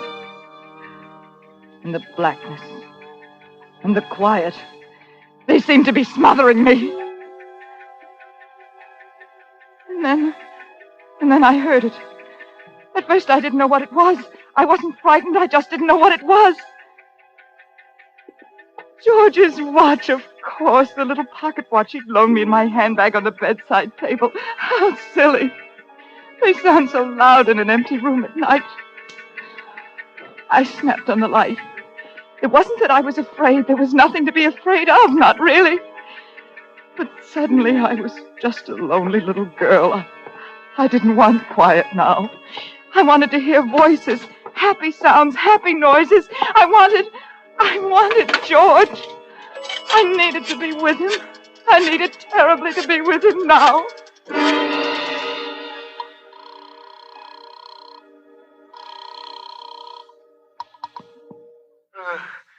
Yes? George? Oh, Edith, what's the matter? I forgot to give you back your watch. Oh, Edith, don't be silly at a time like I this. know it. It isn't really that. Well, what is it? I've got to see you. I'm coming over. No, wait. At this hour, it's silly, Edith. It's dangerous. I can't help it, darling. I've got to see you. Oh, wait a minute. Not here. There's a little place on 7th Avenue, an all-night lunch place near 40th. Dillard's, I think it is. Right away. All right.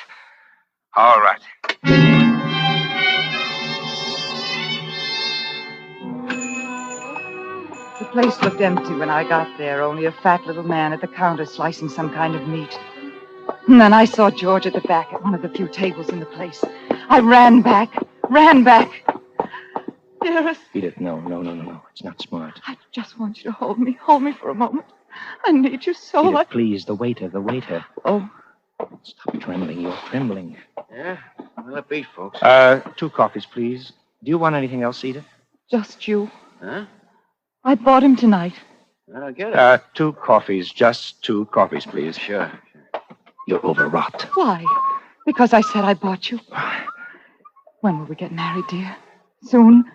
You should be home sleeping. I suppose we will have to wait a little while for appearance's sake, but set a date, dear, now. Go ahead. Please, the waiter. 2 coffees.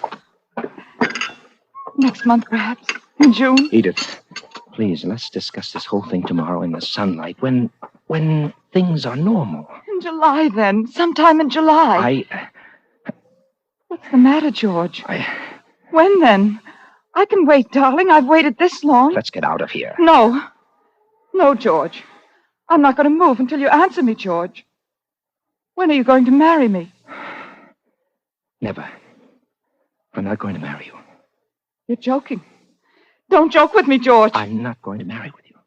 Now, I don't want to tell you this now, but maybe it's better. Maybe the quicker we get things straight, the better. Get things straight? Please listen to me. Edith, you're a rich woman now. You've got a lot of money out of tonight. You got rid of him at a nice profit. So why not look at it as a good business deal and nothing else? I don't understand. A good business deal for both of us. We both took chances. George, I don't... I want half of what you inherit, the insurance and such, for my silence and my lies and my general help. I'm not in love with you, Edith. I never was. I needed the money. There's someone else? Yes. There always was, even while... Yes. And you want to blackmail half of my money to finance you and someone else. A business deal. The whole thing was just a business deal. Please. It's very funny. Bob wouldn't give me a divorce, and even if he had, I'd have gotten no money. And you and I would have needed money to live on. So I killed him. All that terror and all that blood for a business deal. A business deal. It's very funny. It's really very funny. Are you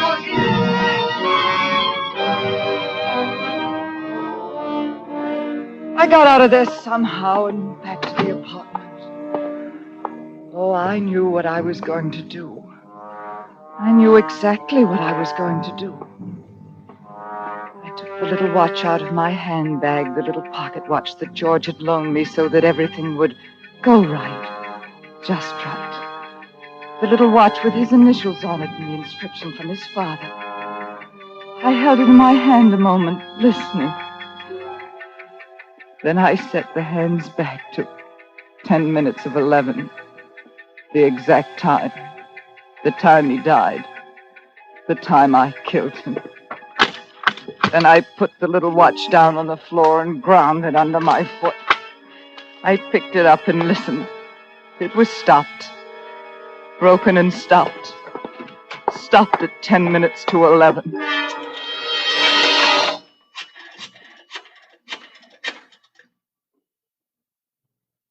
Lieutenant Milgram, please. Lieutenant, this is Edith Reed. I lied to you, Lieutenant. George did it. We planned it together. Why am I telling you? Guilty conscience, I suppose. Oh, you can prove it all right. I found his watch under a corner of the carpet. It was broken during the struggle. Yes, it had stopped. At 10 minutes to 11. Yes, that was the time. 10 minutes to 11.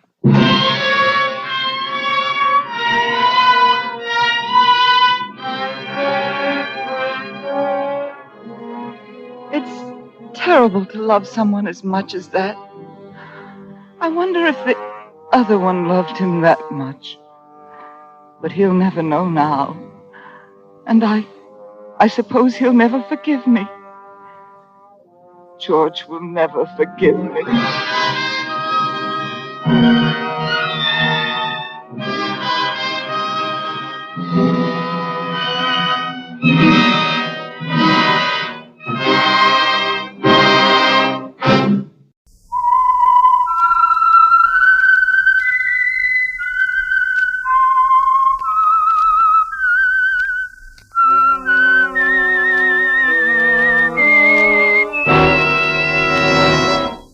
I am the Whistler, and I know many things, for I walk by night. I know many strange tales hidden in the hearts of men and women who have stepped into the shadows. Yes, I know the nameless terrors of which they dare not speak.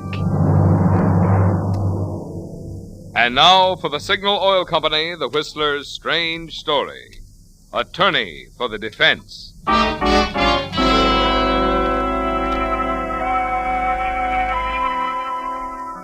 The trial had captured the headlines and commanded the bulk of Page One News since its very first day.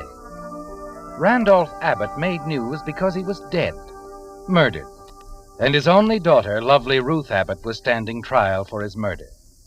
Defending her was her father's own attorney, Joseph Herman. Now the court stood recessed, and Joseph Herman walked confidently from the crowded courtroom. Think you've got the DA on the run, Mr. Herman? Well, the district attorney has his job to do, and I have mine. But you may quote me as saying that Ruth Abbott is innocent, entirely innocent of her father's murder. And I propose to prove her innocence. Let's get to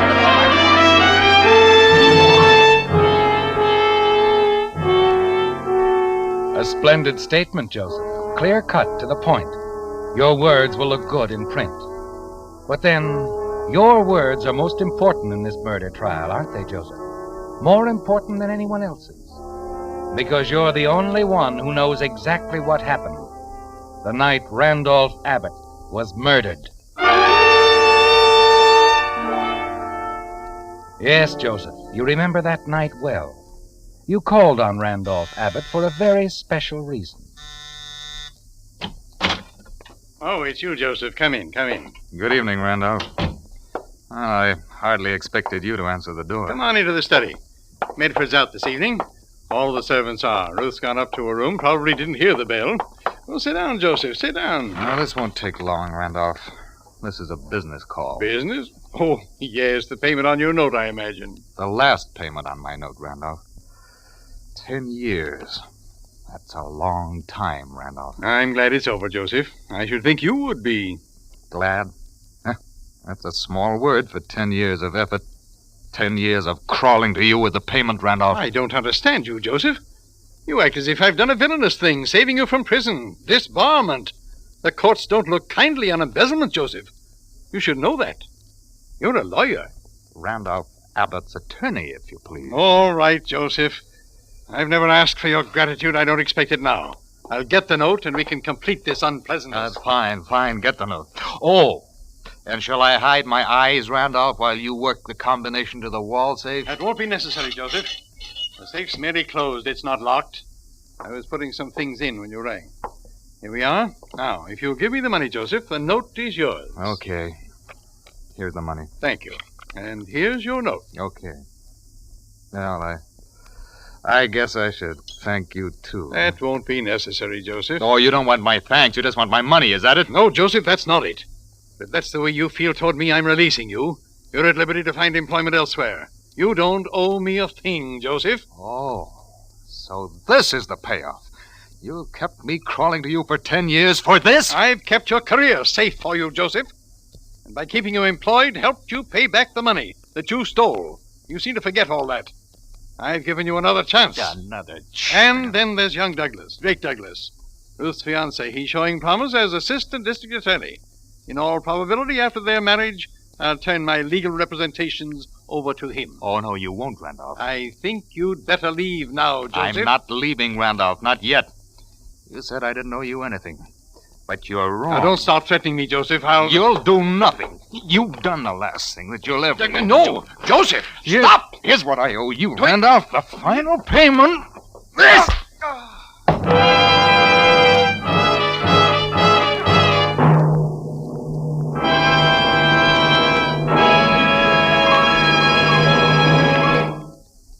Since this is vacation time, I'd like to say a word tonight about an item that will have a lot to do with your driving pleasure. Gasoline. As you travel throughout the Pacific Coast states, you can continue to power your car with the famous Go Farther gasoline. Signal, that is. Yes, from Canada to Mexico, you'll see the familiar Signal circle sign in yellow and black that identifies friendly, independent signal dealers. And when you gas up at a signal station, remember, mileage is only one of the benefits you enjoy. After all, the reason today's Signal gasoline gives you such good mileage is that it helps your motor run more efficiently. And when your motor runs more efficiently, naturally you also notice quicker starting, proud pickup, and smooth, responsive power. That's why we say mileage and performance are like birds of a feather. They go together. So on your vacation trip or any time, remember you get all the things that make driving more fun when you get Signal, the famous Go Farther gasoline.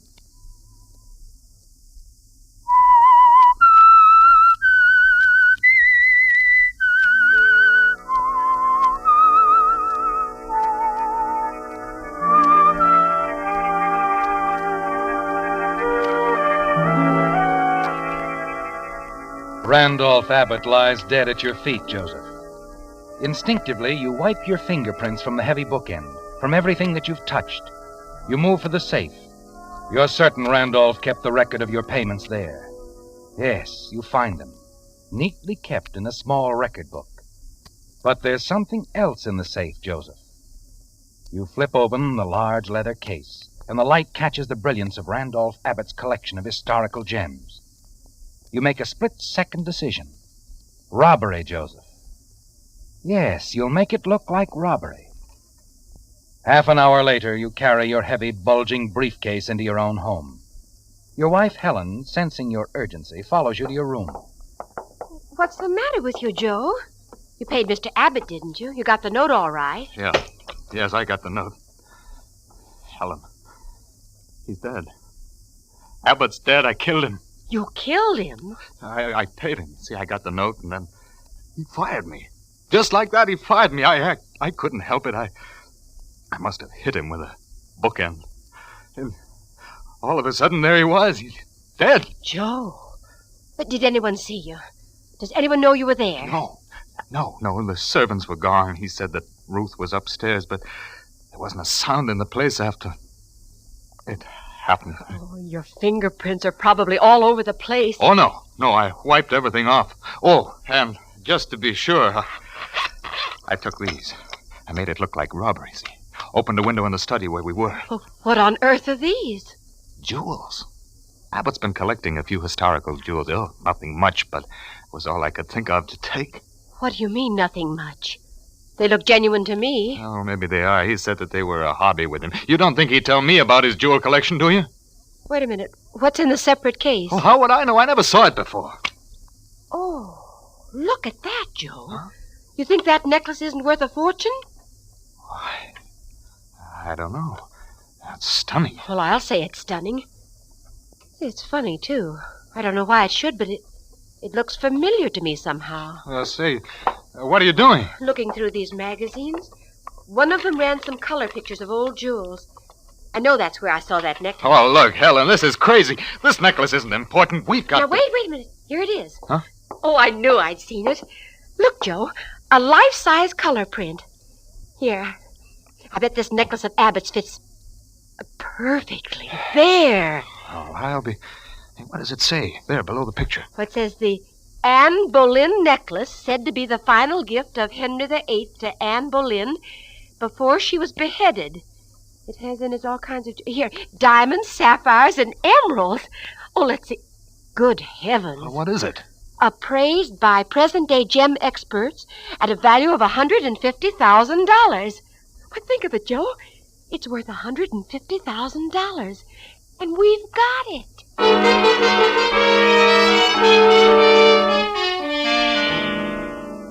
Well, Joseph, the brilliance and value of the Anne Boleyn necklace blinds both you and Helen for the moment. Until you remember that Randolph Abbott is dead, that you murdered him, Joseph. Still, you feel secure in the knowledge that no one knows you were with him tonight. And your wife, Helen, assures you that there's no reason for anyone to suspect you. That thought comforts you as you lock the Abbott jewels in your files and prepare to retire for the night when... Hello. This is Ruth Abbott, Mr. Herman. Oh, yes, Ruth. My father's been murdered. Murdered? Oh, no, Ruth. Please, Mr. Herman, the police are here. I'm very tired. Can you come right away? Why, of course I can, Ruth. Of course. It looks as if I'll need an attorney, Mr. Herman. The police think that I killed him. They think you... I'll be waiting for you, Mr. Herman. Please, come quickly. Ruth Abbott? Yeah, the police are there. They think she killed her father. She wants me to defend her. You've got to do it. Do I? Why, Helen? Why not let Ruth take the rap? Don't you see, Helen? They don't suspect me. They suspect Ruth. I think it's wonderful. Now, think a minute, Joe. You're Randolph Abbott's attorney. You've got to defend his daughter. You'll make a brilliant defense for her, Joe, because she's innocent, you know. No one knows that better than you do. Sure she's innocent, but I've got to think of myself. This is thinking of yourself, Joe. After your devoted, brilliant defense of an innocent girl, no one will ever be looking for you. And later, when it's all forgotten, we can sell the Anne Boleyn necklace and go anywhere and live comfortably. Yeah, maybe you're right, Helen. Yes, I think you are. Okay. I'll do it. I'll be the attorney for the defense.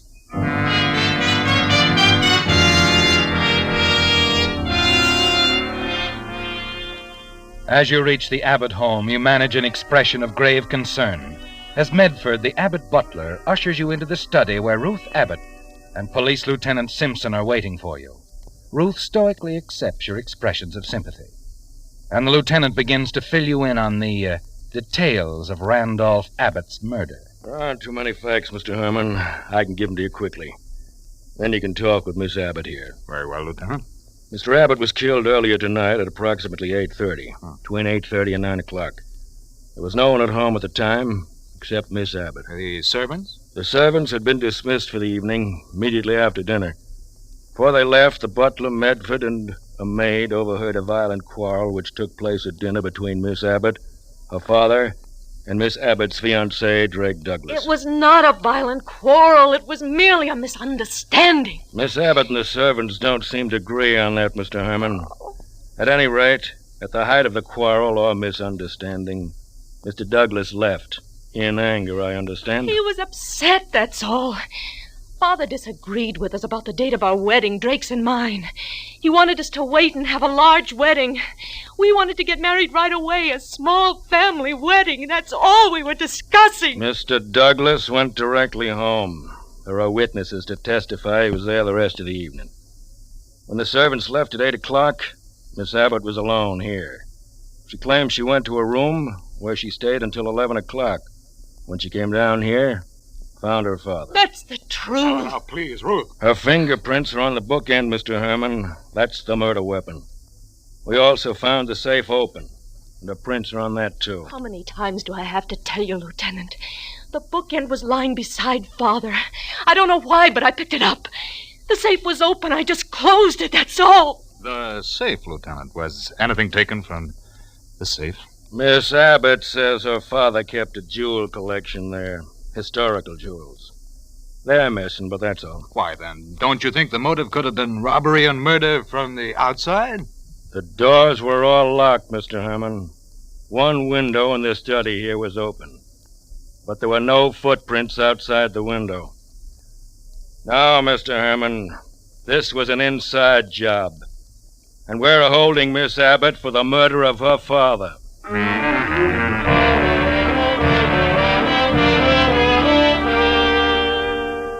When the lieutenant leaves you alone with Ruth, you assure her you're convinced of her innocence. That even though the web of circumstantial evidence encircles her, you're sure that you'll find the weak link in the chain.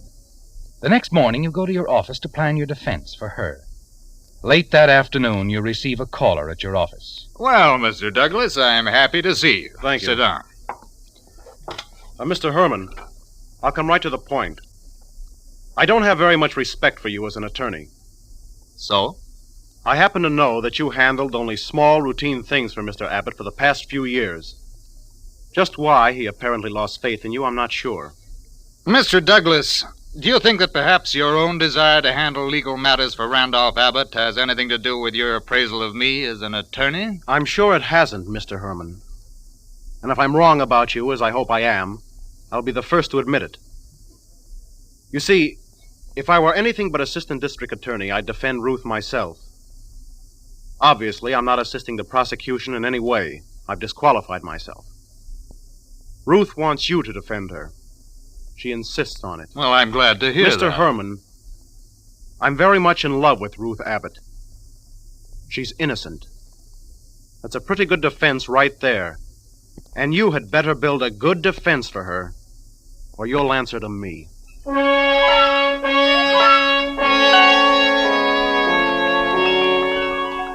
Drake Douglas's words echo through the next few days as you prepare Ruth Abbott's defense. There can be no slip-ups now, Joseph. Douglas is always around, isn't he? When you and the district attorney select the jury, Through all the preliminaries to the trial, he's there, watching you, weighing every word you say. Then finally the trial begins, and the district attorney is completing the opening statement of the prosecution. In summary, ladies and gentlemen of the jury, the prosecution will prove that the defendant, Ruth Abbott, had both a primary and secondary motive for murdering her father. The primary consideration was money, the vast Abbott wealth she was impatient to acquire. The defendant's secondary motive took hold after a violent quarrel when her father voiced disapproval of her approaching marriage.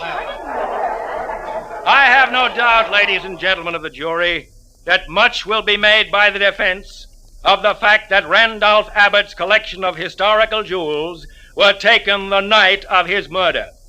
But I say to you that these jewels represent a paltry sum in comparison with the wealth the defendant would inherit at her father's death. That these jewels were, in fact, expendable in the defendant's plan to make the murder of her father appear to be the work of a common thief, a housebreaker.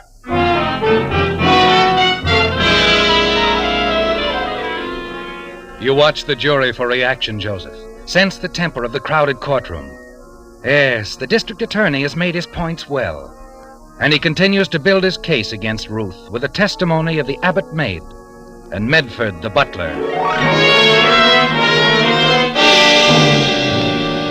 I distinctly heard them quarreling. Miss Ruth, Drake Douglas, and Mr. Abbott during dinner. They were shouting at one another. And finally, I heard Miss Ruth say, "I won't have it. I won't have it. You're not going to interfere with my wedding."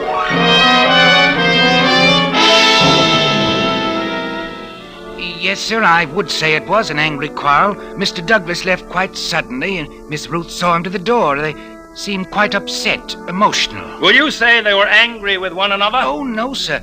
They were angry, extremely angry. With Mr. Abbott, sir.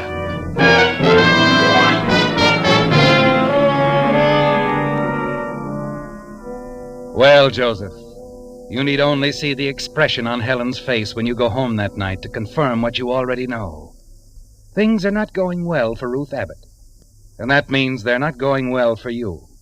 But as you remind Helen... The DA's having his day, that's all. I'll get my crack at them tomorrow. Now, don't you worry about it. Oh, I am worried, Joe. Have you forgotten what's at stake in this thing?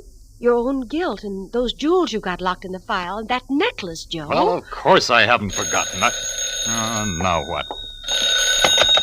Hello. Drake Douglas, Mr. Herman. Oh, yes, Douglas. I'll be blunt about it. I want to know what your plans are for Ruth's defense. Ruth is innocent. She's also the woman I love.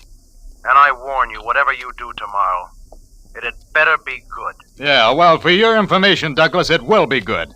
I have an ace in the hole that'll blast the DA's theories to pieces.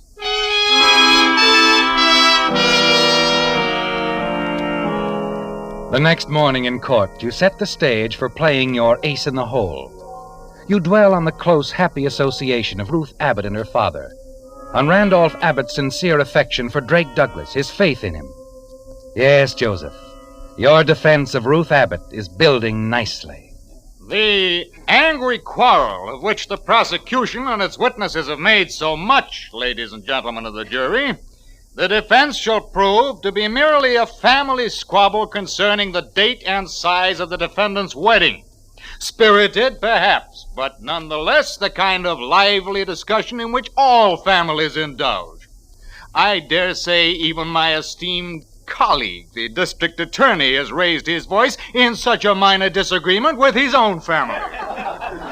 But far more important, and far more conclusively, shall the defense rip through the single flimsy thread on which the prosecution hangs its full and highly vulnerable case against Ruth Abbott. They refer to the Abbott jewel collection as paltry in value, and dismiss it with that. Why? Because it is far from paltry in value, and that is the one big flaw in their case, and they know it. Therefore, I shall call but one witness, ladies and gentlemen of the jury. One witness. The defendant, Miss Ruth Abbott.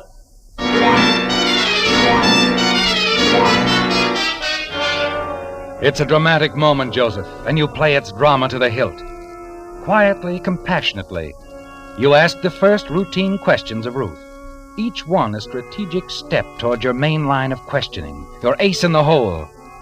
And finally, you begin to frame the all-important questions. Miss Abbott, are you familiar with your father's collection of historical jewels? Why, yes, of course I am.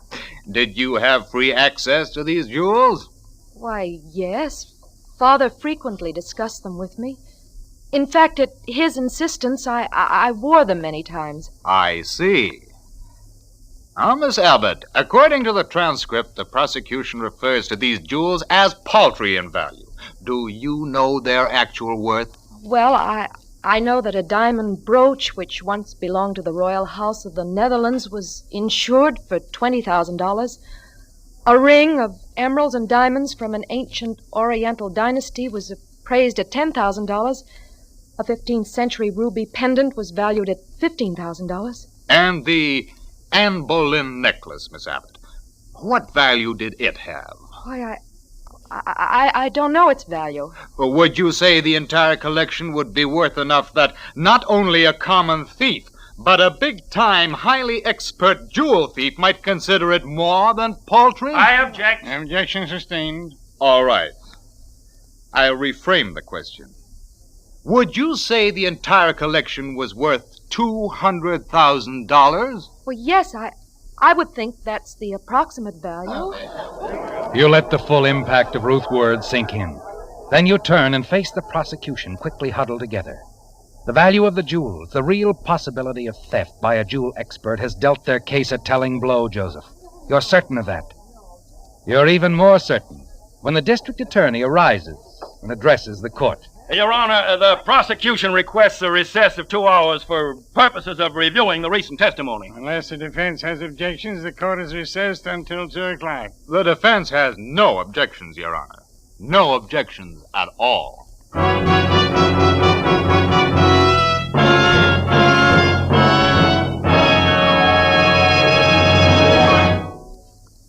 Now, I'm going to predict a sight you're going to see oftener and oftener as the days grow warmer. Overheated cars parked at the side of the road to let their steaming radiators cool off. To make sure this annoying occurrence doesn't mar your summer driving fun, Signal service stations have 3 little items to rejuvenate your cooling system. The first is Radiator Cleaner, to remove clogging scales, sludge, and rust. The second is Rust Preventive, to protect radiators of old cars or new ones from further corrosion.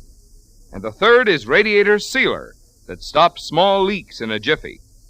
These, incidentally, are just 3 items from your Signal dealer's complete line of recognized quality accessories that include Lee tires, Champion spark plugs, Rainmaster windshield wiper blades, and Purolator oil filters. So when you see the familiar Signal circle sign in yellow and black, remember, there you'll find not only the famous Go Farther gasoline and Signal Premium compounded motor oil, but also a complete line of fine accessories and services to help your car run better, look better, and last longer.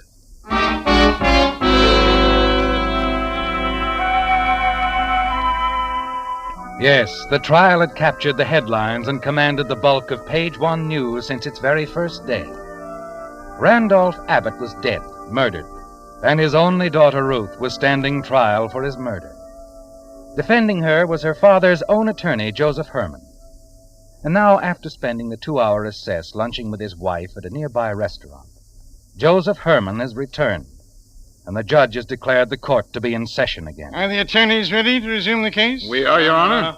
And will the defense resume questioning, please? The defense has no further questions, Your Honor. Your Honor. Mr. District Attorney? Your Honor, in view of the evidence which has quite recently come to the prosecution's attention, I move for dismissal of the case against Ruth Abbott. Order! Order in the court! On what grounds does the prosecution move for dismissal? Your Honor, facts have come to my knowledge from the very record of the trial, based on testimony on record in these proceedings, which are sufficient to dismiss the case against the defendant. In light of this, I would like the Assistant District Attorney, Mr. Drake Douglas, to tell the court what he told me. It's in regard to the Abbott jewel collection, Your Honor. only 3 people could have known about one piece in particular. The defendant, Ruth Abbott, will swear that on the night her father was murdered, he showed her the historic jewel he had acquired only that afternoon. At that time, he requested that she tell no one about it. Ruth told no one until she told me a few moments ago during recess. The only other person who could possibly know about the jewel is the person who killed Mr. Abbott and stole the jewels. That person has revealed himself, Your Honor. Just before the court recessed, the attorney for the defense, Mr. Joseph Herman, specifically questioned Miss Abbott about the jewel, the Anne Boleyn necklace, during direct examination. No! He told me about that necklace, Your Honor. Order in the court! Your Honor, after Mr. Herman's question this morning, the prosecution obtained a search warrant. And during the recess, while Mr. Herman was lunching downtown, we went to his home and found the Abbott jewel collection in his files. We submit them now in evidence. Your Honor, the state requests that you order the arrest of the attorney for the defense, Mr. Joseph Herman, for the murder of Randolph Abbott.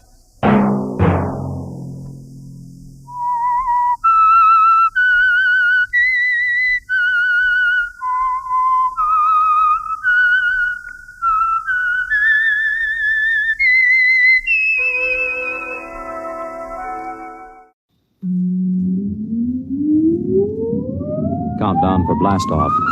X minus 5, 4, 3, 2, X minus 1, fire.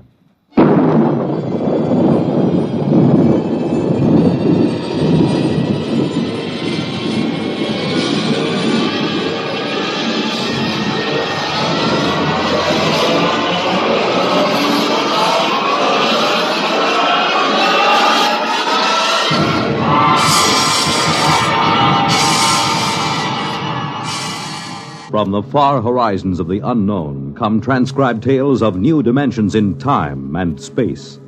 These are stories of the future, adventures in which you'll live in a million, could be years, on 1,000 maybe worlds. The National Broadcasting Company, in cooperation with Galaxy Science Fiction Magazine, presents X minus 1.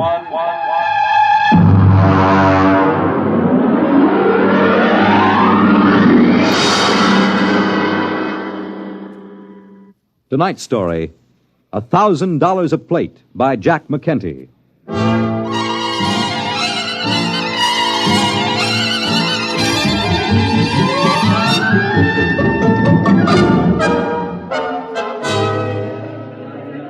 Ferry ship from Deimos Space Station carrying cargo and passengers from Earth now arriving in Blasting Pit 6. Radiation clearance and quarantine officers report to passenger conveyor. Mars Airways to New Chicago, Port Kelly, Marsport, Marsport Park, New Amityville, and Nova Massapequa. Take off in 15 minutes. All aboard. Excuse me, sir. Could you help me? Sure, buddy. What'll it be? Cards? Dice? A little shot of distilled huckleberry? No, I just wondered if you could direct me Brother, you came to the right man. I can direct you anywhere you want to go. That's what I'm here for. You just get off the ferry? Yes, I came on the Phobos Queen. Yeah. You know you can spot him in my business. All right, what'll it be now? Well, I want to know how I can get to the observatory. The what? The Mars Observatory. You know, the Astronomical Research Center. What do you want to go there for? I work there, or at least I will. No kidding. Mm-hmm. You're one of them double-dome stargazers, huh? Yes, I'm an astronomer. Yeah, I heard there was a lot of you guys out there under glass, but I don't get out of town much. I got to keep my hand in, you know. Are you sure you wouldn't like a little flutter before you settle down in your rut? No, I never play cards. Occasionally a little chess. I don't know if they got any chess in any of the casinos, but if you want, I could arrange it. You know, play against the house, $5 apiece for the kitty, and a C-note for checkmate. No, thank you. Can you direct me to the observatory? Well, you'll have to get a sand hack. None of the regular buses go by there. They just hit the casinos on the strip. Hey, I'll tell you what. The next ferry won't clear for another half hour. I'll walk you over to the hack stand. Well, thank you. That's very kind of you, Mr. Just call me Pusher. It's on account of my occupation, you know. Oh, I see. I'm Enright C. Bensinger, Dr. Bensinger. Well, it's a pleasure, Doc. Right this way. This isn't exactly what I expected. Your first trip to Mars, huh? Yes, it is. Well, you'll get used to it. Out this way. Adjust your gills. Gills? Sure. But what do you think you're going to breathe outside that door? There isn't enough oxygen on Mars to keep a mouse alive. They gave you a standard issue when you got off the ferry. It's in that bag. Oh. Yes, I'm afraid I was reading when they explained it. The quarterly journal from the Harvard Observatory, you know. Oh, yeah. I never miss a copy. Now, look, you put the nose clip in, see, and crack the valve. This way it compresses enough air to keep you going. Okay? All right, let's go. Cold. Sure, it's cold. Sand hacks are right up the street there. Beautiful. Beautiful. All the colors in the sky. I am surprised, though, in an atmosphere this thin, the sunset shouldn't be as spectacular. That ain't the sunset, Chief. That's the new sign on top of the Canal Casino. Right there behind you, see? Fun. Yeah, but if you want a square shake with the dice, you go to Harry Harvey's place, the Red Sands Hotel. I suppose the seeing is excellent. You're telling me. You know, he's got a line of girls like you never see nowhere else. Oh, I'm afraid I meant astronomical seeing. With telescopes, you know. Hey, you got an idea there. Telescopes. What's that? Nothing. Fireworks. It's a Mardi Gras. A what? Mardi Gras. You know, big party all over town. Parades, costumes, liquor, fireworks, gambling. You know, big celebration. Well, what's the occasion? An eclipse of the two moons. Oh, but that occurs very frequently. Oh, sure. You'd be surprised how much a Mardi Gras ups the take on the strip. Well, here are the sand hacks, and look, don't let them hackies charge you more than $15 for the trip. Just tell them you know me. Just tell them Pusher sent you.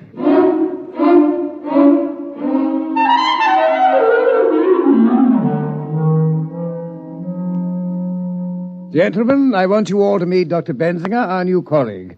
These are Drs. Fitz, Spiegel, Ortney, and Klein. I'm sorry to introduce you to our team at such a critical moment, but our situation is rather desperate. Well, I'm afraid I don't understand. Spiegel, show Dr. Benzinger your plate. Here, just look at this. Just look. It took me 8 weeks working with the computer to plot this plate, and look. Well, it seems fogged.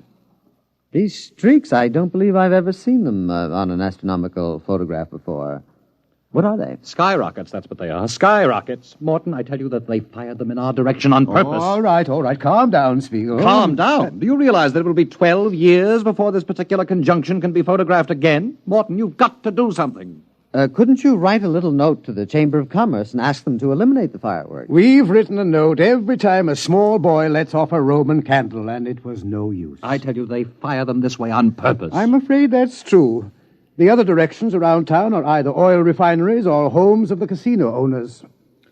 I don't suppose there's any chance of moving the observatory, then, out into the desert. My dear Dr. Benzinger, we'd have to bring in crews to tear it down, other crews to move it and set it up, not to mention breakage and replacement, which would involve more freight from Earth at $7.97 per pound, dead weight. As it is, the immense costs add up to a staggering total. Do you know what a single photographic plate costs us, counting overhead? $1,000. Well, then what is the answer? Another letter to the town council, I suppose. Let me write it this time, Dr. Morton. My grandmother used to have several rather picturesque phrases which I believe I could translate. No, Spiegel. Dignity, remember? We are an adjunct of Harvard University. Dr. Spiegel, I shall ask you and Dr. Benzinger to accompany me in person to the town council. Surely they cannot turn down a rational request in the interest of science.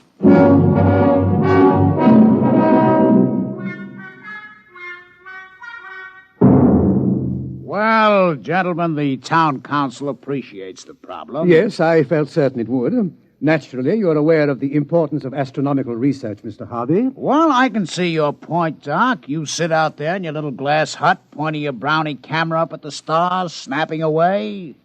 But you got to look at our point of view. Oh? Now you take my place. Harvey's Red Sands.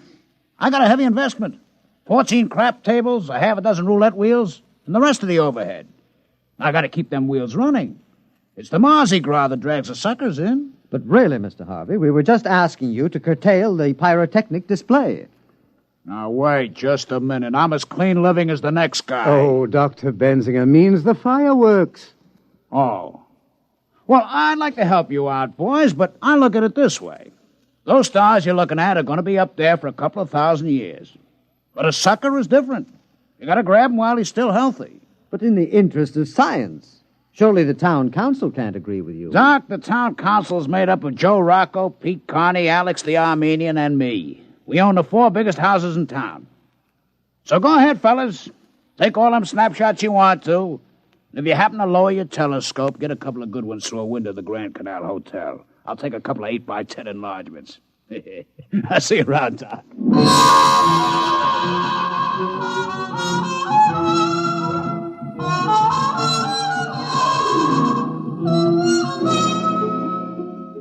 Well, I'm afraid the town council was no help. They just remain insensible to reason. Well, I'm afraid the only thing those gentlemen understand is money. My dear Dr. Benzinger, the smallest bet allowed in Mr. Harvey's establishment is approximately the same as your monthly salary. Oh. Dr. Morton, suppose the gambling operators were suddenly to lose a great deal of money. They never do. Of course, with the ordinary layman playing against them. But suppose the best scientific brains were to concentrate on a simple matter like the probabilities of a given roulette wheel, or the combinations and permutations applicable to a game of poker. We could put the main computer on it. Doctor, are you seriously suggesting... Well, I think he's got a point. If we could give those casinos a shellacking, they might stop the fireworks just to get rid of us.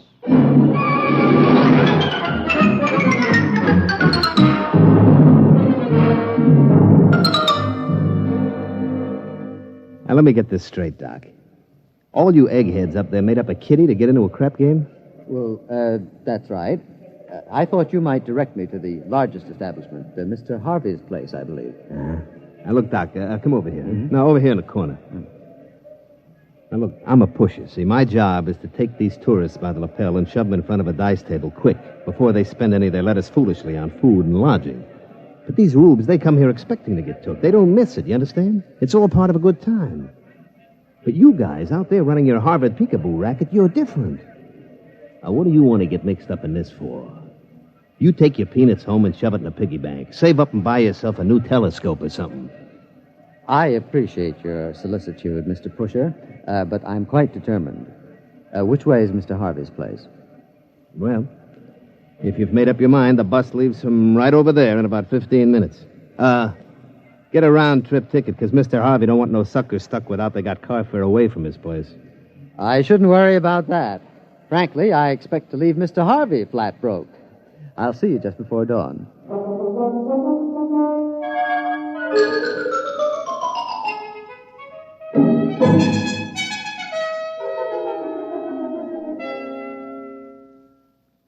I don't understand it. I just don't understand it. But what happened? Luckily, a certain Mr. Pusher was generous enough to lend me $15 for a sand hack. Otherwise, I would have had to walk. Well, that was rather decent of him. Well, not exactly. He said he gets a percentage when he pulls in a ripe chump. You mean it's all gone? Every dollar. I just can't understand it. I kept careful notes. I followed the formula that was worked out by the computer. I calculated the odds by slide rule, carrying them to the 4th and 5th decimal place. I just can't understand it. Mr. Pusher said that I had a frigid digit. A what? A cold finger. I gather that's the opposite of a hot hand. But according to the games theory as outlined in the last International Congress of Theoretical Mathematics... Unfortunately, at the last Mathematical Congress, they weren't trying to make a 4 the hard way. There they go again, skyrockets. I was hoping to get at least 3 plates in before they started. And the crushing blow occurred when Mr. Pusher offered to sell me my horoscope. No. Yes. Oh. He said anyone was a fool to get into a dice game if the stars weren't right. Now, there's an example of what we're up against. Medieval superstition existing side by side with hydrazine rockets and nuclear space drive. Shocking! I'm not so sure. Might be a good idea. Dr. Morton sent for the staff psychiatrist. Benzinger has scratched his reflector. No, gentlemen. Pusher was right. Every man who's going to gamble should have a horoscope. It's very important to know what the stars say. What are you talking about? And where on Mars is the place best equipped to tell you what the stars say? Oh, no. Dr. Benzinger. Gentlemen, I tell you, it may be a stroke of genius.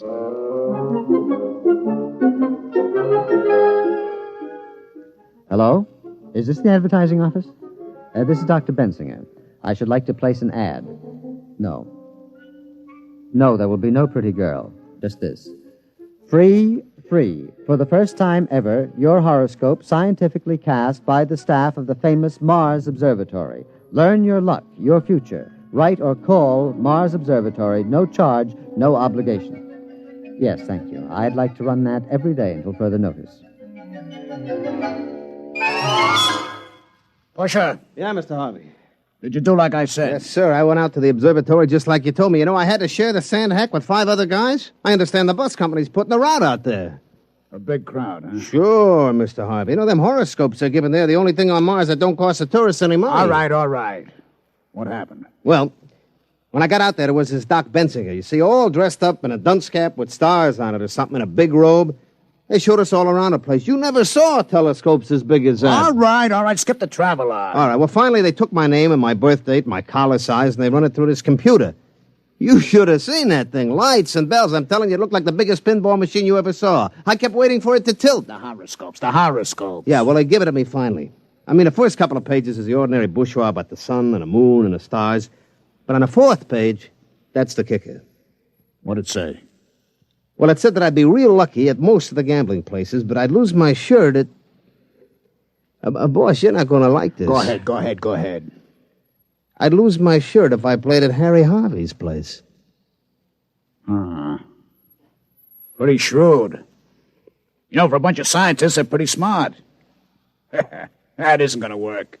Who in his right mind is going to pay attention to a lot of hooey like that? Sure, Mr. Harvey. Can I go now? What's your hurry? Well, I'm going over to Purple Flamingo to play a little poker. I mean, after all, they say I'll be lucky any place but here. I mean, you can't argue with science.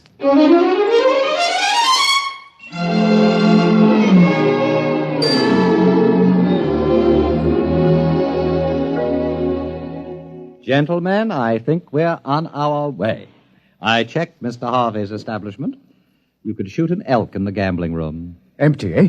There was nobody playing but an elderly masochist who likes to lose. Dr. Morton, we have a visitor. Bensinger, I have asked you please to take off that confounded astrologer's hat when you come into my office. It embarrasses me. Oh, I'm sorry. But, Doctor, allow me to present Mr. Harry Harvey. Hiya. How's business, Mr. Harvey? Yeah. Well, look, gentlemen, let's put our cards on the table. You put a hole in my pocket like I haven't had since I once ran into an honest police lieutenant in Cincinnati. I presume you've come about our horoscopes. Yeah. Let's shoot or get off the foul line. How much? I beg your pardon? How much will it take to lay off? Mr. Harvey, just a promise. What? You're on the town council, Mr. Harvey. Now, the next time the question of tourist entertainment is discussed, we want you to vote against any fireworks display. Well, sure, that's no problem, but look, I'm only one vote. Oh, don't worry, Mr. Harvey. Every one of the casino owners on the council will have his turn to be, mentioned in the stars. Yeah? You gonna knock us all one by one like a flight of ducks? Well, that's the general idea. I gotta hand it to you. I gotta take off my hat to you. Mr. Harvey, we're desperate. We cannot afford to let valuable and irreplaceable photographic plates be spoiled by fireworks. Okay, you win. But listen, here's $5. $500? But we couldn't take it, Mr. Harvey. I've already explained. It's not for me. I want you to take a full-page ad and do the Purple Flamingo in your next horoscope. I'd like to see Joe Rocco's face when he gets a load of it. All right, Mr. Harvey. We'd be glad to take him next. Oh, and one more thing before I go. Can I look through the telescope? I never looked through one before.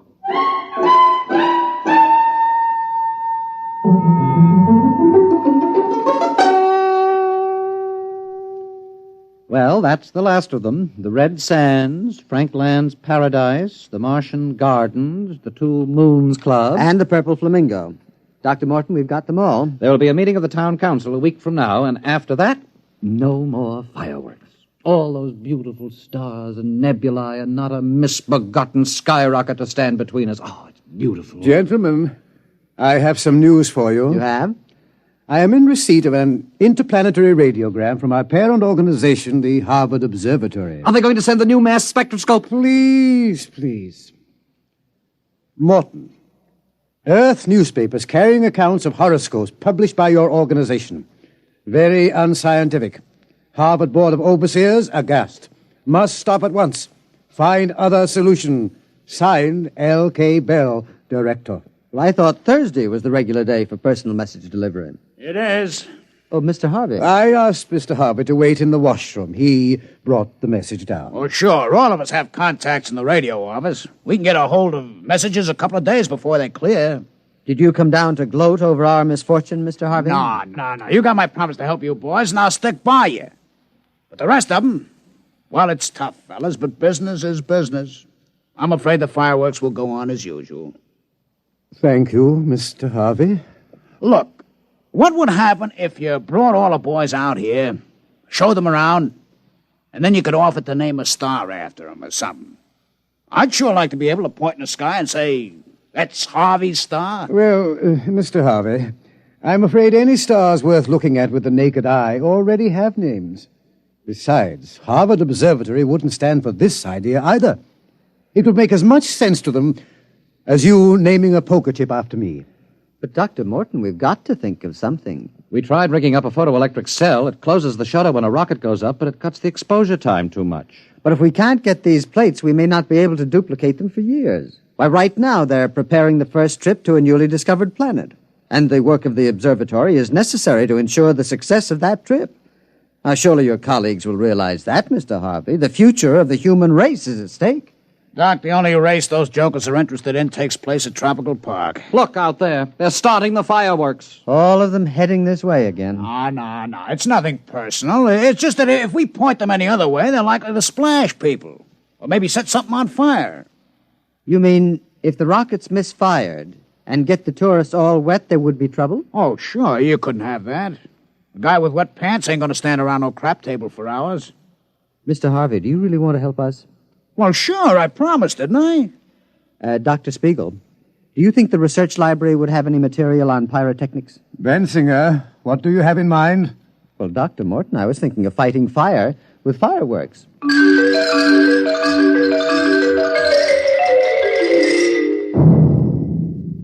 Careful with that match, Harvey. Oh, don't worry. With the oxygen around here, you need a blowtorch to light a cigarette. Have you got the rockets ready, Dr. Bensinger? Well, here they are in the launching racks. I've got all my instruments, compass, a clinometer, an azimuthal radioscope, and a blowtorch. Well, what are we waiting for? Spiegel. He's bringing the calculated trajectories from the computer. Say, I don't know if I like this. What if they miss? Or they go off too soon or something? Oh, nonsense, Mr. Harvey. You forget. We're scientists. Here are the figures, Bensinger. We double-checked them on the master computer. All right, then, let's go. They'll be starting the official fireworks any minute. Azimuth 360.3570. Check. Elevation 49.3740. Check. That's corrected for wind, velocity, temperature change, and magnetic eddy currents. Are you sure you guys know what you're doing with them skyrockets? Don't worry, Mr. Harvey. They're going to explode in the Grand Canal and get everybody in the Canal Casino all wet. You shouldn't object. After all, it's your competition. Coming up to 0 hour, Bensinger. Light the torch. 5 seconds. 4, 3, 2, 1. Fire. There they go. Oh, interesting effect. That purple color. Oh, do you like it? Yes. That was my idea. Radioactive fluorides. They're up over the town now. Hey, one of them's beginning to wobble. Oh, I can't understand that. The computer was absolutely certain. It's going over the south of town. The other one's tracking correctly on the radar. It'll hit the canal square. Yeah, but look, the purple one. There it goes. It hit. Looks like it's starting a fire. Hey, must have hit somebody's house. Hey, you can see it now. It's a house burning. Oh, dear, dear. There must have been a weak tube in the computer. Yeah, some guy's going to be real sore. I can see it real clear with the glasses now. That house on top of the hill there by the gecko bush. Boy, it's burning like... Mr. Harvey, what's the matter? That's my house!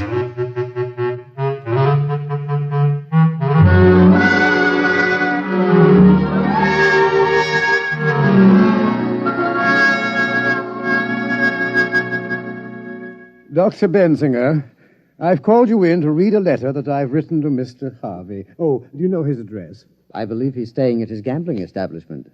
His house was a total loss. Yes, well, yes. This has been a very difficult letter for me to write. I believe the letter is academic, Dr. Morton. Mr. Harvey is outside. Oh, he is? With two very large gentlemen with bulging pockets. Oh, dear. Oh, dear. I don't know what to say. Well, Mr. Harvey, what a surprise. You two apes wait outside.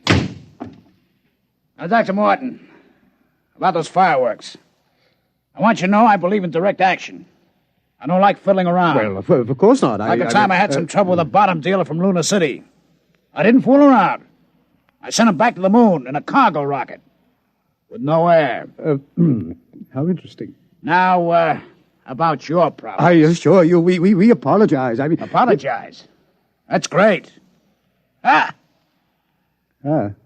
just remembered I left a few plates in a bar. I don't go away, Doctor. You're in on this, too. No, there wouldn't be room. Not for two of us. What are you talking about? Well, in a cargo rocket, especially without air. What? I'm trying to tell you. The council voted against fireworks. No, as a matter of fact, I have a very bad sinus, and no air would definitely... What? Oh, sure. We decided anything that could burn down an honest citizen's house was too dangerous. Very civic-minded, that council. But I don't understand. I kept my promise. I said I'd help you, and I did. Well, I'm terribly embarrassed. We were trying to get a collection among the staff to help you pay for your loss, but I'm afraid the total assets of the observatory wouldn't reconstruct your garage. Yeah. But we held a staff meeting, and we decided on a more permanent kind of remembrance. Mr. Harvey, on this photograph, you see this trail? This bright trail? Oh, one of them skyrockets again? I'm sorry, Doc. It won't happen again. No. This is no skyrocket.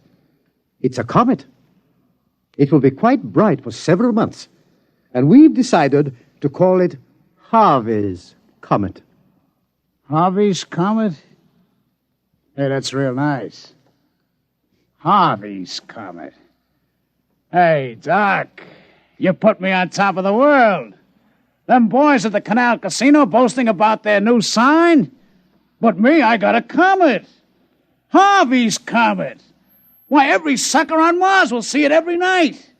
It's the best advertisement since they wrote 7 down across the face of the moon. Well, I'm glad that you're pleased. Well, as a matter of fact, Doc, I kind of heard about it in advance of one of your boys. You named the comet after me? Okay. I brought something for you. Here. What is it? A poker chip from my place. Go ahead, read it. Harvey's Club. Dr. Morton's poker chip. 5,000. That's dollars, Doc. Don't spend it all in one place.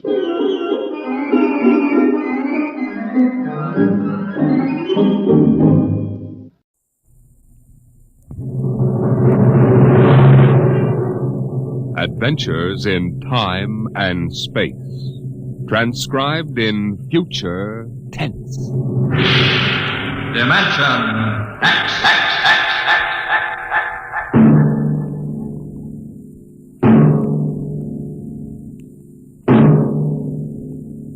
The National Broadcasting Company, in cooperation with Street and Smith, publishers of astounding science fiction, bring you Dimension X.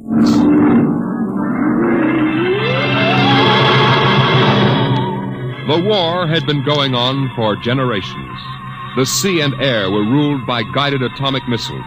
Radiations and total destruction drove man underground, and there the war continued. The great beds of shale and limestone trembled as an underground cruiser chewed its way through the ageless rock. The ship was squat, ugly, the top of its cutting head 40 feet above the clattering caterpillar treads. It was windowless, and behind the grinding duralloy blades were ugly lumps that concealed the guns. On the bridge, Commander Sanderson fought the bucking vibration, one hand tight on a stanchion. Culver. Aye, sir. What's wrong with the insulation? It's hotter than oven up here. Port refrigeration unit went out. Starboard can't carry the load. I've got damage control on it. We'll go back. Aye, sir. Give me a seismal reading. Severe shock 30 seconds back. Change course to 175 degrees. And half speed, please, sir, till I can chart the strata. Mr. Culver. Aye, sir. 175, half speed. Aye, sir. Navigation, Lieutenant Watson. Bridge here. Change course to 175, Watson. 175. Aye, sir.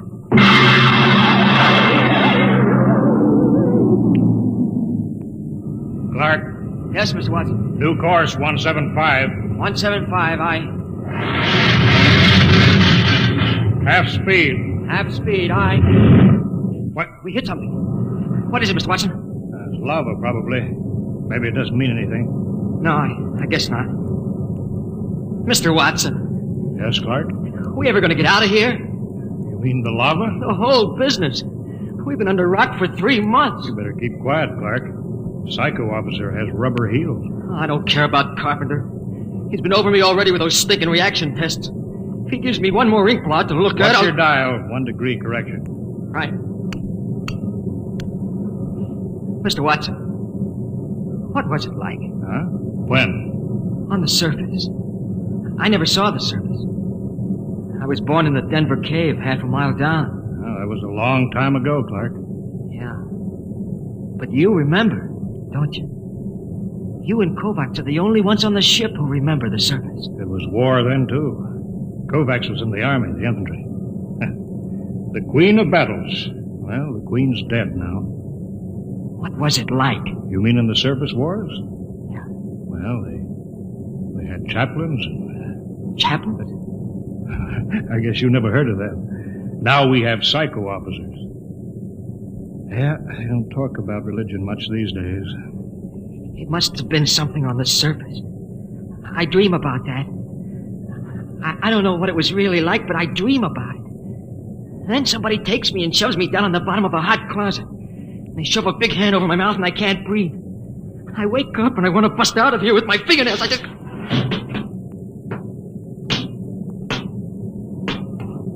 What's the matter, Clark? Nothing, Dr. Carpenter. Nothing? No, sir. We were just passing the time, Carpenter. When's the last time you had an emotional reaction test, Watson? I don't know. I forgot.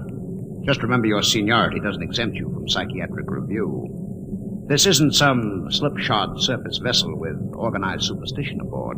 The old chaplains weren't so bad. Not scientific. You know, I can remember when psychiatry and mental hygiene were the hope of mankind. Now look at it. That goes in my report, Watson. Yeah? Well, make sure you spell my name right. Now hear this. Now hear this. Attention all hands. Igneous rock detected. Fresh lava flow. Stand by to go to quarters. You're lucky, Watson. That is all. I'll finish with you later. I've got to check combat detachment. Sure. Go play with your ink blots. I'm busy. Now go listen. on, get out of the way. Get down to the combat detachment. They'll be happy to see you. Clark, check those dampers.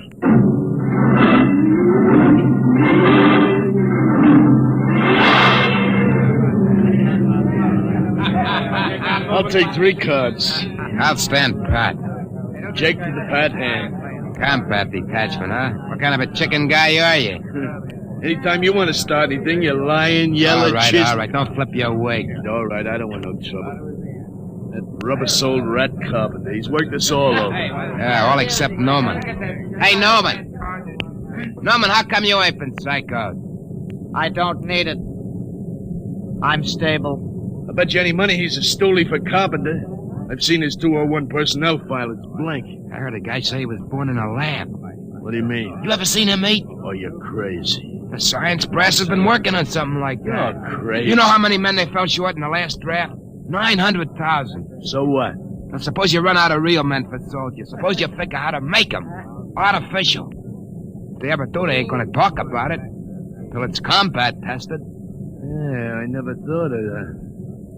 Hey, Newman. What do you got inside of you? Gears? I'm not supposed to talk about myself. Yeah? Well, suppose I make you talk. Hey, sit down, Sheriff. Sit down. All right, Let go of me or I'll lay you out, too. Hey, cut it. Keep Knock it off. Shut up. At ease, men. Well, how's everybody feeling? You, Coke? All right. I'm all right, sir. Uh-huh. Sheehan? Sheehan? I'm all right, sir. Norman? I'm all right, sir. Of course. Very well, carry on.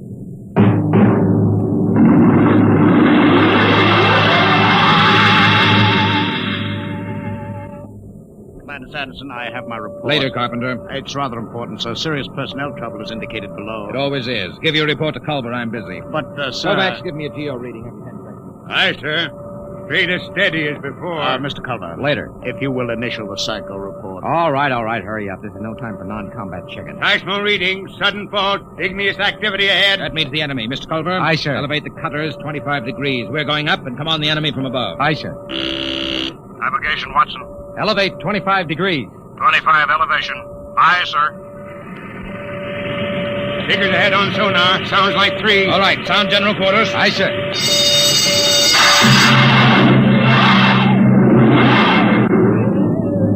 All right. General quarters. For all this stinking luck, aces I got. Get into your armor, you tub of lard. Yeah, give me a hand, Shin. The oxygen valve on my helmet's stuck. It's too tight. Helmet's too tight. You eat too much. At least I eat. Not like Newman. Yeah, look at him. Full armor and he's still smoking. I bet he lives on nicotine. Hey, Newman. Yes? You live on nicotine? Tobacco is necessary to me. Say that, I rope it. What did I tell you? All right, shut up and test your helmet radio. Snap it down. Okay. Now I'll get mine. Can you hear me? Is my intercom okay? Okay. Keep the power up. Newman, check your intercom. I can hear you. Attention, combat detachment, move out. Where are those chow runners with battle breakfast? Breakfast, huh? I can remember when I had meat in the chow. When I had cooks instead of food coming, first class. Quit griping, Coke. At least we eat. Yeah, we eat. How about him? Want any breakfast, Newman? No. I don't need breakfast. I can wait without it.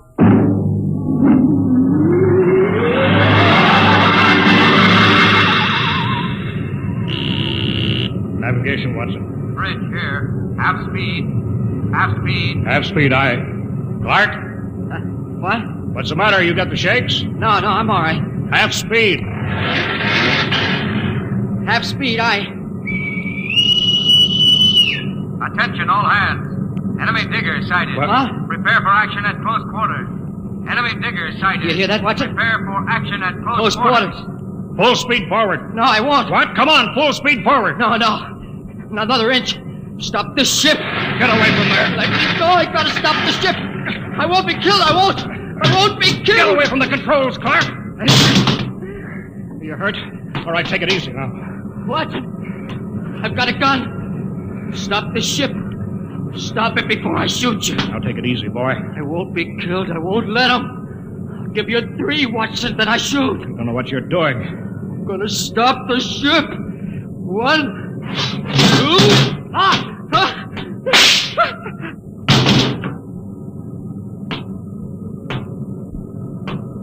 You could have wounded him, Carpenter. That would have been enough. My judgment was the Clark was more than a marginal risk. I acted accordingly. Sure. I'll get a detail to clean up after you.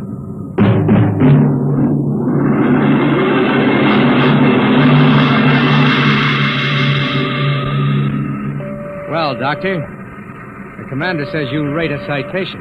If you had read my report, Mr. Culver, you'd understand. Carpenter. Aye, sir. Don't let the crew hear of this. Wouldn't do for them to know an officer was emotionally unstable. You won't keep it quiet, sir. There was a detail to remove the body. What's that? Enemy digger within 100 feet, coming in fast. Hold it, Culver. Don't reverse engines. Turn on the drill with the tread stationary. Aye, sir. Full speed drill. Threads cut out. We'll blow up a cloud of dust that'll blind their optical technician in the infrared. Stand by, gunnery. Stand by, gunnery. Ready, sir.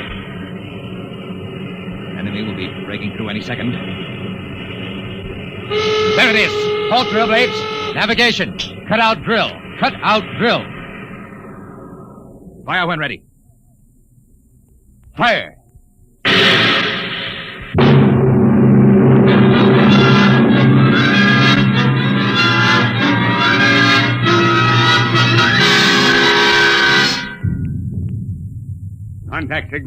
Contact signal received. Cease fire, Mr. Culver. Contact signal. Cease fire. Enemy battery silent, sir. Give the go-ahead to the combat men. They can move in. Who tripped that alarm? Cut it off. Navigation to bridge. Bridge, aye. What's wrong down there? Why the emergency? The atomic pile's kicking up. We can't get into hand dam. She may blow any minute. I'll take over, Mr. Culver. Prepare to abandon ship. But the enemy diggers, With sir. the atomic pile about to blow, we'll have to advance, destroy the enemy, and take refuge in their ship. There's nothing else we can do. Look alive. Aye, sir. Attention, all hands. Prepare to abandon ship.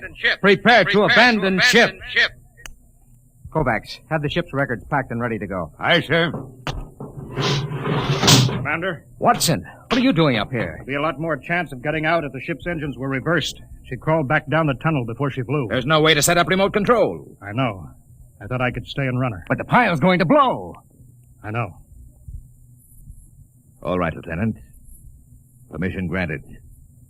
You may stay with the ship. Thank you, sir. You may go, Watson. Aye, sir.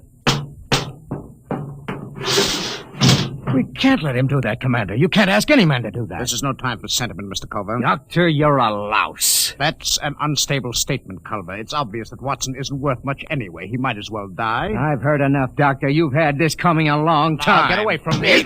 Culver! Pearson, get him! Let go of me, Culver! Yes, sir! All right, Kovacs. Release him. Aye, sir. Mr. Culver, I need you now, but if we come through this, I'll be forced to prefer charges. Kovacs, help Dr. Carpenter up. Aye, sir. All right, Mr. Culver. Give the order to abandon ship.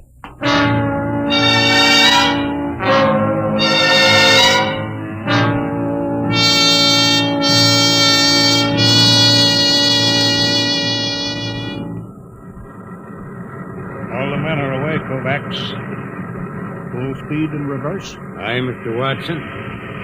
How long have we got before the pile blows? I don't know. Kovacs, why did you stay here? You could have abandoned ship with the others. I've been saving a cigar. I got two. Would you like one? Oh, thanks. Oh, that's good.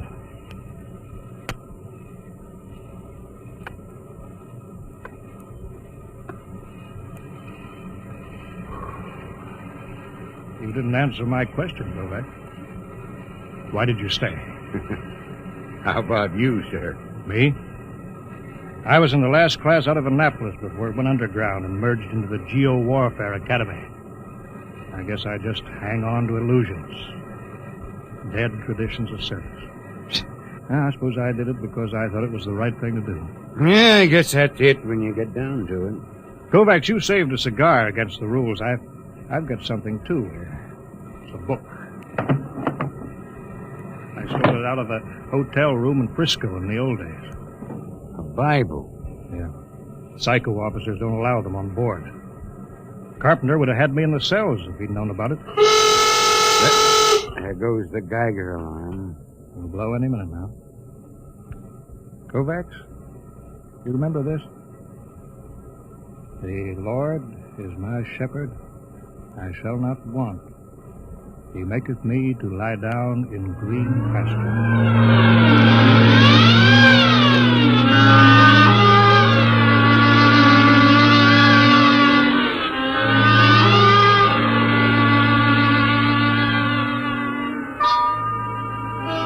All right, guys. Now you know what an enemy underground cruiser looks like. Let's board her. What was that, Sheriff? I don't know. Come on. The enemy left their landing trap down. Let's go. Look out. That's Fontaine. They kicked in his faceplate. Watch out for my gun recoil when I go up the ladder. They may be waiting for us. Where are they? Would it be some resistance? Let's get outside. We can sneak into the bridge. We got him. There it is. Bridge hatch. I don't like this. They should have been guards. Forget that. You throw open the hatch. I'll cover him with a gun. Got your voice speaker on? Right. Okay, open it. Go ahead, man! Kogel. Look at them. They're all dead. Every one of them. This one did it with a sword. You beat that. Killed himself with a sword.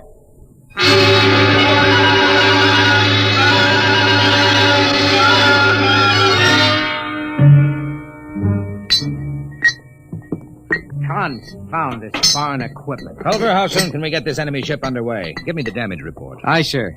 The port tread knocked out, armor breached aft in the midships, gun batteries inoperable. Lieutenant Adamson estimates we can make limited headway in 2 days. Very well.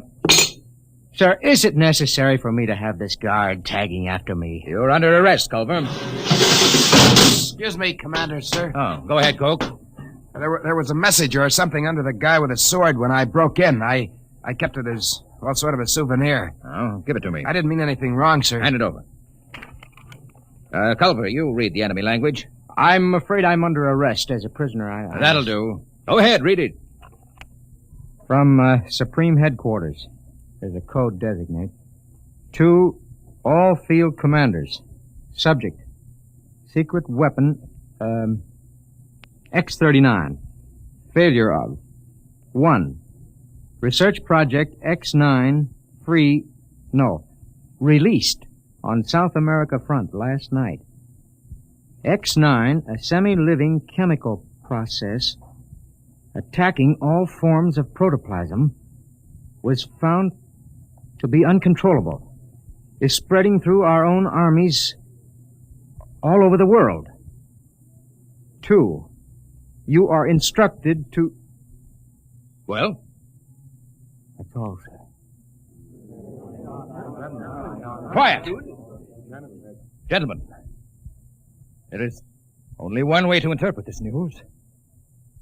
Carpenter, you will inform all hands that the destruction of the enemy is worldwide. The war is over.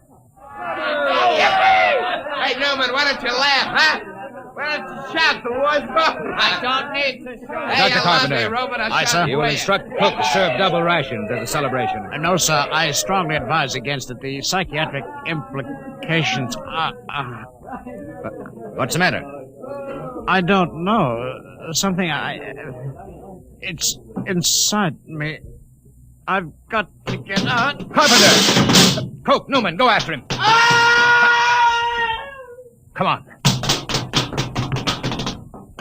No. That can't happen to a man. Not that. It's Carpenter. You can see that. But that can't happen to a man. He's dissolved. What's going on here? You don't understand, Commander. You didn't listen to that enemy message. A semi-living chemical process attacking all forms of protoplasm. All forms. Carpenter and you and me. You understand why the enemy killed themselves.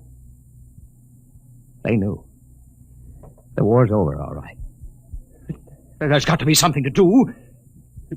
Culver, Sun General Quarters. It's too late for that, Commander. The war's over.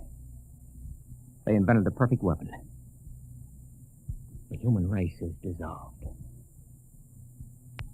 That's funny. Dissolved like Carpenter.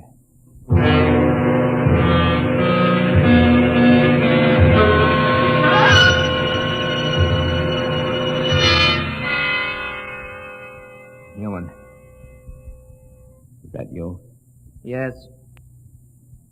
They're all dead. Aren't they? Yes. Commander Sanderson was the last. Except me. I suppose so. How about you, Newman? It will not affect me. I am not made of protoplasm. I am an inorganic synthesis. You can't die, then. No. I am atomic powered. My breakdown point is calculated in thousands of years. I cannot destroy myself. I was conditioned against it. It's beginning. You'll be all alone, Newman. I know.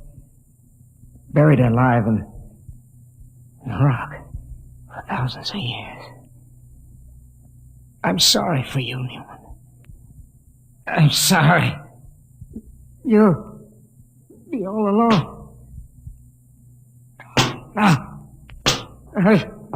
it's starting. can't stand it.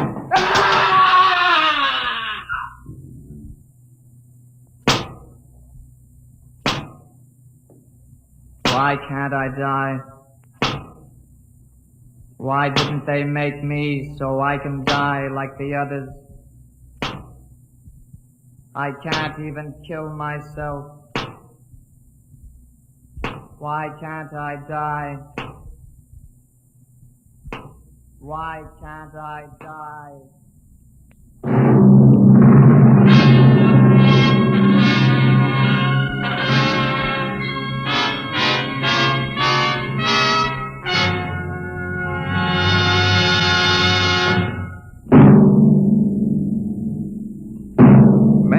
Always told himself that he was master of the machine. But will he always be? Listen next week to the story of A Nightmare.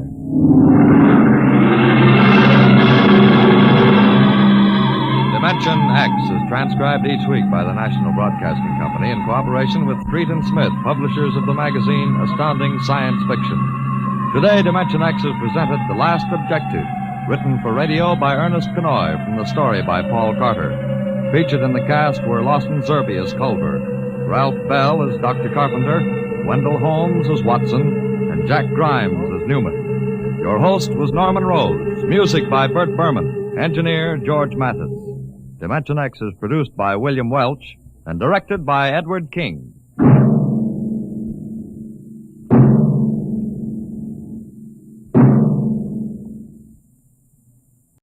And now, Autolite presents Agnes Moorehead in a tale well calculated to keep you in suspense.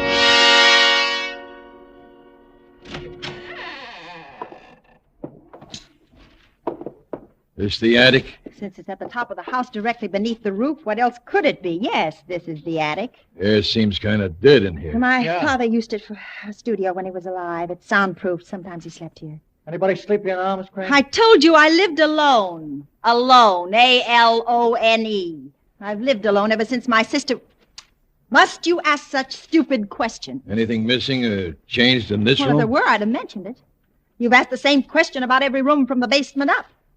One thing is certain. Well, one thing is certain. It ain't burglary, Miss Oh, Crane. brilliant. Brilliant. And I agree. Since nothing is missing, it ain't, as you say, burglary. Really, now I never knew such Take it intelligence. easy, Miss Crane. Just try to relax. Don't tell me to relax, please.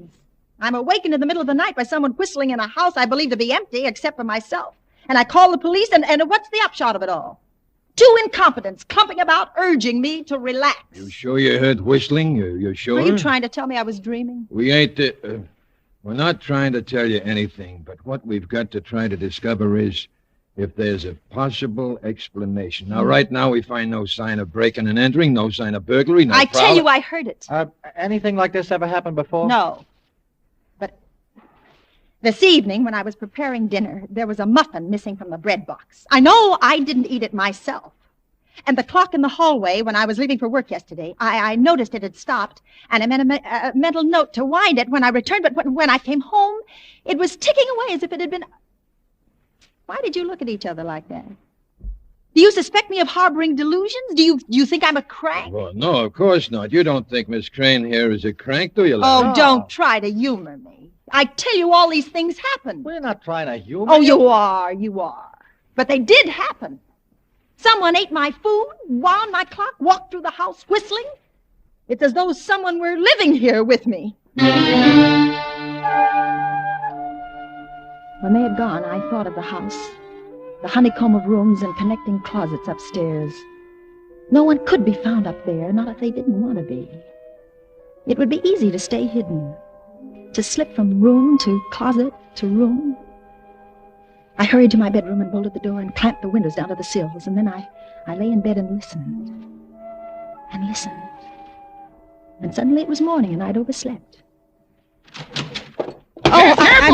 Careful, Miss Crane. You almost knocked me right off the porch. Sorry, I didn't see you. I'm late for work. Rush. Everybody these days I seems to be in overslept. such... Is there any mail for me? Nope. I'd be out of a job if everybody got as few letters as you I do. dare say you're right. I really not must... Not so Yes, something I got to explain to Hey, you. Eddie, got anything for me? Yeah, quite a few. Be right with you, Mr. Holmes. Snap it up, will you? I've got to catch a I'm train. very late. This'll only take a second. Now, here, let me show you. Now, you filled out this part all right. What? But What is this? the Form 22 you left in your box for me. Order to change address. You filled out this part all right. Order but to right. change address? Yeah, What are you talking these lines are filled out okay. Name, old address, and new address. But is that Thomas Cook and Son, Paris, France, or Thomas Coke and Son, Paris, France? Well, it says Thomas Cook and Hey, Son, Eddie, but what I do you never... say? Just a second, Mr. Holmes. I'm showing Miss Crane how to fill out a change of address card. Where's she going? Where you going, Miss Kay? I don't understand. I never filled out... I said, any- where's she going? Paris, No, I France. didn't put this card in the mailbox. I don't know Eddie, anything do I about get my it. meal Well, today or do yeah, I? just anyway. You forgot to write your signature down here at the bottom, Miss Crane, and unless you do that, your mail won't be forwarded. You understand? No, I so don't just please- understand. I didn't fill out this card. Oh, there's my bus. Oh, here, give it to me. I have to run. Well, if I don't see you again, Miss Crane, have a nice time.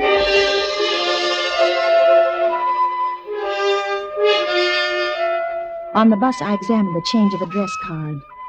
The information it required had been typed, but not by me. I was sure of it. Not by me. By whom, then? I looked at the card again. The crossbar on the capital T was lopsided, and all the E's were out of line, slightly higher than the other letters. There couldn't be two typewriters with two such defects together. There could only be one. Suddenly, I felt sick to my stomach. There was only one typewriter like that, and I knew where it was. On the desk in my living room. I worked like an automaton all day, going through the usual routine of a physician's secretary. But my mind was not in the office. It was at home, following the intruder in my house from room to room. Now in the kitchen, now in the library, now perhaps in my bedroom, smiling a bleak, faceless smile and planning to... To what? Something dangerous? Something dangerous. Helen. Helen. Huh? Oh, yes, Doctor. Yes, Doctor. Now relax, Helen. We're alone. It's time to close shop. What? Time to go home. What is it, Helen? Are you ill? No, I feel... Well, it's just that I didn't get much sleep last night. I was awakened by someone whistling in my house. What? Yes, around 3 this morning. I phoned the police and they searched, but they weren't really looking. They didn't believe me. But I heard it. I heard it distinctly. I even recognized the tune. Oh, relax, kid. Relax. Now, come on now. You recognize the tune? Yes, I recognize. Aloha. You know. Farewell to thee. Farewell to thee. The time has come. Why do you smile? Helen, if you came to me with this story as a patient, I'd prescribe a vacation. You want one so badly, you even dream you're about to go off on one. To Hawaii, no less. Complete with musical background. Oh, how can you be so stupid? I'm sorry, Perry, but it's infuriating to be told it was a dream when I know that there are things happening in the house that frighten me. Last night there was a muffin missing from the bread box. And You probably ate it. Oh. Now, everyone has had similar experiences.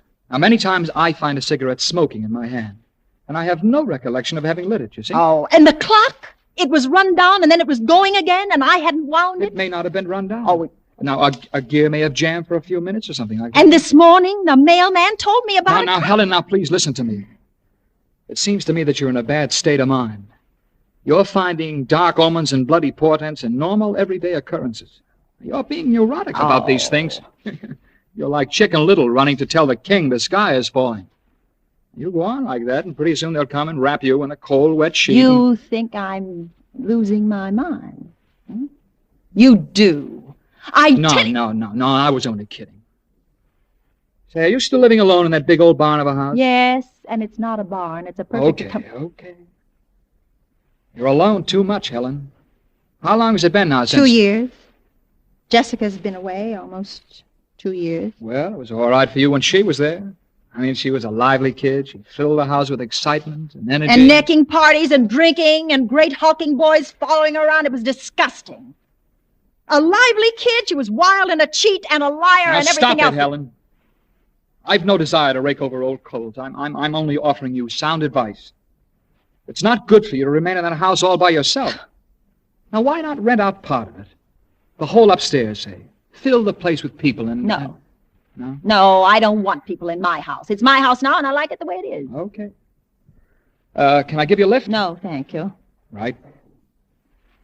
Helen, if you don't like the idea of renting part of your house, why not close it entirely for a while and take a vacation? I recommend that as a doctor, even though it'll be tough getting along without you. Now think about it, will you? Think about it.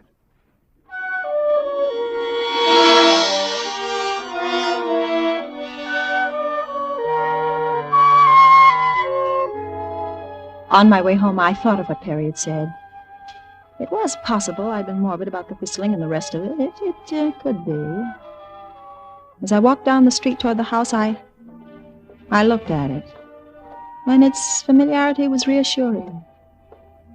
This was no place of fear and mystery. This was my home, and there was no intruder, and really never had been. Miss Crane? Oh. Who is it?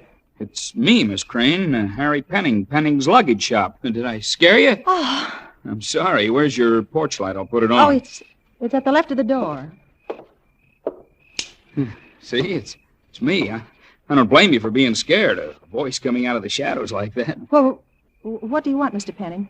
I brought the 2 valises you ordered. The 2 valises I ordered. Uh-huh. It was on my way home anyway, and I figured, well, I'll just put them in the car. I didn't order any valises. Well, sure you did. This afternoon, don't you remember? You said you wanted a big one and a little one. Leather, high grade. I ordered them? I did? Yes, I took the order myself this afternoon. But I didn't. I was nowhere near your shop. Oh, well, you telephoned. You said you were going on a vacation soon, and you wanted to have... No, I didn't. One of us is crazy, Miss Crane. Crazy? Well, when I say crazy, I don't mean crazy, of course. Excuse me. I mean, well, I know you ordered them and asked me to have them delivered. Oh, yes. Yes, that's right. I remember now.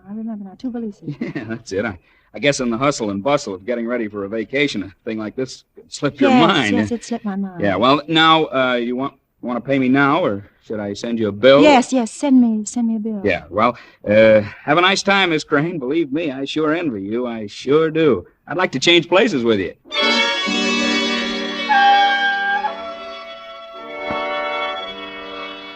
I carried the valises into the house and set them down in the hallway and stood there staring at them.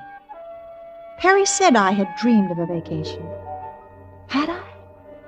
And had I put a change of address card in the mailbox? And ordered these valises? Either I was losing my mind or I'd been right all along. Was there someone in my house? Someone who not only wanted to live there, but who also wanted me out? I was in an agony of confusion and indecision. And then What's that? Oh, no. Oh, no. No.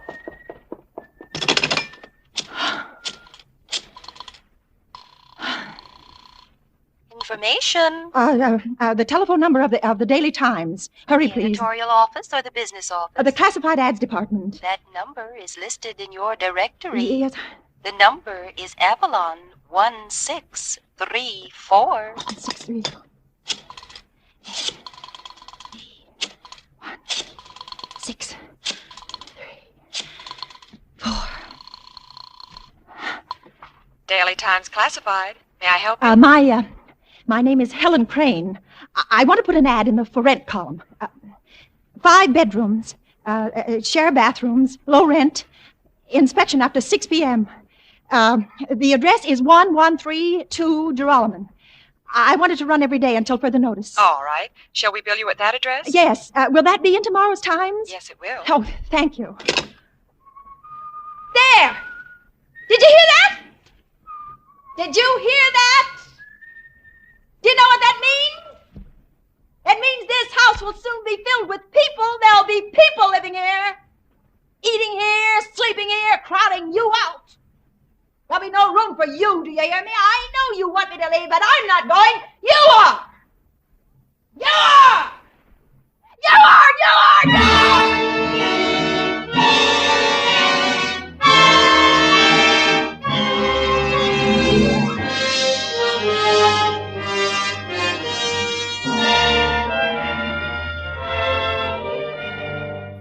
Suspense, Autolite is bringing you Miss Agnes Moorehead in radio's outstanding theater of thrills, Suspense.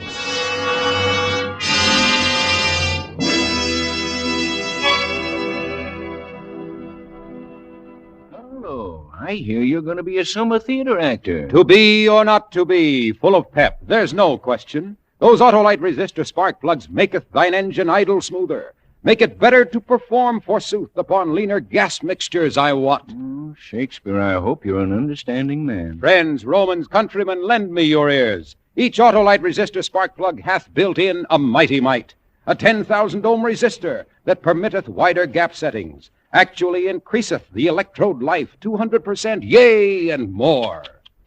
Ah, parting is such sweet sorrow, but not if thou partest with old narrow gap spark plugs, and install in thine engine those peerless paragons, wide gap Autolite resistor spark plugs. For they doth make thine engine idle smoother, and giveth better performance on leaner gas mixtures, actually saveth thy gas odds, Watkins. Oh, shades of Shakespeare. Say, Hap, you know, I like this acting business. Brings out the ham in me. It sure does, Harlow. Uh-oh, here's Suspense. And now, Autolite brings back to a Hollywood soundstage Agnes Moorehead as Helen in The Trap, a tale well calculated to keep you in suspense.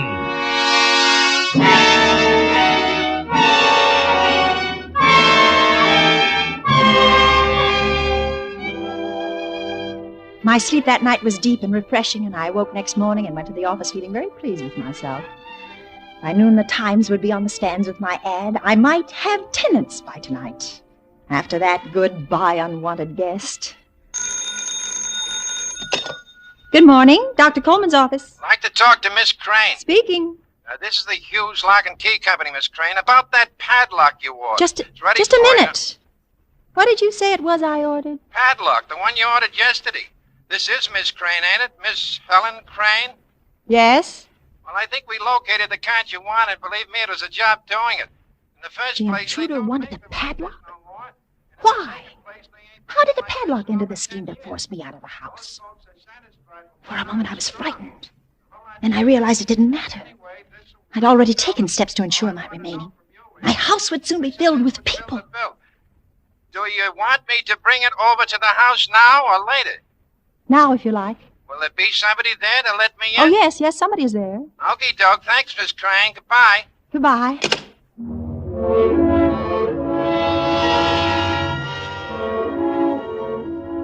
Padlock. Why a padlock? It doesn't matter. It really doesn't matter now. At noon, I left the office and went down to the lobby for a newspaper. The Daily Times, please. Here you are. Thanks. Hello, Helen. You Hello. on your lunch hour? Yes, Perry. Anything requiring my immediate attention up there, or have I time for a bite? Oh, you have time. I'll join you if I may. Just a moment, Perry. I'm trying to find something in the paper. Where shall we go? The coffee room here all right with Yeah, you? that'll be all Or right. would you prefer to go up the street to the Italian place? Perry! Perry, it's not there. It's not in the paper. They told me it would be, but it's not. What is it? it? Have you got a nickel? I want to make a Why, call. sure, Helen. I'll be right out.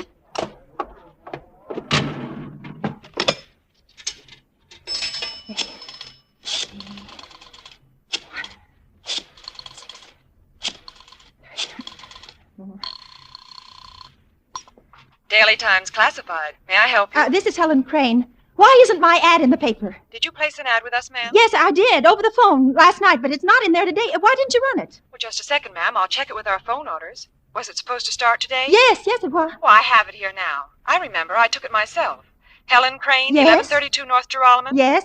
Well, the ad did not appear, ma'am, because shortly after it was placed, it was canceled. What?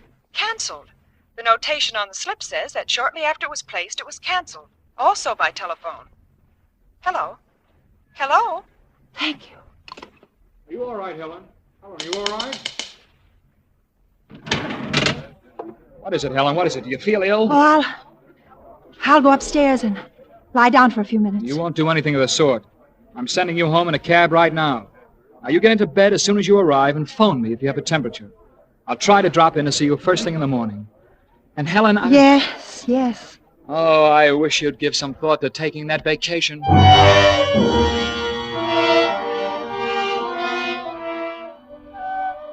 There was no mystery about it, really. The intruder had overheard me placing the ad, that was all. Phoning in a cancellation was a simple matter. My head hurt. I tried to think what to do next, but my mind wouldn't work, and I was sick to my stomach. Finally, the cab pulled up in front of my house. My house. Want me to help you to the door, miss? No, I can make it. Thank you. Miss Crane! Miss Crane! Oh, yes. What is it, Mrs. Hall? Are you busy? May I speak to you for a minute? What is it? Well, I wanted to have a few words with you before you went on your vacation. My husband told me you were going to France. I certainly envy you, I do. And we had a talk, the mister and I. What is it, Mrs. Hall? Well, we were wondering what you intended to do about the house. It's really none of our business, of course, but then again, we decided no harm to ask, is there? We'd like to know if you intend to put it up for sale, because if so, we'd like to consider buying it. The mister sometimes dabbles in real estate. Sell it? Sell my house? Well, that's what we'd like to know, whether you're going to or not. I spoke to Jessica about it this morning. Jessica? You spoke to Jessica about it? Jessica? Mm-hmm. She said she didn't know what your plans were beyond a long vacation, and that anything you wanted to do with the house was all right with her, because, well, after all, you're the older sister. You spoke to Jessica about it? You don't mind my speaking to her first, do you? It's only because you weren't here, and we wanted to know, and say, hasn't she blossomed out? Who? Jessica. Oh, her 2 years up there didn't do her a bit of harm, did they? She told me it was more like a college than a reform school. I guess she did learn a lot there. I asked her how she felt, about you for having committed her. And she said she'd always remember you for having given her a purpose in life. Where is she? Jessica. Where is she? I heard some hammering from upstairs in your house a few minutes ago, so I guess she must be up there. You won't forget to tell me, will you, about selling the house, I mean?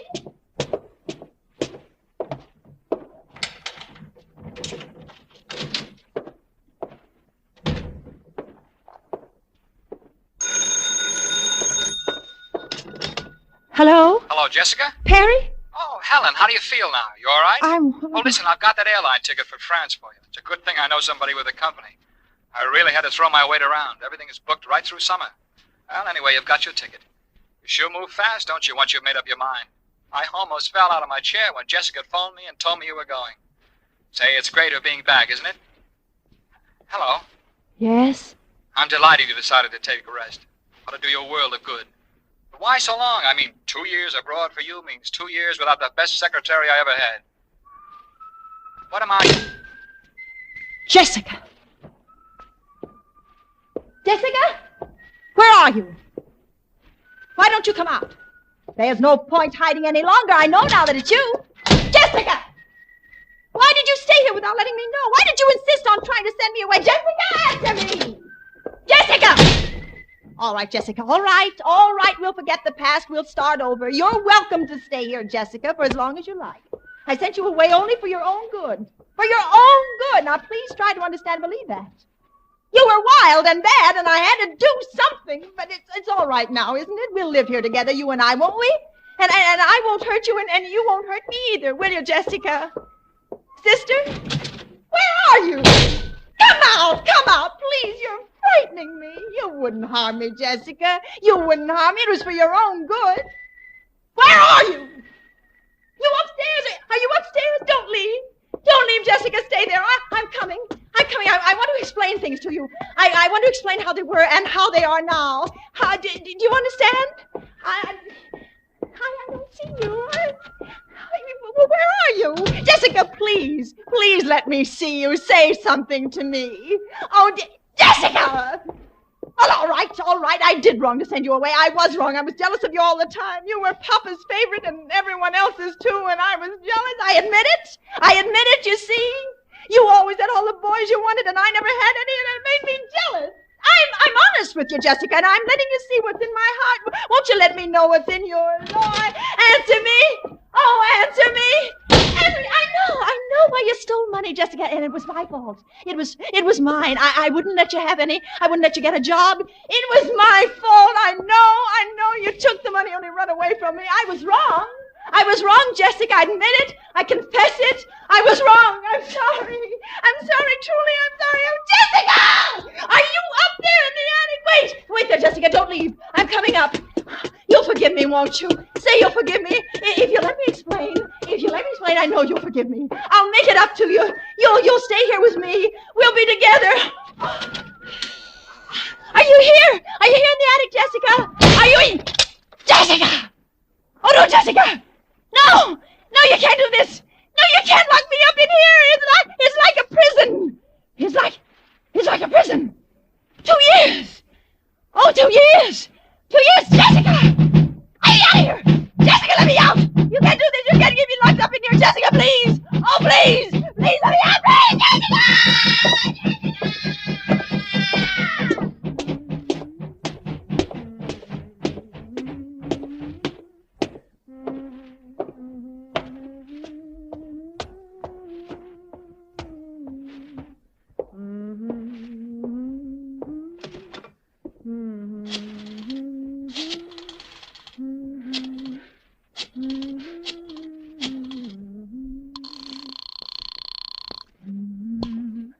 Hello, Perry? Yes? Jessica? Perry, Helen has just had what I think is a marvelous idea. She's busy finishing packing, or else she'd tell you herself. Anyway, it is a marvelous idea. That is, if it's all right with you. What is it, Jessica? Well, Helen suggests that since she'll be gone 2 years, why don't I take her place with you at the office?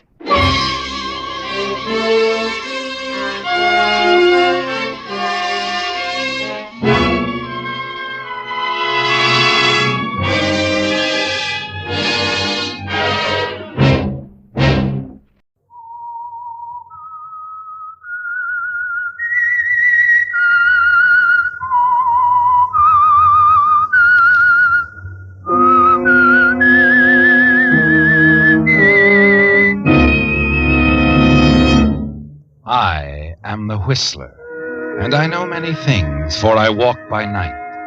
I know many strange tales hidden in the hearts of men and women who have stepped into the shadows. Yes, I know the nameless terrors of which they dare not speak.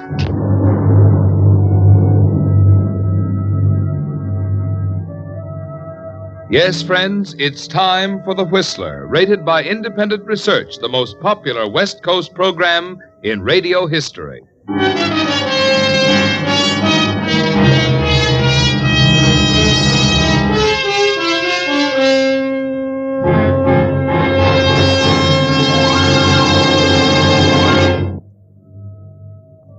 And now, The Whistler's strange story. Triple Play.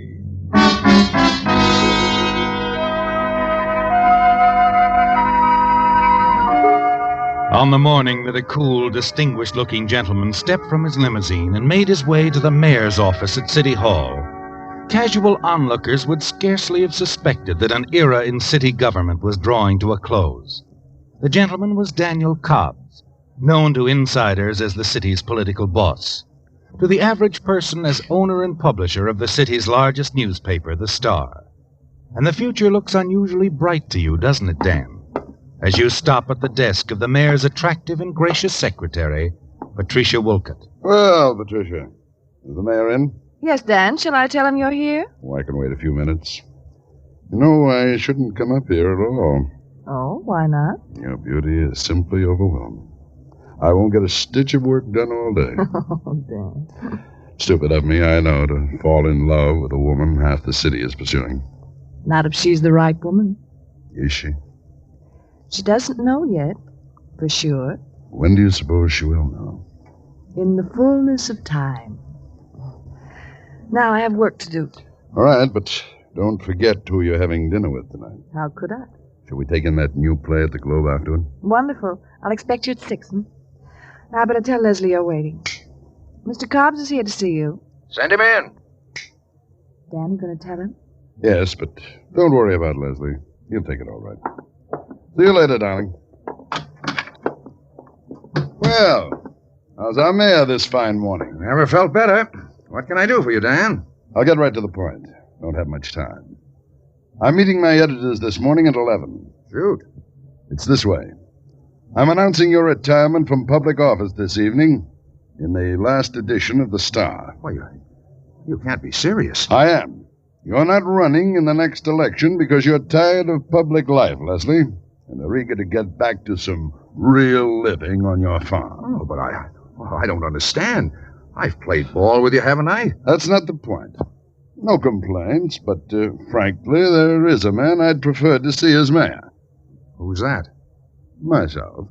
Oh, I see. Well? Yeah, I'll step aside, naturally. Well, I wouldn't be here if it weren't for you, but... Well, you thought this over carefully, Dan? Of course I have. Yeah, Stump Reynolds is going to be running against you. I don't like to say this, but you won't have much of a chance against Stump. I'll take care of Stump Reynolds, Leslie. All you have to do is get out there and give me your support without any hedging. Yes, I'll welcome the opportunity. I'll do everything I can for you, Daniel. I trust you will. Oh, by the way, I wish you'd see to that reception room before election. It's as cheerful as a tomb. I'd like to have it redecorated before I move in. You could cover those atrocious wire glass windows with some deep red drapes, and a soft gray would do nicely for the walls. Anything else? Yes. I'd like to have the floor done in aquamarine. Aquamarine? That's right, aquamarine. Little unusual, but I like it. Okay, I'll place the contract. I admire your self-confidence, Daniel. I'll bet you do. But whether you like it or not, I go after what I want, and I get it.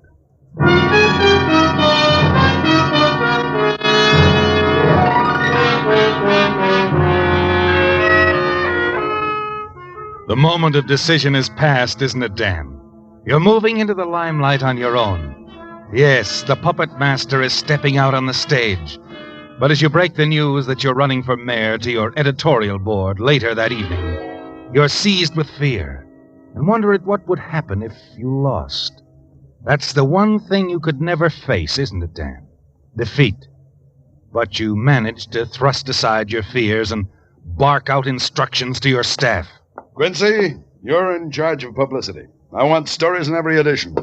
Faulkner, you'll handle the business end of this campaign, and for heaven's sake, don't count pennies. Harrison, mark this carefully. Yes, sir? I have to beat Stump Reynolds. No one else matters. I want you to take 3 of your best reporters and go out and get me the dirt on Reynolds. No scandal is too big or too small, understand? Perfectly, Mr. Cobbs. Good. Well, that's all for today, gentlemen. Let's get started. All right, boys.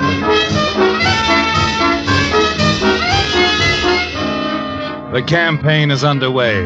There's no turning back now, is there, Dan? The headlines, stories, and pictures announcing your candidacy are all over the evening edition of The Star. And you're a little jittery when you first pick up Patricia. Take her to dinner at your club. But gradually her beauty and warmth reassure you. And as the evening wears on, you become more confident. After the theater, you stop by her apartment for a drink. I've heard about Stump Reynolds, Dan, but what about this other man that's running? What's his name, Coleman? John Coleman? Yes. Don't worry about poor John. He's always running. Well, I gather he's not much competition. A very poor third. Simple, honest John, they call him. I believe he teaches political science at the college. Oh. Patricia, not to change the subject, I'd like to ask you something. You're being very serious suddenly. I mean to be. No, Dan, please.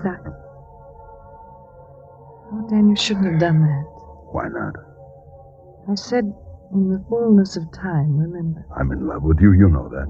Yes, but I want you to wait. I'm not sure that I can, Patricia. Then we'd better not see each other for a while. When will you know?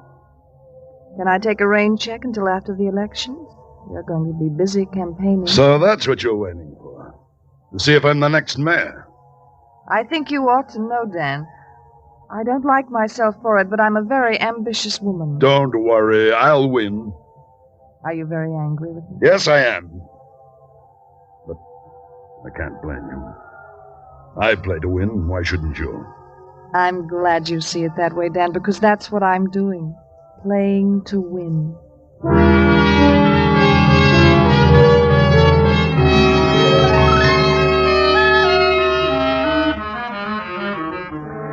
Now you're more anxious than ever to be elected mayor, aren't you, Dan? Because you're certain that your election will also mean your marriage to Patricia Wolcott. And Patricia means more than anything in the world to you, doesn't she, Dan? The more you think about Reynolds, the more worried you become. You must head him off. And a few days later, you arrange to meet him at a small cafe close to the city hall. Anything more, sir? No, that's fine, thank you. Stump? I'm satisfied. Now, what do you want, Dan? I'm a blunt man myself, and I like a blunt man. We can dispense with the posies. All right, Stump. What will you take to pull out of the race for mayor? Well, I've never been mayor. I wouldn't know what it's worth. Suppose you tell me. Shall we say an appointment as political editor of the Star, $15,000 a year, a 10-year contract? 4 years ago, Dan, you double-crossed me and switched to Leslie Bryan. You remember that? Oh, nothing personal, Stump. Politics is a rough game. That cuts two ways. This time I'm going to get the personal satisfaction of beating the head man myself. You're making a mistake. Let's see what happens at the finish line. You're going to have a fight on your hands, Stump. And I don't play Marcus of Queensbury rules. It'll be a dirty campaign, and before I'm through, you'll be smeared right out of the state. Okay, Dan. But don't forget to pick up the tab. This lunch is on you.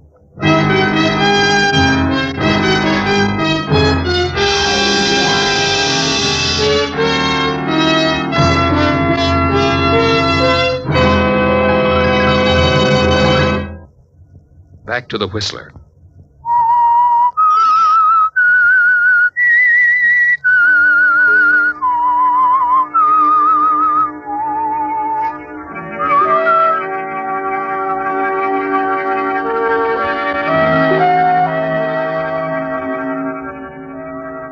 The campaign is in full swing now, isn't it, Dan? But beneath all your claims of a landslide victory at the polls, the cold fear of defeat is gnawing at you. Stump Reynolds' refusal to be bought off is the big worry, and you're increasingly aware of his threat to your success. Then the all-important speech before the North Side Community Club occurs. John Coleman makes the opening speech. He gets some scattered polite applause, and Stump Reynolds steps to the speaker's rostrum. You scarcely listen to Reynolds as you watch the audience. See their reactions as he sums up his stand in a daring, shocking statement. Ladies and gentlemen, let me promise you that if I am elected mayor, the first thing I'll do is run Boss Cobbs and his crooked organization right out of the city hall and into the city jail. And then I'm going to sweep this town clean of the gangsters and the grafters and the gamblers. A vote for me is a vote for honest government.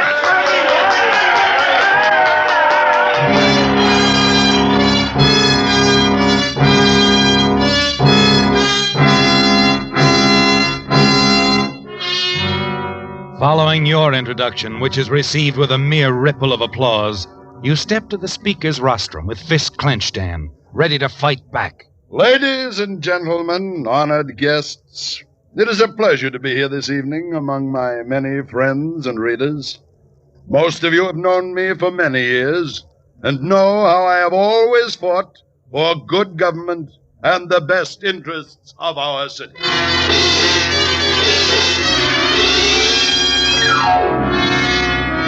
You do your best, but the rest of your speech doesn't go well, does it, Dan? And as you leave, your sure defeat is staring you in the face. The next morning, you know it's even worse, as you face the leaders of your own organization at an emergency meeting. Do you still figure on beating Reynolds, Dan? I'll beat him yet, Charlie. I know I will. You can make yourself a chunk of money, Dan. The bookies are giving 5-1, you lose. I know. Bookies and polls have been wrong before. Well, you're the boss, Dan. What you say goes. We all think you ought to pull out and run Leslie Bryan for re-election. I want a little more time, boys. I'll get something on Reynolds, some dirt. I promise you I'll find a way to beat him.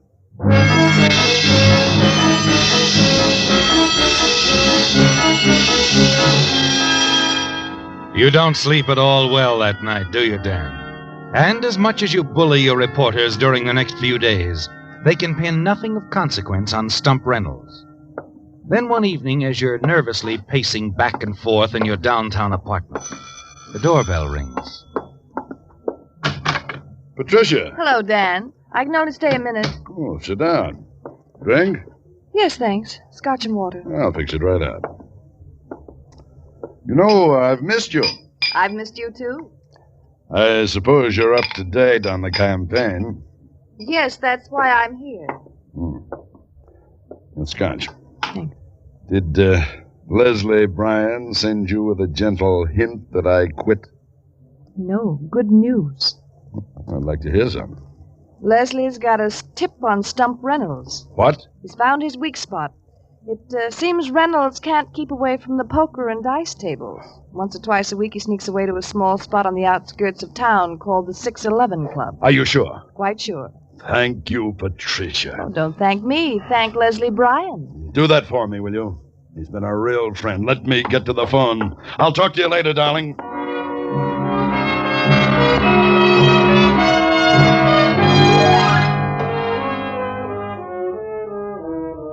It's only a week later that the 611 Club is raided, with Stump Reynolds trapped inside. And you wait outside with a full complement of reporters and photographers. This is a police raid. All entrances are covered. Everybody inside, remain where you are.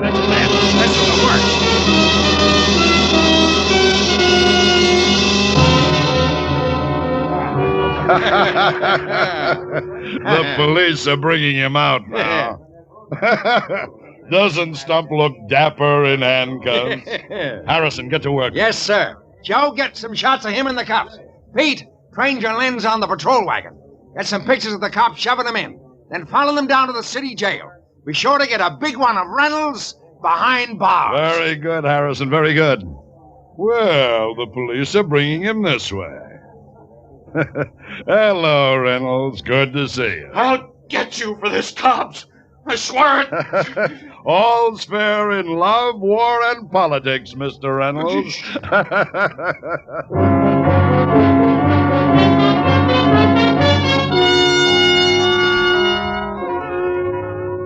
And the next afternoon, you receive the best news of all, don't you, Dan? It happens while you're celebrating Stump Reynolds' arrest with a few political cronies around the radio at a bar in the lobby of the Star Building, waiting for the announcement you know is coming. Ladies and gentlemen, a late bulletin from our newsroom. Mr. Stump Reynolds announced just a few moments ago from his campaign headquarters that he is retiring from the race for mayor. Mr. Reynolds, who was released from jail this morning following his arrest during a gambling raid, was running on a clean government platform. Now, back to our music. Gentlemen, a toast, gentlemen, to Stump Reynolds and clean government.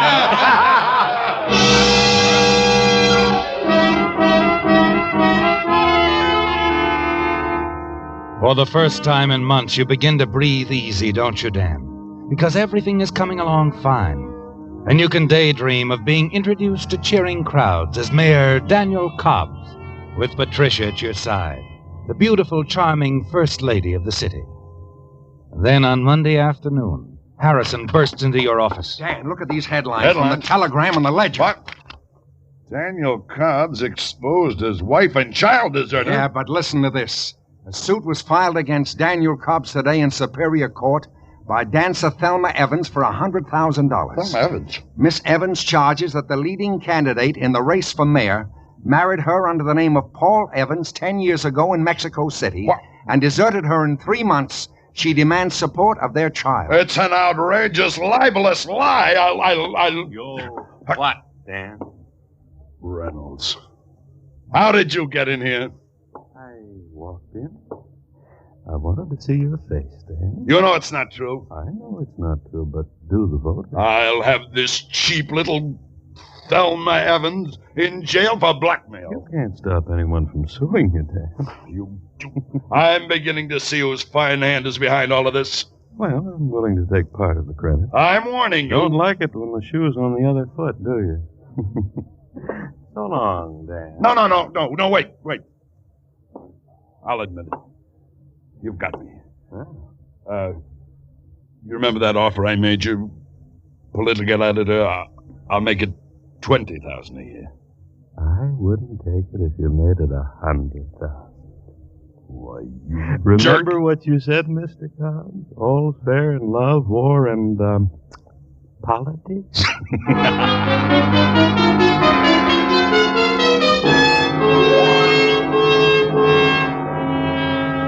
The opposition newspapers won't let go of Thelma Evans' charges, will they, Dan?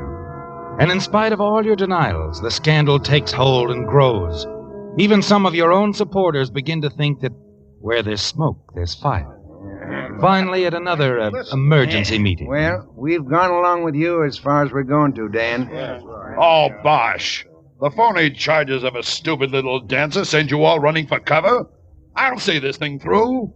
Alone? Well, you wouldn't dare dump me now. Oh, yes, we would. We're drafting Leslie Bryan to run for re-election as the people's choice. Right. We expect you to jump on the bandwagon. So I have no choice. All right, I'll go along.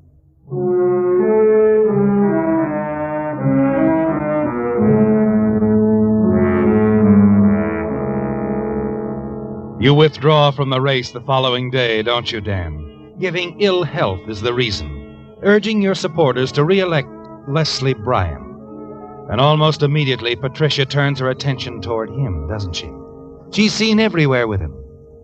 One night you're having a drink at the bar of the Precinct Political Club when... Don't you recognize old friends anymore, Dan? Reynolds, keep away from me.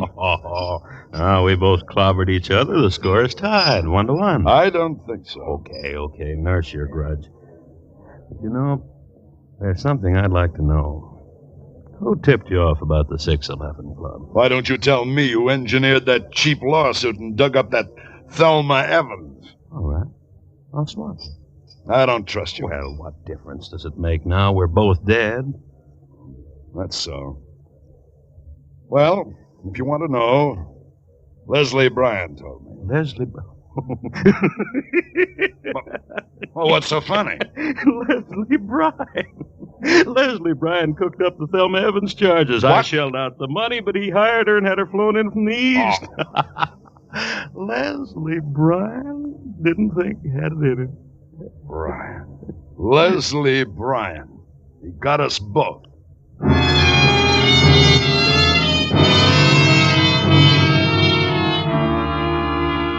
The more you think about it, the angrier you get, and the more you hate Leslie Bryan. The way he made a fool of both you and Stump Reynolds, and making almost certain his own re-election. An event which would greatly weaken, if not destroy, your chances of marrying Patricia Wolcott. And now you want Patricia more than ever. Suddenly it hits you. If something happened to Leslie Bryan, the main obstacle to your marriage to Patricia would be removed. And you love her enough to make certain something does happen to Leslie Bryan. Don't you, Dan?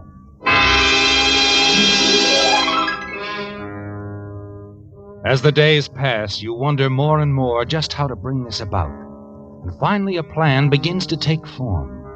You know Leslie Bryan's habits. Know that he completes the routine business of his office in the evening hours when the city hall is deserted and he can work without disturbance. The following Monday evening, you leave your downtown apartment and take a cab to within a few blocks of the city hall. And you pay off the driver and walk the rest of the way.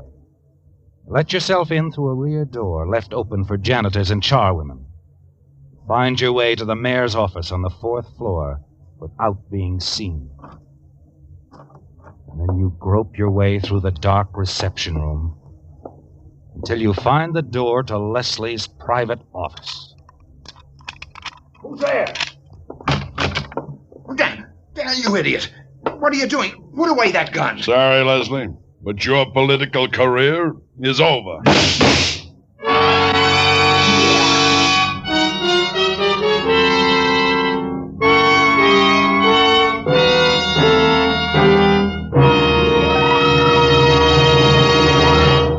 The Whistler will return in just a moment with a strange ending to tonight's story. And now, back to the Whistler.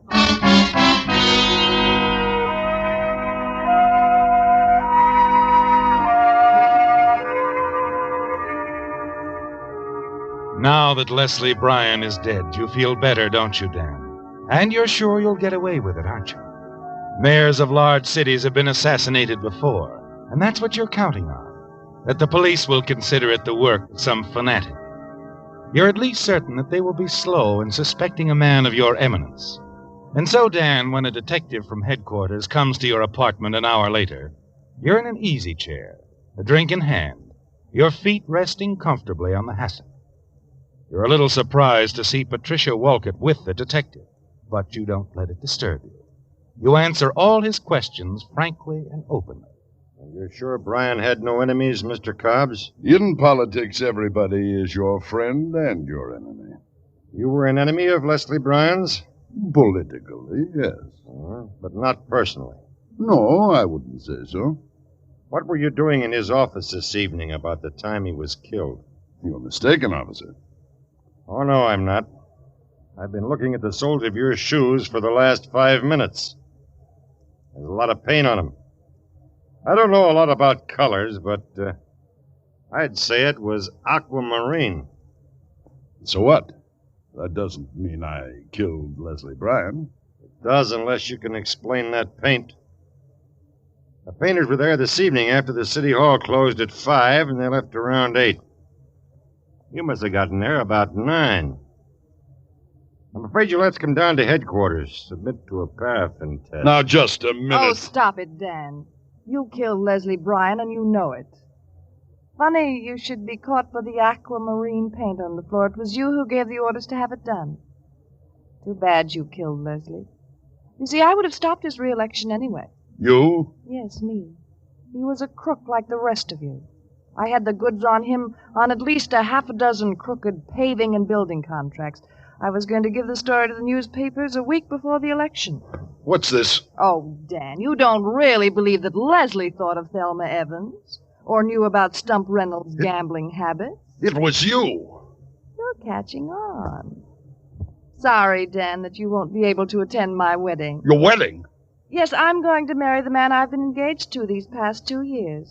Simple, honest John Coleman, I believe you called him. The political science professor, remember? Our next mayor.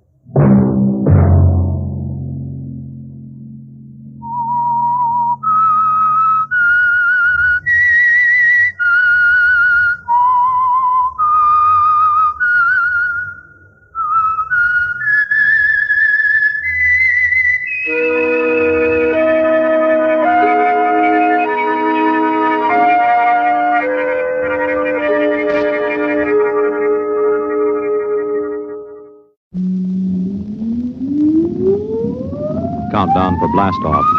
X minus 5, 4, 3, 2, X minus 1, fire.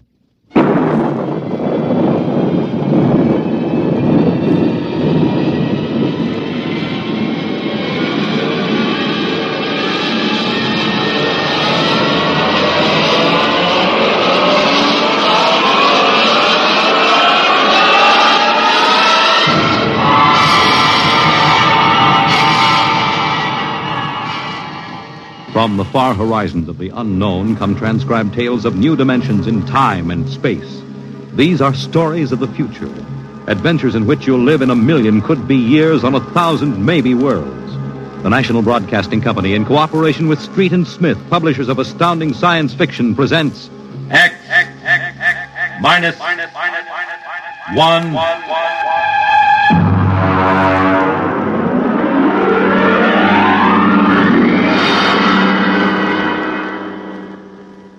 Tonight's story, Hello Tomorrow.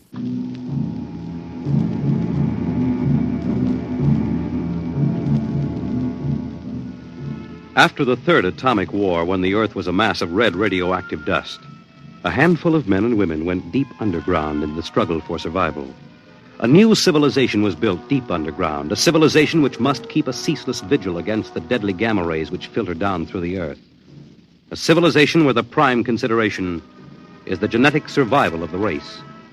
It is to this civilization in the year of our Lord 4195 that we take you now.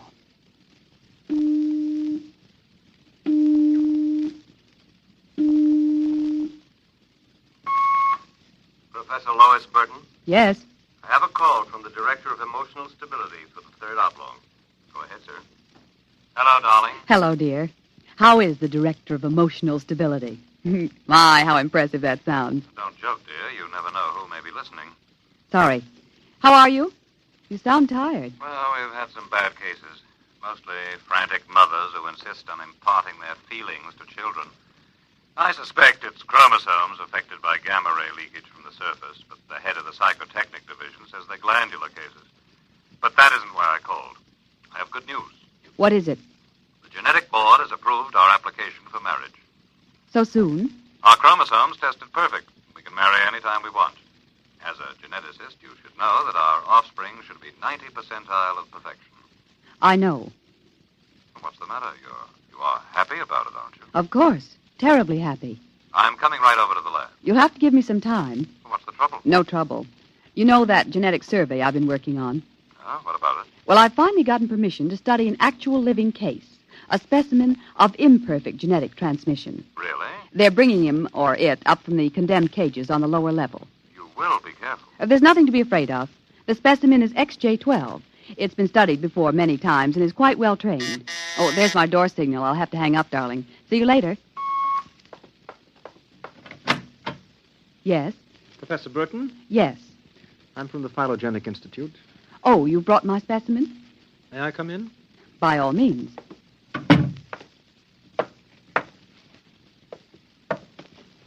Oh, how... Horrible? It all depends on your viewpoint. I happen to have a twisted leg. My parents were genetically unsound.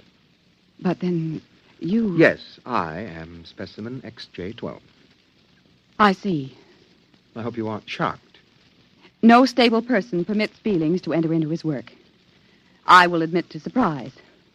I was expecting something a little more abnormal. Well, I try to be as abnormal as possible. It pays off. The Phylogenic Institute allows me out of the genetic cages ever so often so I can breathe the pure air of the upper levels and mingle with the genetically perfect. You seem quite well educated. I spent the first years of my life here in the upper levels. How is that possible? As a small child, my mother concealed me from the director of heredity. My mother actually, dreadful word, loved me. That would explain your obviously low threshold of emotional control. If you choose to call it that. You seem to be struggling to repress a few feelings yourself. We will confine ourselves to the impersonal aspects of our work. As you please. I shall require you as a demonstration for a lecture I'm delivering to one of my classes tomorrow. At your service. Sit here, please. Grip these electrodes tightly. I'm going to calibrate your electrochemical tension. I'm quite familiar with the procedure. I realize that as an imperfect I am expendable, but I should hate to be electrocuted. The charge is not lethal. Plus 15 surface tension. You know, you have beautiful hair. Plus 12 at a depth of 4 centimeters. My hair meets minimal requirements for the genetic code. And lovely blue eyes. Crystal clear. Plus 10 at 7 centimeters. Pretty. A perfect woman. Lovely expressive hands. And a heart of stone. Like all the rest of you perfect survival types. Shut up. Oh, could it be you do have feelings? I seem to sense an air of emotional tension. It's nothing, dear. This is the specimen. You, specimen. Tell this dolt who I am, Lois. This is the Director of Emotional Stability for the Third Oblong. You will address him as Mr. Director. Mr. Director. This creature seems quite impertinent. He's only a specimen, darling. Well, use him and ship him back to the cages. He's probably radioactive.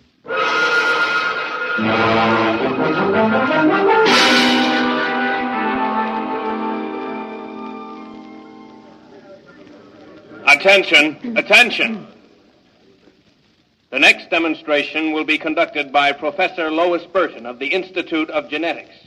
Her topic, the probability of radioactive damage in the chromosome heredity of imperfect non-survival types. Professor Burton. As you know, most imperfects are destroyed at birth. However, those who, for one reason or another, manage to survive are segregated in cages on the lower level for study purposes. The specimen we have today has been trained to tell in his own words about the factors in his upbringing. You will have to forgive his immature emotional control factor. He is, as you can see, quite different.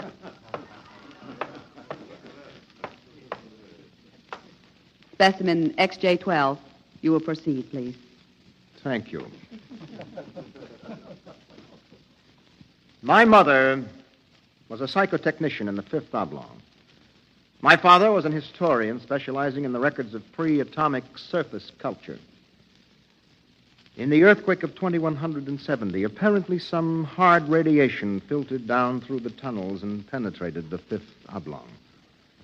The effect on my hereditary factors is quite apparent in this twisted leg.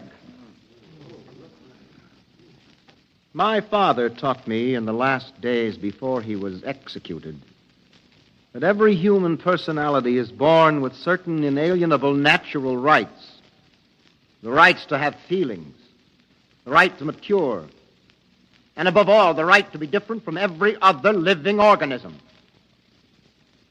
Because it cannot be otherwise, I submit to you, distinguished students, that the attempt by this society to abridge these rights is a violation of nature. I submit that the imperfects, the mutants, those who are different, have as much right to exist and be free as you.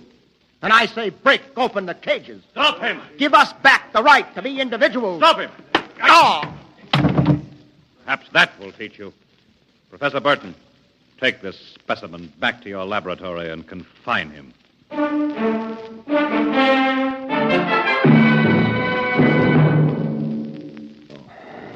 Hold still while I bandage your head. Oh.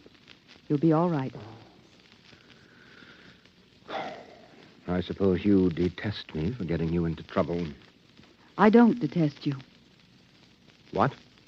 I don't know why, but as you spoke, something began to stir in me. Tell me what you feel. If I moved you, then I must have moved the others, some of them at least. For some reason, I took pride in what you were doing, seeing you stand up against them. Why do you look at me like that? I can't help it. I wish you wouldn't. You're only an imperfect, you know. Please. My name is Orrin. Please. Say it. Orrin. Orrin. Again. Orrin. Lois. Orrin. Lois. Lois. Lois. How touching. Walter. I've been listening for some time. Walter, how could you? In my capacity as Director of Emotional Stability, it is my duty. What are you going to do? Specimen XJ12 will be disposed of quite systematically by the state. For the good of the state, for the good of the genetic code, and in the name of emotional stability.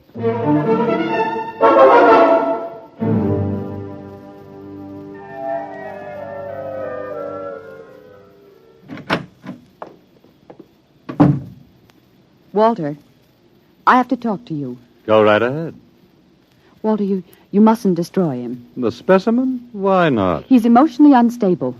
You have to expect irrational behavior. Aren't you forgetting something, my dear? That you were responding in much the same manner? Or had you forgotten? You see, I'm having him liquidated for your sake. He has an upsetting effect on you. Then send him back to the cages. But don't kill him. You speak of destroying an inferior creature as if it was something unethical. Walter, please, for my sake.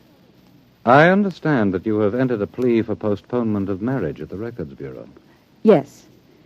I was too upset to go through with it. It came as a great disappointment to me. I'm sorry. I was hoping that, linked to a stable personality such as mine, you might settle down. If you were married to me, I might even be persuaded to send him back to the cages instead of having him destroyed. Think it over. If I refuse? The choice is yours. Well, my dear, Perhaps you're right. I am. I suppose I ought to be rational about this. After all, he's an imperfect. I'm glad you've come to your senses. When can we be married? Tomorrow, if you like. The sooner the better.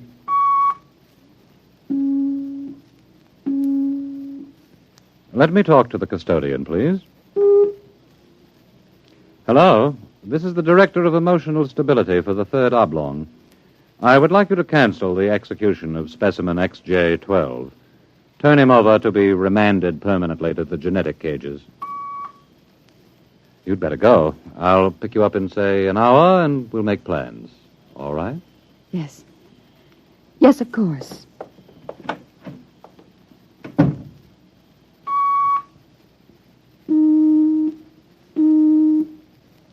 Hello. This is the Director of Emotional Stability again. I want you to cancel that last order. Proceed with the execution, but under conditions of absolute secrecy. No, don't use the lethal chamber. Take him through the upper level to the tunnels. Yes. Yes, I'll issue a pass for the radiation checkpoint.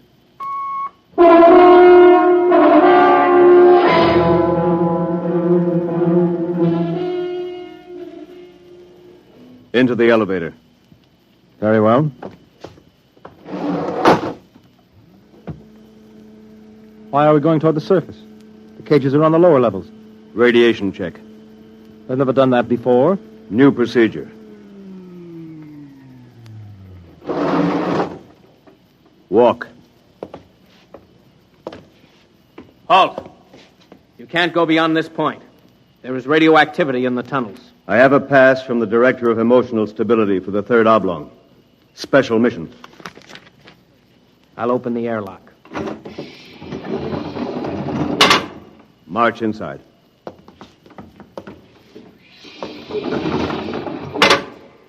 Turn around. So this is how they get rid of the imperfects. Now, before you dispose of me... Yes?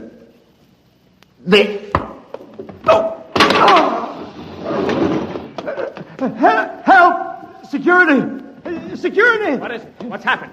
The prisoner struck me. He escaped into the tunnels. He won't last long. Can you go after him? I could send a robot, but it isn't worth the trouble. There's no way back from the tunnels except through here. The only other direction he can go is toward the surface. And the closer he gets, the hotter the radiation. No, I think you can consider your prisoner officially dead.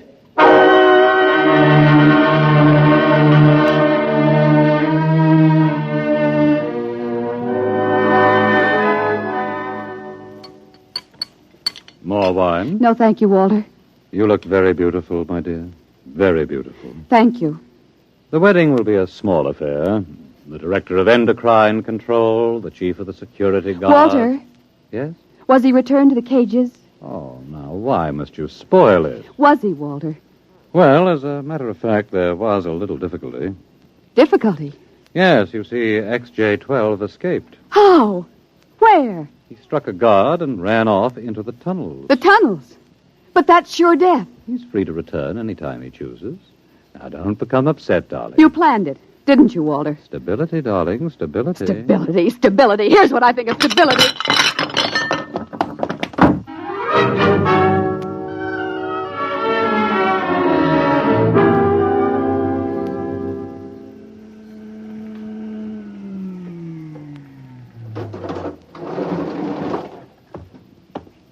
Halt!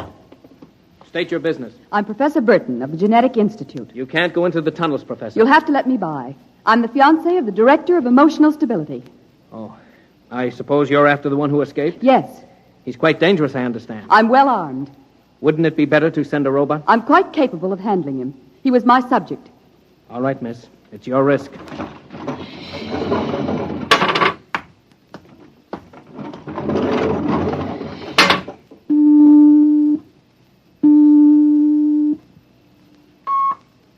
Checkpoint.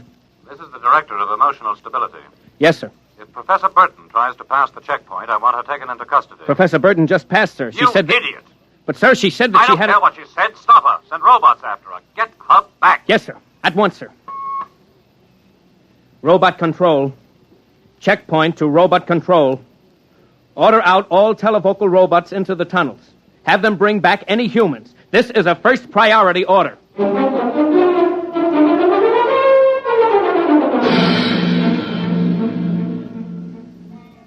Oren! Oren! Oren! Oren! Oren! Oren! Oren, where are you? Oren. Hello? Oren! It's Lois. This way. Behind the rock. Over here. Oh, darling, darling. Lois, why did you come here? It's suicide. I had to. Oh, darling, are you all right? So far. You've got to turn back. Give yourself up. They'll kill me. me. You can't stay here. The radiation is +4 at this point. It gets worse as you approach the surface. Lois, darling, go back. What will you do? I'm going ahead. But you can't. I can. I'm going to the surface. It's certain death. Not even the robots can survive it. Well, at least I'll be the first human in 1,100 years to see what the surface of the Earth looks like. Come back with me. No, Lois. Then I'm going with you. Lois. Don't try to stop me, darling. There's nothing to go back to now. Nothing but Walter and emotional stability. You really want to come with me? Yes. You know what it means. I don't care. My mother used to believe there was a life after death. A place called heaven. We'll believe it, too. Oh, no, Lois, I can't let you go. Oren, I love you. See, I know how to say it now. Say it again. Oren, I love you. What is that? It sounds like... Oren, it's a robot patrol. They're looking for us. All right, come on. This way.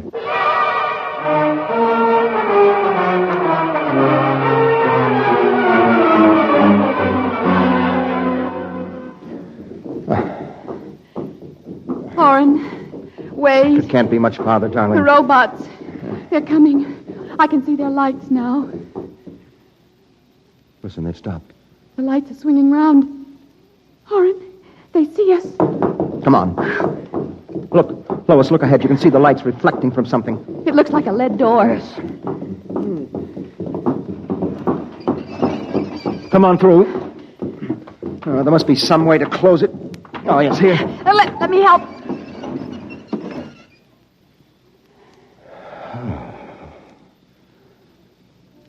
Well, they won't get through that. It's solid lead.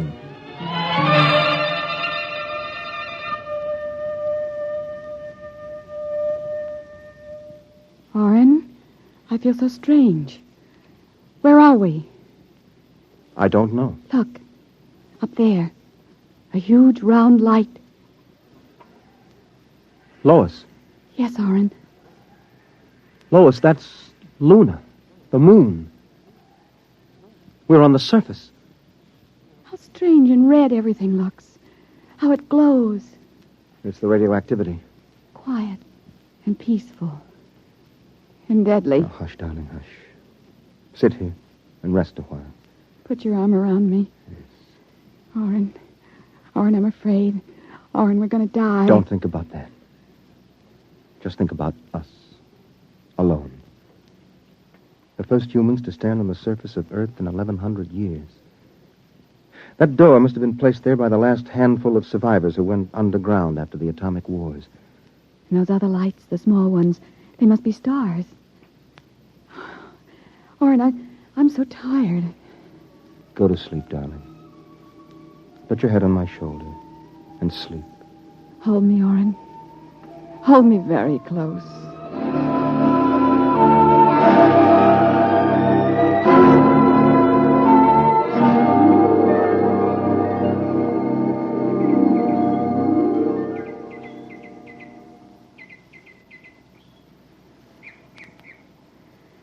Oren.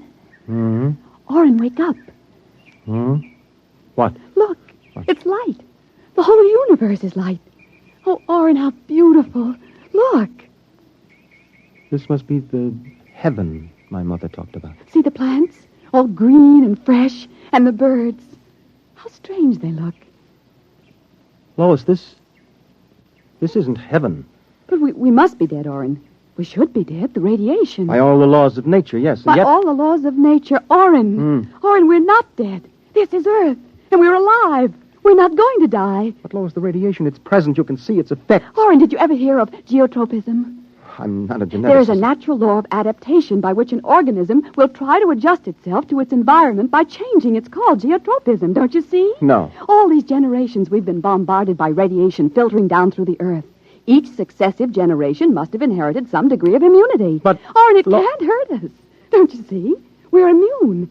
We're probably the first generation to inherit sufficient immunity.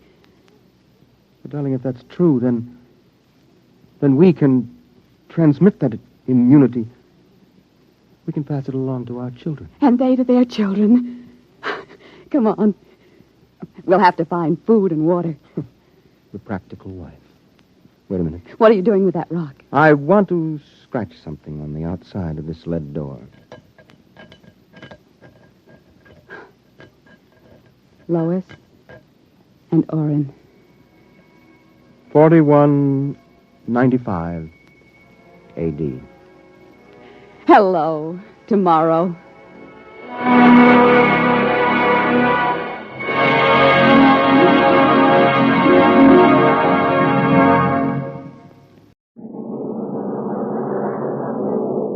Adventures in time and space, told in future tense.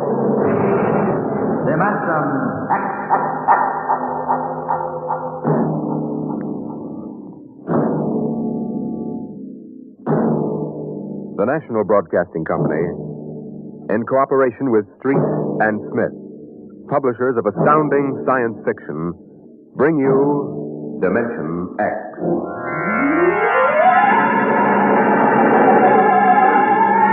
By the year 1990, we should see many amazing technological advances. And yet, in many ways, life will be very much the same. A husband will stop off at a bar on his way home and perhaps unburden himself a little to a friendly bartender.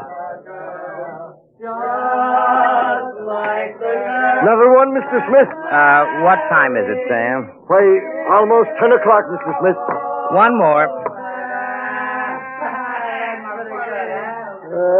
Listen to them. The old songs are still the best, huh, Mr. Smith? Yes, Sam. I remember singing that one back in 1974. Just before I met my wife. Golden days, Sam. Here's your beer, Mr. Smith. Ah, thanks. Ah, that's good. Almost feels if I can go home and face Nettie now. Wife trouble, Mr. Smith? Wife trouble, Sam. Fight? Oh, never. Nettie and I never fight. Nettie's too mad about me ever to fight with me. She adores me. Worships the ground I walk on. Well, this is something new. I remember only last year you was complaining she was throwing things. And times have changed. Only wish she was still throwing things. At least in those days I could walk out and slam the door with a clear conscience. Now she's so sweet and loving, I feel like a murderer every time I stop in for a beer on my way home. Tough, Mr. Smith. Tough. Ever hear the expression, love will fly if held too lightly? Love will die if held too tightly? Can't say I ever did. If only she'd relax a little bit. See, bruise on my lip. She kisses me. For an hour every night when I come home. Can you do anything for her? I try. I remind her that she really wanted to marry Harvey Tubman. I remind her how we used to have those battles till the neighbors called the robot police. Nothing works. I'm gone for an hour. She cries. Well, me, I ain't got that kind of trouble. I hang around too much, and Mabel calls me a loafer and turns me out. That's a sad state. Can't figure him out. Well, I guess I'll go home and feed myself to the lioness. I tell you, Sam, when Nettie gets finished demonstrating how much she's missed me, I feel like a man who's been stuffed into an electronic washing machine with a dial set at rinse dry. How much do I owe you? 60 cents. Well, if it isn't Henry Smith. Brayling. I live and breathe Walter Brayling. What are you doing here? Oh, having the night out. Does Gloria know about this? Things have changed, Henry. I thought she kept you chained to the bedpost most of the time. Not anymore, Henry. Not anymore. Oh, you aren't divorced, are you? Oh, no. Gloria's home. What'd you do, put a sleeping powder in her coffee? Oh, goodness, no, Henry. That would be highly unethical. I can't believe you just walked out on it. 10 years of marriage, Henry, and I never had a night to myself. But it'll be different from now on. Oh? By the way, Henry, what time is it? 10 o'clock. Well, I guess I better be going. Scared? No, don't want to crowd my luck. Although, really, there's nothing to worry about. I'd sure like to know how you do it, Walter. Would you really? Yes. All right, Henry. Since you've always been a friend of mine, I'll let you in on it. Come on, my car is outside. I'll drive you home and let you see how it's done. Well, that's nice of you, Walter. Not at all, Henry. We fellows have to stick together.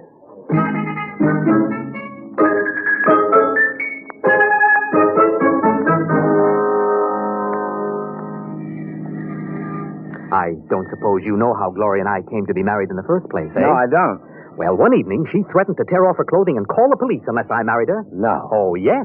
Well, that's a bit extreme, isn't it? Well, Gloria was always a nervous girl. I bet you had a pretty wretched time of it. Oh, yes, it didn't take long for me to become the laughing stock of the neighborhood.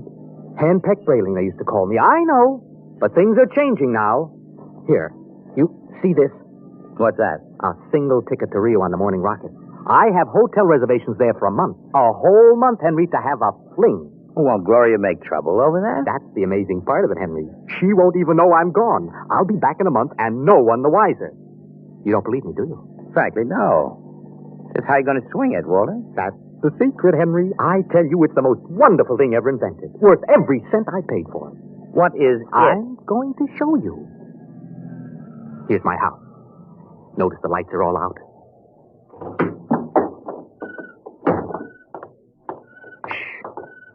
We'll wait up there on the front porch.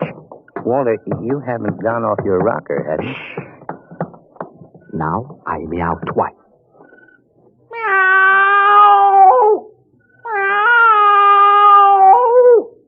Now, Henry, watch the window in my bedroom. Well, it looks as if somebody... Hey, there's a man up there. He's looking out. Good. He sees me. He'll be down directly. Isn't it a bit embarrassing for you, Walter? Oh, not at all. You'll find out. Here he comes. Hello, B2. Oh, good evening, Mr. Brayling. Close the door. Either I'm going out of my mind or there are two of you. You never told me you had a twin brother. I don't. But if this fellow weren't in pajamas, I couldn't tell you apart. That's the secret, Henry. Everything go all right, B2? Oh, just fine, Mr. Brayling. I suppose my wife was in her usual good form this evening? As a matter of fact, we spent the evening playing gin. No screaming? No shouting accusations? Oh, no, sir. It was a very quiet evening. Well, this is even better than I thought. Well, Marrionettes Incorporated aims to satisfy, sir. Did he say Marrionettes Incorporated? That's right, Henry. Look him over. Isn't he excellently fashioned? You wouldn't dream he was a robot, a marionette, eh? I can't believe it. It's against the law, of course, to duplicate a human like this, but it's well worth the opportunity. Well, I still don't believe it. You can't tell him from a human. Only one way, Henry. Put your ear next to his chest. Listen. That's it. Machinery. Walter, old man, how long's this been going on? I've had him a month, Henry. I keep him in the cellar in my toolbox. Now, tonight I told Gloria I'd like to be excused for 5 minutes to run down to the cigar store. She agreed. I went down to the cellar, took out Brayling too, sent him back upstairs to sit with my wife until I got home. Miraculous. Of course, it doesn't seem quite ethical somehow. Oh, nonsense. It's highly ethical. I've been home all evening. I shall be home with her for the next month. In the meantime, another gentleman named Walter Brayling will be in Rio having the time of his life. Well, can he walk around without fuel for a month? Oh, he refuels himself. And he's built to do everything. Eat, drink, sleep. You'll take good care of my wife, won't you, B2? Oh, of course. Your wife is rather nice. I've grown quite fond of her. You see? Walter, old man, how long has this Marrionettes Incorporated outfit been in business? Secretly, for 2 years now. Why? Well, I wonder, is there a possibility that I might get in touch with them? You? But you love your Nettie. Well, I know, but even so, just a little respite, a night or two once a month. And she loves you dearly. So much she can't barely leave me for half an hour. You know that lately she's taken to calling me up at work 10 or 12 times a day to talk baby talk? Your Nettie? My Nettie. What do you say, old man? A favor to an old buddy? Fellow lodge member? Well, I could put you in touch with the man who makes them. Of course, you'd be pledged to secrecy once you learned where he's located. Oh, naturally. Very well, Henry. Here's his card. Marrionettes Incorporated, W. Zig, proprietor and owner. New humanoid plastic 1990 model guaranteed against wear. Our motto, no strings attached. Address the Jumbo Shop, 43 South Wesley Drive. Mr. Zig will take good care of you, Henry. He's a charming fellow, a real craftsman. Wonderful. I'll see him first thing tomorrow. Well, I'd better be getting home now, though. Nettie's probably splitting a gasket. See you around, old man, after I get back from Rio. And while I'm gone, you might drop around regularly, just as you always have, Treat Brayling, too, here as if he were me. Otherwise, Gloria might be suspicious. Oh, I will. And, before I go, these marionettes are safe, aren't they? Oh, absolutely. Oh, tell them, B2. We're guaranteed. Fine. Well, good night, Walter. Good night, B2. Good night, Mr. Smith. Good night, Henry. Well, I'm glad someone else will have a chance at a little happiness and freedom. All right, Brayling 2. Back into the cellar box for you. Come on. Down the steps. That's it. It's very damp down here, Mr. Brayling. Bad plumbing. Well, here we are. Brayling. Yes. Before you put me back into the toolbox, could we have a word? Certainly, old man. This toolbox. What about it? Well, I don't like it, Mr. Brayling. Why not? It's cramped. Oh. Well, I'll try to fix up something more comfortable when I get back from Rio. All right, now, before Gloria gets worried, back... Marionettes are made to move, not to keep still. How would you like to lie in a stuffy old box most of the time? I didn't realize you fellas were that sensitive. Well, you wouldn't like it at all. I keep running. There's no way to shut me off. I have my feelings, you know. Well, day after tomorrow, I'll be off to Rio, and you won't have to stay in the box for a whole month. Or you can move upstairs. But when you get back from Rio, I'll go back in the box. Mr. Zig didn't tell me at Marrionettes Incorporated that it was possible to get a difficult specimen. There's a lot he doesn't know about us. We're pretty new. Now, look here, B2. This has gone far enough. I'll never get to Rio. Now, come on now. Into the box. And another thing. Well... Your wife. What about my wife? Well, I've grown quite fond of her. Well, I'm glad you enjoy your employment. You'll have the whole month. I'm afraid you don't quite understand, Brayling. I've fallen in love with her. You what? You just don't appreciate her. Maybe if you hadn't always acted so meek and apologetic about everything, she'd have a little more respect for you as a man. Well, now, you aren't supposed to behave like this. You know you think you... Well, anyway, I could be very happy if I were married to Gloria. Aren't you forgetting you're nothing but a big, overgrown puppet? Careful, Brayling. I'm sensitive. All right. I'm sorry. Now, look. You wouldn't mind waiting here a moment, would you? I have to go upstairs and make a phone call. To whom? Oh, nobody important. I have to call Henry Smith about something. Yolande, you're going to call Marrionettes Incorporated and tell Mr. Zig to come and get me. Oh, no, really, I'm not. I was... B2, stay away. Stand where you are, Brayling. Now, B2, take your hand off my arm. No, Brayling. What are you going to do? Nothing much. I'm just going to put you in the toolbox, lock it, and lose the key. What? And then I'll buy another ticket to Rio, and Gloria and I can have a wonderful vacation. You're insane. Am I? Now, wait a minute. Hold on, B2. Now, don't be rash. Let's talk this over. Goodbye, Brayling. B2, stop it. Don't. Let's go. Help. To the box, Brayling. Help. There. Walter! Yes, Gloria? What in the world are you doing down there at this time of night? Oh, nothing, lover. The pipes were knocking. I'm just making sure the boiler hasn't exploded. You go back to bed. I'll be up soon. Well, hurry, won't you? We had such a nice evening. I'm lonesome for you. Oh, you won't ever be lonesome again, darling. Never again.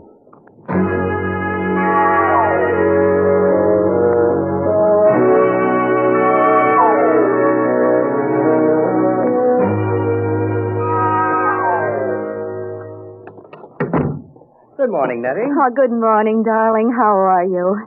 Have a nice time last night? I missed you so. Breakfast ready? Aren't you going to kiss me good morning? Oh, yes, I suppose so. Oh, you're so wonderful, Henry.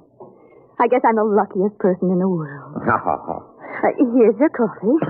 And how would you like your eggs? Anyway, it's all. Oh, but I want to please you. Oh, Nettie, skip the eggs this morning. Oh, but you have to eat to keep well, darling. I'm very healthy. I have an early business appointment. Oh? It's a friend of Walter Brayling's. I met Walter last night, and he... Yes? I'd better be off. Now, Nettie, don't look as if I were on my way to Rio or something. I'm only going to work. It's just that I miss you so. I want to be with you all the time. I have to go through this every morning. I'll be back at supper. There's no need to cry now, is there? No, darling. You aren't displeased with me, are you?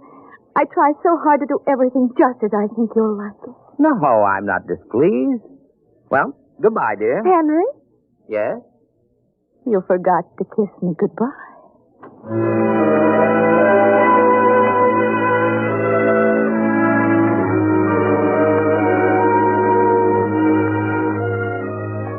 No strings attached, no strings attached. A very nice puppet with no strings attached.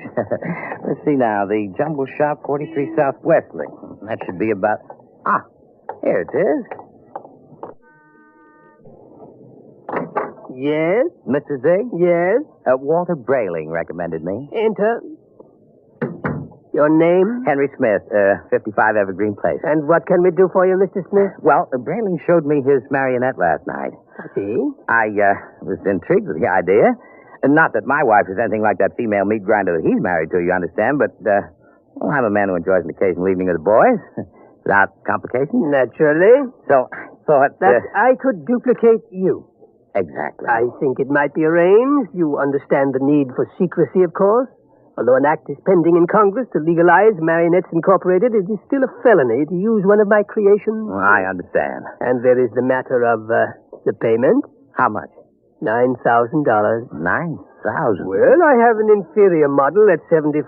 No, if I go through with this, nothing's too good for Nettie. Nettie's my wife. We've been putting money aside to buy a summer house in Westport. Sometimes we must choose. Yes. Perhaps I could just slip out $9,000. It's a joint account. How soon can I have it? I could construct the mannequin in about 2 months' time. Good. Shall I consider the order placed? At once. Of course, you will have to report here for a body mold, color index of your hair, lips, skin, etc. And I'll have to do a complete electro-emotional calibration. You guarantee that these models are foolproof? As foolproof as I can make them, Mr. Smith, and I've had years of training. No chance of detection? None whatsoever. I've never had a complaint. Walter Brayling seems satisfied enough. I assure you, he's been taken care of in high style. There was some way to be sure. You have our guarantee. Very well, Mr. Zig. I'll get the money from the bank and send it to you. Fine. You'll be just as delighted with yours as Walter Brayling is with his.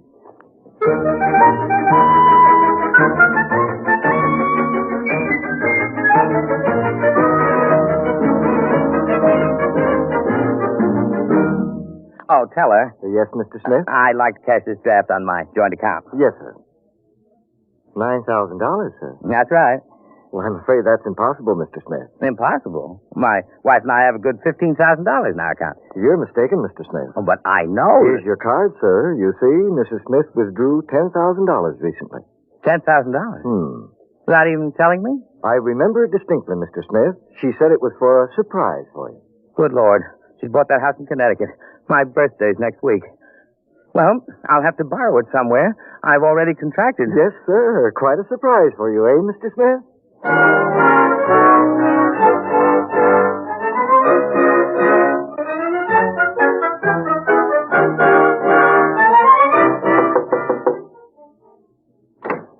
Yes?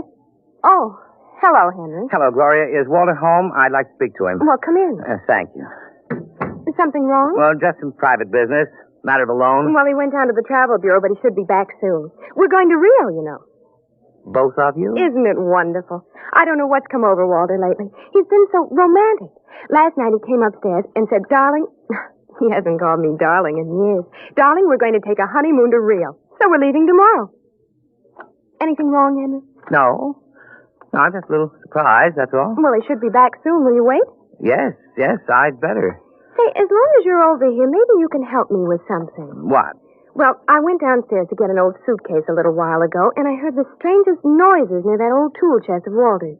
He mentioned that the boiler was acting up, and I'm afraid to go down there again. I wonder if you'd take a look. What kind of noises? Like a thumping sound. Maybe I'd better go down, Gloria. You stay up here. Should I call a plumber, do you think? No, I'll take care of it. Flash out a bell. I'll have a look. Good Lord.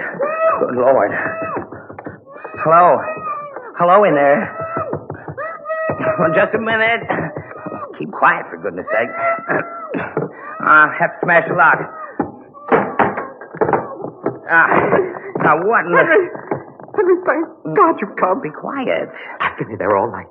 I thought I'd suffocate. He tried to kill me, Henry. He tried to murder. Who? Which one are you? Don't be an idiot. I'm Walter. What happened? B2, the marionette. He stuffed me in the toolbox and left me to suffocate. Well, fortunately, I found an old file in there and managed to get an air hole through the wood. Good Lord. He's taking Gloria with him to Rio. Have they left yet? No, he's gone downtown for the ticket. Oh, good. We may just have time. For what? To get down to Marrionettes Incorporated and tell Zig to stop him. Well, you're in no condition. Don't worry about me. We can't waste any time. Come on. But Gloria... I'll sneak out. Tell her You fix the plumbing. Tell her anything. I'll meet you outside. All right. Oh, what a fool I've been. What a fool I almost was. I went down and ordered one of those things today.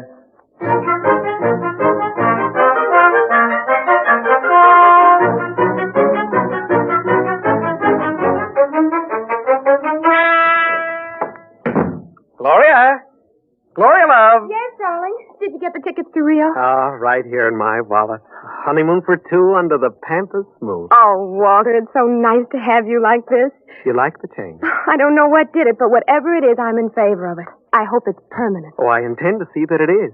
Oh, by the way, darling, do you happen to remember where that old pistol of mine is? Pistol? Yes, I just thought since we're going to be traveling in strange countries, it wouldn't hurt to bring it along. Oh. Well, I think it's here in the sideboard. Yes, there.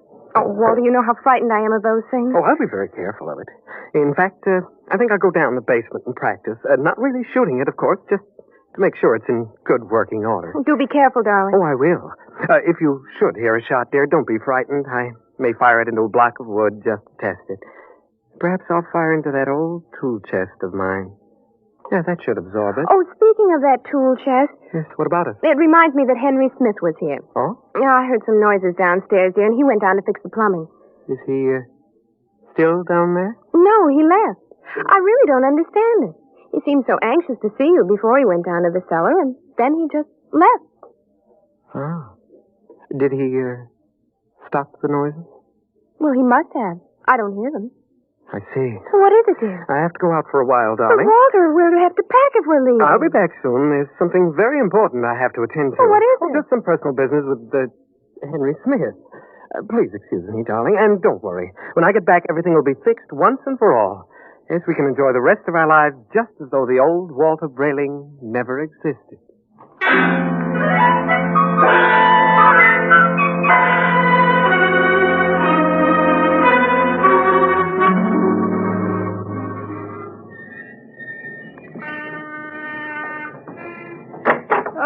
Mr. Brayling and Mr. Smith. Yes, Mr. Zig. Come in, gentlemen. We certainly will come in.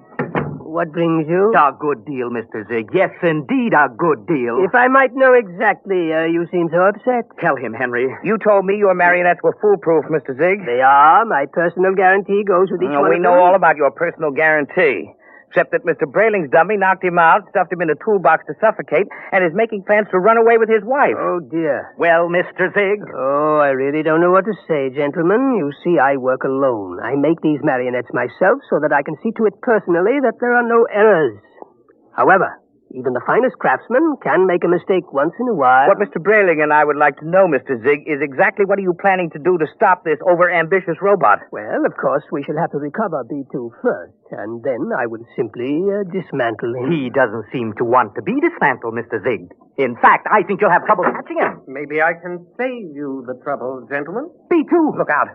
He has a gun. I thought I'd find you here when I discovered the tool chest empty. Now, look, B2, whatever you're planning to do, you won't get away with it. I think I will. Mr. Zig, can't you do something? I'm afraid I can't think of anything. I'll save you the trouble, because I'm going to kill the three of you. Oh, you won't get away with it. No? You forget that Gloria and I will be on a plane to Rio in a few hours. All right, Mr. Z. You first. Oh, now see here. This isn't fair. I created you. You can't do... Grab him. I got him. Quick. Quick, that hammer.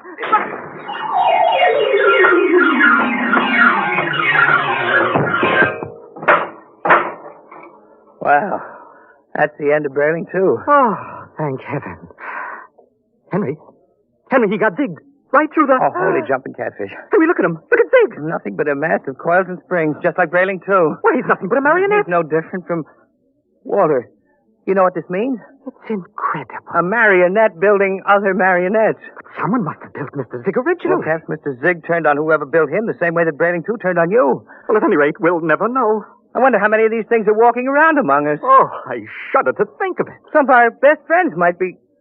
Come on, we got to get out of here. But the police? Don't be a fool. There's been no crime committed here. All the police will find is two oversized puppets with the springs coming out of them. But they seem so lifelike. They're only machinery. You've got to remember that. Well, what'll I tell Gloria? If I were you, Brayling, I wouldn't tell Gloria a thing. I'd simply pick up that other ticket to Rio and take her on a honeymoon. What about you, Henry? What are you going to do? Me? I'm going home and give Nettie a kiss that'll singe her hair. I'll even forgive her for taking that $10,000 out of the bank without telling me. You know, when I think of what might have happened if I'd gone through with this marionette thing, what makes a fella realize how lucky he is to be married to a decent woman. Let's go.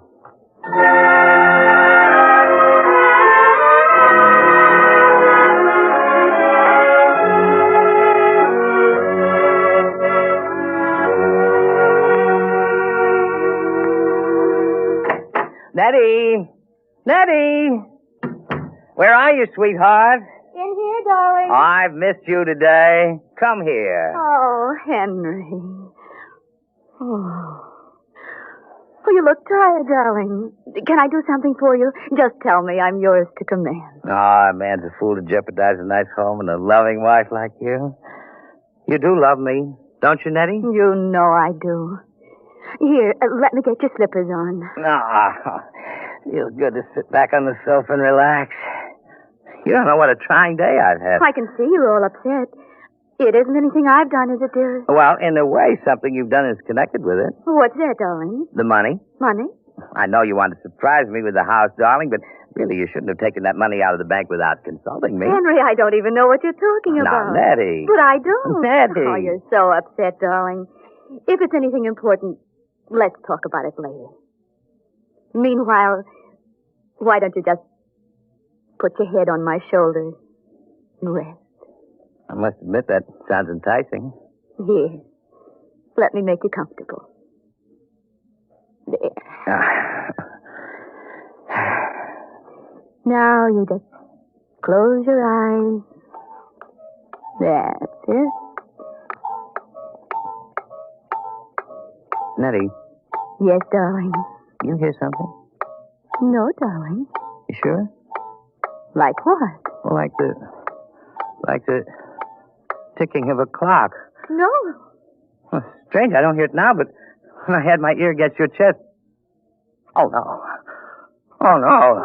What are you talking about, No, darling? I won't believe it. You are my Nettie, aren't you? You're a real live flesh and blood. Oh, she couldn't have done that to me. Not Nettie. But I hear it. And it's coming from you. It's coming from you.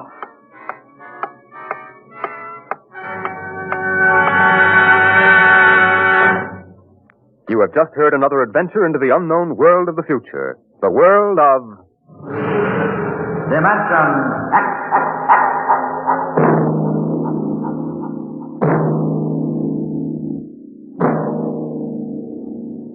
Next week, Dimension X moves to a new day and time.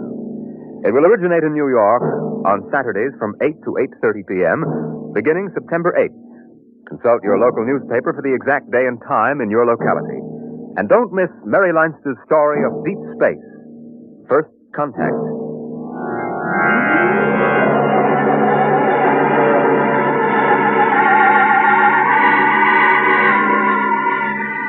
Dimension X is presented each week by the National Broadcasting Company in cooperation with Street and Smith, publishers of the magazine Astounding Science Fiction. Today, Dimension X has presented Marrionettes Incorporated, written for radio by George Lefferts, from the story by Ray Bradbury. Featured in the cast were Kermit Murdoch as Henry, Martin Rudy as Brayling, and Ross Martin as Brayling, too. Your host was Norman Rose. Music by Albert Berman. Fred Collins speaking. Dimension X is produced by William Welch and directed by Fred Way.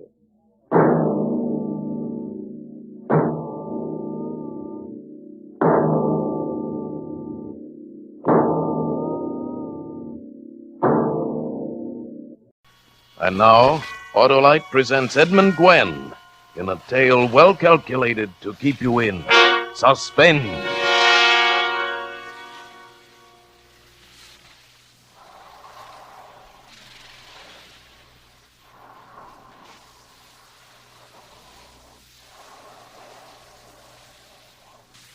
Tom.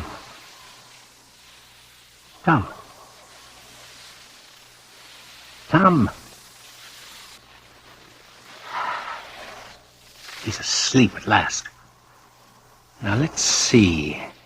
I wrap this blanket around the gun to muffle the sound. Aim about there. Then... Tom!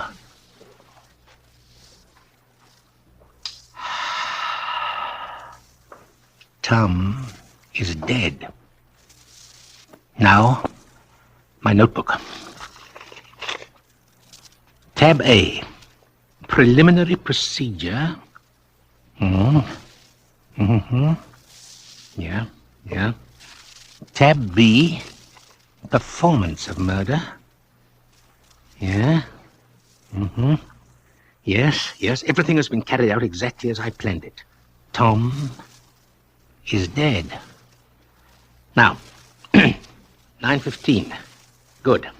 Everything is working out right on schedule. Now, tab C. Procedure to follow murder. Yeah, here it is. Replace pistol in my left jacket pocket.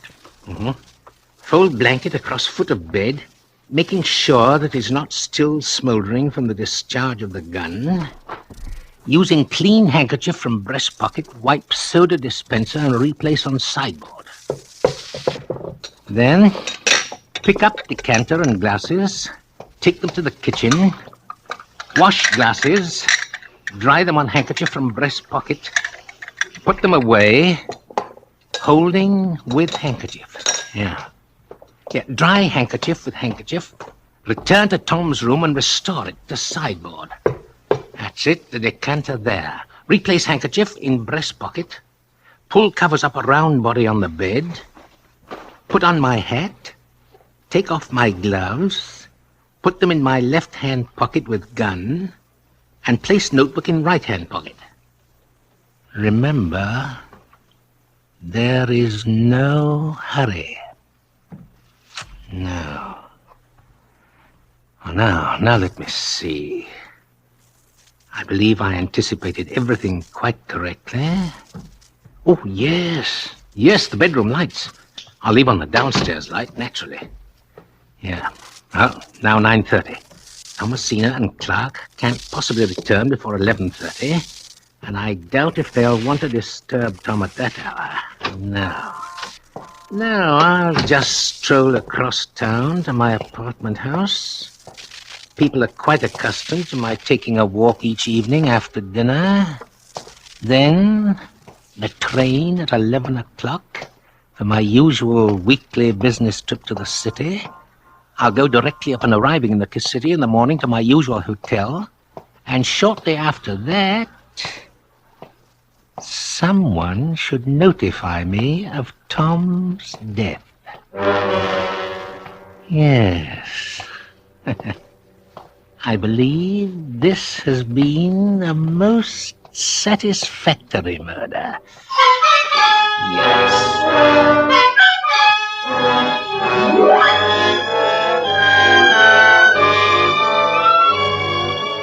For Suspense, Autolite is bringing you Edmund Gwenn in radio's outstanding theater of thrills, Suspense.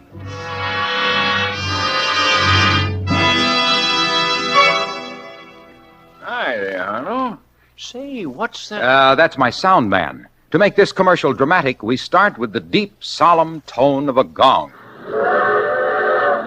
Sound man, I said gong. Oh, well, let's say it's a trainload of car owners rushing to get wide-gap Autolite resistor spark plugs. Because they know Autolite resistor spark plugs make an engine idle smoother, give better performance on leaner gas mixtures, actually save gas. Now, Hap, the sound of a happy engine idling more smoothly because it has wide-gap Autolite resistor spark plugs instead of old narrow-gap plugs. Hey, Harlow, that's a horse. Oh, that's sound, man. Well, all right, let's say that's folks who missed the train galloping to town to get Autolite resistor spark plugs. And next, the happy hoot of a hilarious horn. It sounds like a big celebration. Sure, that's the way folks feel once they install Autolite resistor spark plugs because their engines idle smoother, give better performance on leaner gas mixtures, actually save gas. Harlow, before your sound man loses his head, let's get back to Suspense. And now, Autolite brings back to our Hollywood soundstage Edmund Gwenn as Rice Archer in Murder in Black and White, A tale well calculated to keep you in suspense. I hope you had a nice trip, sir. Yes, very pleasant. Here you are, sir. Ah, yes, my regular room. Put my luggage on the floor there. Yes, sir. Thank you, boy. This is for you. Oh, thanks. For nothing. My train was 2 minutes late in arriving, so it must be, yes, 8:32. Now, my notebook. Tab C, item 4. Procedure upon arrival in the city.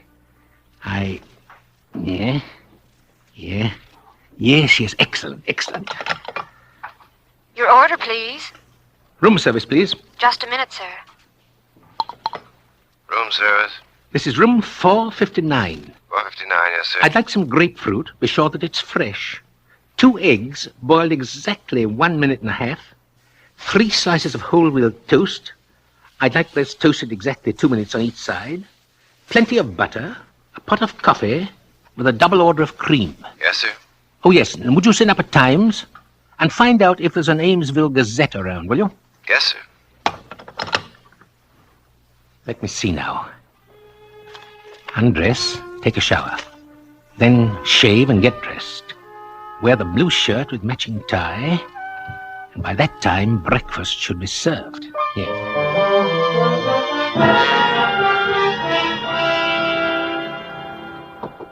Come in. Room service, sir. I'm sorry, sir, but there was no Amesville paper. It's not important. I have a niece who lives in Amesville. She works for an aircraft factory, the Hannigan Company. Why, that's our company. Well, that is, I'm a junior partner in the firm. The senior partner is Tom Hannigan. Well, I must remember to tell my niece. Will there be anything else, sir? No, thank you. I'll just sign the bill. I'm adding your gratuity to the bill. Thank you, sir.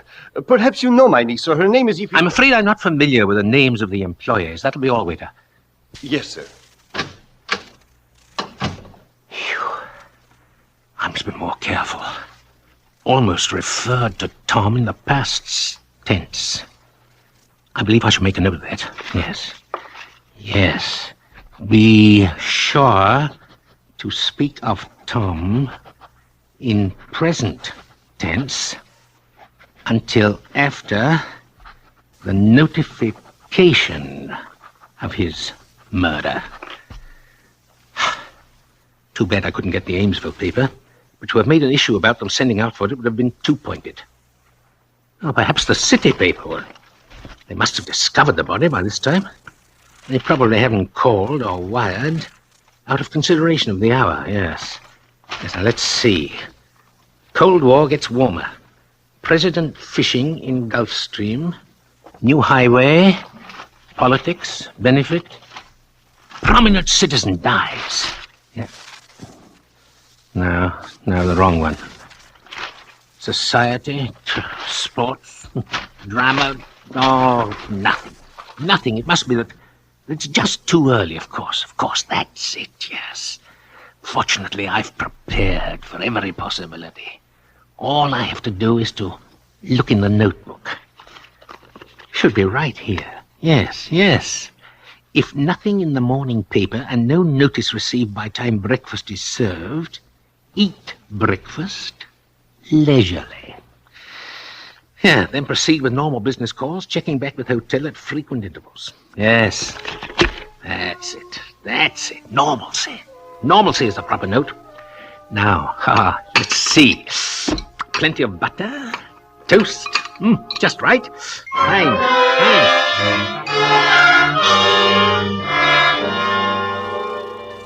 Well, Mr. Archer, I hope you didn't come in to tell me that the Hannigan Company can't deliver that order on time. Not at all. This is merely one of my courtesy calls. Tom and I like to keep our customers happy. Then all you have to do is to continue turning out precision parts as well as you have been.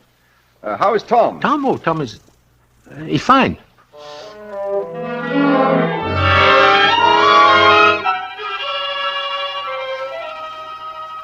Hotel Sherman. Mr. Archer speaking. Mr. Rice Archer, room 459. Are there any messages for me? Just a minute, Mr. Archer. I'll connect you with the desk clerk. Thank you. I must be sure I have this right. Tab C, yes, here it is. Procedure with hotel clerk. Ah, good. Good, I have an answer for anything he may tell me. Yes. Desk clerk. Hello, desk clerk. This is Mr. Rice Archer, room 459. Any messages, please? Just a minute, Mr. Archer. Well, probably telephone. Mr. Archer? Yeah? There's nothing for you, Mr. Archer. Nothing? Not a thing. Thank you. Very much.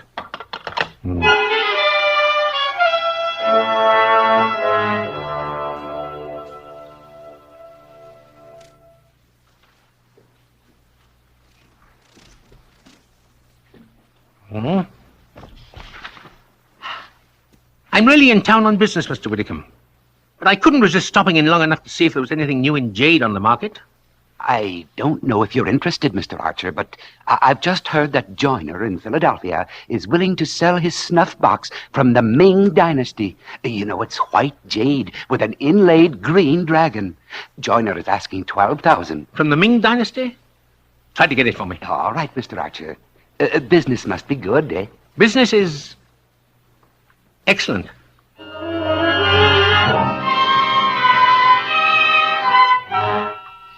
No one has called, Mr. Archer. And how's that old son of a gun, Tom? Tom, I believe he's fine. Not a thing, Mr. Archer. There's nothing for you, Mr. Archer. And be sure the eggs are 1.5 minutes each. 3 slices of whole wheat toast, toasted 2 minutes on each side, plenty of butter, a double order of cream with a pot of coffee, and that'll be all.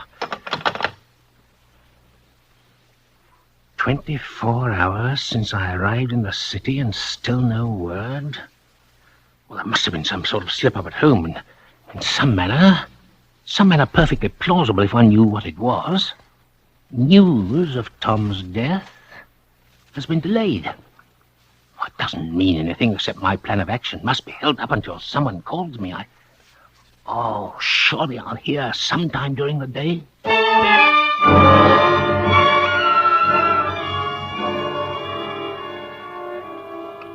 It's nice of you to take me to lunch, Archer. I must say I look forward to your regular visits. How's Tom? Tom, I haven't... he's fine, very fine.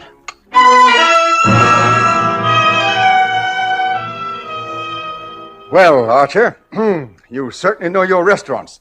That was quite a dinner. Huh? Thank you. You know, the last time I was talking to Tom, he mentioned you had a lot of bomber clips ordered by the government and then canceled. He said you'd sell them cheaply, since the government paid for the cancellation, if someone could figure out a use for them. Well, I believe I've got an idea, and I'd like to know what you and Tom think. Tom? Why, Tom's fine.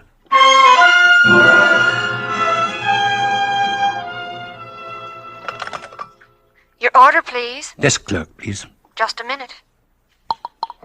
Desk clerk. This is Mr. Rice Archer, room 459. Any messages? No messages, Mr. Archer. I see. I'll be checking out in a few minutes, clerk. Taking the midnight train back to Amesville. You might send the boy up in 15 minutes, and if there are any messages before I check out, you will call me. Won't you?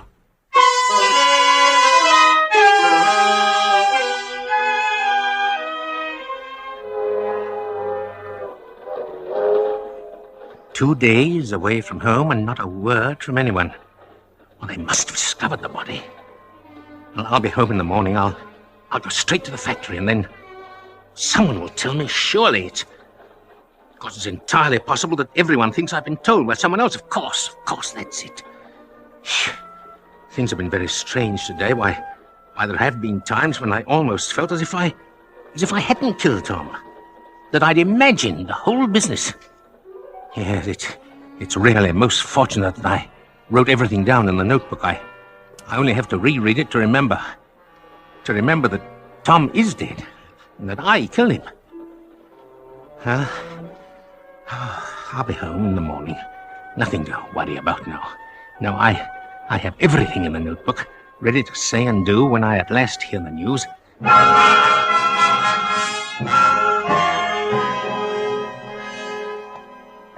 Good morning. Good morning, Mr. Archer. Good morning. Good morning, sir. Good morning. Good morning, Mr. Archer. Strange. Everyone seems to be acting quite normally. Perhaps because they're only employees. Of course, that's it. The workers would feel no sorrow. They didn't know Thomas. As I did. Now, let me see. Normal procedure would be to let Clark Henley know I'm back. Yes. Miss Gordon, would you inform... Oh, never mind. Morning, Clark. Good morning, Mr. Archer. How was your trip to the city? Excellent, Clark. I managed to get a couple of orders increased substantially. Everything go all right here? Sure. That's, fine. How's Tom? Great. He'll probably be back to work in a day or two. He will? Fine. Excellent, in fact. Yeah, it'll be great to have him back, won't it, Mr. Archer? Huh? Oh, yes. I was thinking about the additional orders. Well, Tom will be glad to hear about those. You know how he worries about the business. Yeah. Well, I gotta get back to work. See you later, Mr. Archer. Yeah. Procedure following murder. What to say if notified of Tom's death by Thomasina, by Clark, by police. What to do if read of death in paper before personal notification. Everything. Everything except... Uncle Rice, you're back. Yeah. How was the Wicked City, Uncle Rice? Like it always is. Everything is normal. Uncle Rice. Yeah. What is it, Thomasina? Purple lipstick. See? I'm going to leave lathers of it on Clark's cheek. You know why? He proposed last night. Congratulations. I suppose your father will be pleased. Tom, he was delighted. We're going to have an engagement party tomorrow night. Couldn't have it until after you got back. Tom wouldn't hear of it. Tom? How is he? Fine. Tom's fine.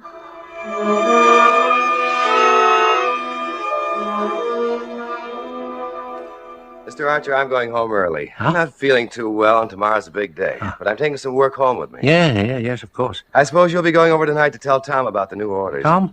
Oh, yes, that might be a good idea. You'll be tickled to death to hear about him. You know Tom. Yeah.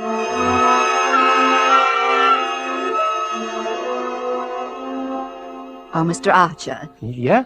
What is it, Miss Gordon? Clark Henley just called. Oh? He said he'd taken one of the account books home with him, and he suddenly thought you might see it was missing and worry about it, so he just wanted you to know he had it. Oh, which account book? Mr. Henley said he had the one covering our old government contracts. Why? Well, Mr. Henley ordered a general audit for tomorrow, and he said he wanted to go over that book tonight, so... Why, Mr. Archer, what's wrong? You've turned as white as a sheet.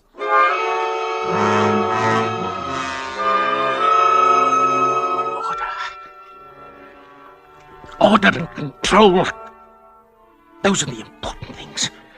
There must be a logical explanation why they haven't told me about Tom, why Clark has ordered an audit, and why he's looking into our government contracts. Everything is in my notebook. Yes. Here it is. Plan for killing Tom Hannigan. Reasons why murder is necessary. The government contracts. Yes. Yes, it was so easy when the war was over and everything was being cleaned up to make the government pay twice for the orders. Just a few little changes in the books and that money was mine. It wasn't like taking the money from Tom or our regular customers.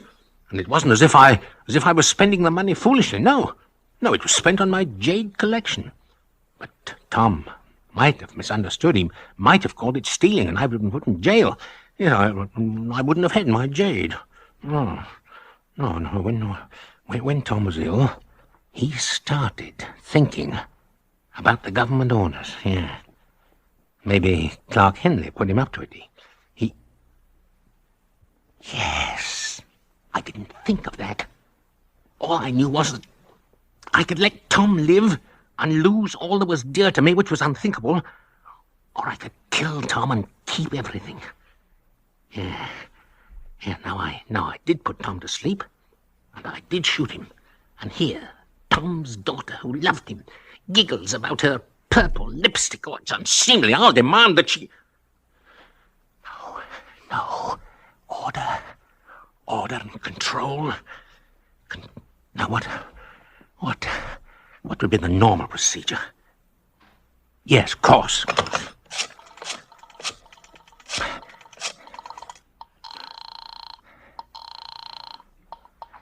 Mr. Hannigan's residence? Evening, Ethel. This is Mr. Archer. Well, hello, Mr. Archer. Is Mr.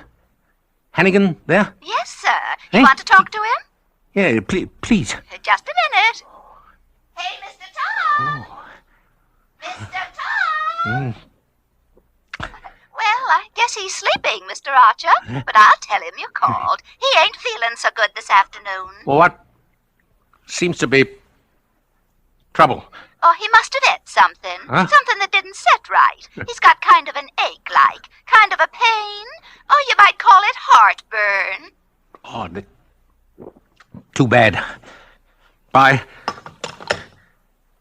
Clark. Thomasina. Now, the housekeeper. Heartburn. Doesn't anyone know that Tom's dead except me? I can't be the only one. I've got to tell. I've got... No. Order. And control, yes. Yes, I've got to think this out. Now, look here. I know that Tommy's dead. I saw him die. But Clark and Thomasina announce their engagement, plan a party. Clark, Thomasina would do anything, he says. Clark ordered an audit of the books for tomorrow. Clark took home the book of government accounts, the book I had to alter. Clark! That's it. An interfering pipsqueak. I'll fire him. Right now. No. Better think it out. Order, control. Yes, that's a better idea. Now, I shot Tom. I know I did. Because I wasn't sure I could stab him. A human being as a human being's frailties. Tom was my friend, had been for 20 years. It was just unthinkable that I could take a knife and stab him. I couldn't do a thing like that to a man who was my friend. No, that's why I shot him. But I can't stab young Clark Henley. Impudent, interfering Clark Henley. Pierce him like a child's balloon. He's home now, looking for the mistake that'll catch me. My notebook. We'll take a new page for this. Yes. Plan for killing Clark Henley.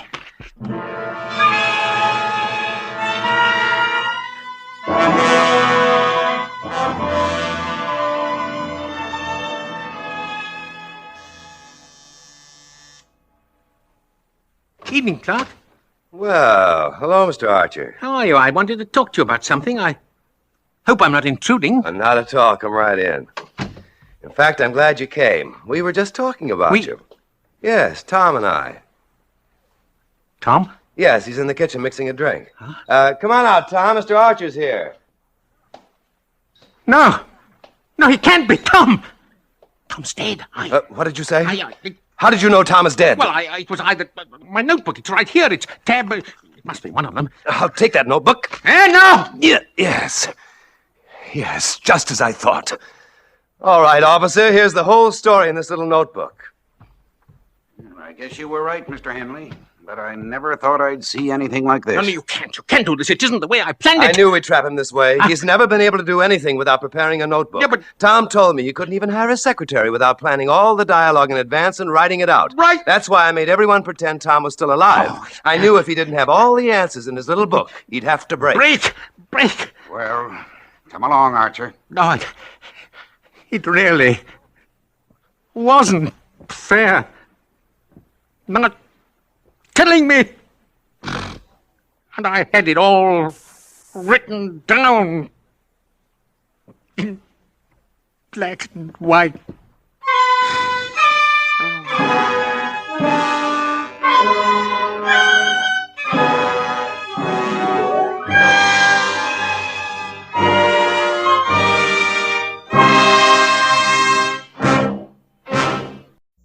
The Whistler.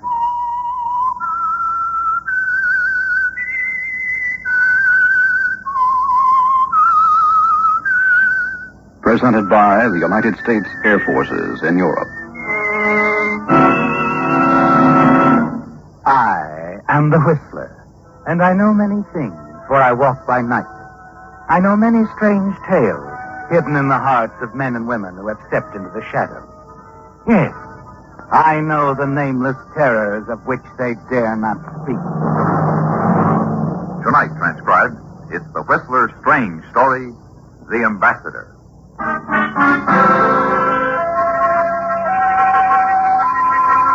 The majority of the guests in Mrs. Helena Forsythe's elegant drawing room looked upon the party for what it was, a highly important marker in the Washington social season. Her guest list was virtually a who's who of the government elite, of foreign dignitaries, and the syndicated columnists who recorded their comings and goings. But to Gerald Wells, consular officer in the diplomatic service, it was even more than this. Mrs. Forsythe was charming. She was a widow, and her influence extended well beyond social affairs. Well, can I induce you to dance with me? Why, of course. I was about to pay my respects. You'll forgive me, Mr. Wells, but you know when you came in this evening, it started me reminiscing. Oh? How so? Well, we're both old-timers in a way. You've been in the diplomatic service for 20 years now, haven't you? 20 years, 2 months, and 8 days. Positive? Oh, positive. I've held almost every job in the books, you know. Courier, first secretary, consul. All except one. Yes, all except one. And that one's on its way. I assume you're referring to Mr. Johnson's resignation. Yes. His successor will be chosen from 3 men. You, Eric Thomas, and... oh, let's see, that outsider. Donald Wilkins. Of course, Donald Wilkins. But he really doesn't have a chance, so... Miss Forsythe. Please. Helena? Helena, then. Your sources of information would do credit to the intelligence department. I shall take that as a compliment. The way it was intended, I assure you. You're a clever woman, Helena. I've always admired you. Have you? Well, I've admired you too, Gerald. Very much. And nothing is more important to me than seeing someone I admire successful. Oh? You must get that appointment. You think I have a chance? It's between you and Eric Thomas. I know it. Poor Wilkins is out of the running. And... I'll be grateful for anything you can do. Well, I'll do what I can.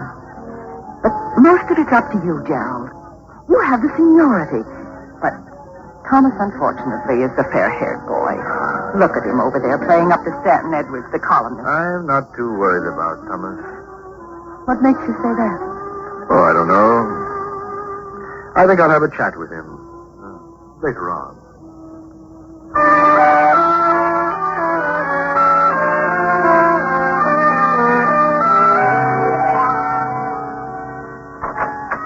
Well, I just thought, as a matter of fact, Good evening, gentlemen. Well, Gerald, how are you? Excellent. May I speak to you a moment, Eric? Of course. You know Stanton Edwards here? I believe we've met. Hello, Edwards. Weren't you in on that Latin American contest? I am sorry, Edwards. I can't talk to the press until the department issues its report. To be more frank, you won't be sure of what happened there until you read the papers. Come on, Thomas. Good night, Stanton. Pertinent upstart. Oh, forget it, Gerald. What's on your mind? The ambassadorship, of course. Foolish of me to have asked. Frankly, I want that appointment, Eric. I've served the department faithfully for 20 years, and I think I deserve it. So? I gave you your start in the service, Eric. The fair thing for you to do is... Step aside. Yes. I see. Because you once wrote a letter of recommendation for me, I'm supposed to throw my chances at an ambassadorship. I don't think that's unreasonable. Gerald, there are few men in this world I love beyond myself. You are not one of them. It's not only that, Eric. You have a certain degree of brilliance, but you lack maturity, stability. You don't mean maturity and stability. What you mean is your fanatic devotion to little things, decorum and detail. The unimaginative man's substitute for intelligence. You have no right to say that. My family has been in the service for 3 generations. What have you got to offer? Bricklayers? Bricklayers? Mechanics? My good man, if human beings were rated as objectively as horses, any number of bricklayers and bricklayers' sons would be in the Kentucky Derby, and you, Gerald, would be pulling a plow. We're wasting words. Is that your final answer? Yes. I intend to make every effort to get that appointment myself. Very well. Now, suppose we step inside for a scotch and soda. I believe we ought to make an appearance together. You really are of the old school, aren't you, Gerald? Keep up appearances no matter what the cost. No, I don't like scotch. Let's make it an hors d'oeuvre. Our good hostess is serving some of her rare Roquefort cheese. All right.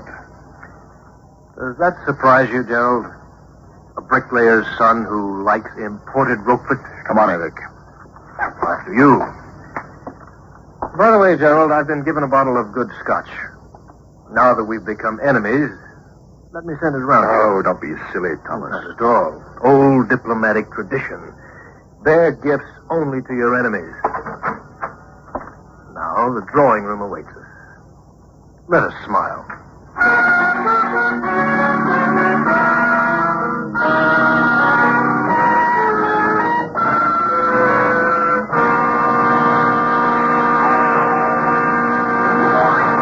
Now back to The Whistler.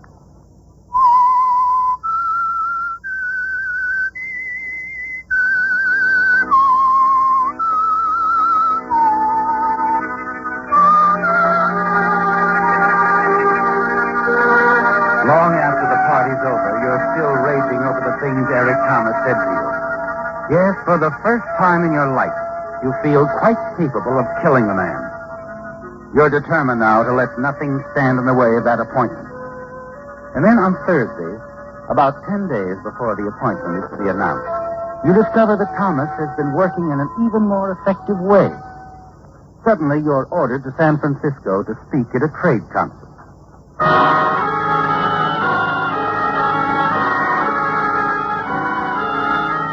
You're sure Thomas is behind it. The most crucial week in your career. You'll have to be in San Francisco, leaving Thomas a completely free hand in Washington. That afternoon, when you go downtown to pick up a few things for the trip, you're ready to admit that Thomas has you licked.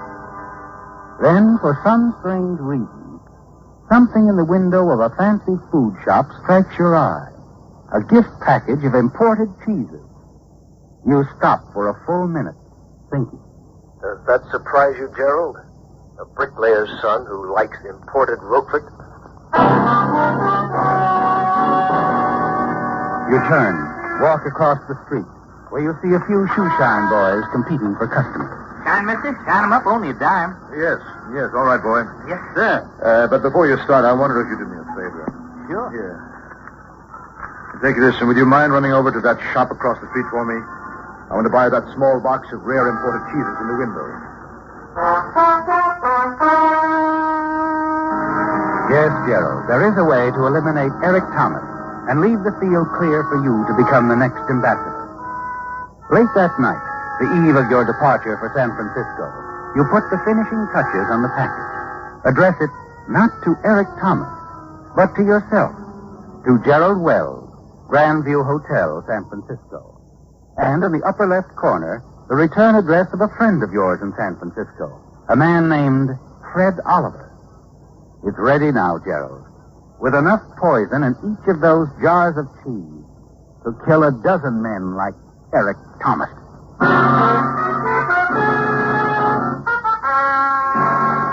At the plane the next morning, you're greeted by the usual group of reporters and photographers. Watch you handle them with dispatch. No, I do not believe Eric Thomas will get the ambassadorial appointment. But now, don't quote me. No more questions now. However, yes, I will allow a few moments for the photographers to take a few poses. 3/4 view, please, and don't catch me in a frown. Thank you, Mr. Wells. Thank you very much, gentlemen. It's time I went aboard. You land at San Francisco Airport and check into the Grandview Hotel. That same evening, you attend the trade convention and make your speech. And then, shortly after the session ends, you slip away and enter a drugstore phone booth across the street.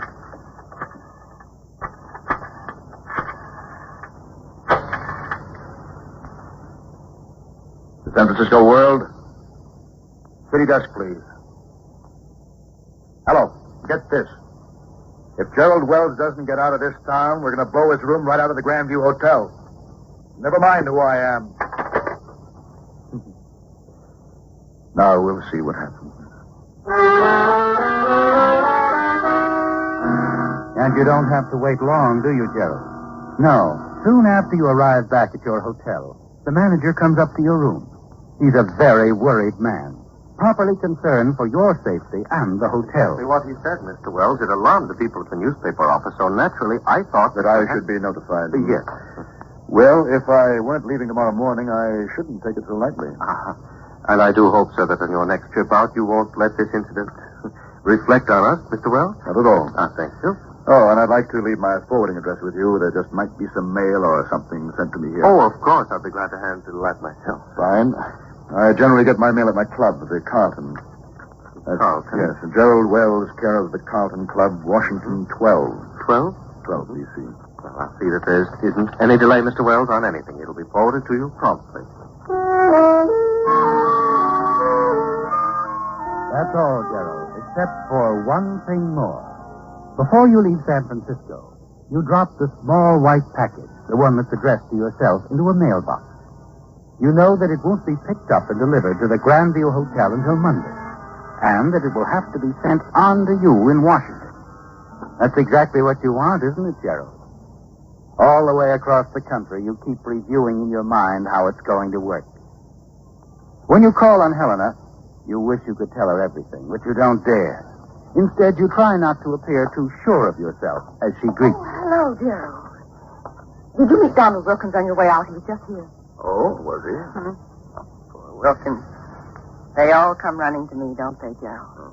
Of course, I had to turn him down. You can't help everyone, Helena. You're so right, darling. Besides, we have to make up for lost time. Leaving town didn't help you at all. Oh, Thomas been gaining ground? Yes, he hasn't wasted a moment. I still think I'll beat him. I know you will, Gerald, but we're going to have to change our tactics. In what way? Bring it into the open. Take it to your superiors. Make it a real I fight. don't think that's necessary. Gerald, you haven't been here. You don't know the power of the man. He'll be stopped, Helena. In some way, he'll be stopped. Now, let's talk about something else. There's nothing else to talk about until your appointment is assured. You are a conniving woman. I only know what I want. And I know that you'll get it. Now, don't worry, Helena. I know what I'm doing.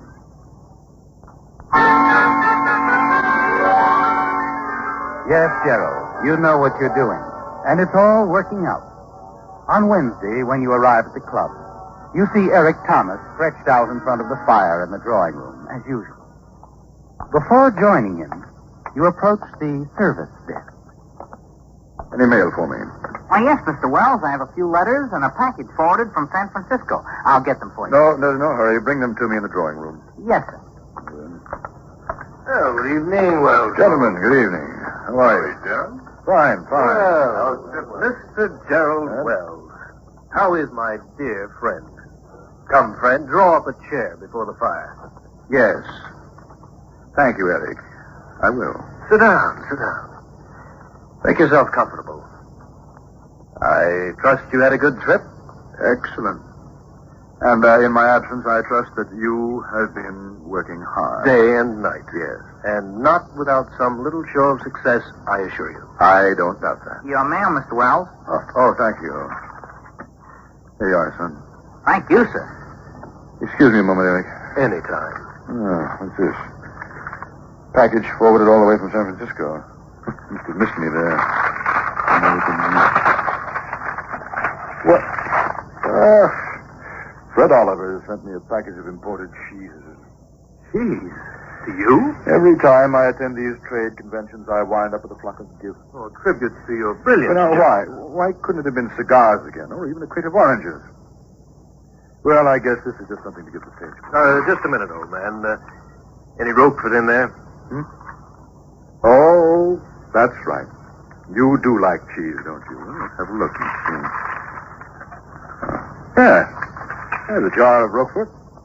Not a very big one. Well, any amount of imported rope will be gratefully received. Here you are. After all, you did give me some scotch. Ah, Gerald, you are indeed a friend. I'll think of you when I try this later with my tea. Please do, Eric. And, yes, I'd like you to be thinking of me. Well, Gerald, it's complete now. The contents of the little white package have been delivered to the proper party. Only a matter of hours, and the appointment will be yours.